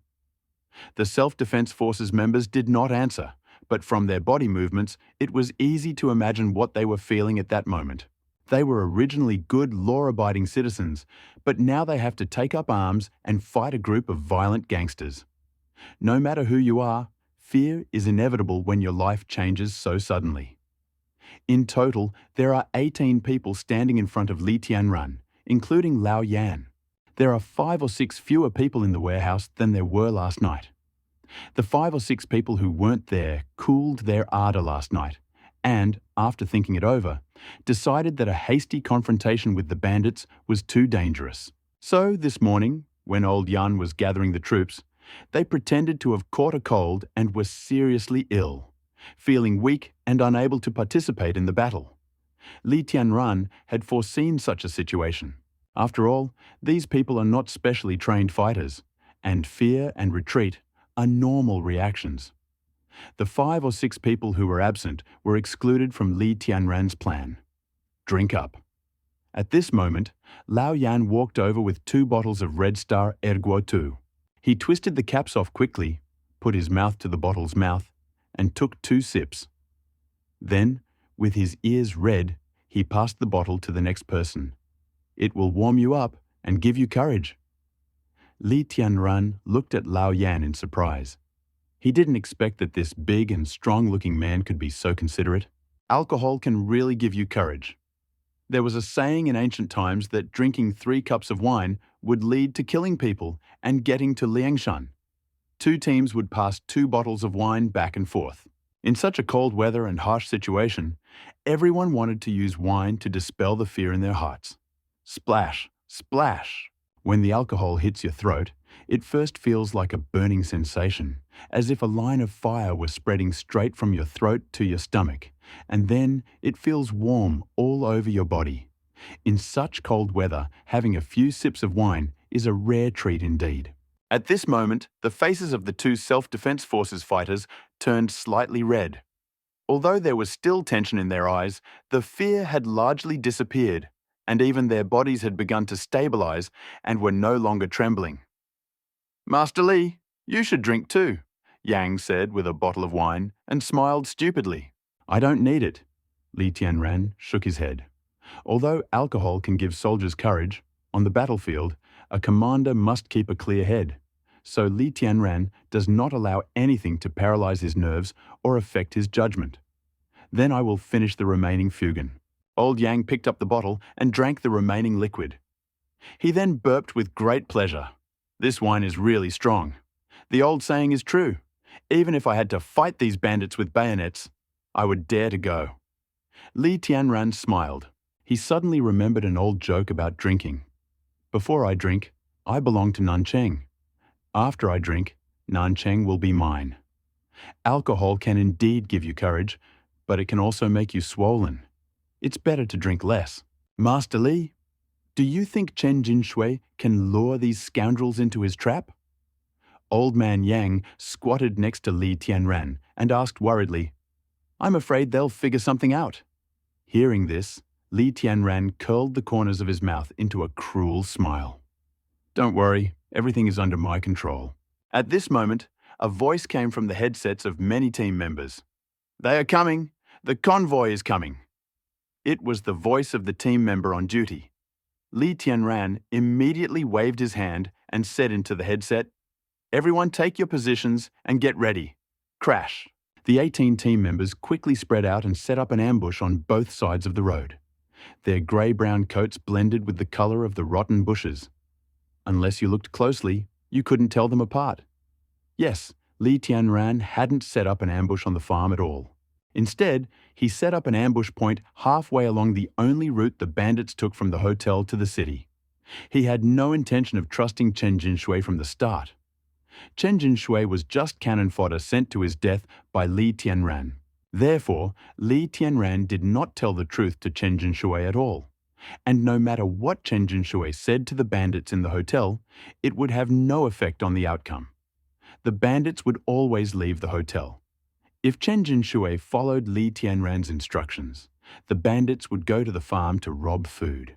If Chen Jinshui betrayed Li Tianran, the bandits thought that the battle was happening near the farm, and they would never have thought that Li Tianran would ambush them right after they left the camp. Chen Jinshui thought he could take revenge on Li Tianran, but he didn't expect that all his actions would be under the watchful eye of the guards. While he was frantically texting Wells in his notebook, these images were already being transmitted to Li Tianran's mind. At this moment, Chen Jinshui's death was predetermined. Boom! Soon, a sharp roar of a diesel engine could be heard from the end of the road. Li Tianran and the other self-defense forces soldiers tensed up, even subconsciously slowing their breathing, and looked in the direction from which the sound came. Soon, 5 pickup trucks and SUVs with modified appearances, with their front and rear bumpers covered with iron plates, appeared in full view of everyone. Seeing this scene, everyone present felt a pang in their hearts. If these 5 cars were full of people, there would be at least 23 or 24 people. In terms of numbers, Li Tianran's team has no advantage. But he did not panic, because he still has a trump card.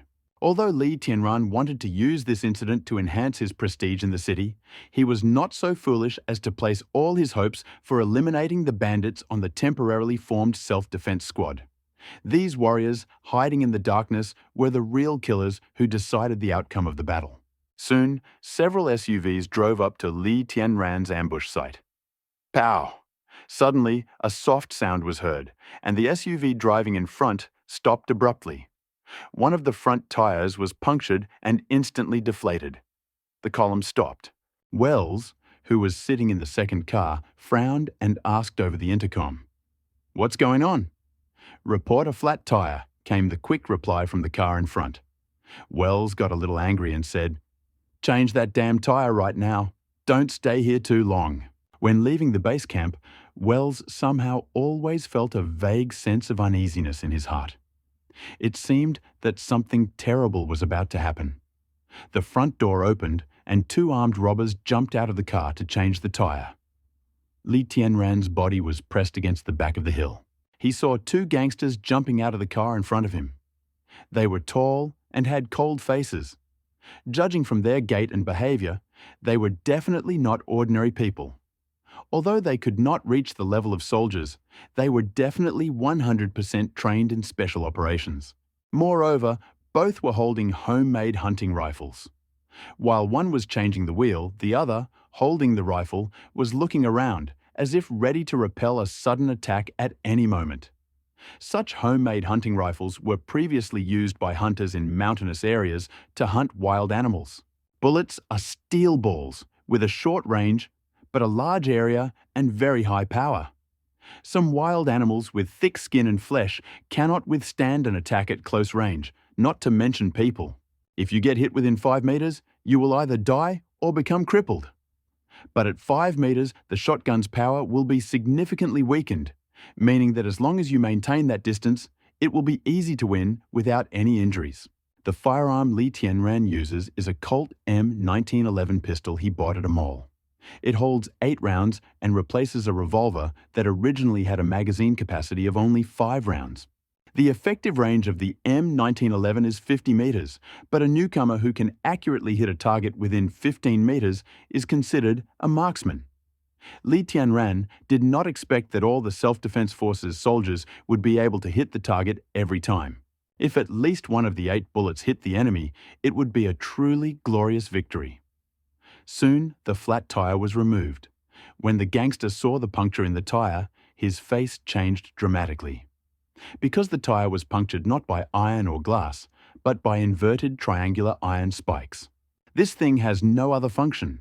It is designed for one purpose: to puncture the tire and create obstacles. The 2 bandits looked up and soon saw several similar iron spikes on the leafy road ahead. This road is rarely walked on, and the timing of the iron spikes is so random, the pupils of the 2 gangsters suddenly narrowed. It seemed that they had guessed something. They suddenly jumped up and opened their mouths to shout. At this moment, Li Tianran suddenly shouted, "Positions 2, 3, 4, 5, and 6 suppress with fire. From position 7 onwards, throw Molotov cocktails. Bang! Bang!" Li Tianran shouted angrily, pointed the gun at the head of one of the gangsters, and pulled the trigger. Almost simultaneously, 2 shots rang out, and 2 gangsters who had gotten out of the car to change a tire died on the spot, falling to the ground with a dull thud. At the same time, furious shooting began.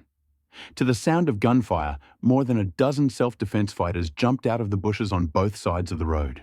Holding 2 beer bottles filled with gasoline in one hand, they set fire to the rags on the necks of the bottles with lighters, and then threw the bottles at the column of bandits, who were a few meters away, their eyes red. "Bastards! To hell with your grandmother! You killed my father! I want revenge!" The Self-Defense Forces soldier roared, his voice filled with hatred. Li Tianran recognized the man. His name was Wang Bing. His family owned a mill. 3 days ago, bandits robbed his house and even killed his father. At this moment, he was filled with hatred and wanted to rush at these bandits and skin them alive. This was the situation Li Tianran feared most. According to his plan, the Self-Defense Forces were in the most advantageous position. They had cover and were not easy to injure. Moreover, by firing homemade Molotov cocktails and pistols at the enemy, if they were lucky, they could destroy the enemy directly. But if someone in the team disobeys the order and leaves their position without permission, resulting in a shortage of firepower, then a big problem will arise. "Wang Bing, stay where you are. Don't leave. Follow orders. Prepare to fire." Li Tianran's eyes darkened as he ordered into the intercom headset. "Stay where you are. Otherwise you will be killed, and your teammates will also suffer." Li Tianran scolded him sharply. Wang Bing, who originally wanted to leave the shelter behind the bushes and earthen embankments, suddenly stopped when he heard Li Tianran's sharp reprimand. He stood there with red eyes and pulled out a pistol to shoot at the off-road column. More than 20 beer bottles filled with gasoline smashed into SUVs and pickup trucks, and the fire instantly spread to the entire vehicle. The center of the road instantly turned into a sea of fire. "Damn it! Ambush! Ambush! Open the door! Get out of the car! The car will explode!" The attack by Li Tianran and the others was extremely violent. By the time the bandits had time to react, the fire had spread to an unstoppable force. Thick smoke filled the entire carriage. They felt as if they were on a huge steamship. The scorching heat and suffocating smoke made it difficult for them to remain calm. They screamed, threw open the doors of the carriage, and rushed down. However, even more terrible things were yet to come. As soon as the car door opened, a bullet, fired from nowhere, instantly blew the gangster's head off. "There's a sniper! What the hell is a sniper doing here? How can we even fight?" The bandits were screaming in a tearful voice. At this moment, the self-defense forces also started shooting desperately. In an instant, several SUVs turned into a hornet's nest. The door closes, a sea of fire, the door opens, bullets. These gangsters are almost going crazy. Boom! At this moment, a pitch-black gun barrel suddenly protruded from the almost burnt car window. A fire burst out, and countless steel balls flew in all directions. Ouch! The self-defense forces fighter was relatively close to the target, and the flying steel balls grazed his shoulder. Blood instantly soaked the cloth on his shoulder. The two team members standing next to him immediately pulled him behind a mound of earth to prevent the enemy from shooting again. The three men simultaneously ceased firing, and the pressure on the bandits immediately eased considerably. Wells's eyes flashed with rage. He kicked open the car door, fiercely blocked Chen Jinshui, and jumped out of the car that was about to turn into a blazing flame. He was followed by the remaining 13 or 14 bandits, who also jumped out of the car in a very confused state and ran in panic along the road towards the base camp. In just 1 minute of fighting, almost half of their men were killed. Some were shot, some were burned alive. Even the most ferocious bandits were on the verge of despair after seeing such a tragic scene. They did not dare to continue fighting Li Tianran, because they had no idea how many cards Li Tianran and his men had left. The unknown is always the most frightening. Son of a bitch, didn't you say their ambush was near a farm? Didn't you say they were just a bunch of losers with virtually zero combat effectiveness? Wells grabbed Chen Jinshui as he fled and asked fiercely, "Then explain to me, how could a group of people with zero combat effectiveness bring my men to this state in 1 round? At least half of my men are dead." Chen Jinshui's legs were shaking, and he could barely walk on his own. He had to rely on the tall Wells and another gangster to help him carry him. Wells suddenly smelled a foul odor. He looked down and saw that Chen Jinshui's groin was wet and steaming. "Fuck you!" Wells was furious and shouted in his native language. He turned around and saw that Li Tianran had already led his men after him. Suddenly, anger mixed with panic, he raised his hunting rifle and pointed it at Chen Jinshui's chest. "You dare to lie to me? This is your reward for deceiving me." Chen Jinshui seemed to suddenly react and shouted, "Don't kill me! Don't kill me! I was also kept in the dark. I really want to help you, Mr. Wells Slam." Wells' eyes flashed with rage, and he pulled the trigger. Chen Jinshui's body flew back 3 to 4 meters in an instant. A bloody hole appeared in his chest. He fell on the road, twitching continuously. "Forward!" Wells shouted and quickly led his 13 men in a mad dash. Chen Jinshui's eyes dimmed, his pupils gradually dilated, and the entire floor was covered in blood. He opened and closed his mouth, muttering to himself, "Li Tianran, you lied to me. You lied to me. You will not live well." Li Tianran also led his men in pursuit. Seeing Chen Jinshui lying on the ground with his last breath, he felt neither sympathy nor guilt. From the moment Chen Jinshui decided to betray, everything that happened to him was his own fault and had nothing to do with Li Tianran. "Don't be a traitor in the next life." Li Tianran glanced at him coldly and quickly walked past. Several people from the self-defense forces also saw Chen Jinshui's pitiful state, but Li Tianran had already informed them that Chen Jinshui was going to join the bandits last night, so their gazes were full of disdain, especially Wang Bing's. He hated bandits, and he hated unprincipled dogs like Chen Jinshui even more. Hey Tesh. Wang Bing was the last one to pass by, and he expressed his disdain for Chen Jinshui by spitting out a mouthful of saliva. Chen Jinshui's body finally stopped twitching, and not a single sound could be heard. Wells ran like crazy all the way and began to scatter his men. They were no longer just running along the road, but running into the fields on both sides.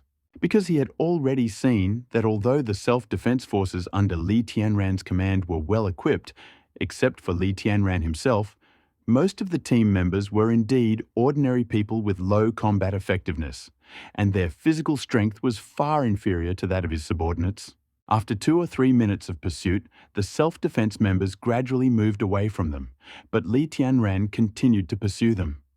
As long as these bandits did not disperse, Li Tianran would not be able to pursue them in several directions at the same time. But at this moment, the sound of sniper fire suddenly rang out again. The bandit who had already fled into the wilderness fell to the ground, and half of his body was torn off. The other bandits immediately became frightened and retreated to the road again. Wilson felt a tingling sensation on his head when he saw this scene. Among the pursuers was not only Li Tianran himself, but also a sniper. At this moment, an adult fighter, radiating a mechanical shine, was hiding in a shelter about 500 meters away. A gun barrel extended from his palm, emitting white smoke.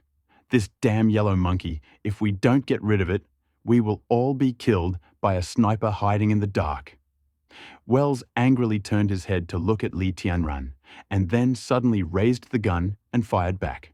Li Tianran's pupils shrank, and his body swung sharply to the left. The steel balls flew past him. Damn it! Wells cursed again and continued running. Li Tianran's murderous gaze became more and more intense. In fact, he could have caught up with them a long time ago, but the enemy was too numerous, and the members of the self-defense squad could no longer keep up with him. If Li Tianran had rushed forward himself, he would probably have been faced with an awkward scene. More than a dozen hunting rifles were pointed at him at the same time. That's why at this point, he kept a distance of more than 10 meters from the enemy, neither pursuing him too far nor too close, and using the pistol's long range to knock down the enemy every few dozen seconds. As they walked, there were fewer and fewer people around Wells. Now, including himself, there were only 8 people left. We can't escape. Wells's physical strength was at its limit. He felt like his lungs were about to explode, and even the air he breathed was getting hot. If they continued to run like this, even if Li Tianran didn't kill them, they would be exhausted to death. He felt that Li Tianran's physical strength was endless. Even he, who had undergone special training, felt that he couldn't hold on any longer. However, Li Tianran's speed was very stable, and he didn't look tired at all. Most importantly, he felt that Li Tianran seemed to be playing cat and mouse with them. You could have killed them directly, but you kept giving them hope, and then gradually crushed it. Prepare to counterattack. There are 8 of us, and the enemy only has 1 person and a sniper rifle. Even if they shoot at the same time, they won't be able to kill us all in an instant. Wells stopped abruptly, then turned around abruptly, and, looking at Li Tianran with reddened eyes, raised his weapon and took aim. Slam! As Wells said this, another gangster next to him exploded and was literally destroyed by the powerful force of the sniper's shot. Blood sprayed in all directions, splattering the faces and bodies of the remaining gangsters, demonstrating the brutality in the most graphic way. He who kills must be killed. Li Tianran looked at Wells and his gang impassively and said in a deep voice, "Are you ready to die?" Fear, death, countless negative emotions engulfed Wells and his men at this moment. They never thought that someone would put them in a desperate situation. Don't kill me? Don't kill me. I was just riding them. I didn't hurt anyone. At that moment, the young gangster finally couldn't take it anymore. He fell to his knees, raised his hunting rifle above his head, and burst into tears. I plead guilty. Let the military and police arrest me. Psychological defense often begins with the collapse of one person and then provokes the collapse of a group of people. Although these bandits stole food and maimed people all over the city, they were not professional killers. They were just a bunch of scumbags who had lost their humanity. They were significantly inferior in their cruelty and determination to the big bandits from TV series. It's okay for them to bully ordinary people who can't fight back, but when they encounter a strong person who can strangle them, their modesty and fear are completely exposed. They're not even skilled bandits. They are just a bunch of hooligans who only care about the weak and strong bandits. Please don't kill us. We surrender. We will never dare to do this again. Please spare our lives." Seeing this, the few remaining bandits, except for Wells, lost the courage to fight Li Tianran. They all knelt down and bowed. If the opponent was only Li Tianran, they might still have the idea of resistance. But at this time, there was a sniper hiding in the darkness that they could not see. "You're losers, get up!" Wells was furious. He punched and kicked the gangsters. Even if you had a sniper, there are only 2 of them with 2 pistols. There are 8 of us. Can they kill us all in an instant? Li Tianran laughed. As Wells said, if these people wanted to resist, he wouldn't be able to kill them all in an instant. The enemy will only need 2 lives to launch a counterattack. But the question is, who is willing to sacrifice their own life in exchange for the opportunity for their comrades to fight back? Soldiers with faith in their hearts will do it. Warriors with a home in their hearts will do it. But these gangsters, who are only together for profit, won't do that. Their thoughts are simple. What Wells, the pig with the yellow fur, said was simple. But what if one of the 2 people killed by the other side in the counterattack was me? If I die, I'll have nothing left. Why should I sacrifice my life for your safe escape? If we are caught, we will be caught together. If we are destined to die, we will die together. This is the most realistic psychological depiction of gangsters. Put down the gun. Li Tianran looked at Wells impassively. Kneel down and answer my questions, and I will leave you with your body intact. Li Tianran did not hide his intention to kill Wells. Wells was the leader of the bandits and had to die. He was not afraid that Wells would launch a violent counterattack upon hearing this. The adult fighter already had his gun pointed at Wells's head. If Wells resisted even a little, his head would explode in half a second like fireworks, evenly distributing itself across the ground in a 5-meter radius. "Yellow pig, I will never give in to the likes of you." Wells' eyes were bloodshot. He raised his hunting rifle and was about to shoot. He knew very well that if he gave in, others might still have a chance to survive, but he would certainly die. Surrender means death. Resistance also means death. He wants to fight for his life. But he thought too much. Before his finger touched the trigger of the hunting rifle, Li Tianran had already raised his hand, and a large caliber .45 M1911 bullet hit his hand holding the gun. Splat! Wells screamed shrilly, his right arm hung limply, and blood gushed out from his elbow. His right arm was paralyzed. Bang, bang, bang! Li Tianran reloaded the rifle and fired 3 more shots, hitting Wells in the knee and other arm with great accuracy. Wells fell heavily backwards, collapsing to the ground. His limbs were broken, and he wriggled desperately like a worm, screaming desperately. The sound was so terrible that people were horrified. Seeing this, the other gangsters almost fell to the ground from fear. Their whole bodies shook violently.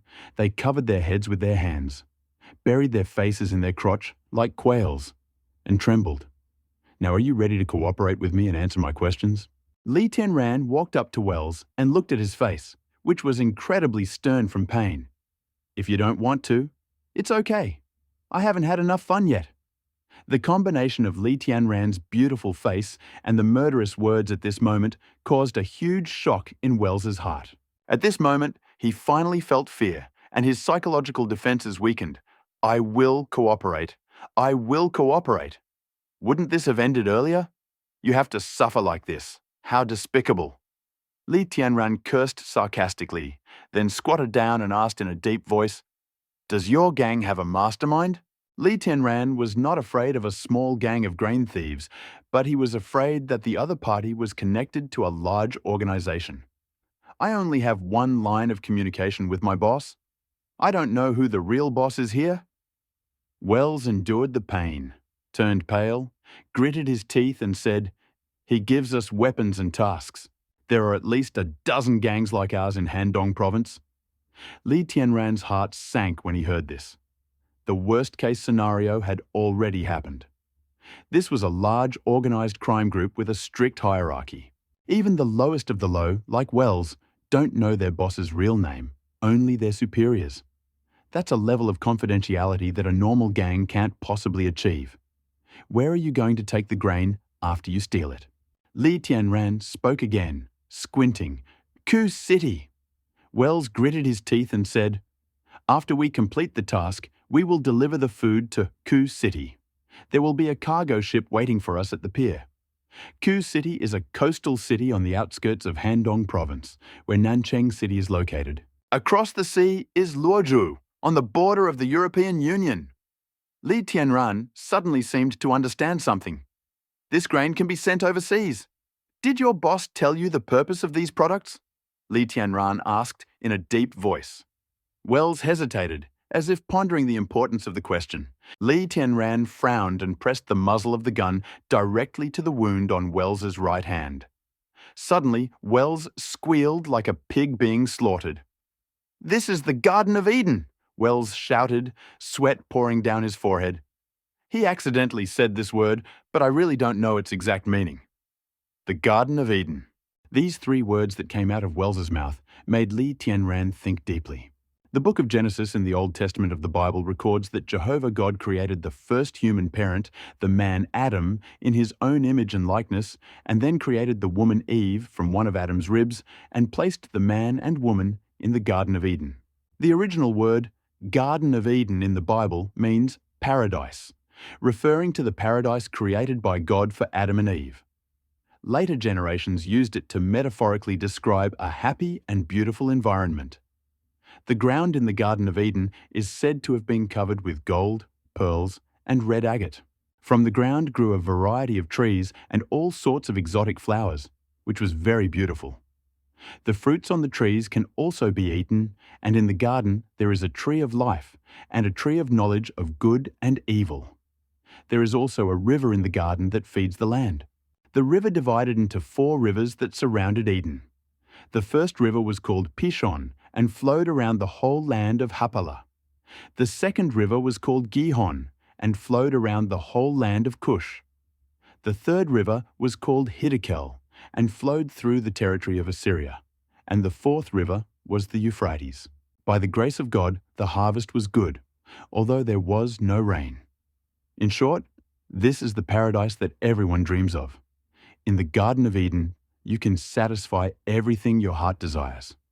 It is the most beautiful paradise in the world. But at that time, the world had already undergone colossal changes. Resources were scarce, and cold and hunger were everywhere. It was already very difficult for people to survive. How could a paradise like the Garden of Eden exist in a world with so many resources? Suddenly, Li Tianran seemed to realize something, and cold sweat ran down his forehead. Perhaps Wells said online, not that such a Garden of Eden exists somewhere in the world, but that their criminal gang wants to create such a Garden of Eden. When a famine hits the world, all you have to do is gather enough food and a large amount of life resources and deliver them to a certain location. Then build a high line of defense to isolate yourself from the world and prevent those who have lost their food from going behind the wall. Then the people inside the wall will be able to enjoy all kinds of rare resources and food. Even if more people in the world die, it will not affect those living outside the wall. In that case, isn't it a dream paradise for those inside its walls? Li Tianran was shocked by his own idea, but the more he thought about it, the more he thought it might be true.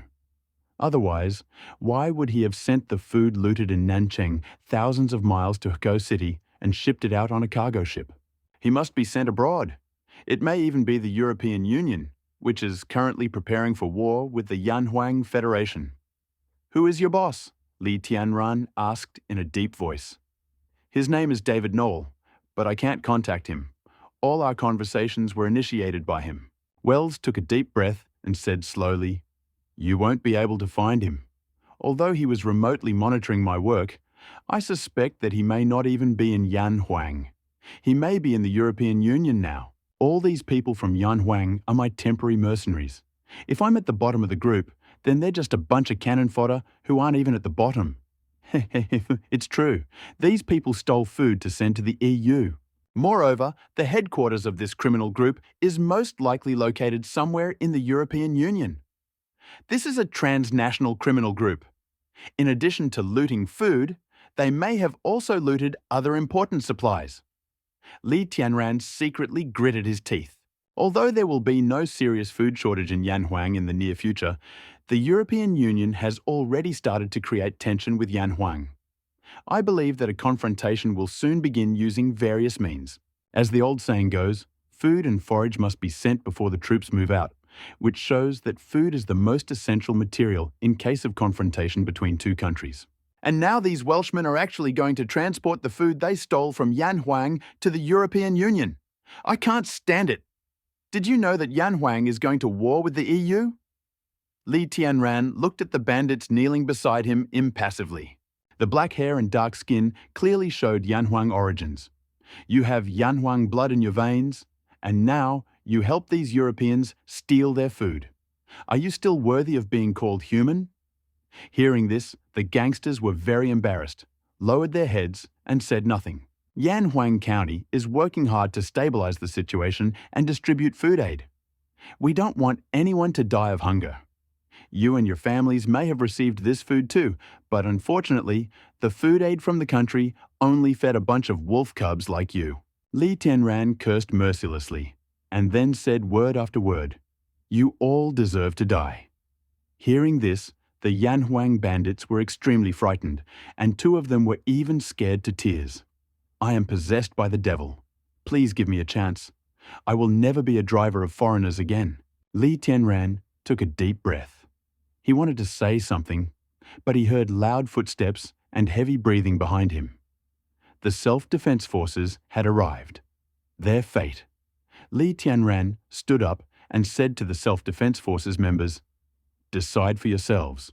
The self-defense force members looked at the kneeling bandits with red, hate-filled eyes, and their breathing became heavier. "We are all Chinese, so please forgive us this time, okay? I bow deeply to you. Whatever you want, if we have it, we can give it to you." "Please!" The bandits couldn't help but shudder when they saw the self-defense forces soldiers ready to tear them to pieces. Never before had they seen such evil eyes, as if they wanted to rip their skin and tendons off them alive. Now, do you know how to beg for mercy? At this moment, Wang Bing, taking aim, rushed towards the dark-skinned gangster with the afro, grabbed him by the hair and shoved the barrel of the gun into his mouth. The veins on his forehead bulged, and he growled almost like a roar. "When you killed my father, he was on his knees and begging you like this. You spared him? Huh? He's already 70 years old. What kind of threat did he pose to you? Why did you kill him? Do you know what I felt when I watched the CCTV footage?" The gangster's pupils narrowed to the limit. He remembered that 3 days ago, when they had robbed the mill, he had seen an old man whose appearance had seemed somewhat unpleasant to him, and had shot him in the thigh. The old man was covered in blood and was on his knees begging for mercy. But at that moment, he was very excited and enjoying the feeling of control over life and death. He threw away the bunch of keys and asked the old man to pick them up like a dog. In order to survive, the old man dragged his wounded leg, limped, and tried to pick up the keys with hope in his eyes. But the next moment, he shot anyway. He was not going to let his interlocutor go. He asked the old man to take the key because he wanted to play cat and mouse. He wanted to have fun by giving his interlocutor hope and then destroying it with his own hands. "I was just afraid that you would die in the first attack." Wang Bing's face was covered in tears. His face twisted into a terrible grimace as he whispered into the bandit's ear, "But God is merciful to you. He spared your life and gave me the opportunity to personally avenge you. If you fall into my hands, I will make you suffer torture 100 times worse than death." Li Tianran stood alone in front of the road and heard a very piercing scream behind him. After a long time, the screams died down. These bandits had lost their humanity. The beast in their hearts had broken free, and they could no longer become the law-abiding citizens they once were, so the self-defense forces did not let them go at all. 1 man and 1 gun were enough to deal with the bandits. Wang Bing stumbled and fell to his knees in front of Li Tianran, tears streaming down his face. "Master Li, I am so grateful to you for allowing me to take revenge with my own hands. If you need me in the future, I will go through fire and water and die at your word." Li Tianran turned his head and saw the members of the self-defense squad. They looked at him with admiration and reverence, even with some fanaticism. This was exactly what he wanted. Thanks to this incident, he had successfully gained authority in the hearts of the townspeople. If he needed them in the future, they would definitely not refuse. This small town is the outer boundary of his farm. To be honest, Li Tianran certainly hopes that he can gain power by calling from above, and many people in the city will respond. That way, whatever he plans to do in the city, he can do it without any obstacles. I told you, I will let you get back what you lost if you follow me. Li Tianran was silent for a while, then raised his hand and said, "Gun in hand, follow me." Ouch! The self-defense forces roared and raised their weapons high. Li Tianran looked into the distance, towards the bandit camp. Their next target was right there. Rumble! 20 minutes later. A large cargo truck slowly stopped in the open space in front of the bandit base. Li Tianran got out of the cab, and then the self-defense force fighters sitting in the back jumped out. It was the car that Lao Yang had used to drive the self-defense force fighters to the ambush site that morning. It was parked on the side of the road, 500 meters away from the ambush site. Now that Wells and his gang were dead, Lao Yan returned with the car and prepared to transport all the food from the base back. Slam! At that moment, a window on the second floor of the hotel broke. A gun barrel was stuck out from inside and shots were heard. The bullet struck an open space less than 5 meters away from Li Tianran and the others, raising a cloud of dust. Li Tianran looked at the window on the second floor with an expressionless face and saw a figure hiding behind the glass and flashing past.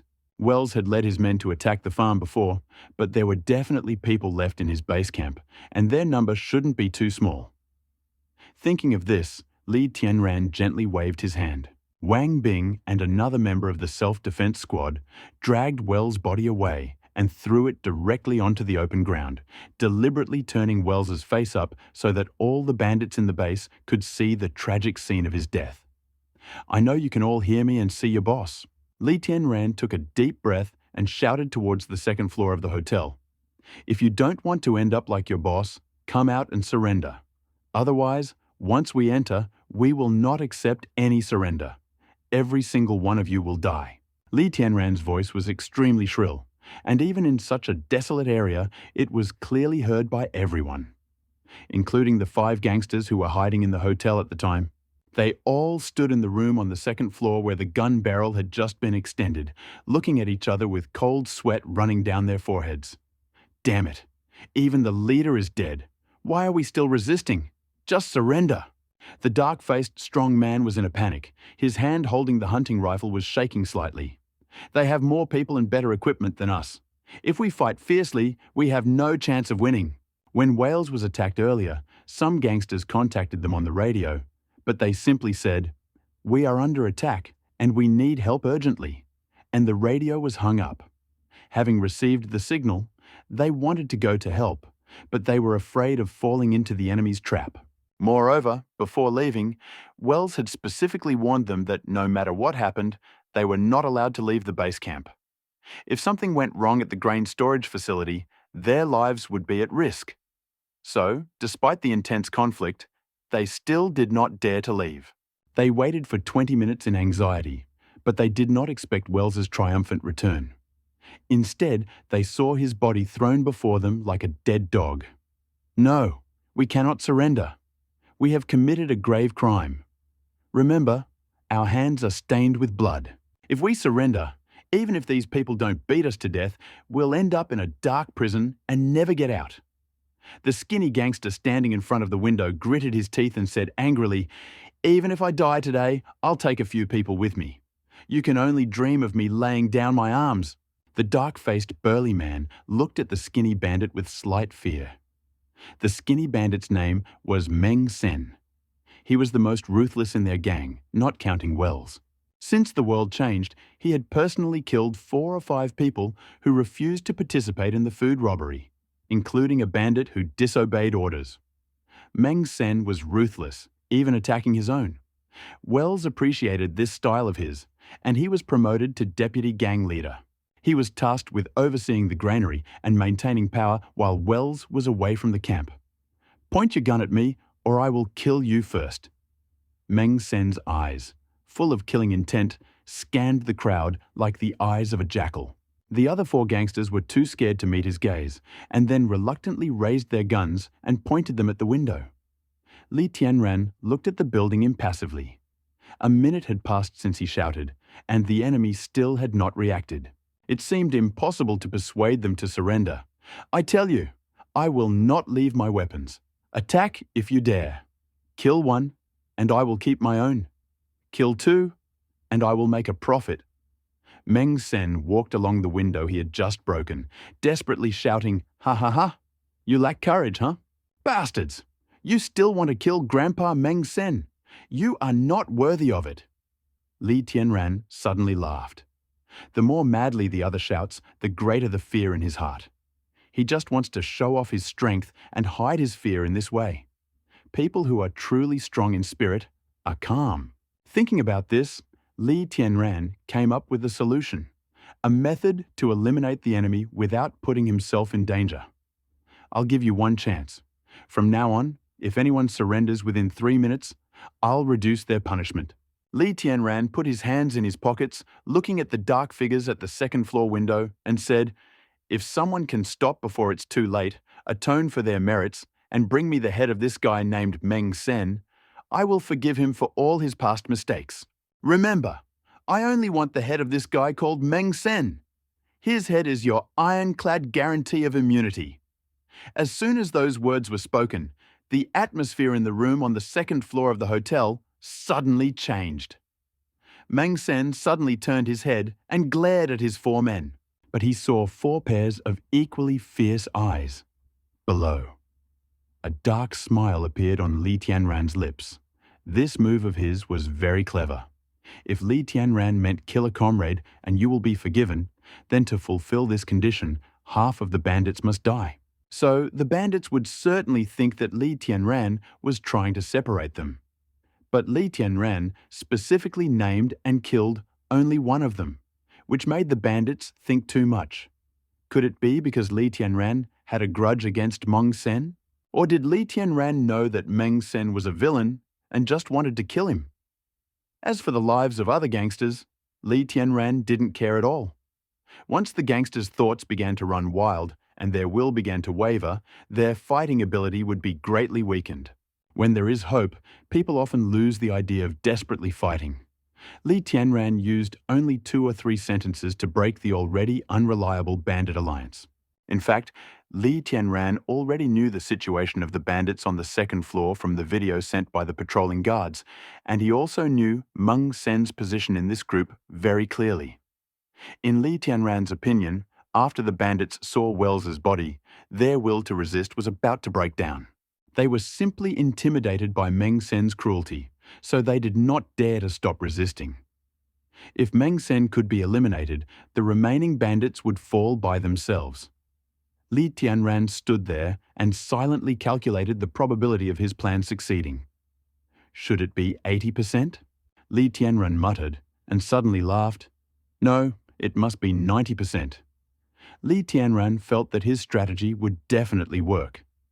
Because from the point of view of these bandits, in the face of the self-defense forces, which greatly outnumbered them, they had no advantage.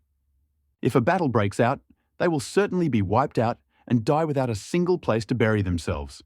But if they kill Meng Sen and bet on the authenticity of Li Tianran's promise, they will still have a glimmer of hope for survival. They have 2 choices. In one case, the mortality rate is 100%. In the other, 50%. I think the choice should not be difficult. Li Tianran glanced at his watch and shouted, "You have 2 minutes and 30 seconds left." At this time, the air on the second floor of the hotel was filled with the smell of gunpowder. Meng Sen stood by the windowsill, holding a hunting rifle in both hands, looking at the 4 gangsters standing next to him, hungry and wolfish. He cursed furiously. "What are you looking at me for? You didn't believe what that bastard said, did you? Do you really think he'll let you go?" The 4 bandits moved silently and surrounded Meng Sen. The dark-faced, burly man, whom Meng Sen had scolded earlier, said darkly, "You have killed people, but we have not. Even if we are caught by the military and police, we will not be punished with death." "That's right," the fat man next to him immediately responded. "Your crime is too great, but we have no need to die with you. Since there is a chance of survival, we are, of course, ready to try." The man with the scar added gloomily. The only remaining gangster said nothing, but the hunting rifle in his hand, aimed at Meng Sen's head, was enough to show his attitude. "To hell with you! You're just a bunch of idiots! Incorrigible idiots!" Meng Sen watched these people's actions, and the veins on his neck bulged. He sneered, "Do you know what martial law is? You didn't kill anyone, but you stole food, violated public order, and committed bandit crimes. You will be executed anyway. These people are not soldiers or policemen. I recognize them. They are the ones we robbed before." The dark-faced burly man said, "The military and police don't have time to bother with us now. If we can leave here alive, we can escape from South City at any time. By then, the world will be huge, and the police won't have any chance of catching us. You—" Meng Sen was furious. He was about to step forward and hit the big black man, but suddenly the sharp sound of a bullet being loaded rang out in the room. Click! The scarred man dispassionately raised his hunting rifle and pointed it straight at Meng Sen's chest. He said coldly, "It's already an hour, and you're still acting like a deputy commander. You're going to die soon. We'll trade your life for a golden ticket that will allow you not to die. Kalara?" As the scarred man spoke these words, the other three gangsters raised their pistols and aimed at Meng Sen. At this distance, if someone pulled the trigger, Meng Sen would immediately turn into a hornet's nest. A drop of cold sweat ran down Meng Sen's forehead, and his Adam's apple moved up and down. Despite all his fury, he was still weak when faced with 4 guns at once. He gritted his teeth and said in a conciliatory tone, brothers, look, we've been together for 7 or 8 days. Even if it's just a puppy, you should have some feelings for it. You don't care about our friendship at all. Do you want to kill me?" After Meng Sen's words, the 4 bandits hesitated.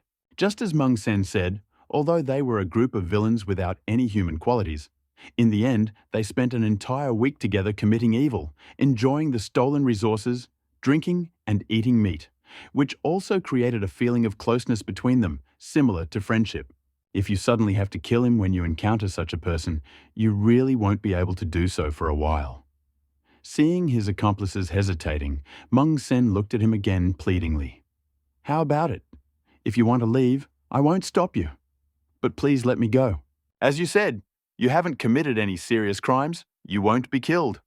When you leave, I'll take care of myself, okay?" Hearing this, the 4 gangsters looked at each other with conflicting expressions and slowly lowered the barrels of their guns. At this moment, a fierce and cunning smile appeared on Meng Sen's lips. He raised the hunting rifle with one hand and pulled the trigger. Sparks flew out, and the dark-faced, strong man standing in front of him received a bullet right in the chest. The powerful blow threw his body 3 or 4 meters away, and a huge bloody hole appeared in his chest. It was obvious that he would not survive. The sudden change stunned the remaining 3 bandits, but after 0.1 seconds, they roared furiously and pulled the trigger of the gun. Meng Sen had already dropped the hunting rifle after the first shot. Suddenly, a sharp saber appeared in his hand. He grabbed the scarred man's wrist and pulled him down. With a swing of his right hand, the saber pierced the scarred man's neck, instantly severing his carotid artery. In an instant, blood gushed out like a fountain. The scarred man staggered and fell, and the crosshairs of the hunting rifle in his hand shifted and hit the pillar next to him. However, Meng Sen could no longer dodge the bullets of the fat man and another gangster. Boom, boom, 2 shots. Having just committed a double murder, the extremely ferocious Meng Sen was shot. His left shin was broken, and the white stump of bone stuck out in the air, causing people's heads to tingle. At the same time, he was shot in the lower abdomen, and his down jacket was torn. Blood gushed out, dyeing the snow-white fluff bright red. Ha ha ha ha! You're still naive if you think you can use my head in exchange for a golden ticket to invulnerability from death. If I don't sacrifice 2 lives as collateral, how can I let bastards like you take my life so easily? Although Meng Sen looked as pitiful as a devil crawling out of hell, Collapsing onto the wall, covered in blood, he still laughed wildly, and a mockery appeared on his fierce face towards the two remaining bandits. Idiots, you still dare to dream of survival? In this chaotic world, no one can keep promises. Do you think your fate will be better than mine? You will die just a few minutes after me. I will wait for you in hell, and then we will settle the score. Meng Sen vomited blood and finally couldn't take it anymore. He was shot twice with a hunting rifle at point-blank range. Even an Iron Man would have been torn to pieces. You beast!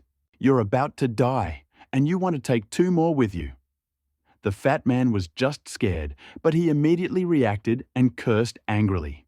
He grabbed the dagger that Meng Sen had just dropped, walked up to him, and struck. Pow! Meng Sen's head bowed, and his body went limp. A minute later, under the watchful eye of Li Tianran and numerous members of the self-defense squad, two gangsters dragged Meng Sen's body out of the hotel gate. We surrender. We surrender. Come! Put down the gun. The self-defense squad members rushed forward, snatched the guns from the two bandits, and then tied their hands and feet with ropes, after which they breathed a sigh of relief. They knew that they had won the battle. Was there anyone else inside? Li Tianran walked over and looked at Meng Sen lying on the ground. The scarlet blood and the terrible wounds he saw made an extremely strong impression. Enough! The fat man, who had several guns pointed at his head at the same time, said with fear in his voice, "It turns out that there are only 5 of us. When we killed Meng Sen, he killed 2 of us, and then the 2 of us killed him." Li Tianran watched all this indifferently. Perhaps 10 days ago, these people were law-abiding citizens and even took the initiative to help an old man cross the road. But now they are willing to kill their comrades to survive. They can no longer be called people. They are beasts. This is a beast that, as a result of the disaster, lost both its foundation and its humanity. If he had been there a few days ago, he might have found it difficult to accept this scene. But after experiencing Zhao Tian's betrayal, he finally realized that if he wanted to survive in such an environment, he had to be more ruthless than others, and more cruel than those beasts who had lost their humanity, to protect himself and the people dear to him.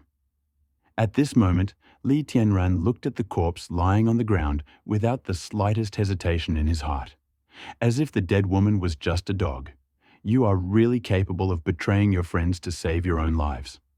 Ha ha ha. Wang Bing sneered, his eyes radiating mockery and disdain as he looked at the two tied-up bandits. If God has eyes, he will let you all die in a fratricidal massacre. Hearing this, the fat man blushed and lowered his head in shame. The other gangster seemed to sense the killing intent in Wang Bing's words. He shouted, "You said you wouldn't kill those who surrender. We said we wouldn't kill you, but we never said we wouldn't beat you up." Wang Bing sneered. The people around him were also smiling broadly, rubbing their hands and surrounding him. Their hatred of the bandits was like a farmer's hatred of a weasel who had stolen his chickens. The family fortune they had so painstakingly saved had been taken away from them by others. No one could stand such humiliation. Sure, they had just killed a lot of gangsters, but if they really wanted to feel better, they would have felt better if they had hit them with real fists. A group of people surrounded the two gangsters and began to punch and kick them viciously. At first, the gangsters screamed and wailed, but then they could only weakly moan and beg for mercy. Okay, drag them both to the car and keep an eye on them. After letting the self-defense fighters vent their anger for a while, Li Tianran shouted, "Leave the 2 of you to guard them, and the rest of you follow me to the warehouse." Hearing this, everyone stopped. The main reason for killing the bandits was to get back their food. When they heard Li Tianran's words, an uncontrollable smile of delight appeared on their faces. "Where is your warehouse?" Wang Bing asked coldly, grabbing the fat bandit by the hair. On the north side of the backyard, there is a warehouse with 2 large iron doors. The fat man with blood on his face muttered incoherently, "Crash!" The 2 modified iron doors were roughly knocked down, and Li Tianran and a dozen members of the self-defense squad entered the room. As soon as they entered, they were stunned by the scene that greeted them. The warehouse, nearly 1,000 square meters in area, was filled with various grains, food products, essential goods, and even large-scale equipment. Rice and flour were piled high in the warehouse. Boxes of cigarettes, alcohol, and various snacks were stacked together, almost touching the roof of the warehouse. Oh my God, how many people did they take food from? A self-defense forces soldier standing nearby swallowed hard, his eyes wide. They didn't just loot a small town, they looted an entire city. Although this statement is somewhat exaggerated, it is enough to prove the huge amount of food in the warehouse. If it were taken out, even if all the city's residents shared it equally, it would last for at least 7 days. The self-defense forces had not seen such a quantity of food since the Age of Destruction. Remembering the suffering they had to endure during these days, they couldn't help but laugh, and then tears began to flow down their cheeks. They knelt down, spreading their arms, wanting to embrace the new life in the future. With these products, they would no longer have to worry about hunger. They and their families can safely survive in this era of destruction. Several people ran up eagerly, opened the food packages, stuffed them into their mouths, and began to chew big chunks. It was a box of soft bread. Before the Age of Destruction, the price was 45 yuan. After the Age of Destruction, the price once rose to 500 yuan, but it was quickly sold out, and the market for it disappeared.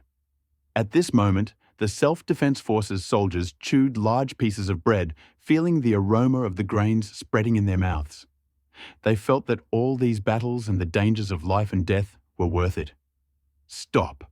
Wang Bing suddenly shouted. The members of the self-defense squad were stunned for a moment and turned their gazes to him.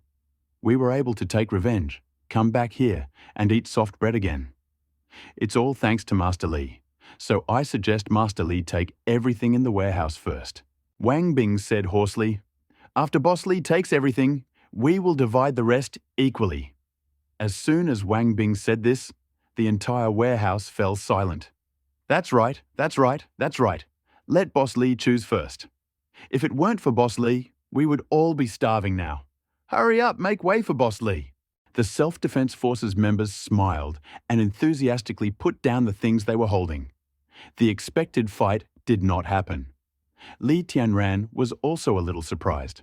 He thought that when he saw the food, the members of the self-defense squad, forced to unite under the pressure of the bandits, would start fighting for it and conflicting over the unfair distribution. But now, it seems, his fears were completely in vain. In the battle that had just taken place, the self-defense forces fighters had also been through life and death together. A feeling similar to a military comradeship arose between them, which gradually grew stronger. Most importantly, Li Tianran's previous behavior of single-handedly pursuing and killing more than 10 bandits had left a huge impression on them. If before they had obeyed Li Tianran's orders only because he had weapons and great strength, at this moment they were completely convinced by Li Tianran. Who among them had the courage to confront more than 10 people at once? The only one who can draw his sword and mount his horse is Boss Li. Li Tianran waved his hand indifferently. The things in the warehouse were not in great demand, and he wanted to refuse.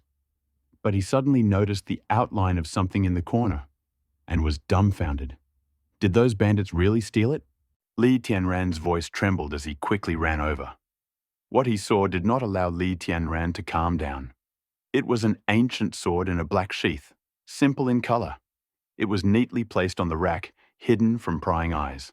If Li Tianran hadn't glanced back, he wouldn't have noticed that the body of the sword had almost merged with the shadow. Li Tianran walked over and took the ancient sword off the rack. A nice touch. He grabbed the handle of the knife and pulled it out of its sheath. There was a crunching sound, and a cold light flashed in the warehouse. This is a Tang Dynasty sword.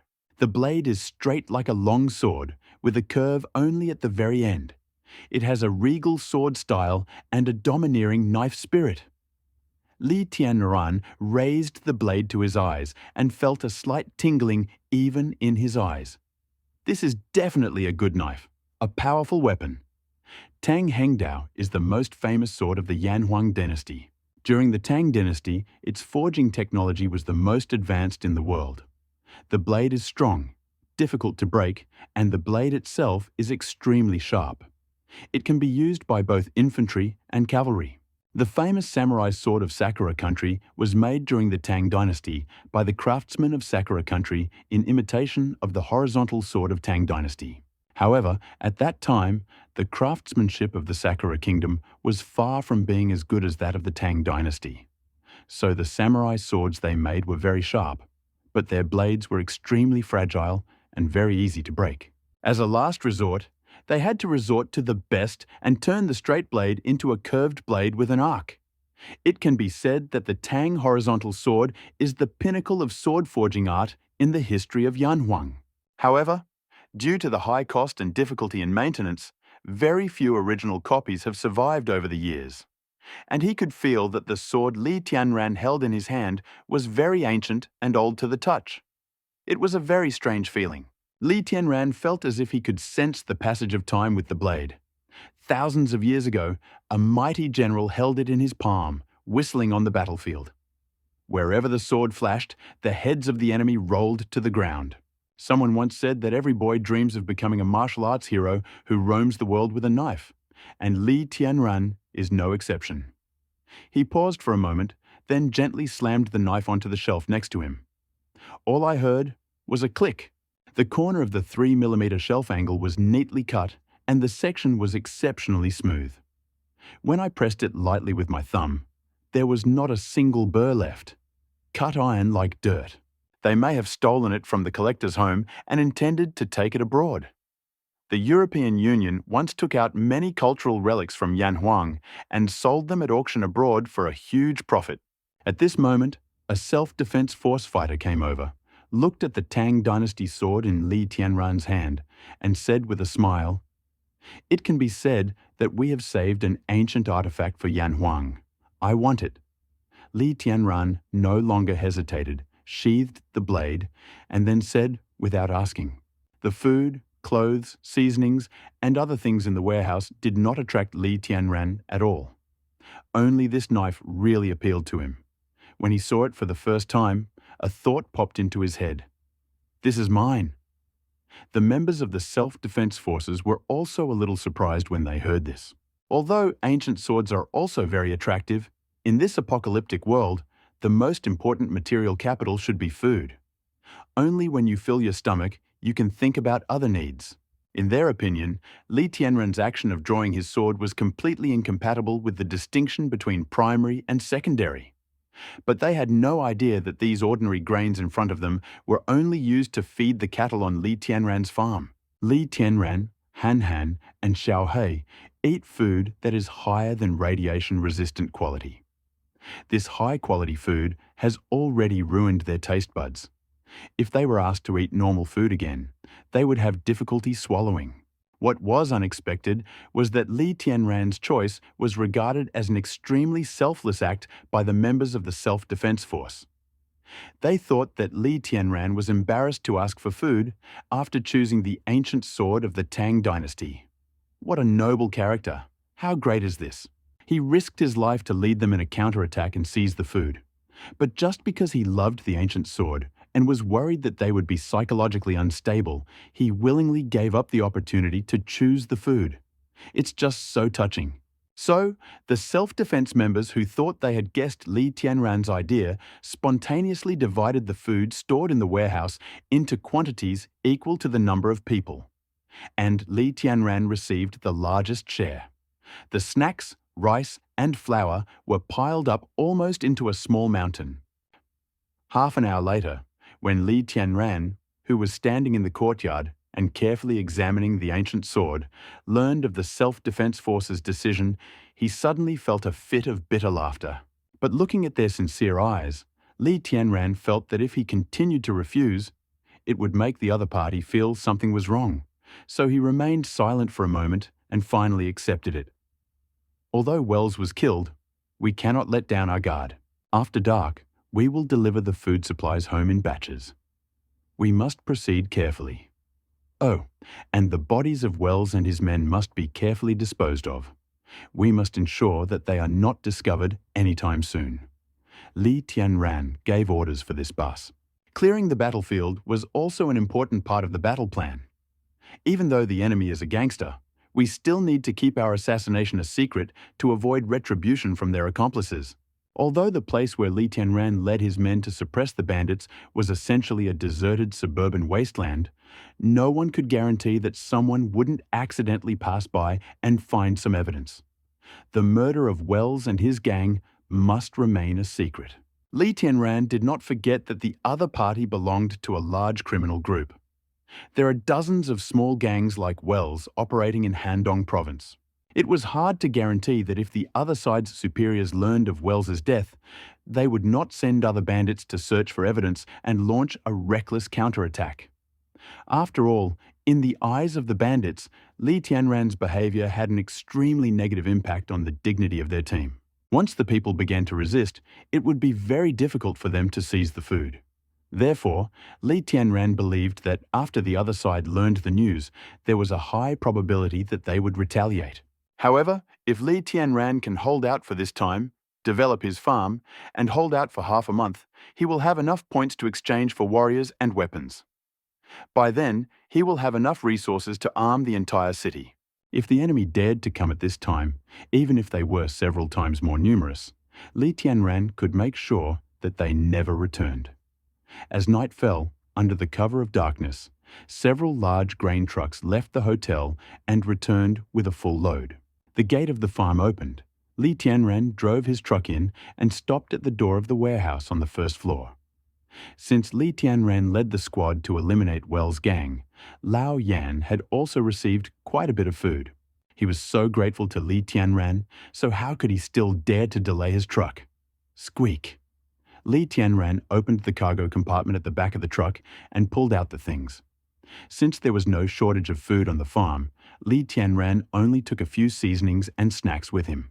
He took very little of the rest of the food with him. But even so, the warehouse was full. Looking at the warehouse full of goods, Li Tianran estimated that he might not have to buy any new seasonings for the next 2 years. This operation had been extremely fruitful, and in a sense, he had eliminated a hidden danger, so he was in a very happy state at that moment. Mood. Humming a song, he went upstairs. He was thinking about what kind of dinner he would reward himself with tonight. At the same time, He Villa District. Ren Xiao sat in her room, holding a laptop in her hands, staring at the image on the screen. It was a surveillance video. It was the CCTV footage of Li Tianran breaking into her villa. After receiving the video from the security service, she went through it frame by frame, trying to find any clues in the CCTV footage.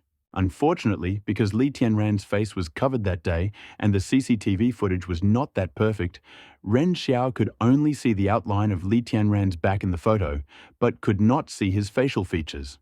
"Damn you, you brat, Ren!" Xiao propped her chin on her hand as she chewed on a Peppa Pig biscuit and muttered incoherently, "I'll dig you up and rip you to pieces."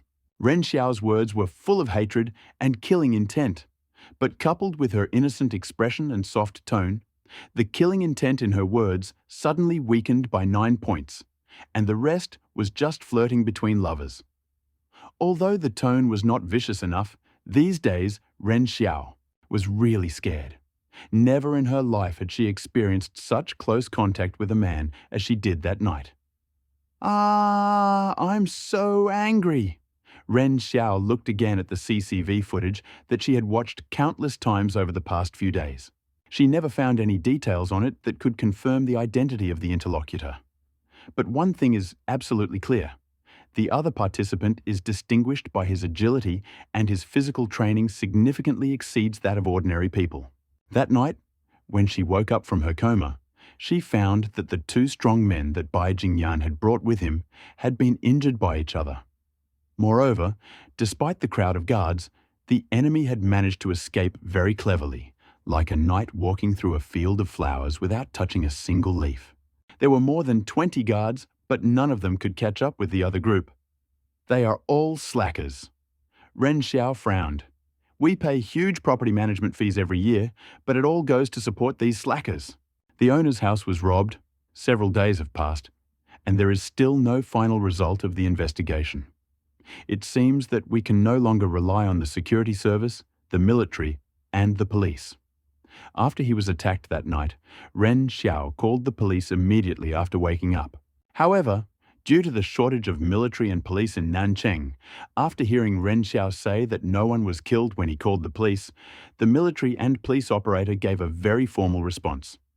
"We will check your report within 24 hours. Please do not turn off the phone. Thank you." 2 days had passed since then, and Ren Xiao still had no response from the military police, and the military police had not come to investigate.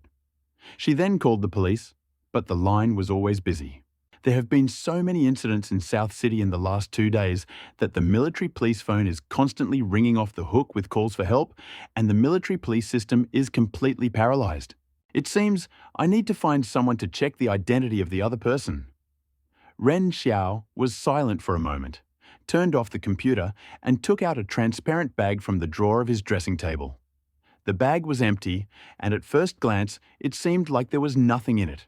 But only by getting closer and squinting carefully, one can see that in the bag of documents there is a male hair about 5 centimeters long. Ren Xiao carefully took out the strand of hair and placed it on the palm of her hand. This was the only evidence left by the gangster that night. Ren Xiao found it in a hole in the lace edge of his pajamas. There was a hair stuck there. If Ren Xiao hadn't checked carefully, she would never have found it. The only way to find the gangster now is to use that hair to compare DNA and test them one by one. Although this method was stupid and required a huge amount of work, she had no other choice. She could not sleep or eat because she could not find the gangster. After a short silence, she put on her coat and left the room. Bai Jingyan was sitting in the living room on the first floor, watching the popular science program Biology and Nature. When he saw Ren Xiao coming down from the second floor, he slowly stood up and smiled gently. "Miss Ren, are you feeling better? The massage technique you taught me is really effective. Today, I don't feel any pain at all." Ren Xiao smiled politely at Bai Jingyan, and then, as if she remembered something, said, "Mr. Bai, I have already chosen the address for your research institute. It is not far from the farm. There used to be a factory there, but it was closed due to an anomaly, so they sold it to us for a low price. The location is quite nice, quiet and secluded, which is perfect for your needs. Thank you for your help, Miss Ren," Bai Jingyan, like a true scholar, said. He bowed respectfully to Ren Xiao, expressing his gratitude. No, don't be so polite." Ren Xiao quickly waved her hands. She found it difficult to accept Bai Jingyan's attitude towards communicating with others. After a brief silence, she said softly, "If the research institute has just opened, Mr. Bai must be very busy, right?"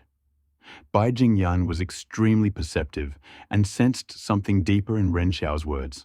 He adjusted his gold-rimmed glasses and asked with a smile, "Ms. Ren, do you have anything to talk about?"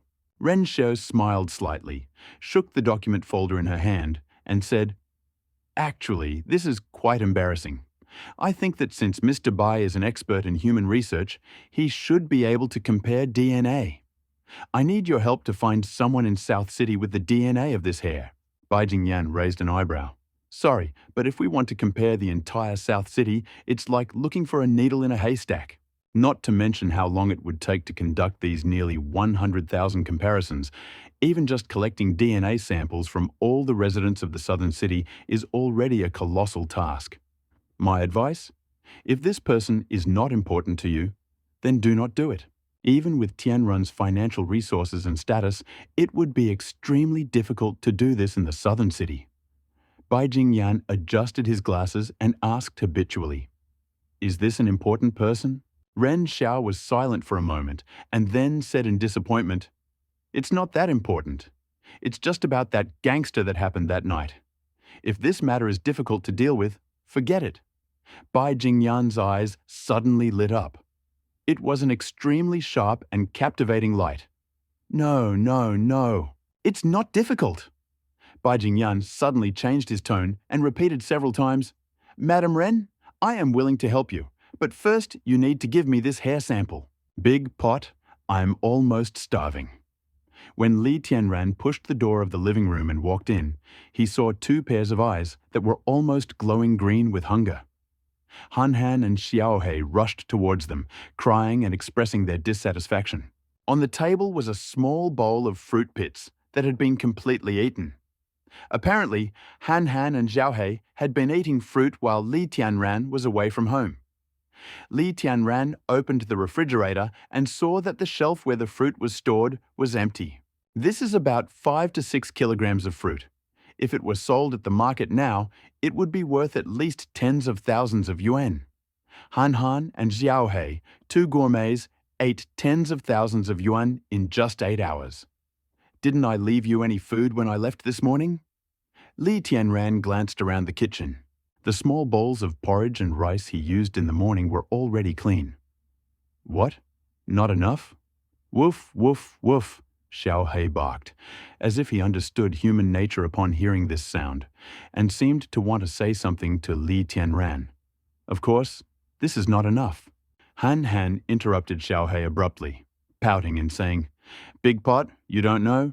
Xiaohei is probably already eating it. He ate almost all the rice you left, and Han Han ate only a little bit."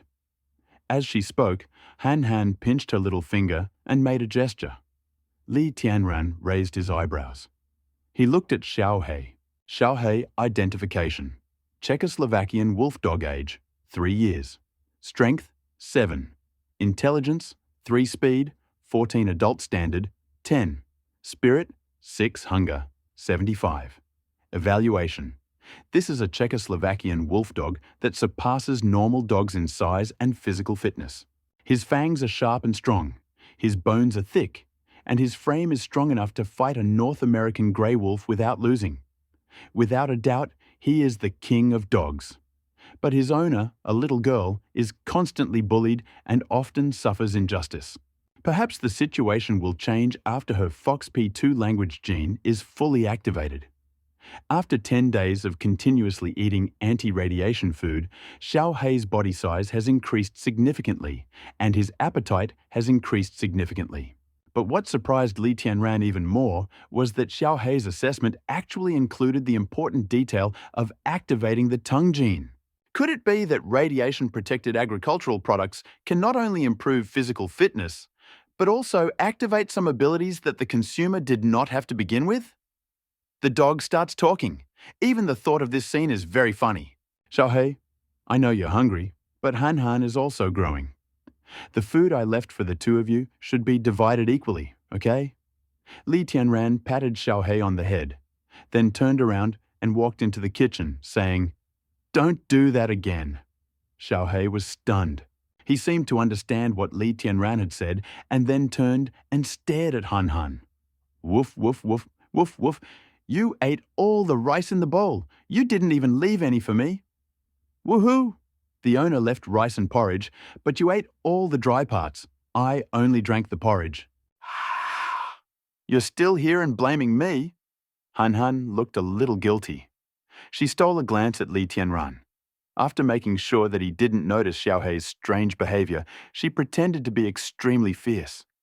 She grabbed Xiaohei's ears with 2 small hands and dragged him out of the kitchen and into the living room. During this process, Xiaohei continued to bark at Li Tianran. "Woof, woof, woof. Boss, she's slandering me. She's slandering me." However, Li Tianran ignored Xiaohei's protest. Han Han, who was half his size and half his strength, was unfairly humiliated and dragged him to the sofa. He looked at Han Han with indignation. "Little Hei, behave well." Han Han patted Little Hei on the head, occasionally glancing at Li Tianran, and said with a smile, "Don't be angry just because Daguo yelled at you."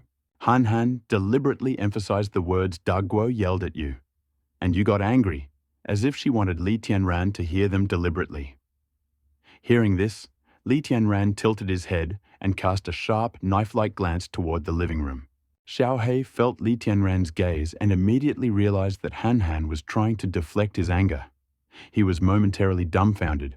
Don't play like that. The younger sister is a sly girl, but the elder brother thinks his sister is innocent and sincere, so he never doubts her words. Xiaohei seemed to have resigned himself to his fate and barked faintly twice. "Woof! Woof! I may not be human, but you are a real dog." Han Han jumped off the sofa with a smile and suddenly saw Li Tianran's backpack on the coffee table in the living room. Her eyes immediately lit up. She ran over and asked, "Daguo, what's in this backpack?" "Oh, it's some kind of medicine. Children are not allowed to touch it," Li Tianran replied casually. In fact, the backpack contained snacks he had brought from the warehouse, including yogurt, sausage, cookies, etc. But he hid this from Han Han because he didn't want her to snack too much before meals. Firstly, it's bad for her teeth. Secondly, if she ate too many snacks, she would eat less at meals, which would have a negative effect on her physical development and lead to unnecessary spending. Splash! At this moment, Li Tianran suddenly heard the sound of a backpack falling to the ground and the sound of a zipper being unzipped. He turned around and saw that the backpack had opened and fallen to the ground, and the snacks inside were scattered all over the floor. Li Tianran looked at Han Han impassively, with his hands on his hips. Han Han looked with wide eyes, innocently clasped her hands behind her back, pointed at Xiaohei and said, "Xiaohei did it." Xiaohei squatted next to him, looked at the zipper on his backpack, then at his short and stiff legs. With a blank expression, he even wanted to smile. "I'm not afraid of being bitten by too many lice, and I'm not afraid of taking on too much blame." If Xiaohei could speak now, he would definitely say, "Yes, I did it. All the bad things are my fault. I am the embodiment of evil, the son of Satan. I turned into a dog and came to this world to destroy you stupid humans." Li Tianran felt helpless. Is this girl's brain not working well? Or does she think I'm not working well? Are you lying to me using this excuse? Dago, you're lying. Han Han seemed to notice something wrong with Li Tianran's expression. So she herself began to complain, pointing her little finger at the yogurt and cookies on the ground and saying, "This is all so-so. There is no medicine here at all." Daguo said that he would not allow Han Han to lie. But now Daguo is lying himself. Li Tianran had a headache. When it came to raising children, he really didn't know what was right. He couldn't explain to 7-year-old Han Han what a white lie was and what was malicious deception. He glanced at the pot of water that hadn't yet boiled, estimating that dinner would be ready in at least 30 minutes. "Han Han can have a little snack, but not too much," Li Tianran said helplessly. "Brother lied. It's my fault. Hey, we won." Han Han grabbed the scattered cookies and sausages and happily ran to Xiaohei. "Hey, don't be sad. I'll give you half." Looking at this scene, Li Tianran couldn't help but smile. In his eyes, all the exciting and passionate experiences of that day were not as valuable as the ordinary life that lay before him. Being with the people who are important to you, eating together, sleeping together, playing and fighting together. This is the true meaning of life. This is the way of life that Li Tianran leads. "Han Han, we're having spicy baby rabbits tonight." Li Tianran looked at Han Han and suddenly wanted to tease her. Who should we eat first? Hui Hui or Aki? It's so hard to choose. They're all fat and strong. Can Han Han help me choose? You raised them all. Who should I kill first? Don't eat Han Han's rabbit. Daguo is a bad guy. But if we don't eat them, we'll go hungry tonight. Anyway, you can't eat them? In the dark of the night, warm light poured in from the windows of the small building and noisy and cheerful voices could be heard. In the night with the biting cold wind, the farm was like a castle, silently guarding its family. Rumble. Today is the 3rd day since Li Tianran killed Wells. At this moment, his fish pond has already been dug and the mud has been removed from the farm. Initially, the farm did not use tap water, but a well. So Li Tianran used a plastic hose more than 10 meters long to connect the pump to the well. After closing the gate, groundwater gushed into the empty pond. Even today, although the daytime temperature is around -20 degrees Celsius, the temperature underground is not so low that the well has not frozen. Cold groundwater continuously flows into the fish pond, and the water level slowly rises, gradually filling the 3-meter pond. Open a shopping mall, resources, livestock, fishing, disinfectant, buy 30 litres, spend 3,000 points. Several barrels of exquisitely packaged disinfectant appeared in front of Li Tianran. He picked them up and poured the disinfectant into the pond water. Building a fish pond has never been an easy task. The soil often contains toxic and harmful substances such as heavy metal salts. Before raising the fry, the pond must first be soaked and disinfected, and then re-disinfected with lime solution. This will not only help settle the silt and clean the water, but also prevent fish diseases. After the two disinfection processes are completed, a base fertilizer should be added to the pond to stimulate the reproduction and growth of plankton and to provide sufficient natural bait for the fish. Generally, most basic fertilizers are made up of pig, cow, and other livestock manure, as well as some moss. Li Tianran believes that these things can be found everywhere on the farm, and he does not need to spend much effort to buy them. Watching the water slowly seep into the ground, Li Tianran used his hands to dig out some silt soaked in disinfectant from the pond. Pond mud after disinfection. Lead content, 0.0001%. Sodium content, 0.09%. Calcium content, 0.1%. Magnesium content, 0.1% rating. This is the highest quality lotus pond sludge. The content of heavy metals harmful to the human body is almost reduced to a minimum, and the content of calcium useful for the body exceeds the indicators of ordinary soil. It is especially suitable for the growth of microorganisms and is the best choice for fish farming and rice cultivation. Li Tianran looked at the soil next to him, which had not been treated with disinfectant. Radiated earth. Lead content, 3% mercury content, 8% beryllium content, 7% calcium content, 0.005%. Comment: this is irradiated soil contaminated with heavy metals. There is practically no plant growing on this land. Even if it does, it is sinful flowers stuffed with toxins. Unless there are seeds that are immune to heavy metal radiation. The difference between the two types of soil can be seen by comparing them. If you dump water into an unsterilized fish pond and put fry in it, the toxins will not kill the second-tier fish fry, but they will make all the microorganisms in the pond disappear and the grass will not grow. This will greatly increase the cost of raising fish. Although the second-level fish fry are no longer afraid of temperature changes, aquatic plants and microorganisms are not. It seems that the pond needs to be built with a heating system, Li Tianran thought. He found the materials for the heating pipes in the resource catalog of the shopping mall. I'm probably the only one in the world who has installed a heating system for a fish pond. Li Tianran smiled. Of course, installing a heating system in a pond required additional expenses, but in order for the fry in the pond to grow faster, he was willing to invest a lot of money. In other words, isn't that why he earns points to improve his current living conditions? Just do it! Soon, a large pile of ceramic heating pipes appeared on the plot of land in front of him. Li Tianran has to connect these pipes to the boiler, and then wait for the first wave of disinfection water in the pond to settle completely before starting the installation. It's a huge project. At the same time, on the site of an abandoned factory, less than a kilometre from the farm, more than a dozen large machines were busy with construction work. The original factory was completely demolished, and now a completely new building is being built. This building is truly unique. Even the reinforced concrete used to build the columns is a unique material not available on the market. Everyone, be careful. Don't damage the materials. These are aerospace-grade materials used in production laboratories. If we damage them, we'll have to wait at least another 3 months before we can get our quota. The young man in the suit and tie held a thick stack of blueprints in his hands and wore a badge on his chest that read, Architect First Class. He is the outstanding architect of the parent company Tianrun.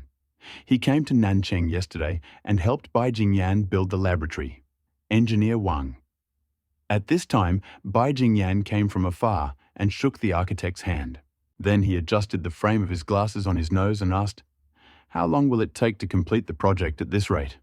It will take at least a week. The architect, known as Engineer Wang, thought carefully before answering. The main difficulty is that the warehouse you requested must be able to withstand a frontal impact of 50 tons. Therefore, I will need to provide special structural reinforcement for the control room. A week later, Bai Jingyan narrowed his eyes and thought for a moment, then nodded and said with a smile, Thank you for your help. Engineer Wang glanced at Bai Jingyan, then hesitated for a moment before asking curiously, "Researcher Bai, I have a question. The purpose of this lab is simply to facilitate your research on medicines for acute diseases, so why fortify the storage room like this? 50 tons of load capacity. Even the Berlin Wall, known as the Steel Wall, couldn't withstand such a load. I always think of this not as a laboratory, but rather, Engineer Wang thought for a moment, weighing his words in his mind. A prison? A cage. A cage in which a monster like Godzilla is imprisoned. Hearing this, Bai Jingyan's expression did not change. He smiled and said, "Mr. Wang, you have a very rich imagination. I admire you. In fact, the reason I requested the creation of such a powerful research institute is because there was fierce resistance at headquarters to our drug research proposal. That's why I had to leave Magic City and move to a remote place like South City. I was afraid that someone at headquarters would attack my research institute to stop this plan. You know those people at headquarters very well. They have split into different factions for personal gain and are capable of anything. Besides, the world is in such chaos right now. I am a weak researcher who is unable to protect myself, so I have to rely on the strength of the institute itself." Bai Jingyan smiled, and his gentle smile made him look weak and fragile.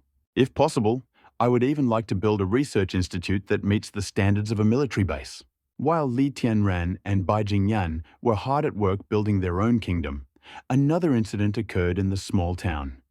Zhang Jun, 47, lives in Xiaozhai village, Luozhuang City, where Li Tianran's farm is located. Before the world changed, he made his living running a convenience store. Zhang Jun is lazy, sloppy, and henpecked, a common problem among middle-aged men. He is also very cunning, often selling expired processed food as regular food.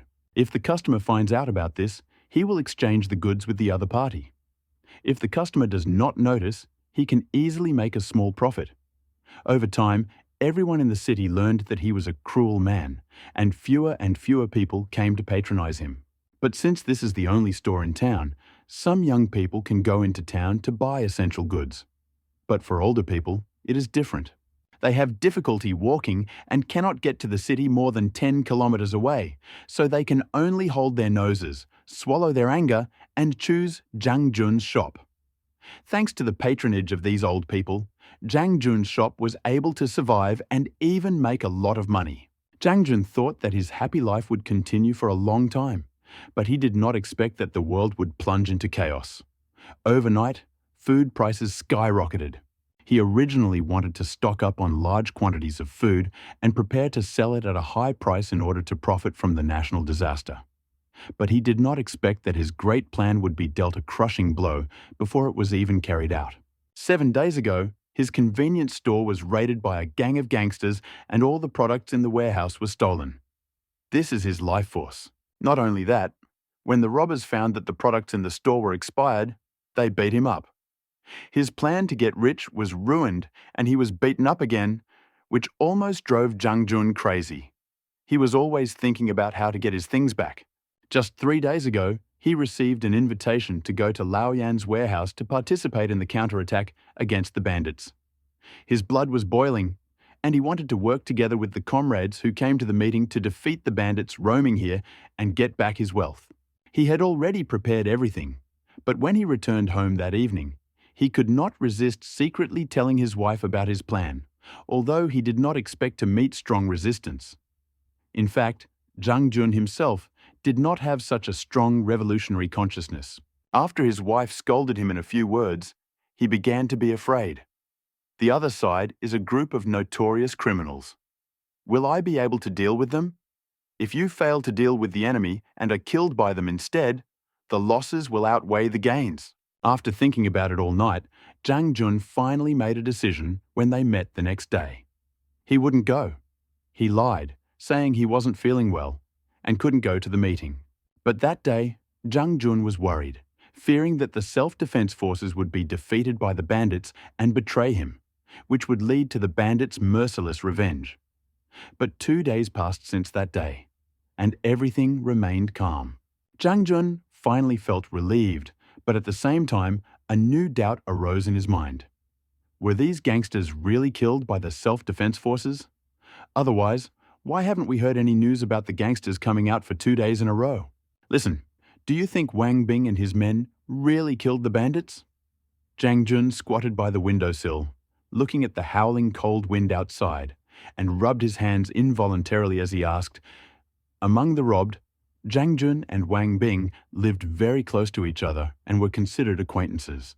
Zhang Jun's wife was a stocky, fierce-looking woman, a real shrew. At this moment, she was cracking melon seeds and cursing angrily. It's all because of those bastards. They robbed my shop, leaving me with only melon seeds. I can't even have instant noodles. Zhang Jun's stomach also made a gurgling sound. They only had cornmeal left, so they drank porridge for 3 days straight. It made them feel weak, their calves cramped, and stars flashed before their eyes. The melon seeds that Zhang Jun's wife was chopping at the time were the expired ones from the previous store. Hey, why don't you go to Wang Bing and take a look? Zhang Jun's wife suddenly realized, and she smiled slyly. His father just died, right? Just say that you are going to visit him and see how his family is doing. If Wang Bing was also killed by those bandits, then you can quickly go home. But if Wang Bing and his men get rid of the bandits, our troubles will be over. Zhang Jun was stunned and asked, "What do you mean?" "Are you stupid?" Zhang Jun's wife scolded angrily. "If Wang Bing dies, the bandits will definitely find out who his relative is. We must completely sever all ties with Wang Bing's family.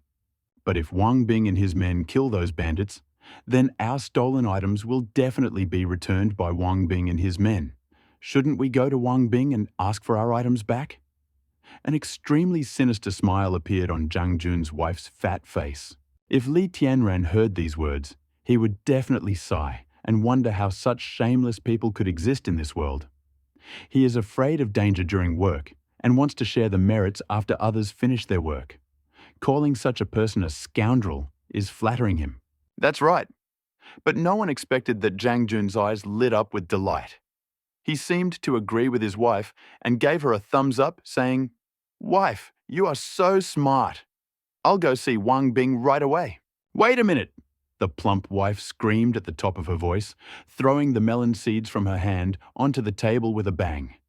"If Wang Bing's family does something wrong, you will suffer. I will go with you." They put on their coats. Zhang Jun glanced at the kitchen and picked up a rolling pin, while his wife picked up a bone-chopping knife. They left the house one after another and headed towards Wang Bing's house, which stood in the distance where a white elegiac stanza hung on the door. "Dad, today is your 7th day. Your son will drink with you." Wang Bing knelt before the portrait, his eyes red, holding a glass of wine. "Your son has avenged you. None of those who harmed you escaped." In the first battle, Wang Bing and his men captured 2 bandits, but they were secretly dealt with by the self-defense forces. Since Li Tianran said that he would not kill those who surrendered, he lied to them. Monson was right. Even if the bandits surrendered, Li Tianran would not let them go. In troubled times, being kind to your enemies meant being cruel to yourself. Collapse! Wang Bing poured a whole glass of wine in front of the plaque and was about to stand up when he heard someone shout outside the door, "Is brother Wang Bing home? I am Zhang Jun, and I need to talk to you urgently." At this moment, Wang Bing's wife came out of the inner room with their son in her arms, looked at Wang Bing and asked, "Darling, who is here?" "It's Zhang Jun." Wang Bing frowned and thought, "What are they doing here? A crash." Wang Bing opened the courtyard gate and looked out. Zhang Jun and his plump wife were standing at the door. Seeing that the door was open, they walked in without saying a word. Slam! Wang Bing stretched out his hand and pushed the door, leaning against the doorframe to block the couple's way. He asked expressionlessly, "What's going on? Is there something wrong?" Ever since Zhang Jun changed his mind and didn't dare to come when the self-defense forces were formed last time, Wang Bing has had a slight disdain for Zhang Jun, but he definitely wouldn't express this disdain openly. After all, these 2 families lived close to each other. If he offended the other party, it would be very awkward for them to meet. But Wang Bing still did not want to communicate with this family. In addition, It was the 7th day after his father's death, so he was already in a bad mood, and his tone was a little harsh. Zhang Jun and his wife saw that Wang Bing was not going to meet them, and their faces suddenly darkened. But they did not lose their composure. On the contrary, they smiled and said, "Xiaobing, your father passed away, and the funeral was arranged in such a hurry. We couldn't do anything to help, and we are very sorry. That's why we came here especially to light incense and burn paper money for him." Wang Bing looked at Zhang Jun and his wife from head to toe and said dryly, "No need. We have already cleared the funeral hall. Today is the 7th day, and it is enough for a son like me to light incense." Wang Bing did not think that Zhang Jun and his wife were so kind-hearted. They came to his home in freezing weather just to burn incense in memory of his late father. After all, Wang Bing's father had fallen for the tricks of these two more than once when he bought something from Zhang Jun's store. "Look, we're already here, just let us in." Zhang Jun bent down and tried to squeeze through, but his wife patted his head and he stopped, staring blankly at his wife. "Brother Wang Bing, since you are not home today, we will not go," Zhang Jun's wife said with a smile. "Actually, we came here for another matter." "Ha!" Wang Bing smiled as if he knew this would happen, and then asked, "What is it? Tell me. That's how it is. Didn't you want to form a self-defense force a few days ago to fight those beasts who stole food? I want to ask, did you fight? And what happened?" Zhang Jun's wife rubbed her palms and asked with a smile, "So that's why you came here?" Hearing this, Wang Bing looked at Zhang Jun with slight disdain. Then, pretending to be confused, he looked at Zhang Jun and said, "This is not true. I remember that Zhang Jun's brother was also in the self-defense force. Didn't you act together with us that day? You should know how it ended." Zhang Jun instantly blushed. Even though he was thick-skinned, he couldn't stand Wang Bing's naked sarcasm. He stood there at a loss, feeling extremely embarrassed. Just like that. In the morning, I was completely prepared, but my stomach wouldn't listen and wouldn't let me sleep all day. The pain was so intense that I couldn't get out of bed. Zhang Jun was truly a fighter among shameless guys. His face soon returned to normal, and he found many prepared excuses to hide his cowardice. "Ah, so that's how it is," Wang Bing said, with a sudden light in her eyes. "I thought you were the only one who walked with us through life and death that day. Shame on you. Shame on you."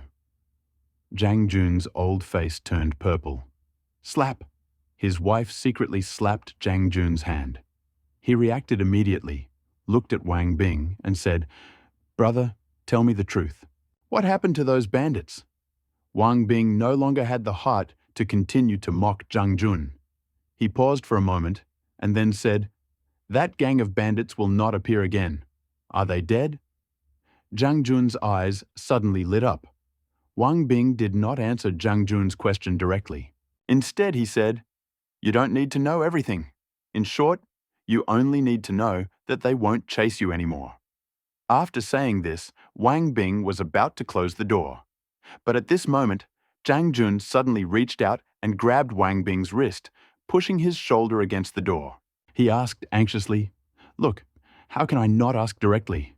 I need to know whether these people are dead or not, so I can get my things back."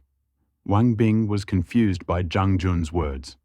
He stood there dumbfounded for more than 10 seconds before asking, "Your things? What are these things? My food and money were stolen." Zhang Jun smiled broadly and said, "Brother Wang Bing, I know you must have completely destroyed those bandits. You also returned our stolen goods, right?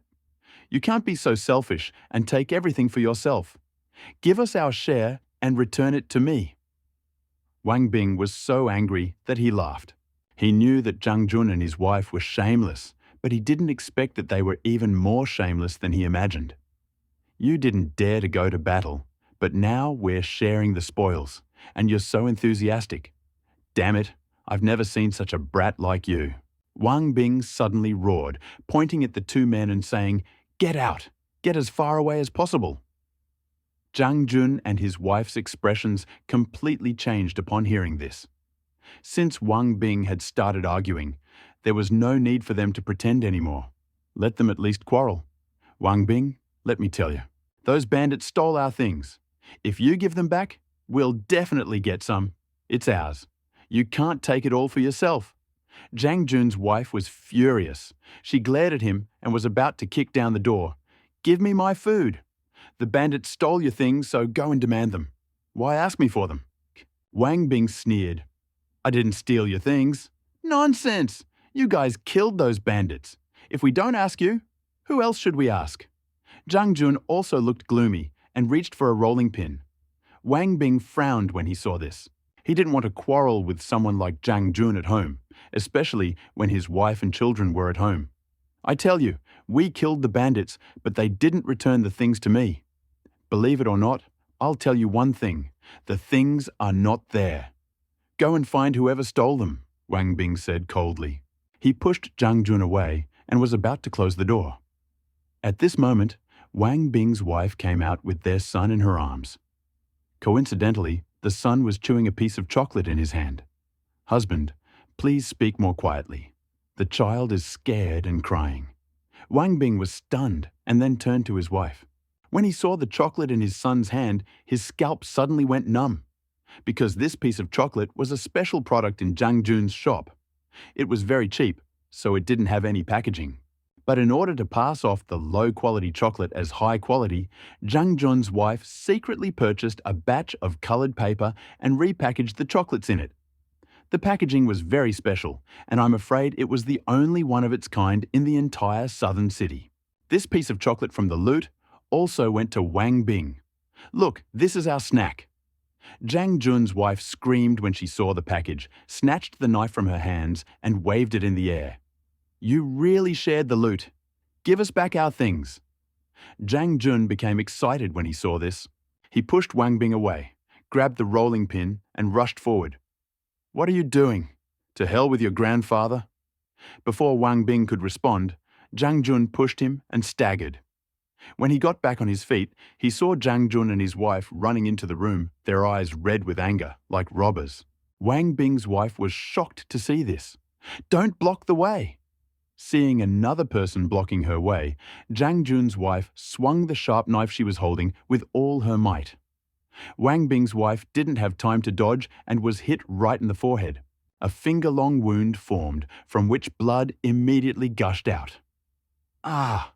A cry pierced the sky. "Mom! Mom! What's wrong with you?" Ten got scared. The son looked at his mother, whose face was covered in blood, and cried out of fear. Wang Bing looked at this scene and felt his breath catch in his chest, and he felt like he was about to explode. He grabbed a fire axe that was over a meter long and smashed it down on Zhang Jun's wife's back. "You two worms, bullies who only bully the weak and fear the strong." "I will kill you!" Wang Bing roared, swung his axe and struck Zhang Jun's wife. But his actions frightened his wife. She wanted to stop Wang Bing and pushed his hand away. Wang Bing's axe actually moved slightly and slid across Zhang Jun's wife's body, but unfortunately it landed right on Zhang Jun's neck, who was standing next to him. Pow! There was an extremely dull sound of the knife blade entering flesh. Zhang Jun stopped. Wang Bing was stunned for a moment. Zhang Jun's wife turned her head and looked at Zhang Jun with a puzzled expression. Everyone was stunned.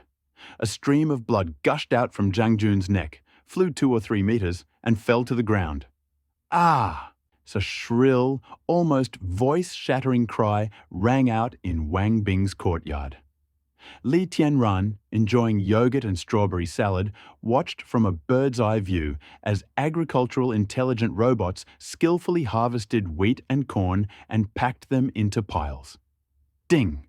You have found radiation-resistant wheat. The pleasant and fast tone continues to sound in my ears. He looked at his current points at the shopping centre. Exactly 1,000,000. There are still 16 days, 17 hours and 54 minutes left until the beginning of the second era of destruction.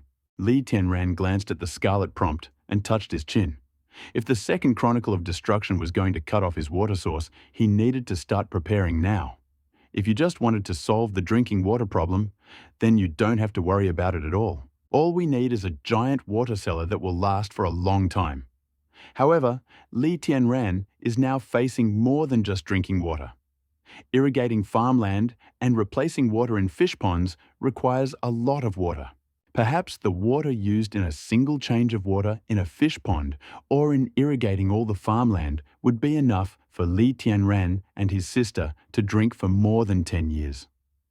Artificial lake. No, it's just a giant reservoir. If we continue to absorb water, it will not solve the long-term problem. Li Tianran muttered to himself, "As for the well, I'm afraid it will also dry up after the second era of destruction." Li Tianran racked his brains, but he still couldn't think of a way to solve the water problem. Suddenly, he slapped his forehead and exclaimed excitedly, "That's right! I have an idea! Artificial rain! That's right! It's artificial rain?" Li Tianran had just been thinking about how to get water from underground, but he never thought that water could be in the sky. In fact, rain and snow are very important sources of water in the world. After thinking about it, Li Tianran decided to do it. At this stage, the fish pond has already been dug, and it only remains to wait for the heating pipes to be installed before the fry can be released.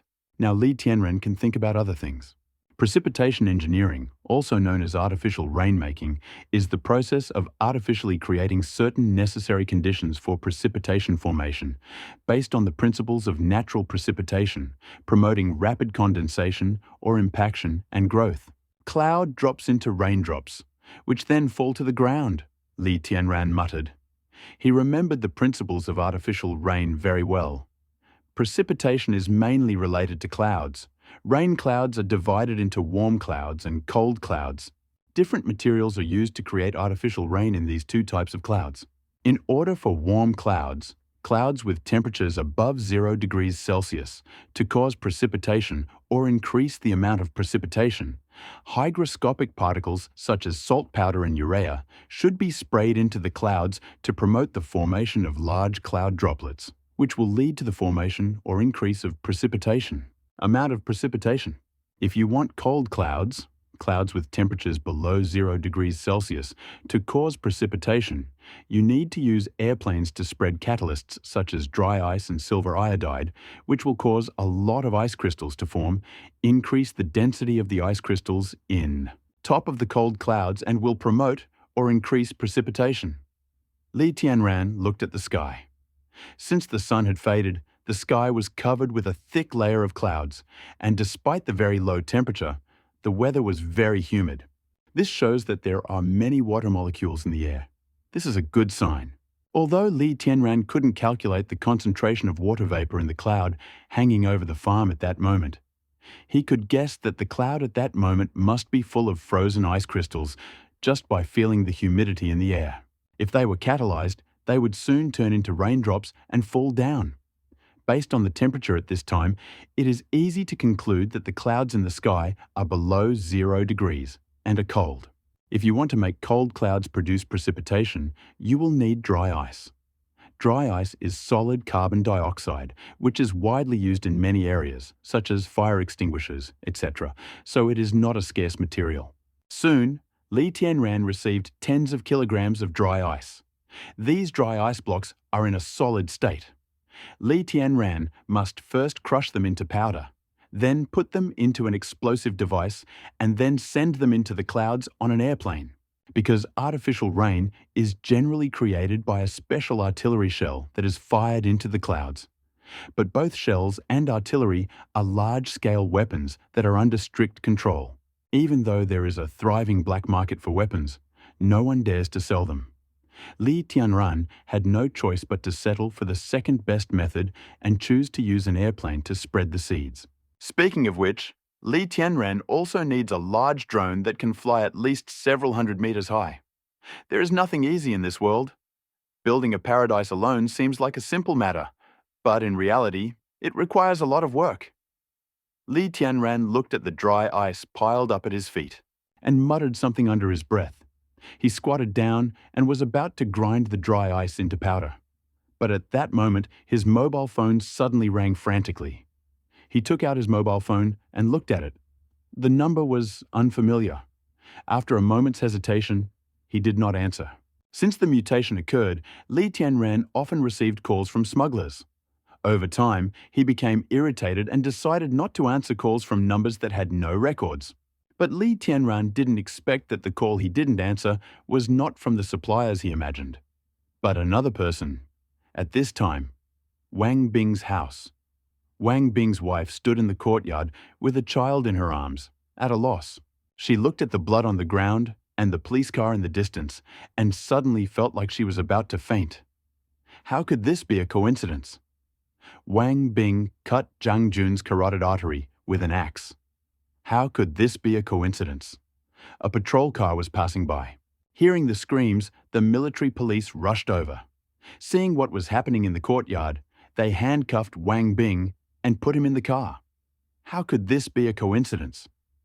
The phone of the man who led his husband and the self-defense forces to defeat the bandits is unavailable this time. Mom, I'm scared. The son pouted. He was only 3 years old and didn't understand what was happening. He just hugged Wang Bing's wife around the neck and screamed, "Where is Daddy? Why doesn't he want us anymore? I'll be obedient and never eat treats again. Please ask Daddy to come back. I'm so scared." The son was crying, and Wang Bing's wife was sitting helplessly on the steps. She felt that the world was full of darkness, and despair was slowly taking over her. Name: Wang Bing. Age: 31. Why kill people? I told you it was they who broke into my house with guns first and stabbed my wife. I acted in self-defense. The crowded Nancheng City Military Police Station. Inside the interrogation room, Wang Bing's hands were chained to the iron railings, and his face looked worried and angry. But the victim's family said they came to your house because you took their things, and they wanted them back. The military police officer looked at Wang Bing impassively and asked in a deep voice, "Do you know what robbery is?" According to wartime protocols, if you commit robbery, kidnapping, or other serious crimes after the Level 2 alert is activated, we have the right to shoot you. Wang Bing was furious. Why do you believe her words and not me? She said that I stole something, but does she have evidence? Of course. The military policeman expressionlessly pulled out several packaged products from the evidence bag nearby. Then he showed the receipt and said, "According to the evidence they provided, we found items stolen from your home. And more importantly, we found a large amount of items in your warehouse that have already been reported to the police. They were stolen by a local gang that intercepts food. How do you explain this?" The military policeman looked straight into Wang Bing's eyes and suddenly shouted, "Are you one of the gangs stealing food? Speak up!" Wang Bing felt his forehead swell. He held back his anger and said, "My father was beaten to death by those grain thieves a few days ago. Do you think I am a member of this grain-stealing gang?" The military police officer squinted and looked at Wang Bing for a long time, then said, "Criminal gangs often kill people because of the uneven distribution of spoils." Hearing this, Wang Bing was dumbfounded, the veins on his forehead bulging. He jumped up and rushed forward like a mad beast, even shaking the iron railing with his rush. "To hell with your mother, behave. Sit down." Seeing this, 2 military policemen surrounded Wang Bing, twisted his arms behind his back, and pinned him to the ground. Wang Bing felt a piercing pain in his arm. Pressing his face to the cold floor, he glared at the 2 soldiers and police officers. When criminals kill for profit, you are powerless to stop them. When civilians kill in self-defense, you refuse to let them go. Do you deserve the national emblem on your shoulders? Are you saying that I am not worthy of the national emblem on my shoulder? Hearing this, the swarthy military police officer's eyebrows twitched wildly, and anger showed on his face. Ever since the world changed, the entire southern city had plunged into complete chaos. Robberies, kidnappings, thefts, every conceivable crime has increased more than tenfold. The EU is provoking us at the border again, and 8/10 of the military and police in the entire southern city have been transferred. We are on duty around the clock, and except for mealtimes, I only sleep 4 hours. Only then did Wang Bing notice that the military policeman's eyes were bloodshot. Do you know how many police calls I respond to, how many crime scenes I go to, and how many criminals I arrest every day? Do you think we don't want the situation to stabilize? Do you think we like this chaos, when the bosses call us losers and the people call us idiots? The entire South City police force now numbers only 500 people. 500 people! We have to maintain law and order in the 3,400 square kilometers of South City and ensure the safety of over 100,000 people. Even if we were divided into 3 parts, it would still not be enough. The military policeman with the black face was very emotional, his chest heaving violently. Since the world changed, no one had it easy. These military and policemen are the busiest. Ordinary people only think about food and safety of their families. But these 500 soldiers and policemen have to take care of the safety of the entire South City. They have to patrol the entire South City, fight criminals, and constantly make arrests. Wang Bing's expression changed slightly. I was away from home for 10 days. I didn't even have time to talk to my family. The dark-skinned military policeman's voice became lower. He took off his police cap and looked at Wang Bing impassively. I'm not telling you all this to show how hard we worked or to gain your sympathy. I'm just saying that life is not easy in these conditions. We must investigate all acts that disturb public order, including the gang stealing food and you. After listening to the black military policeman's words, Wang Bing's expression was no longer as impulsive and angry as before, but his breathing was still heavy. If it was really them who came in first with guns, intending to hurt someone, and you have nothing to do with the gang stealing food, I will defend you and plead not guilty. The dark-faced officer looked at Wang Bing and said seriously, But you must tell me the whole story, leaving out all the details, including how the stolen items ended up in your home. This matter concerns many people. There was a fierce struggle in Wang Bing's eyes. He was silent for a long time, then looked at the military policeman in disguise and asked, Can I trust you? The military policeman with a black face answered sternly, I will not let any bad guy go, but I will not unjustly accuse any good guy. Believe me, we want social stability more than you do. Li Tianran sat in the warehouse and discovered that his artificial precipitation plan might have to be postponed for a while, because he didn't have the necessary drones or enough artillery shells to launch dry ice hundreds of meters into the air.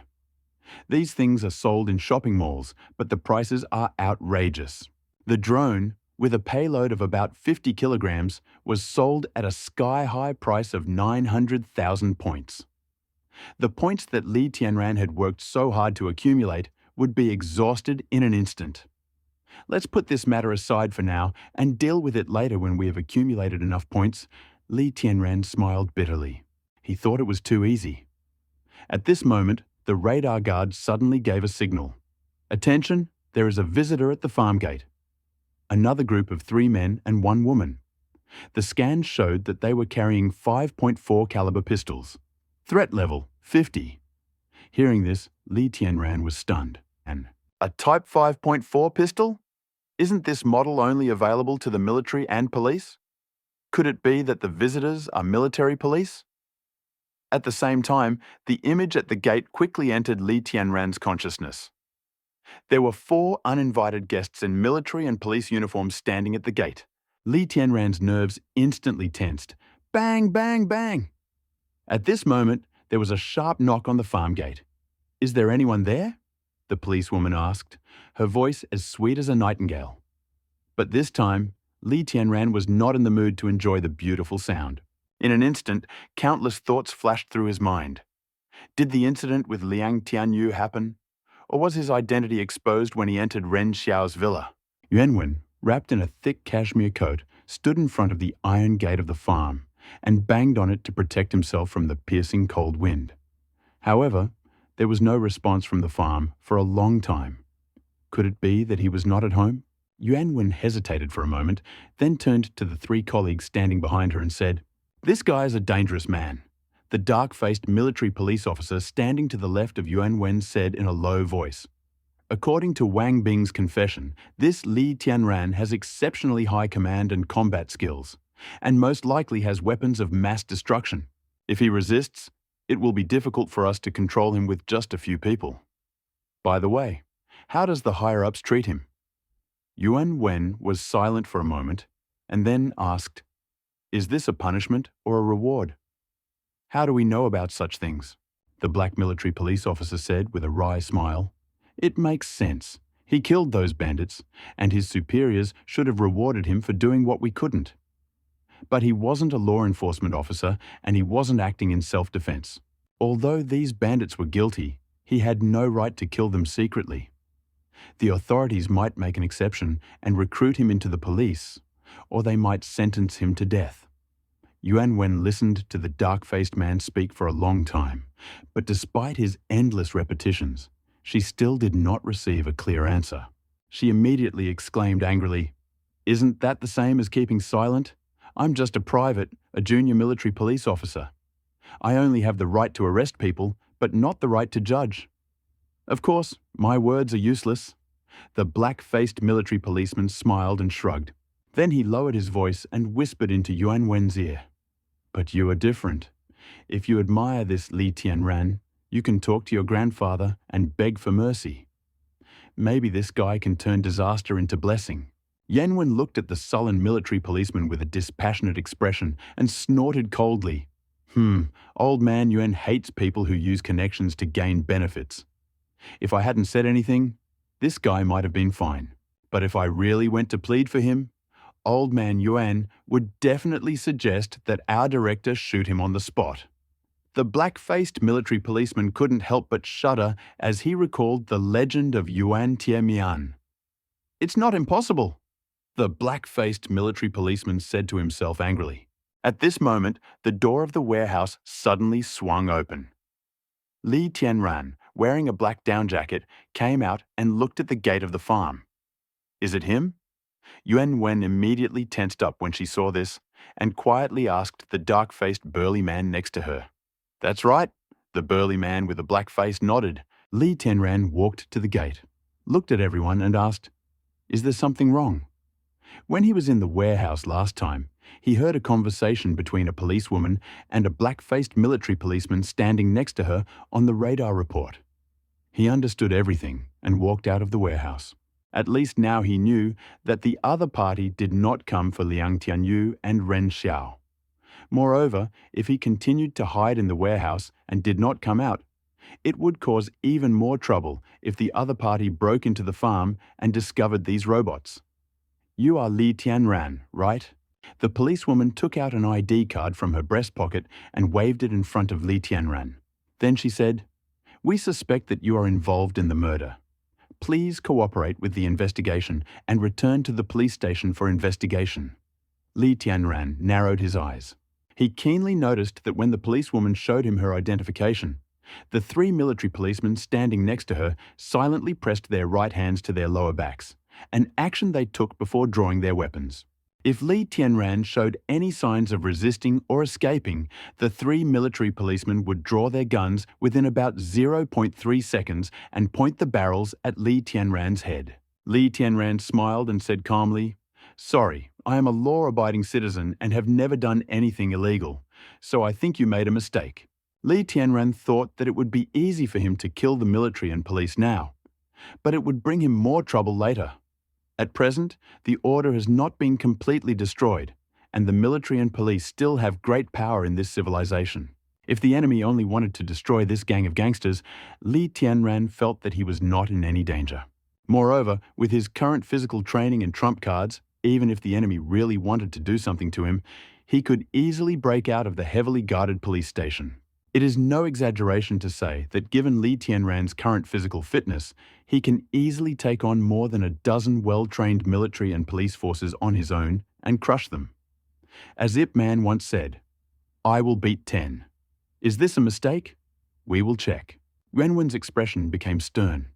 Her face was stern as she said word after word. "Now, please open the door." When Yuan Wen said these words, the gazes of the other three military policemen were like knives on Li Tianran's face. Li Tianran was silent for a moment, then spread his hands and said, "Okay." He had no intention of getting into conflict with the military and police, at least not now. Before the order completely collapses, or in other words, before Li Tianran has the opportunity to fight the entire state apparatus, he will not allow himself to be blacklisted so easily by the military and police. The military and police are the country's sharp sword. If Li Tianran were given a choice, he wouldn't want to face that sword just yet. Not only was it dangerous, it was also quite troublesome. It would be fine if he were a wandering lone ranger, but he had a farm and a sister, which meant he couldn't afford anything too extreme. Snap! The door opened. There were still 2 military policemen holding guns, looking at Li Tianran with a watchful eye. Another military policeman walked over, took off the cold handcuffs from his waist, and was about to put them on Li Tianran. Li Tianran smiled. 12 days ago, he would not have been able to break free from these beautiful steel handcuffs, but now they were just decorations for him. He could tear it apart as long as he wanted. Crash! The military police officer grabbed Li Tianran's hand and fastened the buckle on his left wrist. But just as he was about to grab Li Tianran's hands, the door of the small building swung open again. Han Han rubbed his eyes and walked out. Seeing the scene at the door, he froze for a moment, then asked, "Daguo, are the uncles and aunts from the military police here? Is something wrong?" When Li Tianran saw Han Han, his expression suddenly changed. After all, she was wearing handcuffs, and at her age, Han Han already knew the meaning of these things. But at this moment, Yuan Wen suddenly stepped forward, covering Li Tianran's wrist with Han Han. She waved her hand at the military policeman, signaling him to uncuff Li Tianran. She smiled and said to Han Han, "Sis, the police auntie has come to give you a certificate for being a good citizen. You and I will go to the police station later to receive the award, right?" Han Han's eyes lit up. Li Tianran was stunned for a moment, but then a warm feeling surged in his heart, and he couldn't help but sigh softly. This woman looks cold, but she's actually kind-hearted. I want to go too. Unexpectedly, Han Han also ran over, grabbed Li Tianran's hand and hugged her tightly. Yuan Wen exchanged glances with the black-faced military policeman. There was something embarrassed in their eyes.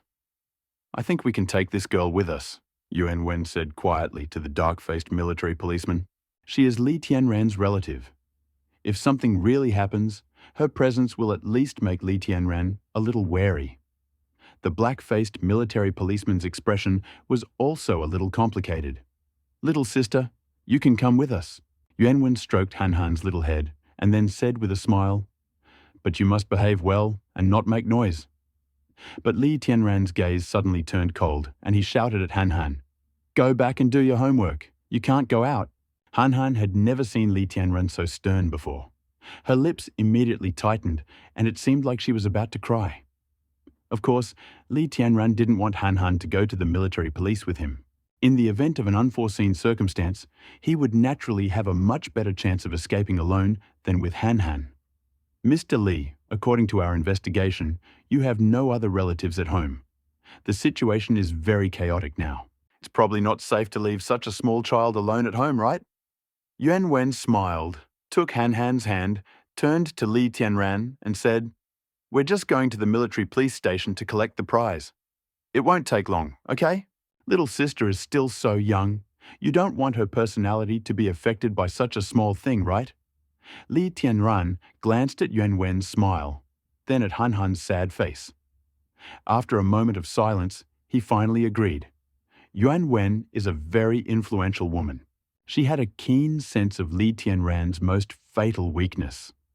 For Han Han, who was still innocent at the time, the military and police were still the embodiment of justice. Li Tianran could not openly confront the military and police in front of Han Han. Xiao He, who followed Han Han out, realized that something was wrong. He bit his sleeve and gently pulled him back, trying to drag him into the house. "Go away." Seeing this, the black-faced military policemen lightly stamped their feet, trying to drive Xiao He away. But suddenly, he was faced with a barking attack from Xiao He. "Okay, Han Han can come with us," Li Tianran said quietly, then looked at Yuan Wen and added meaningfully, "But Han Han must not disappear from sight. Otherwise, I will not take the prize." Whoever betrayed him would also have a hard time. The first half of Li Tianran's sentence was directed at Han Han, and the second half was directed at Yuan Wen. He warned Yuan Wen that if the other side wanted to use Han Han to threaten him, Li Tianran would do his best to cause them great trouble. He has the ability. After he becomes an albino corn, and with his current physical training, if his strength increases tenfold, he will become a human tank Iron Man.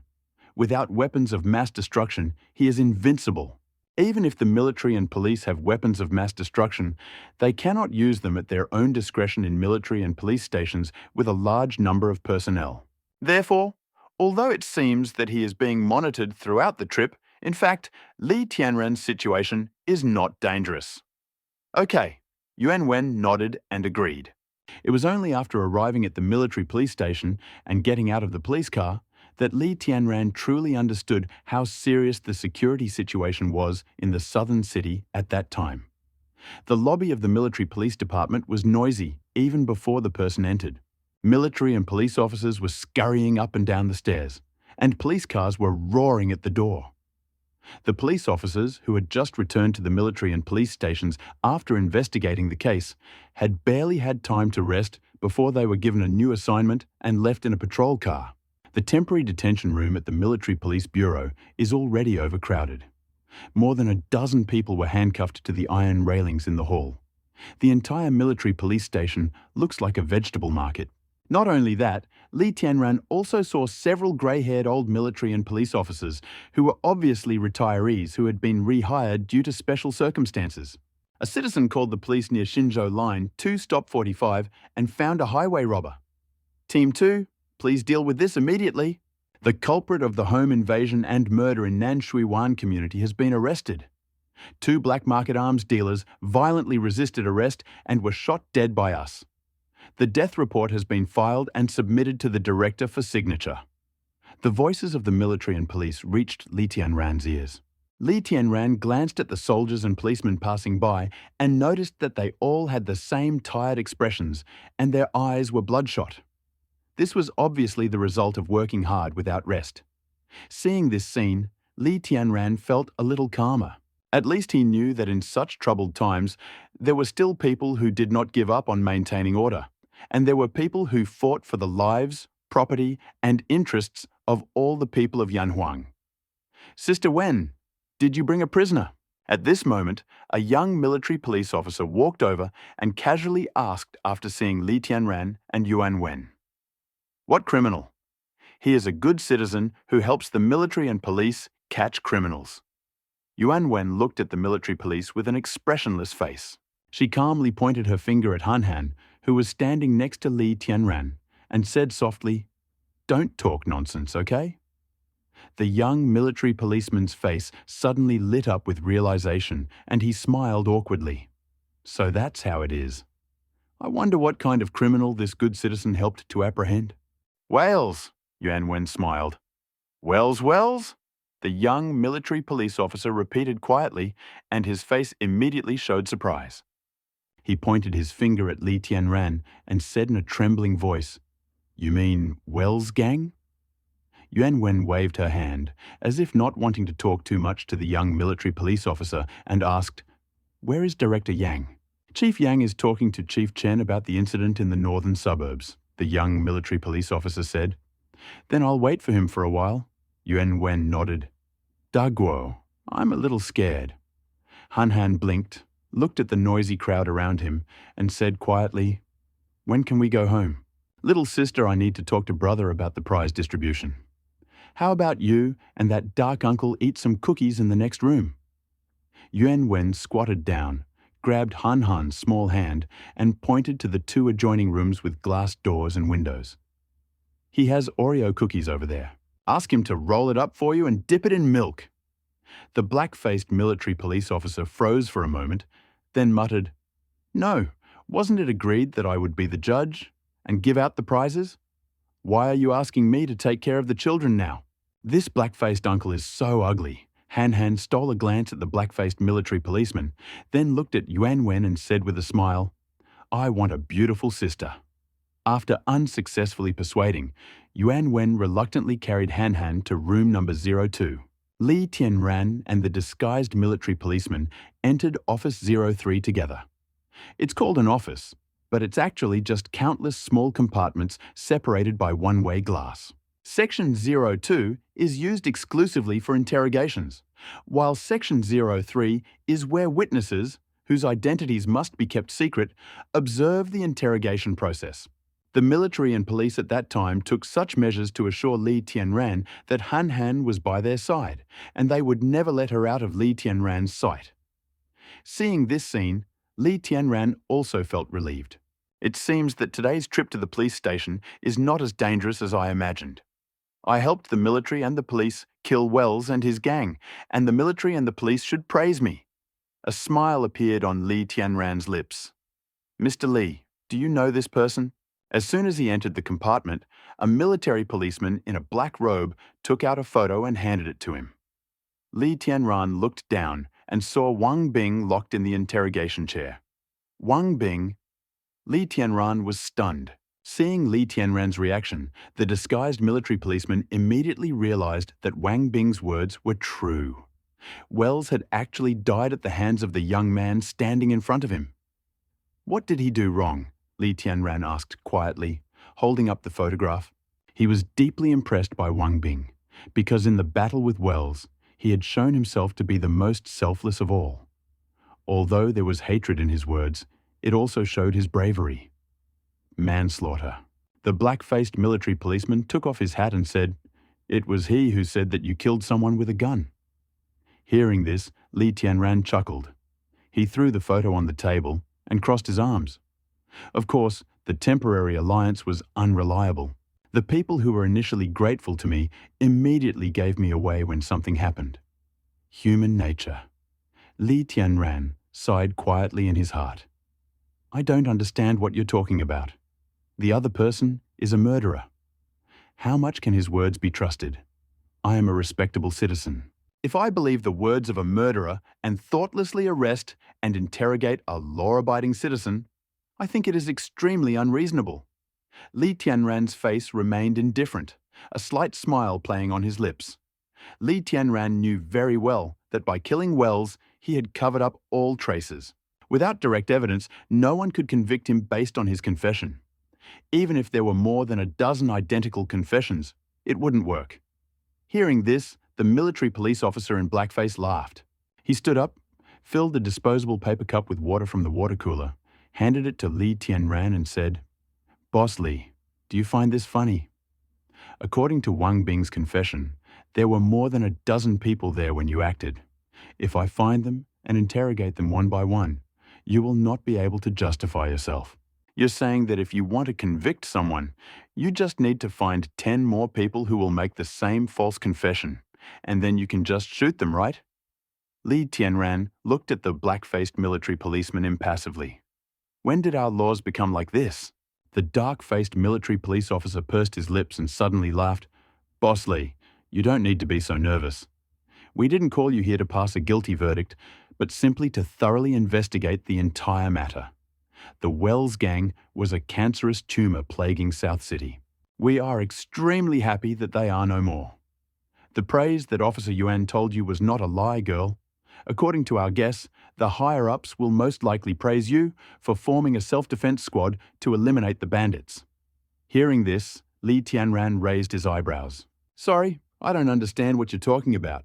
The black-faced military police officer curled his lips helplessly, put his hands on his hips, and sighed.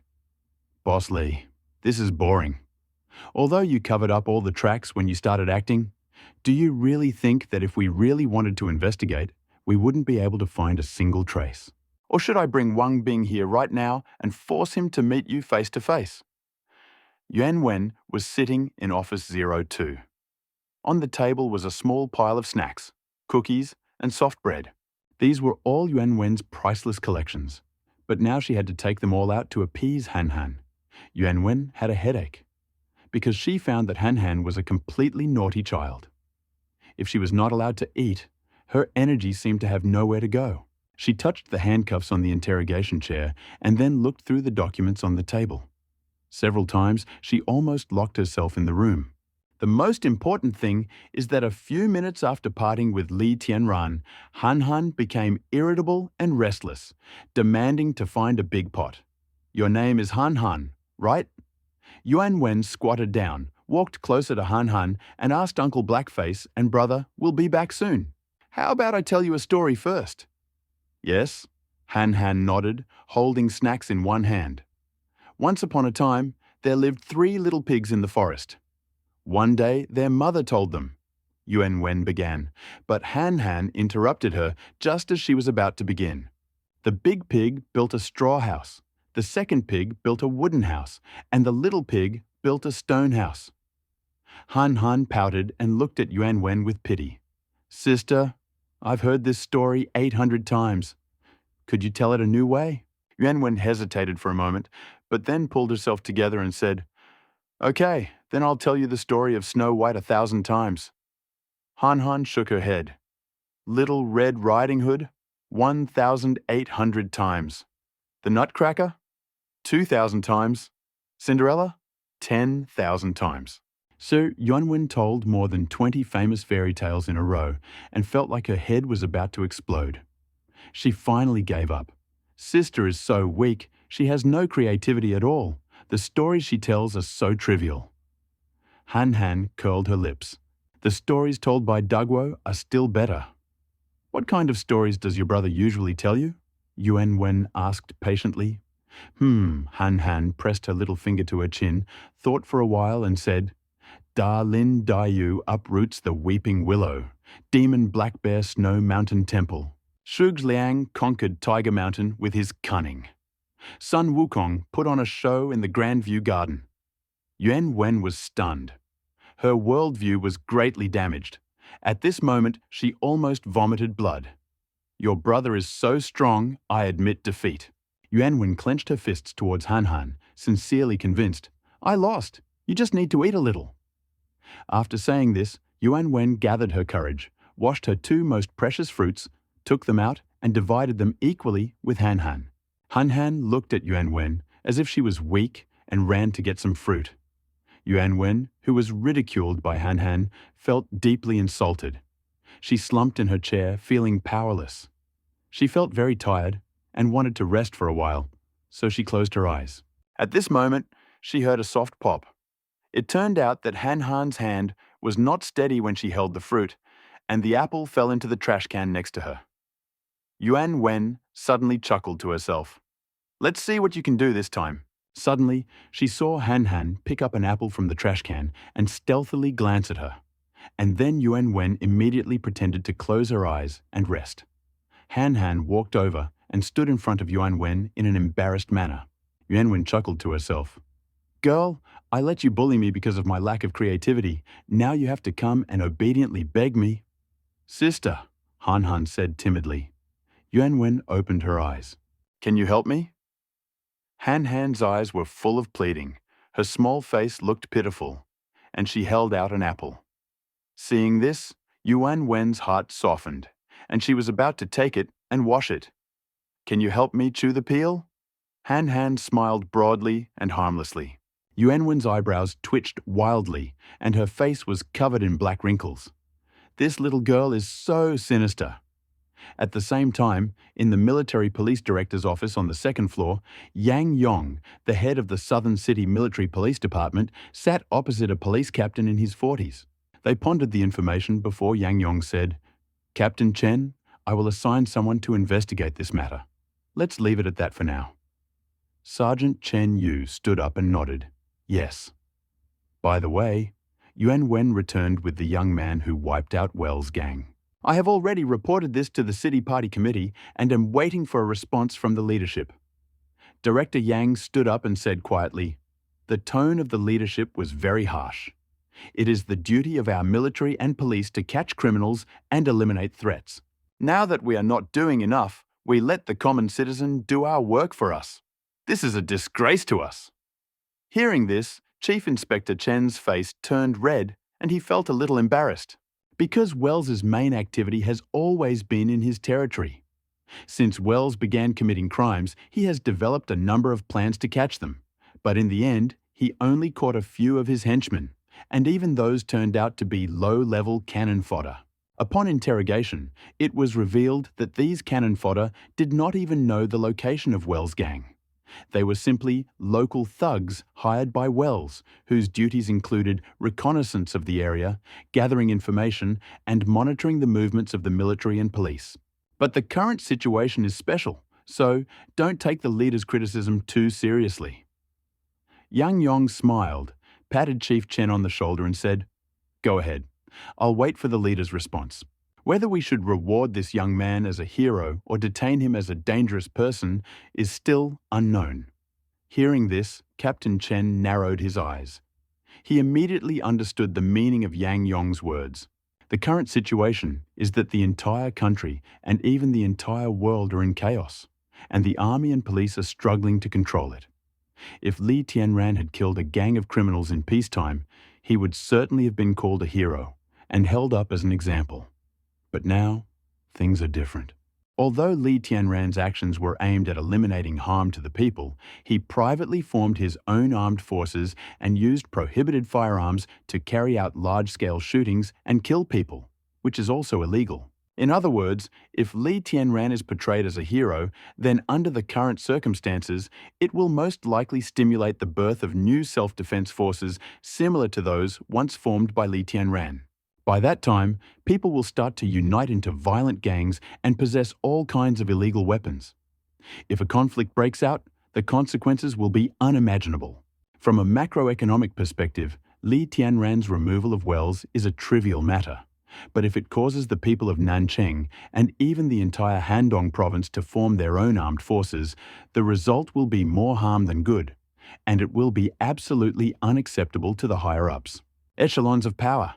South City needs stability more than anything else right now. This matter is extremely important. Its outcome will directly affect the future of its residents. Yang Yun stood with his hands behind his back, a slight regret on his old face. I guess if there is irrefutable evidence, the higher-ups will probably use it as an example to scare the monkeys. Whether Li Tianran lives or dies doesn't matter. What matters is the overall stability of the situation. This guy is pretty good, but what a pity. Captain Chen looked at Yang Yong, swallowed silently, turned around and walked out of the office. He already knew what he had to do. On the first floor of the Military Police Bureau, Li Tianran was still arguing with the black-masked military policeman. He didn't want to think about any rewards. In the circumstances, peace and quiet were the best reward for him. If this story had become public knowledge and a Welsh gang had seen the news and sent men to attack his farm, his life would never have been peaceful. So, no matter what the other side says, he will never admit it. Boom, boom, boom. At this moment, there was a sudden knock on the door. Chief Chen pushed the door open and walked in. The black-faced military police officer immediately stood at attention and saluted. "Hello, Captain." Chief Inspector Chen nodded, then asked expressionlessly, "How is the record keeping going?" The black-faced military policeman smiled bitterly and shook his head, indicating that he had achieved nothing. "Go out, I'll talk to him." Inspector Chen waved his hand. "There is a matter at the Jinmin warehouse in the northern suburbs. Send your men there to check." "Yes!" The black-faced military policeman saluted, then turned and walked away. Slam! The door closed again. Li Tianran twisted his neck and smiled bitterly to himself. Maybe it's because the newcomer isn't that good. Should the leader be replaced? But Li Tianran had already decided that no matter who interrogated him, he wouldn't admit it. "Hello, is it your turn to talk to me now?" Li Tianran smiled, took a paper cup to drink water, and gently greeted Sheriff Chen. But suddenly, Captain Chen looked at Li Tianran with an expressionless face, then sneered disdainfully, stretched out his hand, and snatched the paper cup that Li Tianran was about to bring to his mouth, and then threw it straight into the trash can next to him. Li Tianran froze for a moment. He frowned and looked at Sheriff Chen, not knowing what the other person was up to. "Who told you to sit here?" Sergeant Chen stood in front of Li Tianran, his tall figure giving off an oppressive impression. He looked down at Li Tianran and said coldly, "You are now a suspect." Have you ever seen a suspect sitting on a sofa with his legs crossed during an interrogation? Stand up, put your hands on your head, and sit down. Li Tianran licked his lips. He couldn't understand why the attitude of the military and police had suddenly changed so drastically. "Sorry, but right now, I'm just a law-abiding citizen. Until there's evidence of my guilt, I'm cooperating with the police and won't accept your interrogation. So I can sit as I please. If you're uncomfortable, it's none of your business if I lie down here." Li Tianran didn't get up. Instead, he leaned back, half lying on the sofa in a very comfortable position and said, "Do you want to scare me? Your aura is a little weak." Seeing this, Chief Inspector Chen's eyebrows twitched wildly. He smirked twice and then lowered his voice. "Do you think I can't do anything to you?" After that, Chief Chen pulled out an intercom from his belt, pressed a button and said, "Interrogation room. Take suspect Wang Bing to compartment 03. Soon, 2 military policemen came and brought Wang Bing, whose hands were cuffed. Slam! Sergeant Chen walked up, grabbed Wang Bing by the collar and pulled him toward himself. He then pointed at Li Tianran and smiled disdainfully at Wang Bing. "Now I want you to tell us everything in front of everyone. How did he plan this large-scale armed operation? Where did you get the weapons? Who participated? Tell us everything, without missing a word. Otherwise, you will never be acquitted."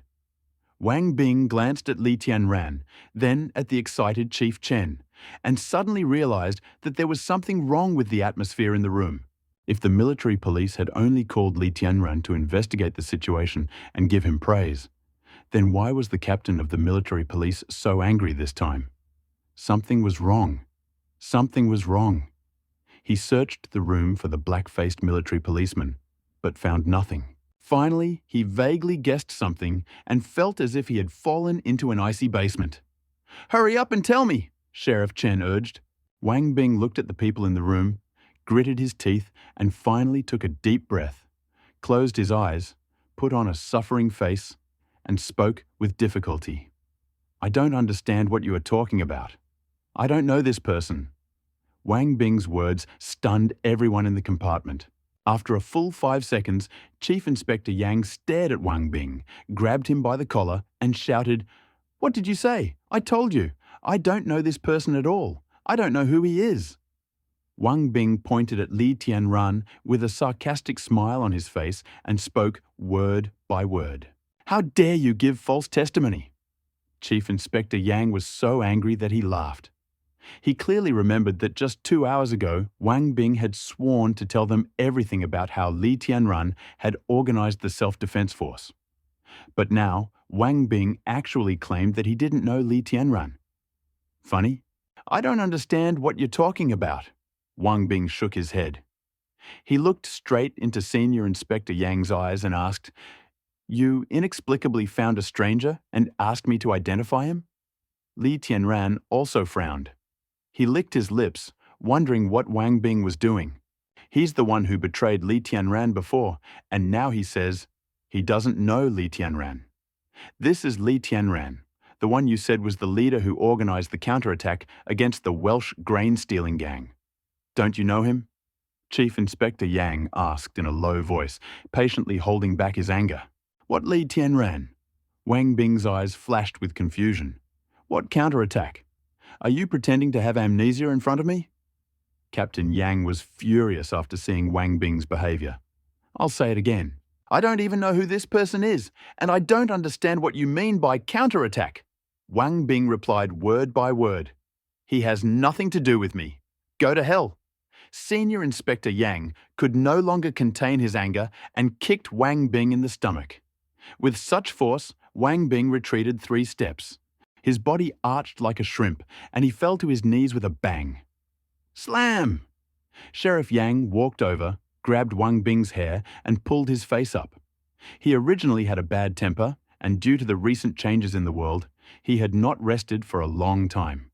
In addition, because of the Wells incident, he was being subjected to covert criticism from the highest levels of power, which had already driven him to the brink of anger. At this time, Wang Bing's inconsistency and retraction of his testimony had infuriated Chief Inspector Yang. "I tell you, don't try to be cunning." Inspector Yang lowered his voice. His eyebrows twitched furiously and said coldly, "We have recorded your confession. Even if you don't say anything now, we can still convict you. Understand?" Wang Bing took a deep breath and said, I remember that stern military police officer didn't use a body camera when he interrogated me. What can they do with a confession that anyone can fake? Chief Inspector Yang was stunned. What the hell are you trying to do? Are you trying to shield Li Tianran again? Senior Inspector Yang's voice finally softened. He frowned and spoke quietly to Wang Bing. Then, as if remembering something, he sneered, "If you say you don't know him and deny your previous confession, then how will you explain the loot from the warehouse? If you can't explain yourself, you won't remove the suspicion. You're a member of a gang that steals food. Murder and stealing food are multiple crimes. You should be shot." Chief Inspector Yang seemed to sense Wang Bing's weakness and said mockingly. The room suddenly fell silent. Many people's gazes fell on Wang Bing. Li Tianran sighed. It seemed like Wang Bing's line of defense was about to be breached.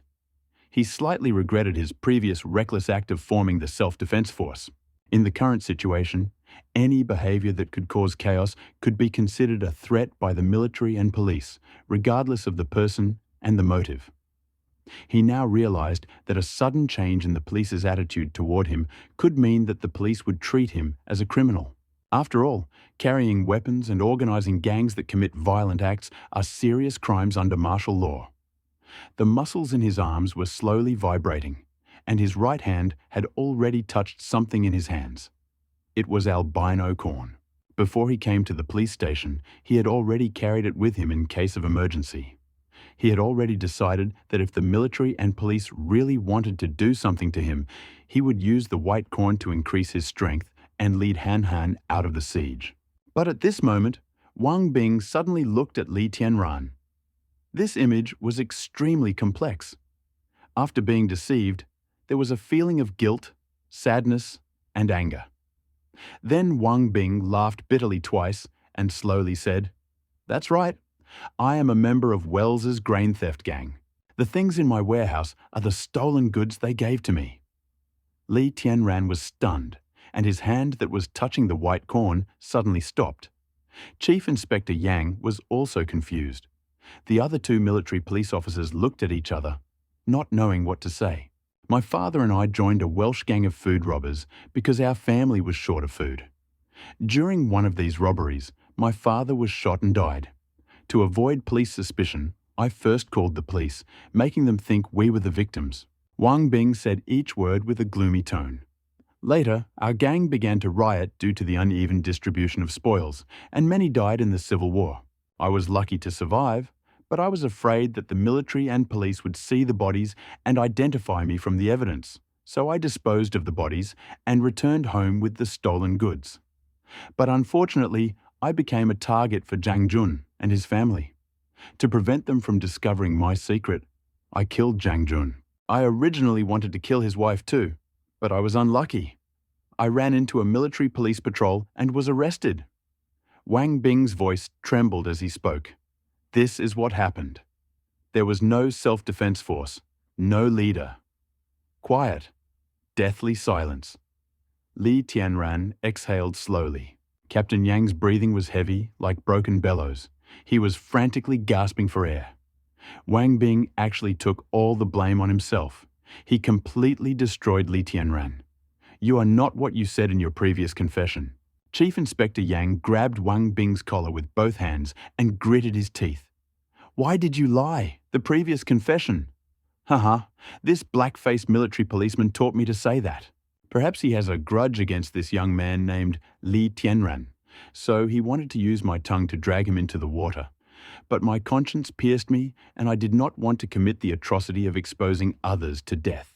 Wang Bing looked at Chief Inspector Yang mockingly and said with a grin, "What you just said is completely different. Why did you lie?" Sheriff Yang grabbed Wang Bing by the collar and repeated this phrase. This sullen officer has never said this to me before. Wang Bing lowered his voice, leaned close to Chief Yang's ear and whispered, "You said you wanted to praise the soldiers for their bravery, but you broke your promise. You sent the soldiers who defended themselves and the people to prison.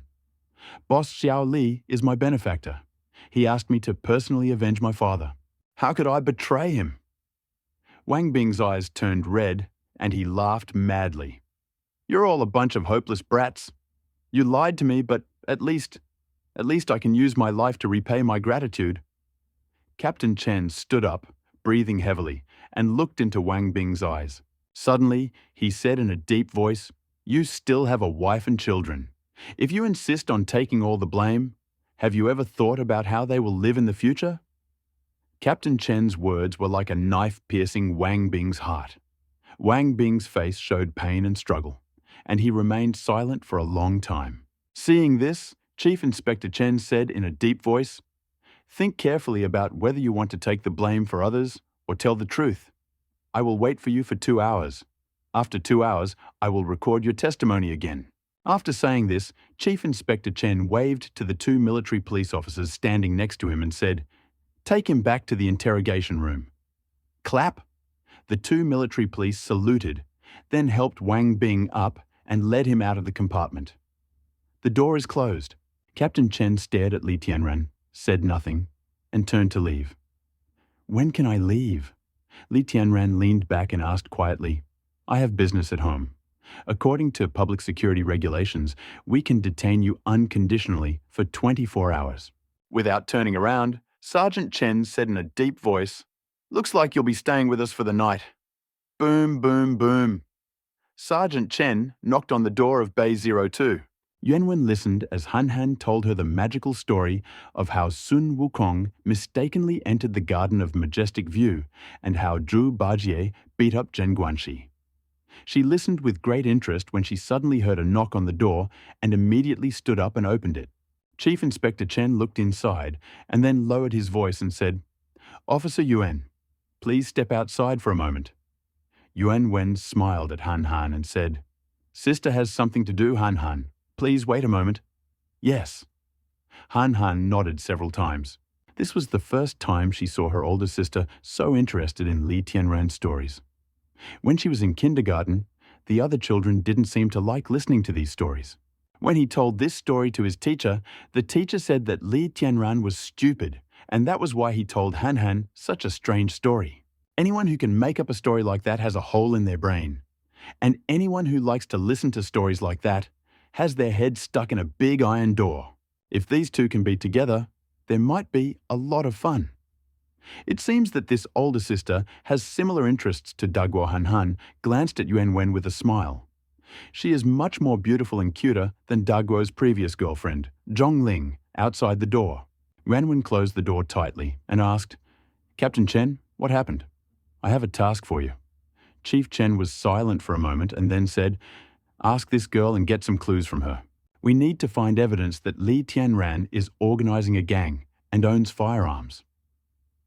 Yuan Wen suddenly felt something was wrong when she heard Chief Chen's tone. As if she understood something, she asked, "Isn't the higher-ups understanding about this matter? Why would they collect evidence of wrongdoing by a warrior who is being praised? Who told you that the higher-ups think that this incident will have a positive effect on the situation?" Sergeant Chen looked at Yuan Wen with a puzzled expression and sneered, "Li Tianran is guilty of organizing a gang and possessing dangerous firearms. Compared to Wells' gang, his only crime is robbery. As for the number of people he killed, he may have killed more than Wells. This kind of person is a hidden criminal, a time bomb. If we don't deal with him in time, he will become a bigger threat than Wells." Yuan Wen finally felt a slight chill throughout his body. She understood the attitude of the upper echelons towards Li Tianran. This is simply ridiculous. Yuan Wen was alarmed. Wells' gang robbed and killed people, wreaking havoc in our jurisdiction. People's lives are terrible. Now someone has gone and destroyed them. He is not chasing money or fame. He didn't ask us for any help, and he didn't ask for anything in return. Such a person should be a role model for us, and now you're asking me to treat him like a criminal? Yuan Wen was worried that Han Han was in the room behind her, so she deliberately lowered her voice. But even so, she still couldn't suppress the surprise and anger in her heart. Since ancient times, merits and demerits cannot be outweighed. He has done honorable deeds, but that cannot hide the fact that he has committed crimes. Sergeant Chen took a step back, creating some distance between himself and Yuan Wen, and said, "He is just a citizen. No one has the right to judge or kill others in the name of the army or police. Yes. Yes! He really doesn't have the power to judge or kill anyone, Yuan Wen sneered. If only we could catch Wells earlier. Hearing the strong sarcasm in Yuan Wen's tone, Chief Inspector Chen's face also became very tired. He paused for a moment and then said, "Yes, we failed to apprehend Wells, but that does not excuse Li Tianran's crime. I condemned Li Tianran solely for the professional reasons of the military police." "Is this the last order from above?" Yuan Wen asked, taking a deep breath. "Director Yang is waiting for a response from the City Party Committee," Chief Chen said. "But it is almost certain that the top leadership will not tolerate dangerous individuals like Li Tianran in this era. You are so eager to condemn Li Tianran before the top brass reacts. I don't think you're doing this out of professional ethics. You're just panicking about your own negligence, about not catching Wells sooner. So you try to figure out what they're doing and plan to deliver evidence of Li Tianran's illegal activities straight to their desk once they respond. This will demonstrate your strong work ethic and earn them approval once again." Yuan Wen looked at Chief Chen with a puzzled expression, emphasizing each word. "I will never follow your example until they respond. I can't believe that our country would let a hero bleed and cry." After saying this, Yuan Wen turned around, entered the booth, and closed the door behind him. Inspector Chen's face looked very ugly. There is an old saying that is very good. It suits his current mood very well. When you are very beautiful, you will not be angry if others say that you are ugly, because you know that they are making fun of you. But when you are really ugly, and someone tells you again that you are ugly, you will definitely get angry because the other person has directly touched your heart. That's how Inspector Chen feels now. If he had no intention of showing off in front of his leader, after listening to Yuan Wen's words, he would only feel that Yuan Wen had misunderstood him and would be a little dissatisfied, but not angry. But the main thing is that he really thought so in his heart, so after Yuan Wen exposed him, he became angry and embarrassed. Slam! Sergeant Chen suddenly raised his foot and kicked down the door of compartment 02. "Officer 0124 Yuan Wen, I don't care about your past. I'm the sheriff here, and you're my subordinate. As the sheriff, I order you to interrogate Li Han, the relative of the suspect Li Tianran." Sheriff Chen's face darkened as he shouted, "I want to see the interrogation report in half an hour." Slam! Li Tianran, with an expressionless face, took out the albino corn from his hands and brought it to his mouth. It had reached the point where he had no choice. Even if he had to make the entire world his enemy, he would not allow anyone to harm Han Han. "Chen Yu, what are you doing?" At this moment, an old man's voice, full of majesty, rang out. Chief Inspector Chen and Li Tianran looked towards the source of the sound. I saw a grey-haired old man in a black police uniform standing in the corridor. He was tall, with a square face full of change and determination, and his eyes were shining. Although his hair was already grey, his gaze was still full of a sharp, eagle-like gleam. The old man walked closer, maintaining his dignity, but not showing a single drop of anger. "Why are you here?" The arrogant Sheriff Chen suddenly sank down when he saw the old man. Like a mouse seeing a cat, he lowered his head and muttered, "Scare the girl, kick the door in." The old man looked through the glass wall at the situation in compartment 02 with a dispassionate expression, then pointed at Senior Inspector Chen's chest and said, "Yang Yun has really made you more and more capable. You are not good at catching criminals, but you are very skilled at intimidation and bribery. I think you, Captain, do not want to do this anymore." The old man suddenly screamed loudly, frightening Captain Chen so much that his whole body trembled and almost fell to the ground. He swallowed hard, forcing out a smile that was worse than tears. "Director Yuan. Director Yuan, I have no choice. This is an order from above." "Director Yuan, this venerable old man in a police uniform is actually the Chief Inspector of the Handong Provincial Military Police Department, Yuan Zhenghong." "Top? Who's top?" Yuan Zhenghong stood with his hands behind his back, his tall figure giving off an imposing appearance. "Yang Yong or Wang Dongchuan? Wang Dongchuan, the mayor of Nanchang City. Inspector Chen smiled bitterly. He hadn't received the exact written order yet, but what Director Yang had just said had already demonstrated the top management's position on this matter. Stand here and recite the police code 20 times. Yuan Zhenghong seemed uninterested in talking to Chief Yang. He simply waved his hand and turned toward compartment number 2. In a deep voice, he said, "Officer Yuan Wen, come out." Yang Yong just told me the general outline of what happened on the phone. Now take me to a young man named Li Tianran, Yuan Zhenghong said in a low voice. The Military Police Bureau is a very special department. Although it is under the administration of Nanchang City, it also has a higher department, the Provincial Military Police Department. Most of the time, the Military Police Bureau is directly subordinate to the provincial department. So, although Wang Dongchuan from the City Party Committee is Yang Yong's boss, in fact, Wang Dongchuan's words do not have much influence on the internal affairs of the Military Police Department. Yuan Zhenghong is Yang Yong's immediate superior and the person who has the power to decide his life and death. Yuan Wen stood in front of Yuan Zhenghong, and when she took a closer look, she found that they actually had some similarities in appearance. Yuan Wen had fair skin and a heroic aura between her eyebrows, like a female general or Hua Mulan from old fairy tales. At this moment, Yuan Wen saluted Yuan Zhenghong and said, "Policeman 0124.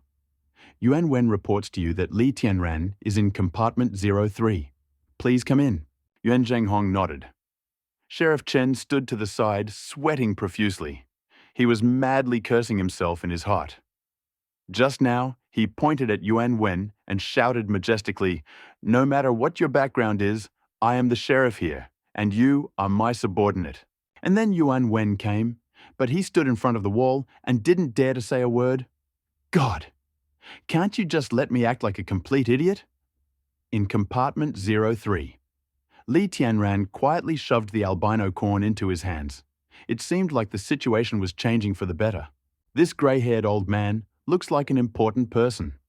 Click! The door swung open. Yuan Zhenghong stood at the door and asked in a deep voice, "Are you Li Tianran?" Li Tianran looked at the other person and nodded. "Yes." Knock, knock, knock, knock. Allow me to introduce myself. I am Yuan Zhenghong from the Handong provincial government. Yuan Zhenghong walked over, extended his calloused hand and shook Li Tianran's. He said in a deep and powerful voice, "On behalf of the Military Police Bureau, I apologize to you. Thank you for eliminating this cancer in the southern city and doing your best to stabilize the situation. On the other hand, inside Ward 02. After Yuan Zhenghong and Yang Yun entered Ward 02, Yuan Wen returned here again. Since Captain Chen had kicked the door with particular force just now, Yuan Wen was afraid that Han Han would be frightened. But what was most unexpected was that Han Han did not seem particularly impressed by Chief Chen's actions. She continued to sit obediently on the sofa and eat, and there was not a trace of fear on her face. This surprised Yuan Wen. Children are generally very shy, especially girls. People like Han Han are very rare. If Yuan Wen knew that not long ago, Han Han gave the warriors the order to destroy the invaders and successfully got rid of their bodies, she would not have been so surprised. He is courageous and fearless. Perhaps it is a natural talent. Sometimes Han Han behaved so bravely that even Li Tianran was surprised. "Han Han, can I ask you a question?" Yuan Wen did not see what was happening in compartment 03 and felt very irritated. What happened today had a huge impact on her outlook on life. She couldn't accept this state of affairs. But this time, she couldn't help herself. In a bad mood, she suddenly showed a strong interest in Li Tianran. "Yes," Han Han nodded obediently, continuing to eat the Oreo. "Your brother? What kind of person is he?" Yuan Wen asked quietly. "He is the best person in the world." Han Han spread her arms and gestured, "Even better than very good." Yuan Wen was a little confused. Maybe I didn't explain it clearly enough. "Do you know your brother? What does he like to do? Who does he like to hang out with? Or does he have any little secrets?" At this moment, Yuan Wen really had some suspicions about Li Tianran, because during the interrogation of Wang Bing, they clearly determined that the firearms Li Tianran gave to Wang Bing and others were definitely not the hunting rifles and homemade guns that could be found everywhere on the black market, but were some kind of military firearms. Quality weapons of this specification are strictly controlled. Where did Li Tianran get it? Although the behavior of Li Tianran, played by Yuan Wenjue, who led the Wells Gang extermination team, was very courageous, and it was ridiculous for the upper echelons to treat Li Tianran as a threat. But if you think about it, there was indeed a small problem. Even if Yuan Wen doesn't want to admit it, she has to face a problem. Li Tianran may indeed have close ties with some big guys hiding in the dark. Otherwise, how could Li Tianran, a small farm owner, obtain this weapon? Even if Li Tianran is a hero, he is a marginal hero. He likes me. Han Han blinked and said, Daguo likes to play with Han Han the most. Yuan Wen felt a little powerless. What about little secrets? Yuan Wen asked with a smile. Sister likes to listen to other people's secrets. Let's exchange? Tell me a secret about your brother, and I'll tell you a secret about myself, okay? Sister, since it's a secret, of course I can't tell anyone. Han Han looked at Yuan Wen with a strange expression, and then asked with a smile, Sister, are you trying to find out the details about Daguo? Do you think I'm young and easy to deceive? Yuan Wen was completely speechless. This little girl is a monster. How can we talk about it when she's completely read my mind? Yuan Wen was silent for a long time, not knowing where to start. Han Han, let me tell you a story, Yuan Wen finally spoke. As for the three little pigs, I'm not interested. Han Han shook her head. That's a completely new story. Yuan Wen smiled, collected her thoughts, and said, A long time ago, in a small mountain village, there lived a married couple. The husband chopped wood during the day, and the wife was sick and constantly bedridden. Although their life was hard, they lived a very happy life. One day, while chopping wood in the mountains, the husband discovered a huge hole. Copper coins were scattered along its edge. The husband was delighted, collected all the coins, and brought them home. That evening, the husband and wife ate meat and were very happy. The next day the husband came to the pit again and saw the coins again, but the difference was that they were closer to the edge of the pit. The husband carefully approached the edge of the pit and picked up a copper coin.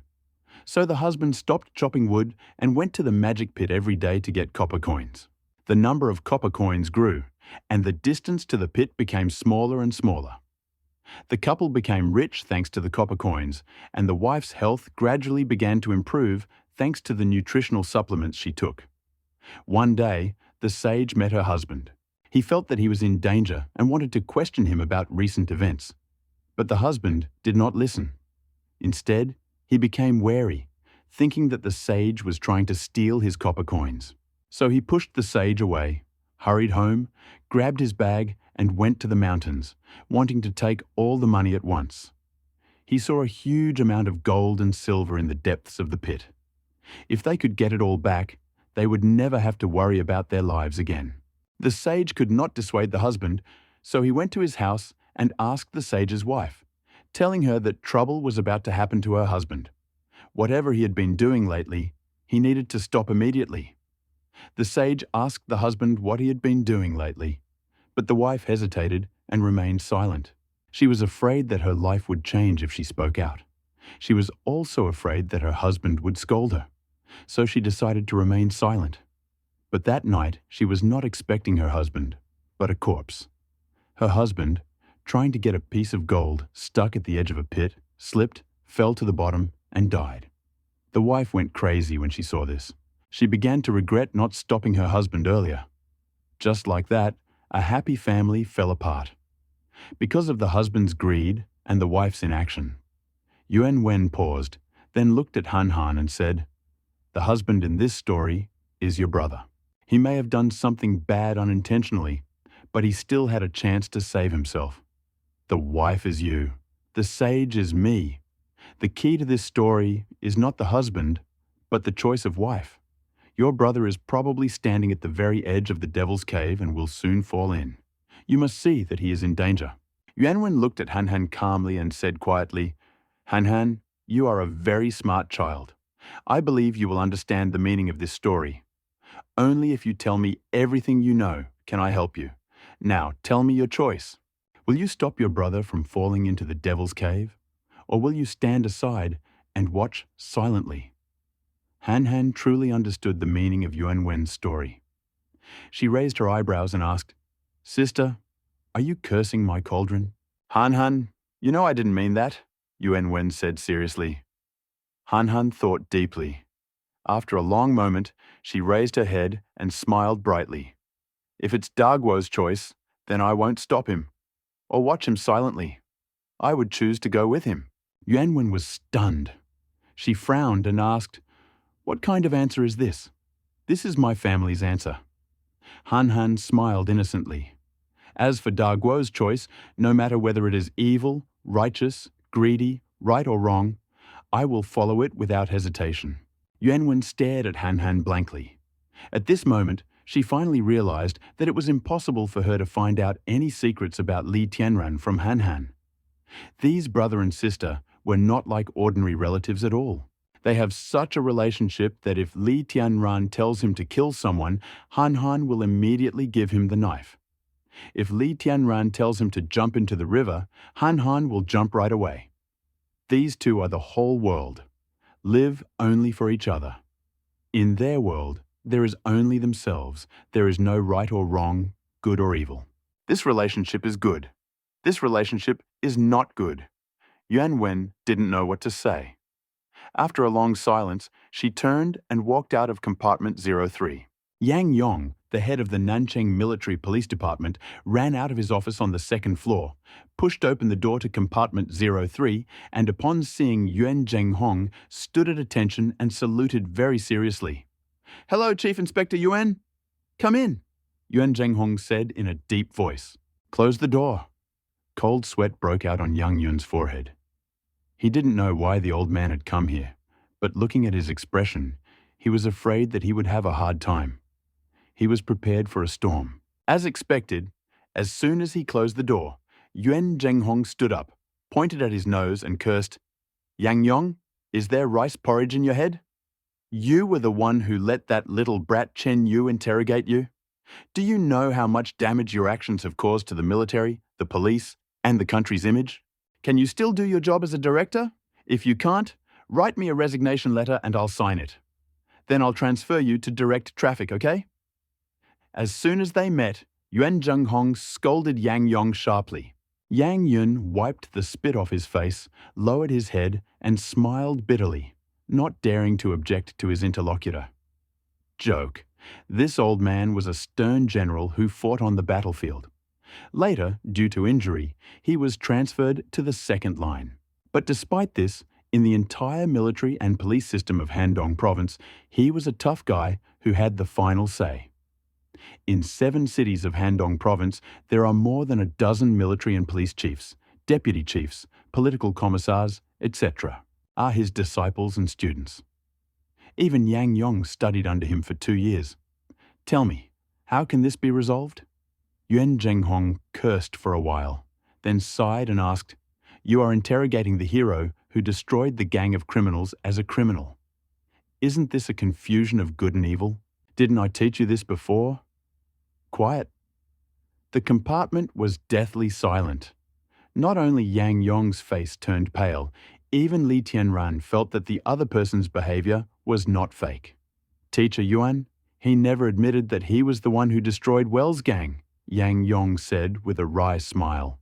He picked up a paper cup, walked to the water cooler, filled it with water, and respectfully handed it to Yuan Zhenghong. "I'm doing this for work, to quickly verify the authenticity of Wang Bing's confession. Otherwise, I have no malicious intent. Perhaps Chief Chen misunderstood me." To be honest, Yang Yong really wanted Chief Inspector Chen to find evidence that Li Tianran was carrying guns and organizing a violent gang. But now looking at Yuan Zhenghong's behavior, if he admitted to it, he would not only probably be scolded, but he would also most likely be hit. The iron fist of the other party's love. As an intern who had studied under Yuan Zhenghong for 2 years, Yang Yong knew his character all too well. After saying this, he sighed quietly in his heart. Old Chen, forgive me. But shouldn't subordinates take the blame for their superiors? You acted quite cleanly. Yuan Zhenghong's lips curled slightly upon hearing this, with a hint of sarcasm. Ever since you left my team and lived in the surrounding area for a few years, your diligence has not improved, but you have become more cunning. Yang Yun smiled awkwardly. Then he licked his lips and, like a magician, pulled out a reddish document from behind his back. He walked up to Yuan Zhenghong and handed it over, saying helplessly, "Teacher Yuan, please take a look at this document. It was faxed to me 3 minutes ago by Wang Dongchuan from the City Party Committee." Yuan Zhenghong narrowed his eyes and took the red-headed document. There are 6 big shots in the Nancheng City Party Committee. Although Wang Dongchuan is ranked second, he is the youngest and has a promising future. It seems that the top boss is avoiding him, so Wang Dongchuan's voice is very important in Nancheng. Yang Yong explained. After all, I work in Nancheng. If he gives the order, how dare I disobey him? Yuan Zhenghong glanced at the red document. Although Li Tianran was sitting far away from Yuan Zhenghong due to the perspective, he could see the text of the document with his supervision. As expected, the contents of this document required Yang Yong to interrogate Li Tianran, find evidence that he had organized a violent gang, and reveal the identity of the weapons supplier behind Li Tianran. Wang Dongchuan believed that Li Tianran's gang was also deliberately supported by certain people. The last line of the document ends with this paragraph. I don't think that the fact that Li Tianran's gang destroyed Wells's gang is a good thing. On the contrary, I think this proves that Li Tianran's gang has greater violence than Wells's gang. If such a gang wanted to commit a crime, the threat and consequences would be many times greater than Wells's gang. The current situation does not allow hidden dangers to arise. We must nip all threats in the bud. After reading the document, Yuan Zhenghong was silent for a long time. Yang Yong asked hesitantly, "Teacher Yuan, what do you think?" "Nonsense." Yuan Zhenghong waved his hand and said in a deep voice, "This is typical groundless worry. The world is changing so much these days. All people can do is pick up a kitchen knife and become bandits. Can we still arrest everyone in our jurisdiction?" Yang Yong smiled bitterly. He couldn't afford to offend Wang Dongchuan and Yuan Zhenghong. So in this matter, the best way to handle it was to remain silent. But this is a document jointly issued by several bigwigs from the Nancheng City Committee. If I don't implement it, it will be a violation of the order. Yang Yong lowered his voice, saying that he was caught between 2 fires and was very ashamed. He wanted Yuan Zhenghong to find a compromise. Yuan Zhenghong seemed to understand Yang Yong's intention and clapped his hands. A cold provincial military police officer walked in with a file in his hand and placed it on the table. I also have a matter that has a higher level of confidentiality and execution than this. Do you want to take a look together? Yuan Zhenghong shook the file in his hand and asked in a low voice. Section 2. The provincial military police officer who came with Yuan Zhenghong placed the sealed file on the table and opened it. There was a document inside. At the very top of the document is a seal with 5 gold stars. This is already a level 5 file. In non-wartime, this level of archives is almost the highest. The instruction that Wang Dongchuan gave to Yang Yun earlier was only 2 stars.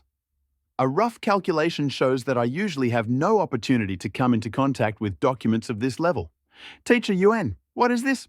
Yang Yun asked with a trembling voice, sweat dripping from his forehead. Secret order of the 5th level. What about me stepping aside? As the director of the Military Police Bureau, Yang Yong naturally understood the harsh truth about what actions one could engage in based on one's identity. Due to his administrative position, he did not have access to level 5 documents. This type of document is extremely confidential, and if it leaks, it could cause big problems. Even Yang Yong had a hard time. It's a hot potato. He subconsciously didn't want to get into such trouble. Although you are not qualified to participate in the actions described in this document, there is a special secret order for you. Yuan Zhenghong waved his hand and then found the secret order in the document. Printed on special paper, it must be coated with a special ink to make the font appear. The font will automatically disappear 20 seconds after it appears. The possibility of secondary leaks is completely excluded. Yang Yun took the secret order with trembling hands and, after painting it with a special paint provided by the military police, a line of large hieroglyphs appeared on it. According to the rules of wartime, Yan Yong, director of the Nancheng Military Police Department, all actions are under the command of Chief Inspector Yuan Zhenghong, the third section of Yan Huang National Security. When Yang Yong saw the 6 words Yan Huang, the 3 departments of national security, his face suddenly turned pale. This department is the department directly in charge of all the military and police forces in Yan Huang. In ancient times, this department was the equivalent of the 6 gates and commanded all the detectives in the world. Seeing this, Yang Yong immediately saluted. Nancheng Yang Yong, carry out the order. The rest is no longer his concern. Seeing the scarlet 5-pointed star seal on the secret order, Yang Yong knew that the rest of the matter was definitely not something he could participate in at his level. Since Yuan Zhenghong had arrived with a secret order from the Ministry of State Security, all authority to command the Nancheng Military Police Department should be transferred to him, and he could simply temporarily step down and let others take over. Maybe even some big shots in the city party committee will have to temporarily step aside, Yang Yong muttered to himself. Seeing this, Li Tianran silently rubbed his fingers and began to think more and more. It seems that everything is getting bigger. Now, even the National Security Bureau is worried. Li Tianran didn't think he had such great strength. Although the Welsh gang had caused some trouble in the small towns around South City, in the whole of Yan Huang, they were at best just a bunch of bandits. Li Tianran didn't think that the Ministry of State Security would reward him just for eliminating Wells. Get out. Yuan Zhenghong waved his hand majestically and said, "Do you know what to say to Wang Dongchuan?" "I understand." Yang Yong nodded several times. Click. The door closed again. In compartment 03, only Li Tianran and Yuan Zhenghong remained. Yuan Zhenghong smiled, threw a folder in front of Li Tianran, and said in a deep voice, "Look." Li Tianran glanced at the folder in his hand. It was certainly very light, but at that moment, it seemed to him that it weighed more than 1,000 pounds. Especially the 5 scarlet 5-pointed stars, which made Li Tianran feel like he was holding 5 mountains in his hands. Are you kidding? Li Tianran put on a casual smile and put the folder in his right hand. I am not a soldier or a policeman, so I have no right to look through this folder. This file was originally intended for you. Yuan Zhenghong smiled. Will you bring it to me? Li Tianran was stunned. To be more precise, it is for people like you, Yuan Zhenghong added again. Li Tianran was even more confused. Yuan Zhenghong walked over, opened the folder himself, took out its contents, and placed it on Li Tianran's lap. In addition to the file, there were dozens of photos. Li Tianran lowered his head, picked up the photos, and began to look through them. The first photo made Li Tianran feel extremely awkward. It turned out to be a wild bull, but it had what looked like a human face on its back. It was the size of an elephant with fierce horns and bloodshot eyes, wreaking havoc on the city. Keep scrolling down and you'll see more photos, all with information about this bison. In some photos, you can see several human corpses under his iron hooves. In the most terrifying photo, he demonstrates how he destroys a house with his horns. Li Tianran had seen mutant beasts before, but this was the first time he had seen a creature as hideous in appearance and as terrifying in strength as the one in the photo. This was the mutant beast that a patrol soldier had discovered in the Kalangma Mountains 5 days ago.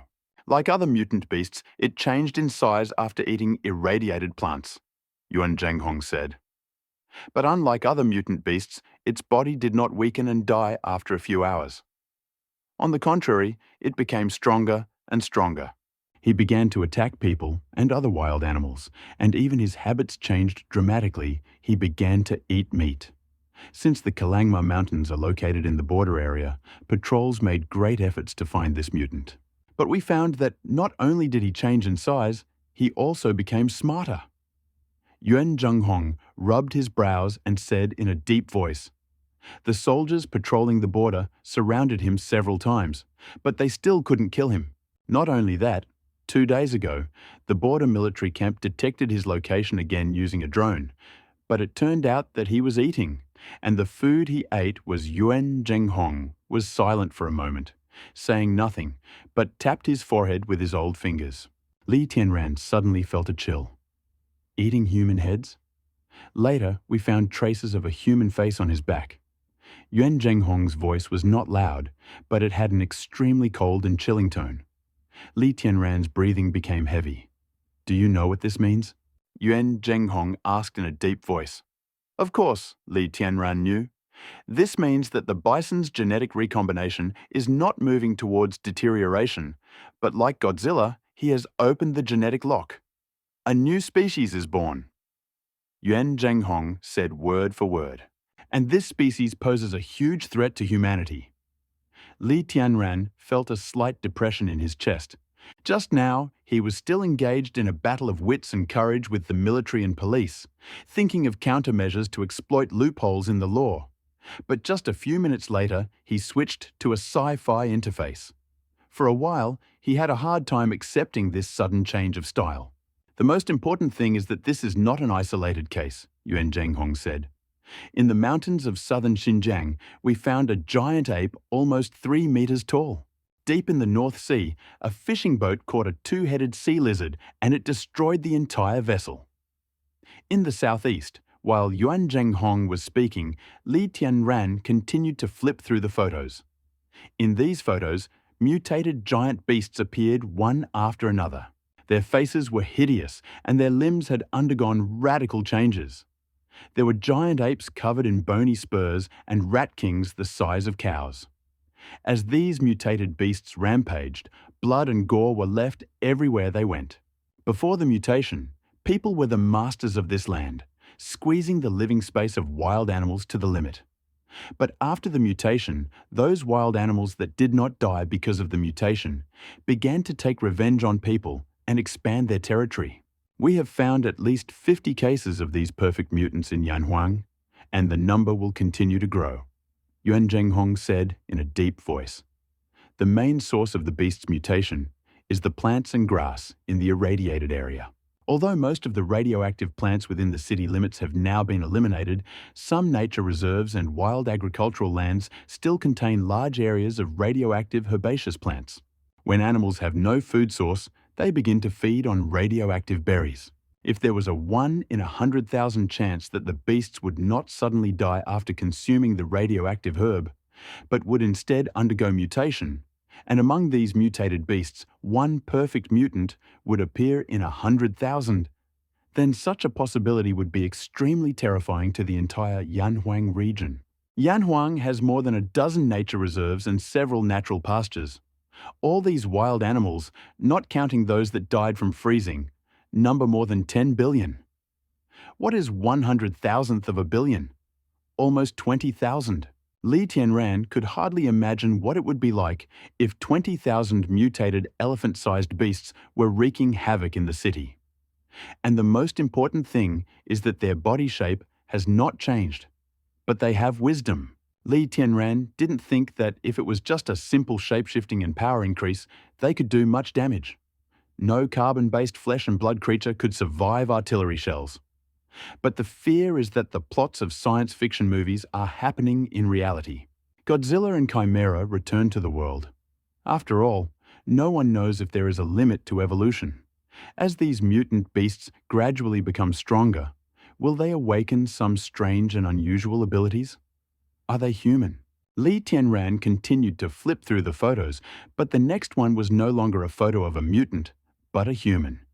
He is a spy sent to our country by the Sakura country. He caused quite a stir in the city in the southeast of Yanhuang. Yuan Zhenghong said quietly, "It is not only about the Sakura country. The international situation is currently chaotic. Major powers have begun sending spies and agents into neighboring countries to either sow chaos or gather intelligence and prepare for war. This is from the European Union. This is from the extremist organization It Is. Yuan Zhenghong gave a series of opening speeches. Finally, the photos were finished. This is the current situation in Yanhuang. We have more than one enemy to face, Yuan Zhenghong said solemnly. Several small countries have been destroyed in just 12 days, and we may come into conflict with the EU at any time. The problem that Yanhuang is facing is very serious. We have both internal and external problems. Yuan Zhenghong said, in order to resolve the current situation, the highest echelons have formulated a policy, and Guan personally published this document. Li Tianran took the document. We are forming a special team to combat the threats of mutant beasts and spies in our territory, Yuan Zhenghong said solemnly. We are recruiting people who excel in various fields: command, individual combat, stealth, assassination, and pursuit. Anyone who meets any of these criteria and passes the selection can join our team. Li Tianran glanced at the document and finally understood the true purpose of Yuan Zhenghong's visit. Are you saying that you want me to join? Li Tianran asked quietly, feeling his throat go dry. We evaluated your abilities based on Wang Bing's confession. If he's not lying, I'd give you an S grade. Yuan Zhenghong smiled and said softly, you have a perfect combination of command and combat skills. You're the perfect leader. I think you are being too kind to me. Li Tianran finally understood why no one continued to investigate his gun possession. Compared to what Yuan Zhenghong said, Li Tianran's gun possession and the source of his guns became completely unimportant. These Wells are just low-level criminals, a bunch of brainless idiots. Li Tianran waved his hand and said, we can just take a company from the army and smash them to smithereens. So you admit that you did it? Yuan Zhenghong caught the loophole in Li Tianran's words and hurriedly asked. Li Tianran raised his eyebrows. He just wanted to reject Yuan Zhenghong's invitation and subconsciously mentioned Wells. But now, he has no regrets. He didn't think that Yuan Zhenghong and Yang Yong would go to so much trouble and give so many secret orders just to force him to tell the truth and get evidence of his guilt. He was certain that what Yuan Zhenghong said was true. The soldiers in the company are well trained and can naturally destroy Wells, Yuan Zhenghong said with a smile. But you are different. You have never undergone formal training, but you have achieved such an amazing result. You have proven your superiority. Further training will definitely lead you to success. Clap! Yuan Zhenghong extended his hand to Li Tianran and said in a deep voice, together, you will become a creator of history. The highest glory awaits you. Li Tianran glanced at Yuan Zhenghong's hand, and suddenly a passion flared up in his heart. A man must achieve great success in life. On the battlefield, holding an iron knife and a steel gun, he gallops and roars, and the heads of his enemies fall to the ground, opening the way for him to the highest glory. What man does not dream of galloping on the battlefield? Li Tianran is no exception. At this time, a set of handmade military uniforms hung in his bedroom. During the conscription last year, he missed the opportunity for many reasons. And now, the best opportunity is right in front of him. He just needs to reach out and he can get it. What will he choose? Actually, joining the army has always been my dream, Li Tianran said quietly. Behind the door of compartment 03, Yuanwen and Han Han stood there with strange expressions. Yuanwen didn't expect to actually hear these words. What she didn't expect was that Han Han would also hear these words along with her. She knew how tempting Yuan Zhenghong's words were to men. But how cruel is this to Han Han? Han Han is only 7 years old. If Li Tianran joins the army, Han Han will definitely not be able to follow him. The brother and sister have no choice but to separate. Han Han stood there with a puzzled expression. Yuanwen squatted down, gently hugged Han Han, and said softly, Han Han, don't cry. Maybe it's not like that. Han Han turned her head and smiled brightly. Han Han, don't cry. Han Han has already said that no matter what choice Daguo makes, Han Han will support him, even if he wants to leave me. At this moment, Yuan Zhenghong in the booth, as well as Yuan Wen and Han Han outside, were silent. Everyone was waiting for Li Tianran's answer, because this answer would determine the fate of more than just one person. Quiet. Too quiet. Yuan Wen found that she could clearly hear the sound of her heartbeat. I don't know how much time passed, maybe a second, maybe a century. But Li Tianran's answer finally came from the compartment. I'm sorry, but I refuse. Hearing this voice, Yuan Wen felt very complicated feelings in her heart. Given her personality, she definitely wanted Li Tianran to accept Yuan Zhenghong's invitation and become a member of the Yan Huang Special Forces. But after talking with Han Han recently, Yuan Wen felt that Li Tianran's life had long been closely connected with Han Han.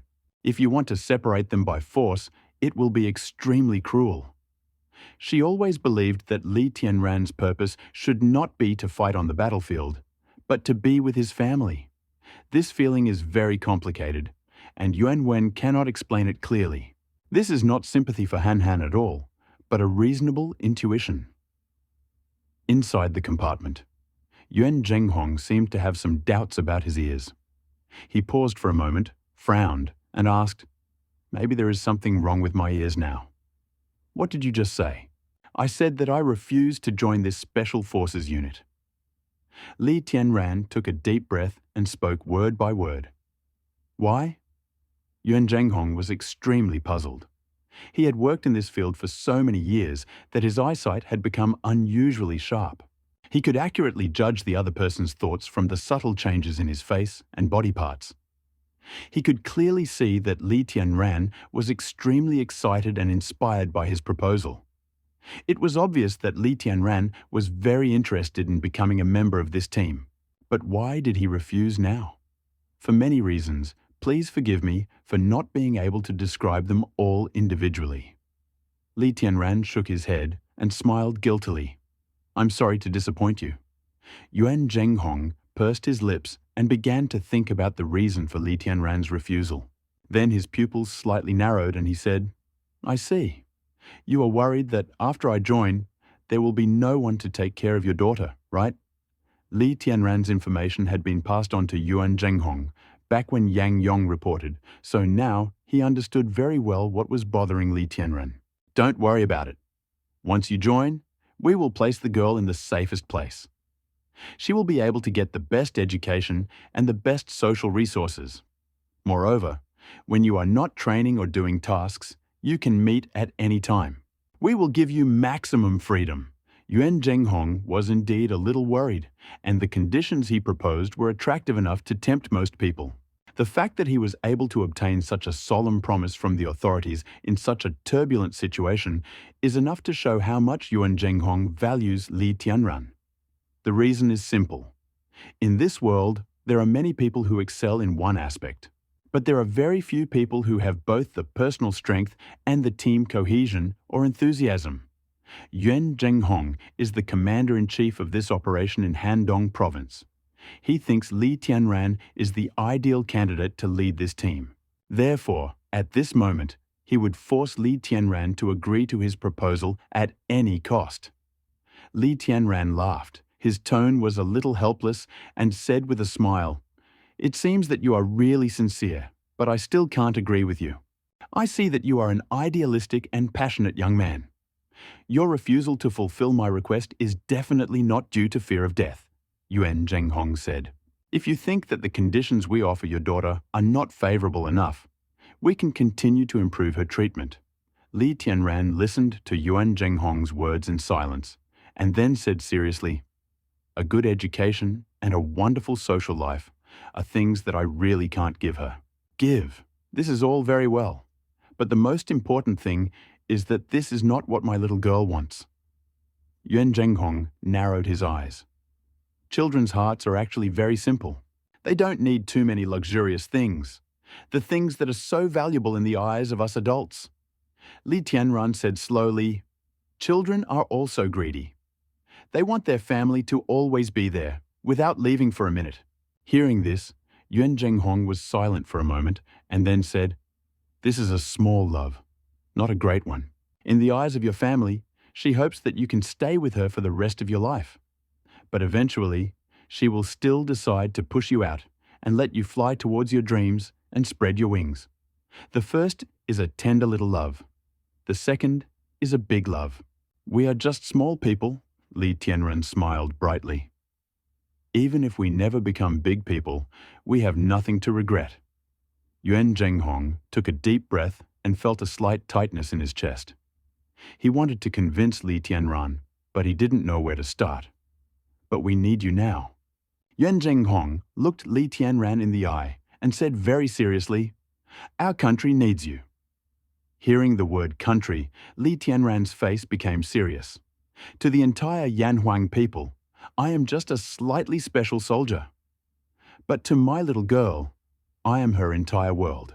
Li Tianran stood up seriously and bowed slightly to Yuan Zhenghong. Besides me, you have many other options, but to Han Han, I am her family. Yuan Zhenghong finally understood where Li Tianran's determination came from. He finally realized that he couldn't make this outstanding young man part of his plan. But he wasn't angry or upset, just a little lost. A smile appeared on his face.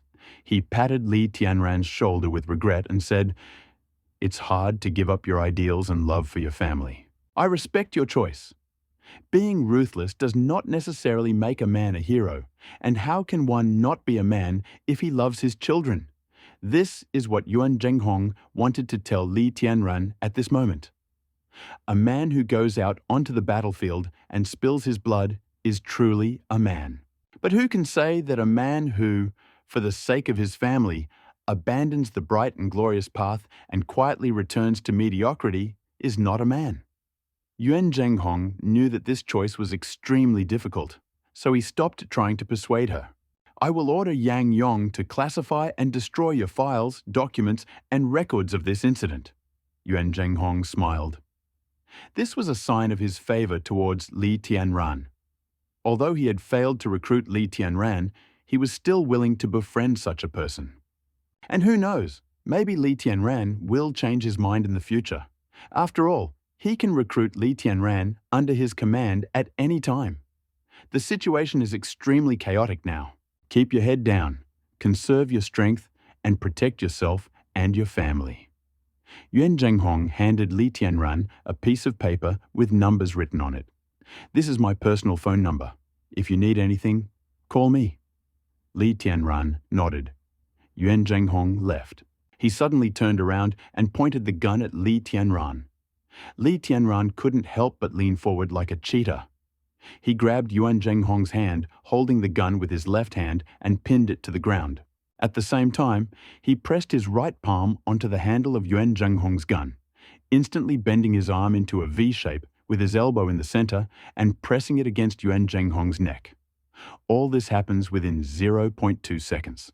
It was only when Li Tianran pressed Yuan Zhenghong against the wall and grabbed the gun with his right hand that he realized that the safety catch was not in place. "Hoo, I value you more now, he." Yuan Zhenghong was breathing heavily, but there was a smile on his face. "Are you testing me?" Li Tianran asked quietly. "How can I trust the empty words of a criminal suspect like Wang Bing? How can I know if it's true or not until I try it myself?" Yuan Zhenghong said with a smile. "When I was young, I was the fighting champion of the entire Handong province. Even though I'm a little older now, I'm ashamed that you disarmed me so easily." Slam! At the same time, the door of compartment 03 suddenly swung open.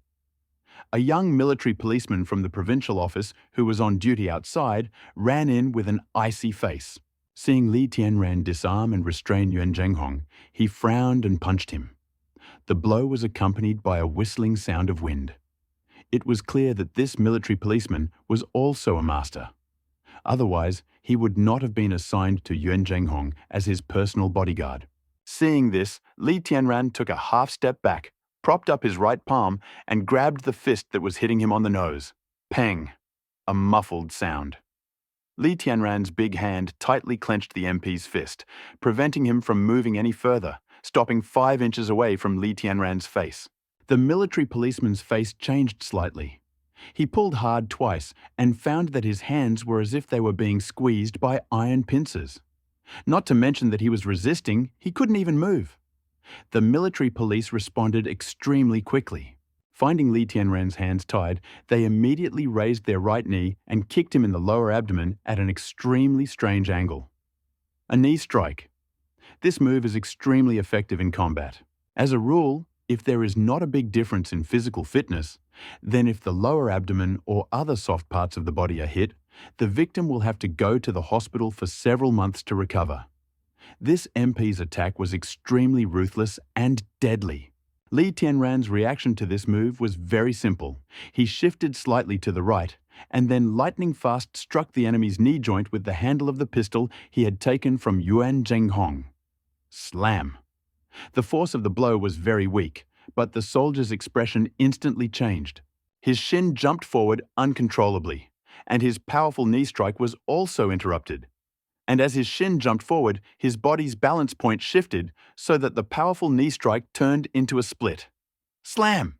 The soldier's thighs lightly touched Li Tianran's side, and then hit the ground with force in a completely standard pose, with both legs forming an almost straight line. Even the most professional dance teacher would not be able to find any fault with this. It was simply perfect. If it weren't for the hissing sound of tearing fabric that spoiled the atmosphere became tense. Everything happened in an instant. Only then did Yuan Zhenghong react and said sternly, "Xiao Yi, how rude." Yuan Wen and Han Han also came running at the noise. After looking around, they exclaimed, "Ah." Yuan Wen quickly closed her and Han Han's eyes, turned around and stamped her feet angrily. "Yuan Yi, are you crazy? You are showing off." On the other hand, the military policeman jumped to his feet with an indifferent expression on his face and froze again like a spear. His movements were indescribably cool and frightening. If the crotch of his pants hadn't been torn, revealing Pikachu's long underwear, this scene would have surely become popular with thousands of girls. The young military policeman still had a serious expression. His face was icy cold, and he did not show the slightest embarrassment or confusion. He stood calmly next to Yuan Zhenghong. Yuan Zhenghong covered his face with his hands, looking helpless. He casually grabbed a blue shirt from the stool next to him and threw it at the young military policeman, saying angrily, "Wrap it around your waist to cover it up a little." Then Yuan Zhenghong turned his head, looked at Li Tianran, and said awkwardly, "This is Yuan Yi, my eldest nephew, Yuan Wen's cousin. He has a bit of a boring personality." Only then did Li Tianran notice that the similarity in appearance between Yuan Zhenghong, Yuan Wen, and the young military policeman was more than 60%. "If you didn't have a gun in your hand and accidentally hit the ligament under my knee, thereby causing a knee joint reflex, you wouldn't have been able to stop my knee attack." Yuan Yi looked at Li Tianran impassively and slowly spoke. Yes, just now, when faced with Yuan Yi's fierce knee attack, Li Tianran's method of breaking him was very simple. He hit Yuan Yi's nerves with the butt of his gun. "We were just sparring." Yuan Zhenghong walked over and said in a deep voice, "If you lose, you lose. Don't make excuses for your failure." Big pot. Han Han ran over and gently took Li Tianran's hand.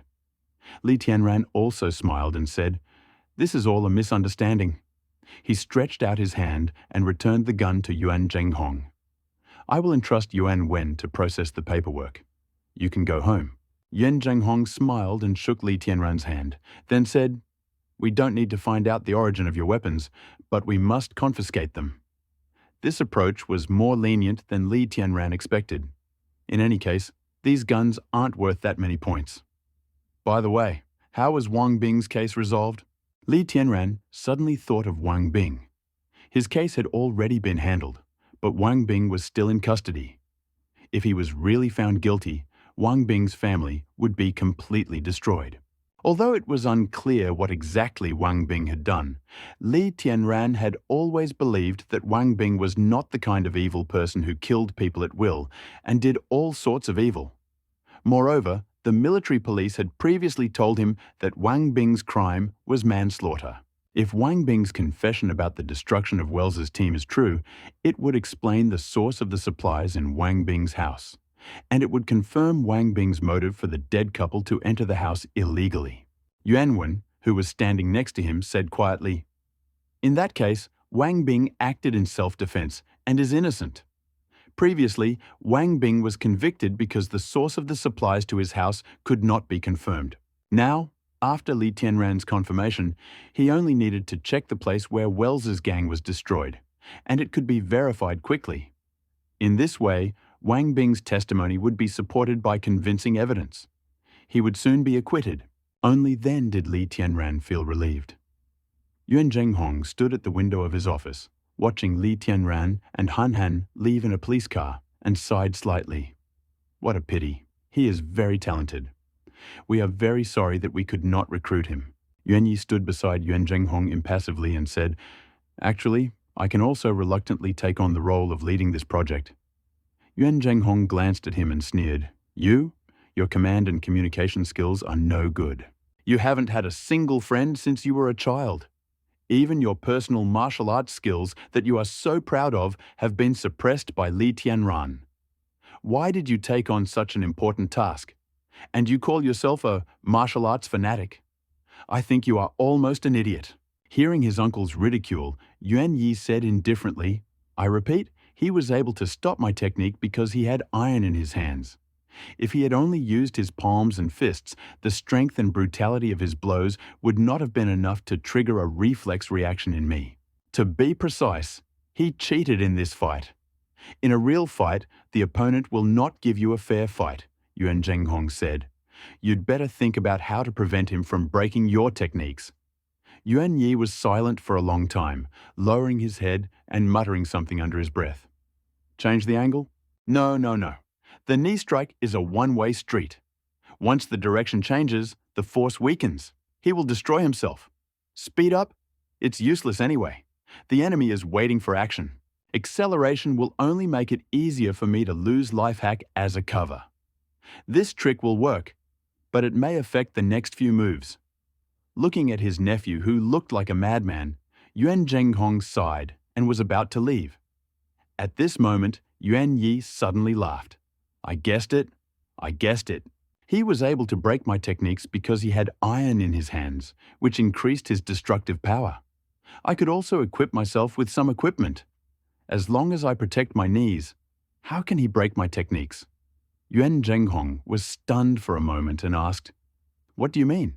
I mean, instead of wasting energy thinking about changing my movements, I could put on knee pads. A hint of understanding flashed across Yuan Yi's cold face, and the corners of his lips lifted slightly. Or I could put on another pair of cotton pants. Welcome home.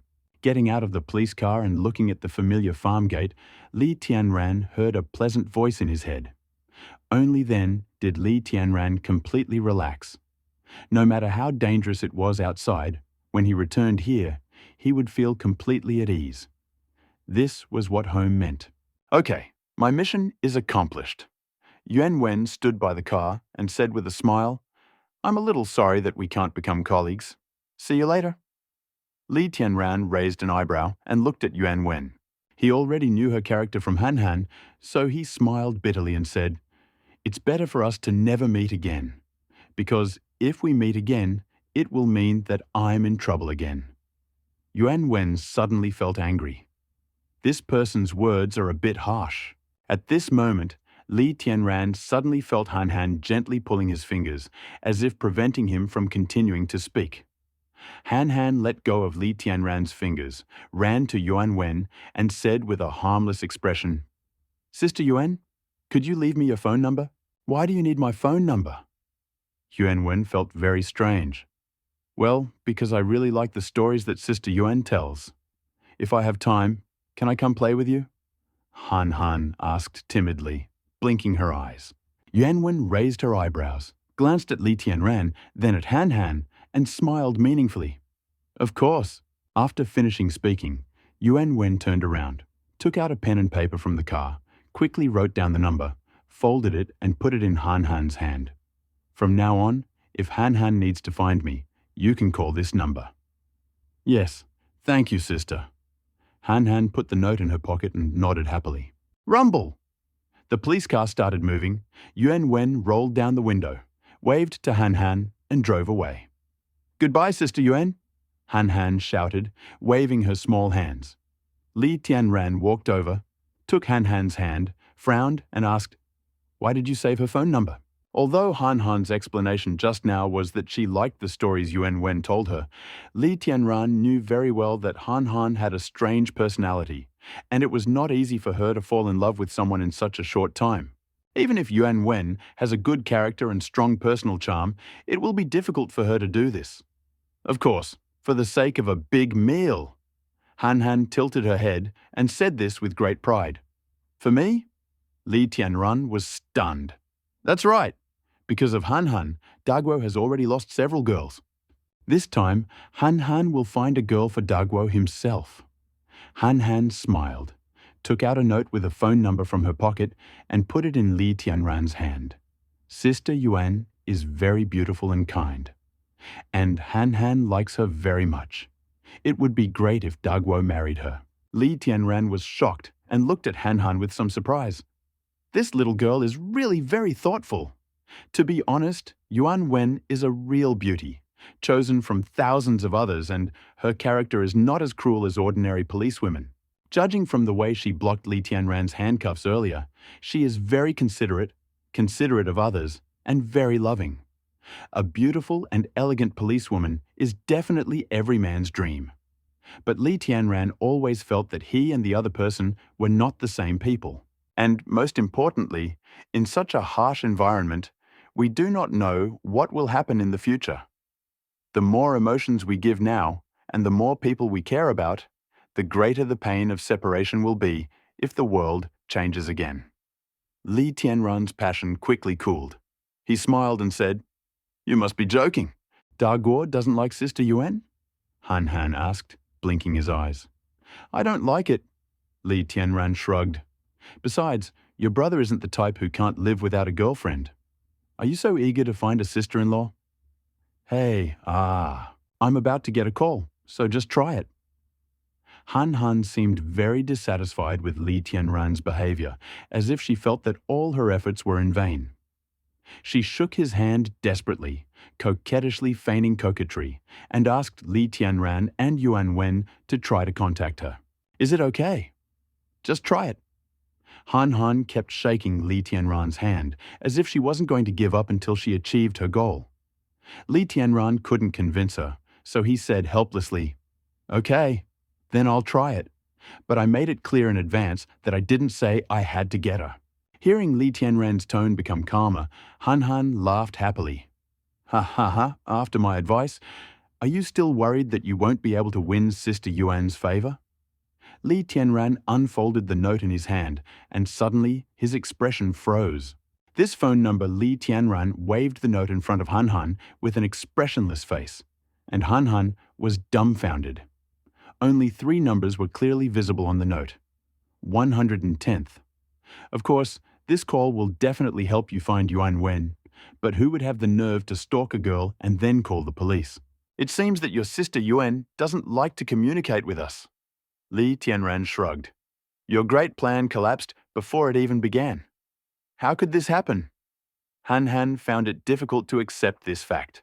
Her cheerfulness instantly vanished, and she asked sadly, "Could it be that Sister Yuan doesn't like us? Maybe she has understood your intentions."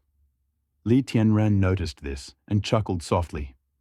"It's not that she doesn't like you, but she doesn't like me." Han Han felt very disappointed. She sighed and walked to the farm. Li Tianran did not feel too disappointed, as he had never expected anything to happen between him and Yuan Wen. But at this moment, the sound of an engine suddenly came from afar. Li Tianran and Han Han turned around at the same time. A police car appeared at high speed at the end of the road. Han Han's eyes suddenly lit up again. Crunch. The car stopped. Yuan Wen opened the door and got out. "Sister Yuan, you're back." Han Han's eyes were full of anticipation. "Sorry, I forgot something." Yuan Wen looked at Li Tianran and said softly, "I need to confiscate all the firearms and bladed weapons on your farm." Han Han's heart fell to the ground again and broke into 8 pieces. "I want to cry, but I have no tears." She walked towards the farm in a daze, forgetting to even say hello. "Oh, okay. Wait a minute, I'll bring it right away." Li Tianran smiled and headed towards the farm. "Clap! Oh, and one more thing." Yuan Wen said quietly, took out a piece of paper with a phone number from her bosom, and handed it to Li Tianren, saying, "What I just received? It was a work number. This is my personal number. If you have any questions, feel free to call me." Li Tianran looked at the note with a strange expression in his eyes. Don't get me wrong. Yuan Wen's cheeks turned slightly red, and she looked away. She said in a strange voice, "I asked you to pass this on to Han Han. Apart from this, there is no other meaning."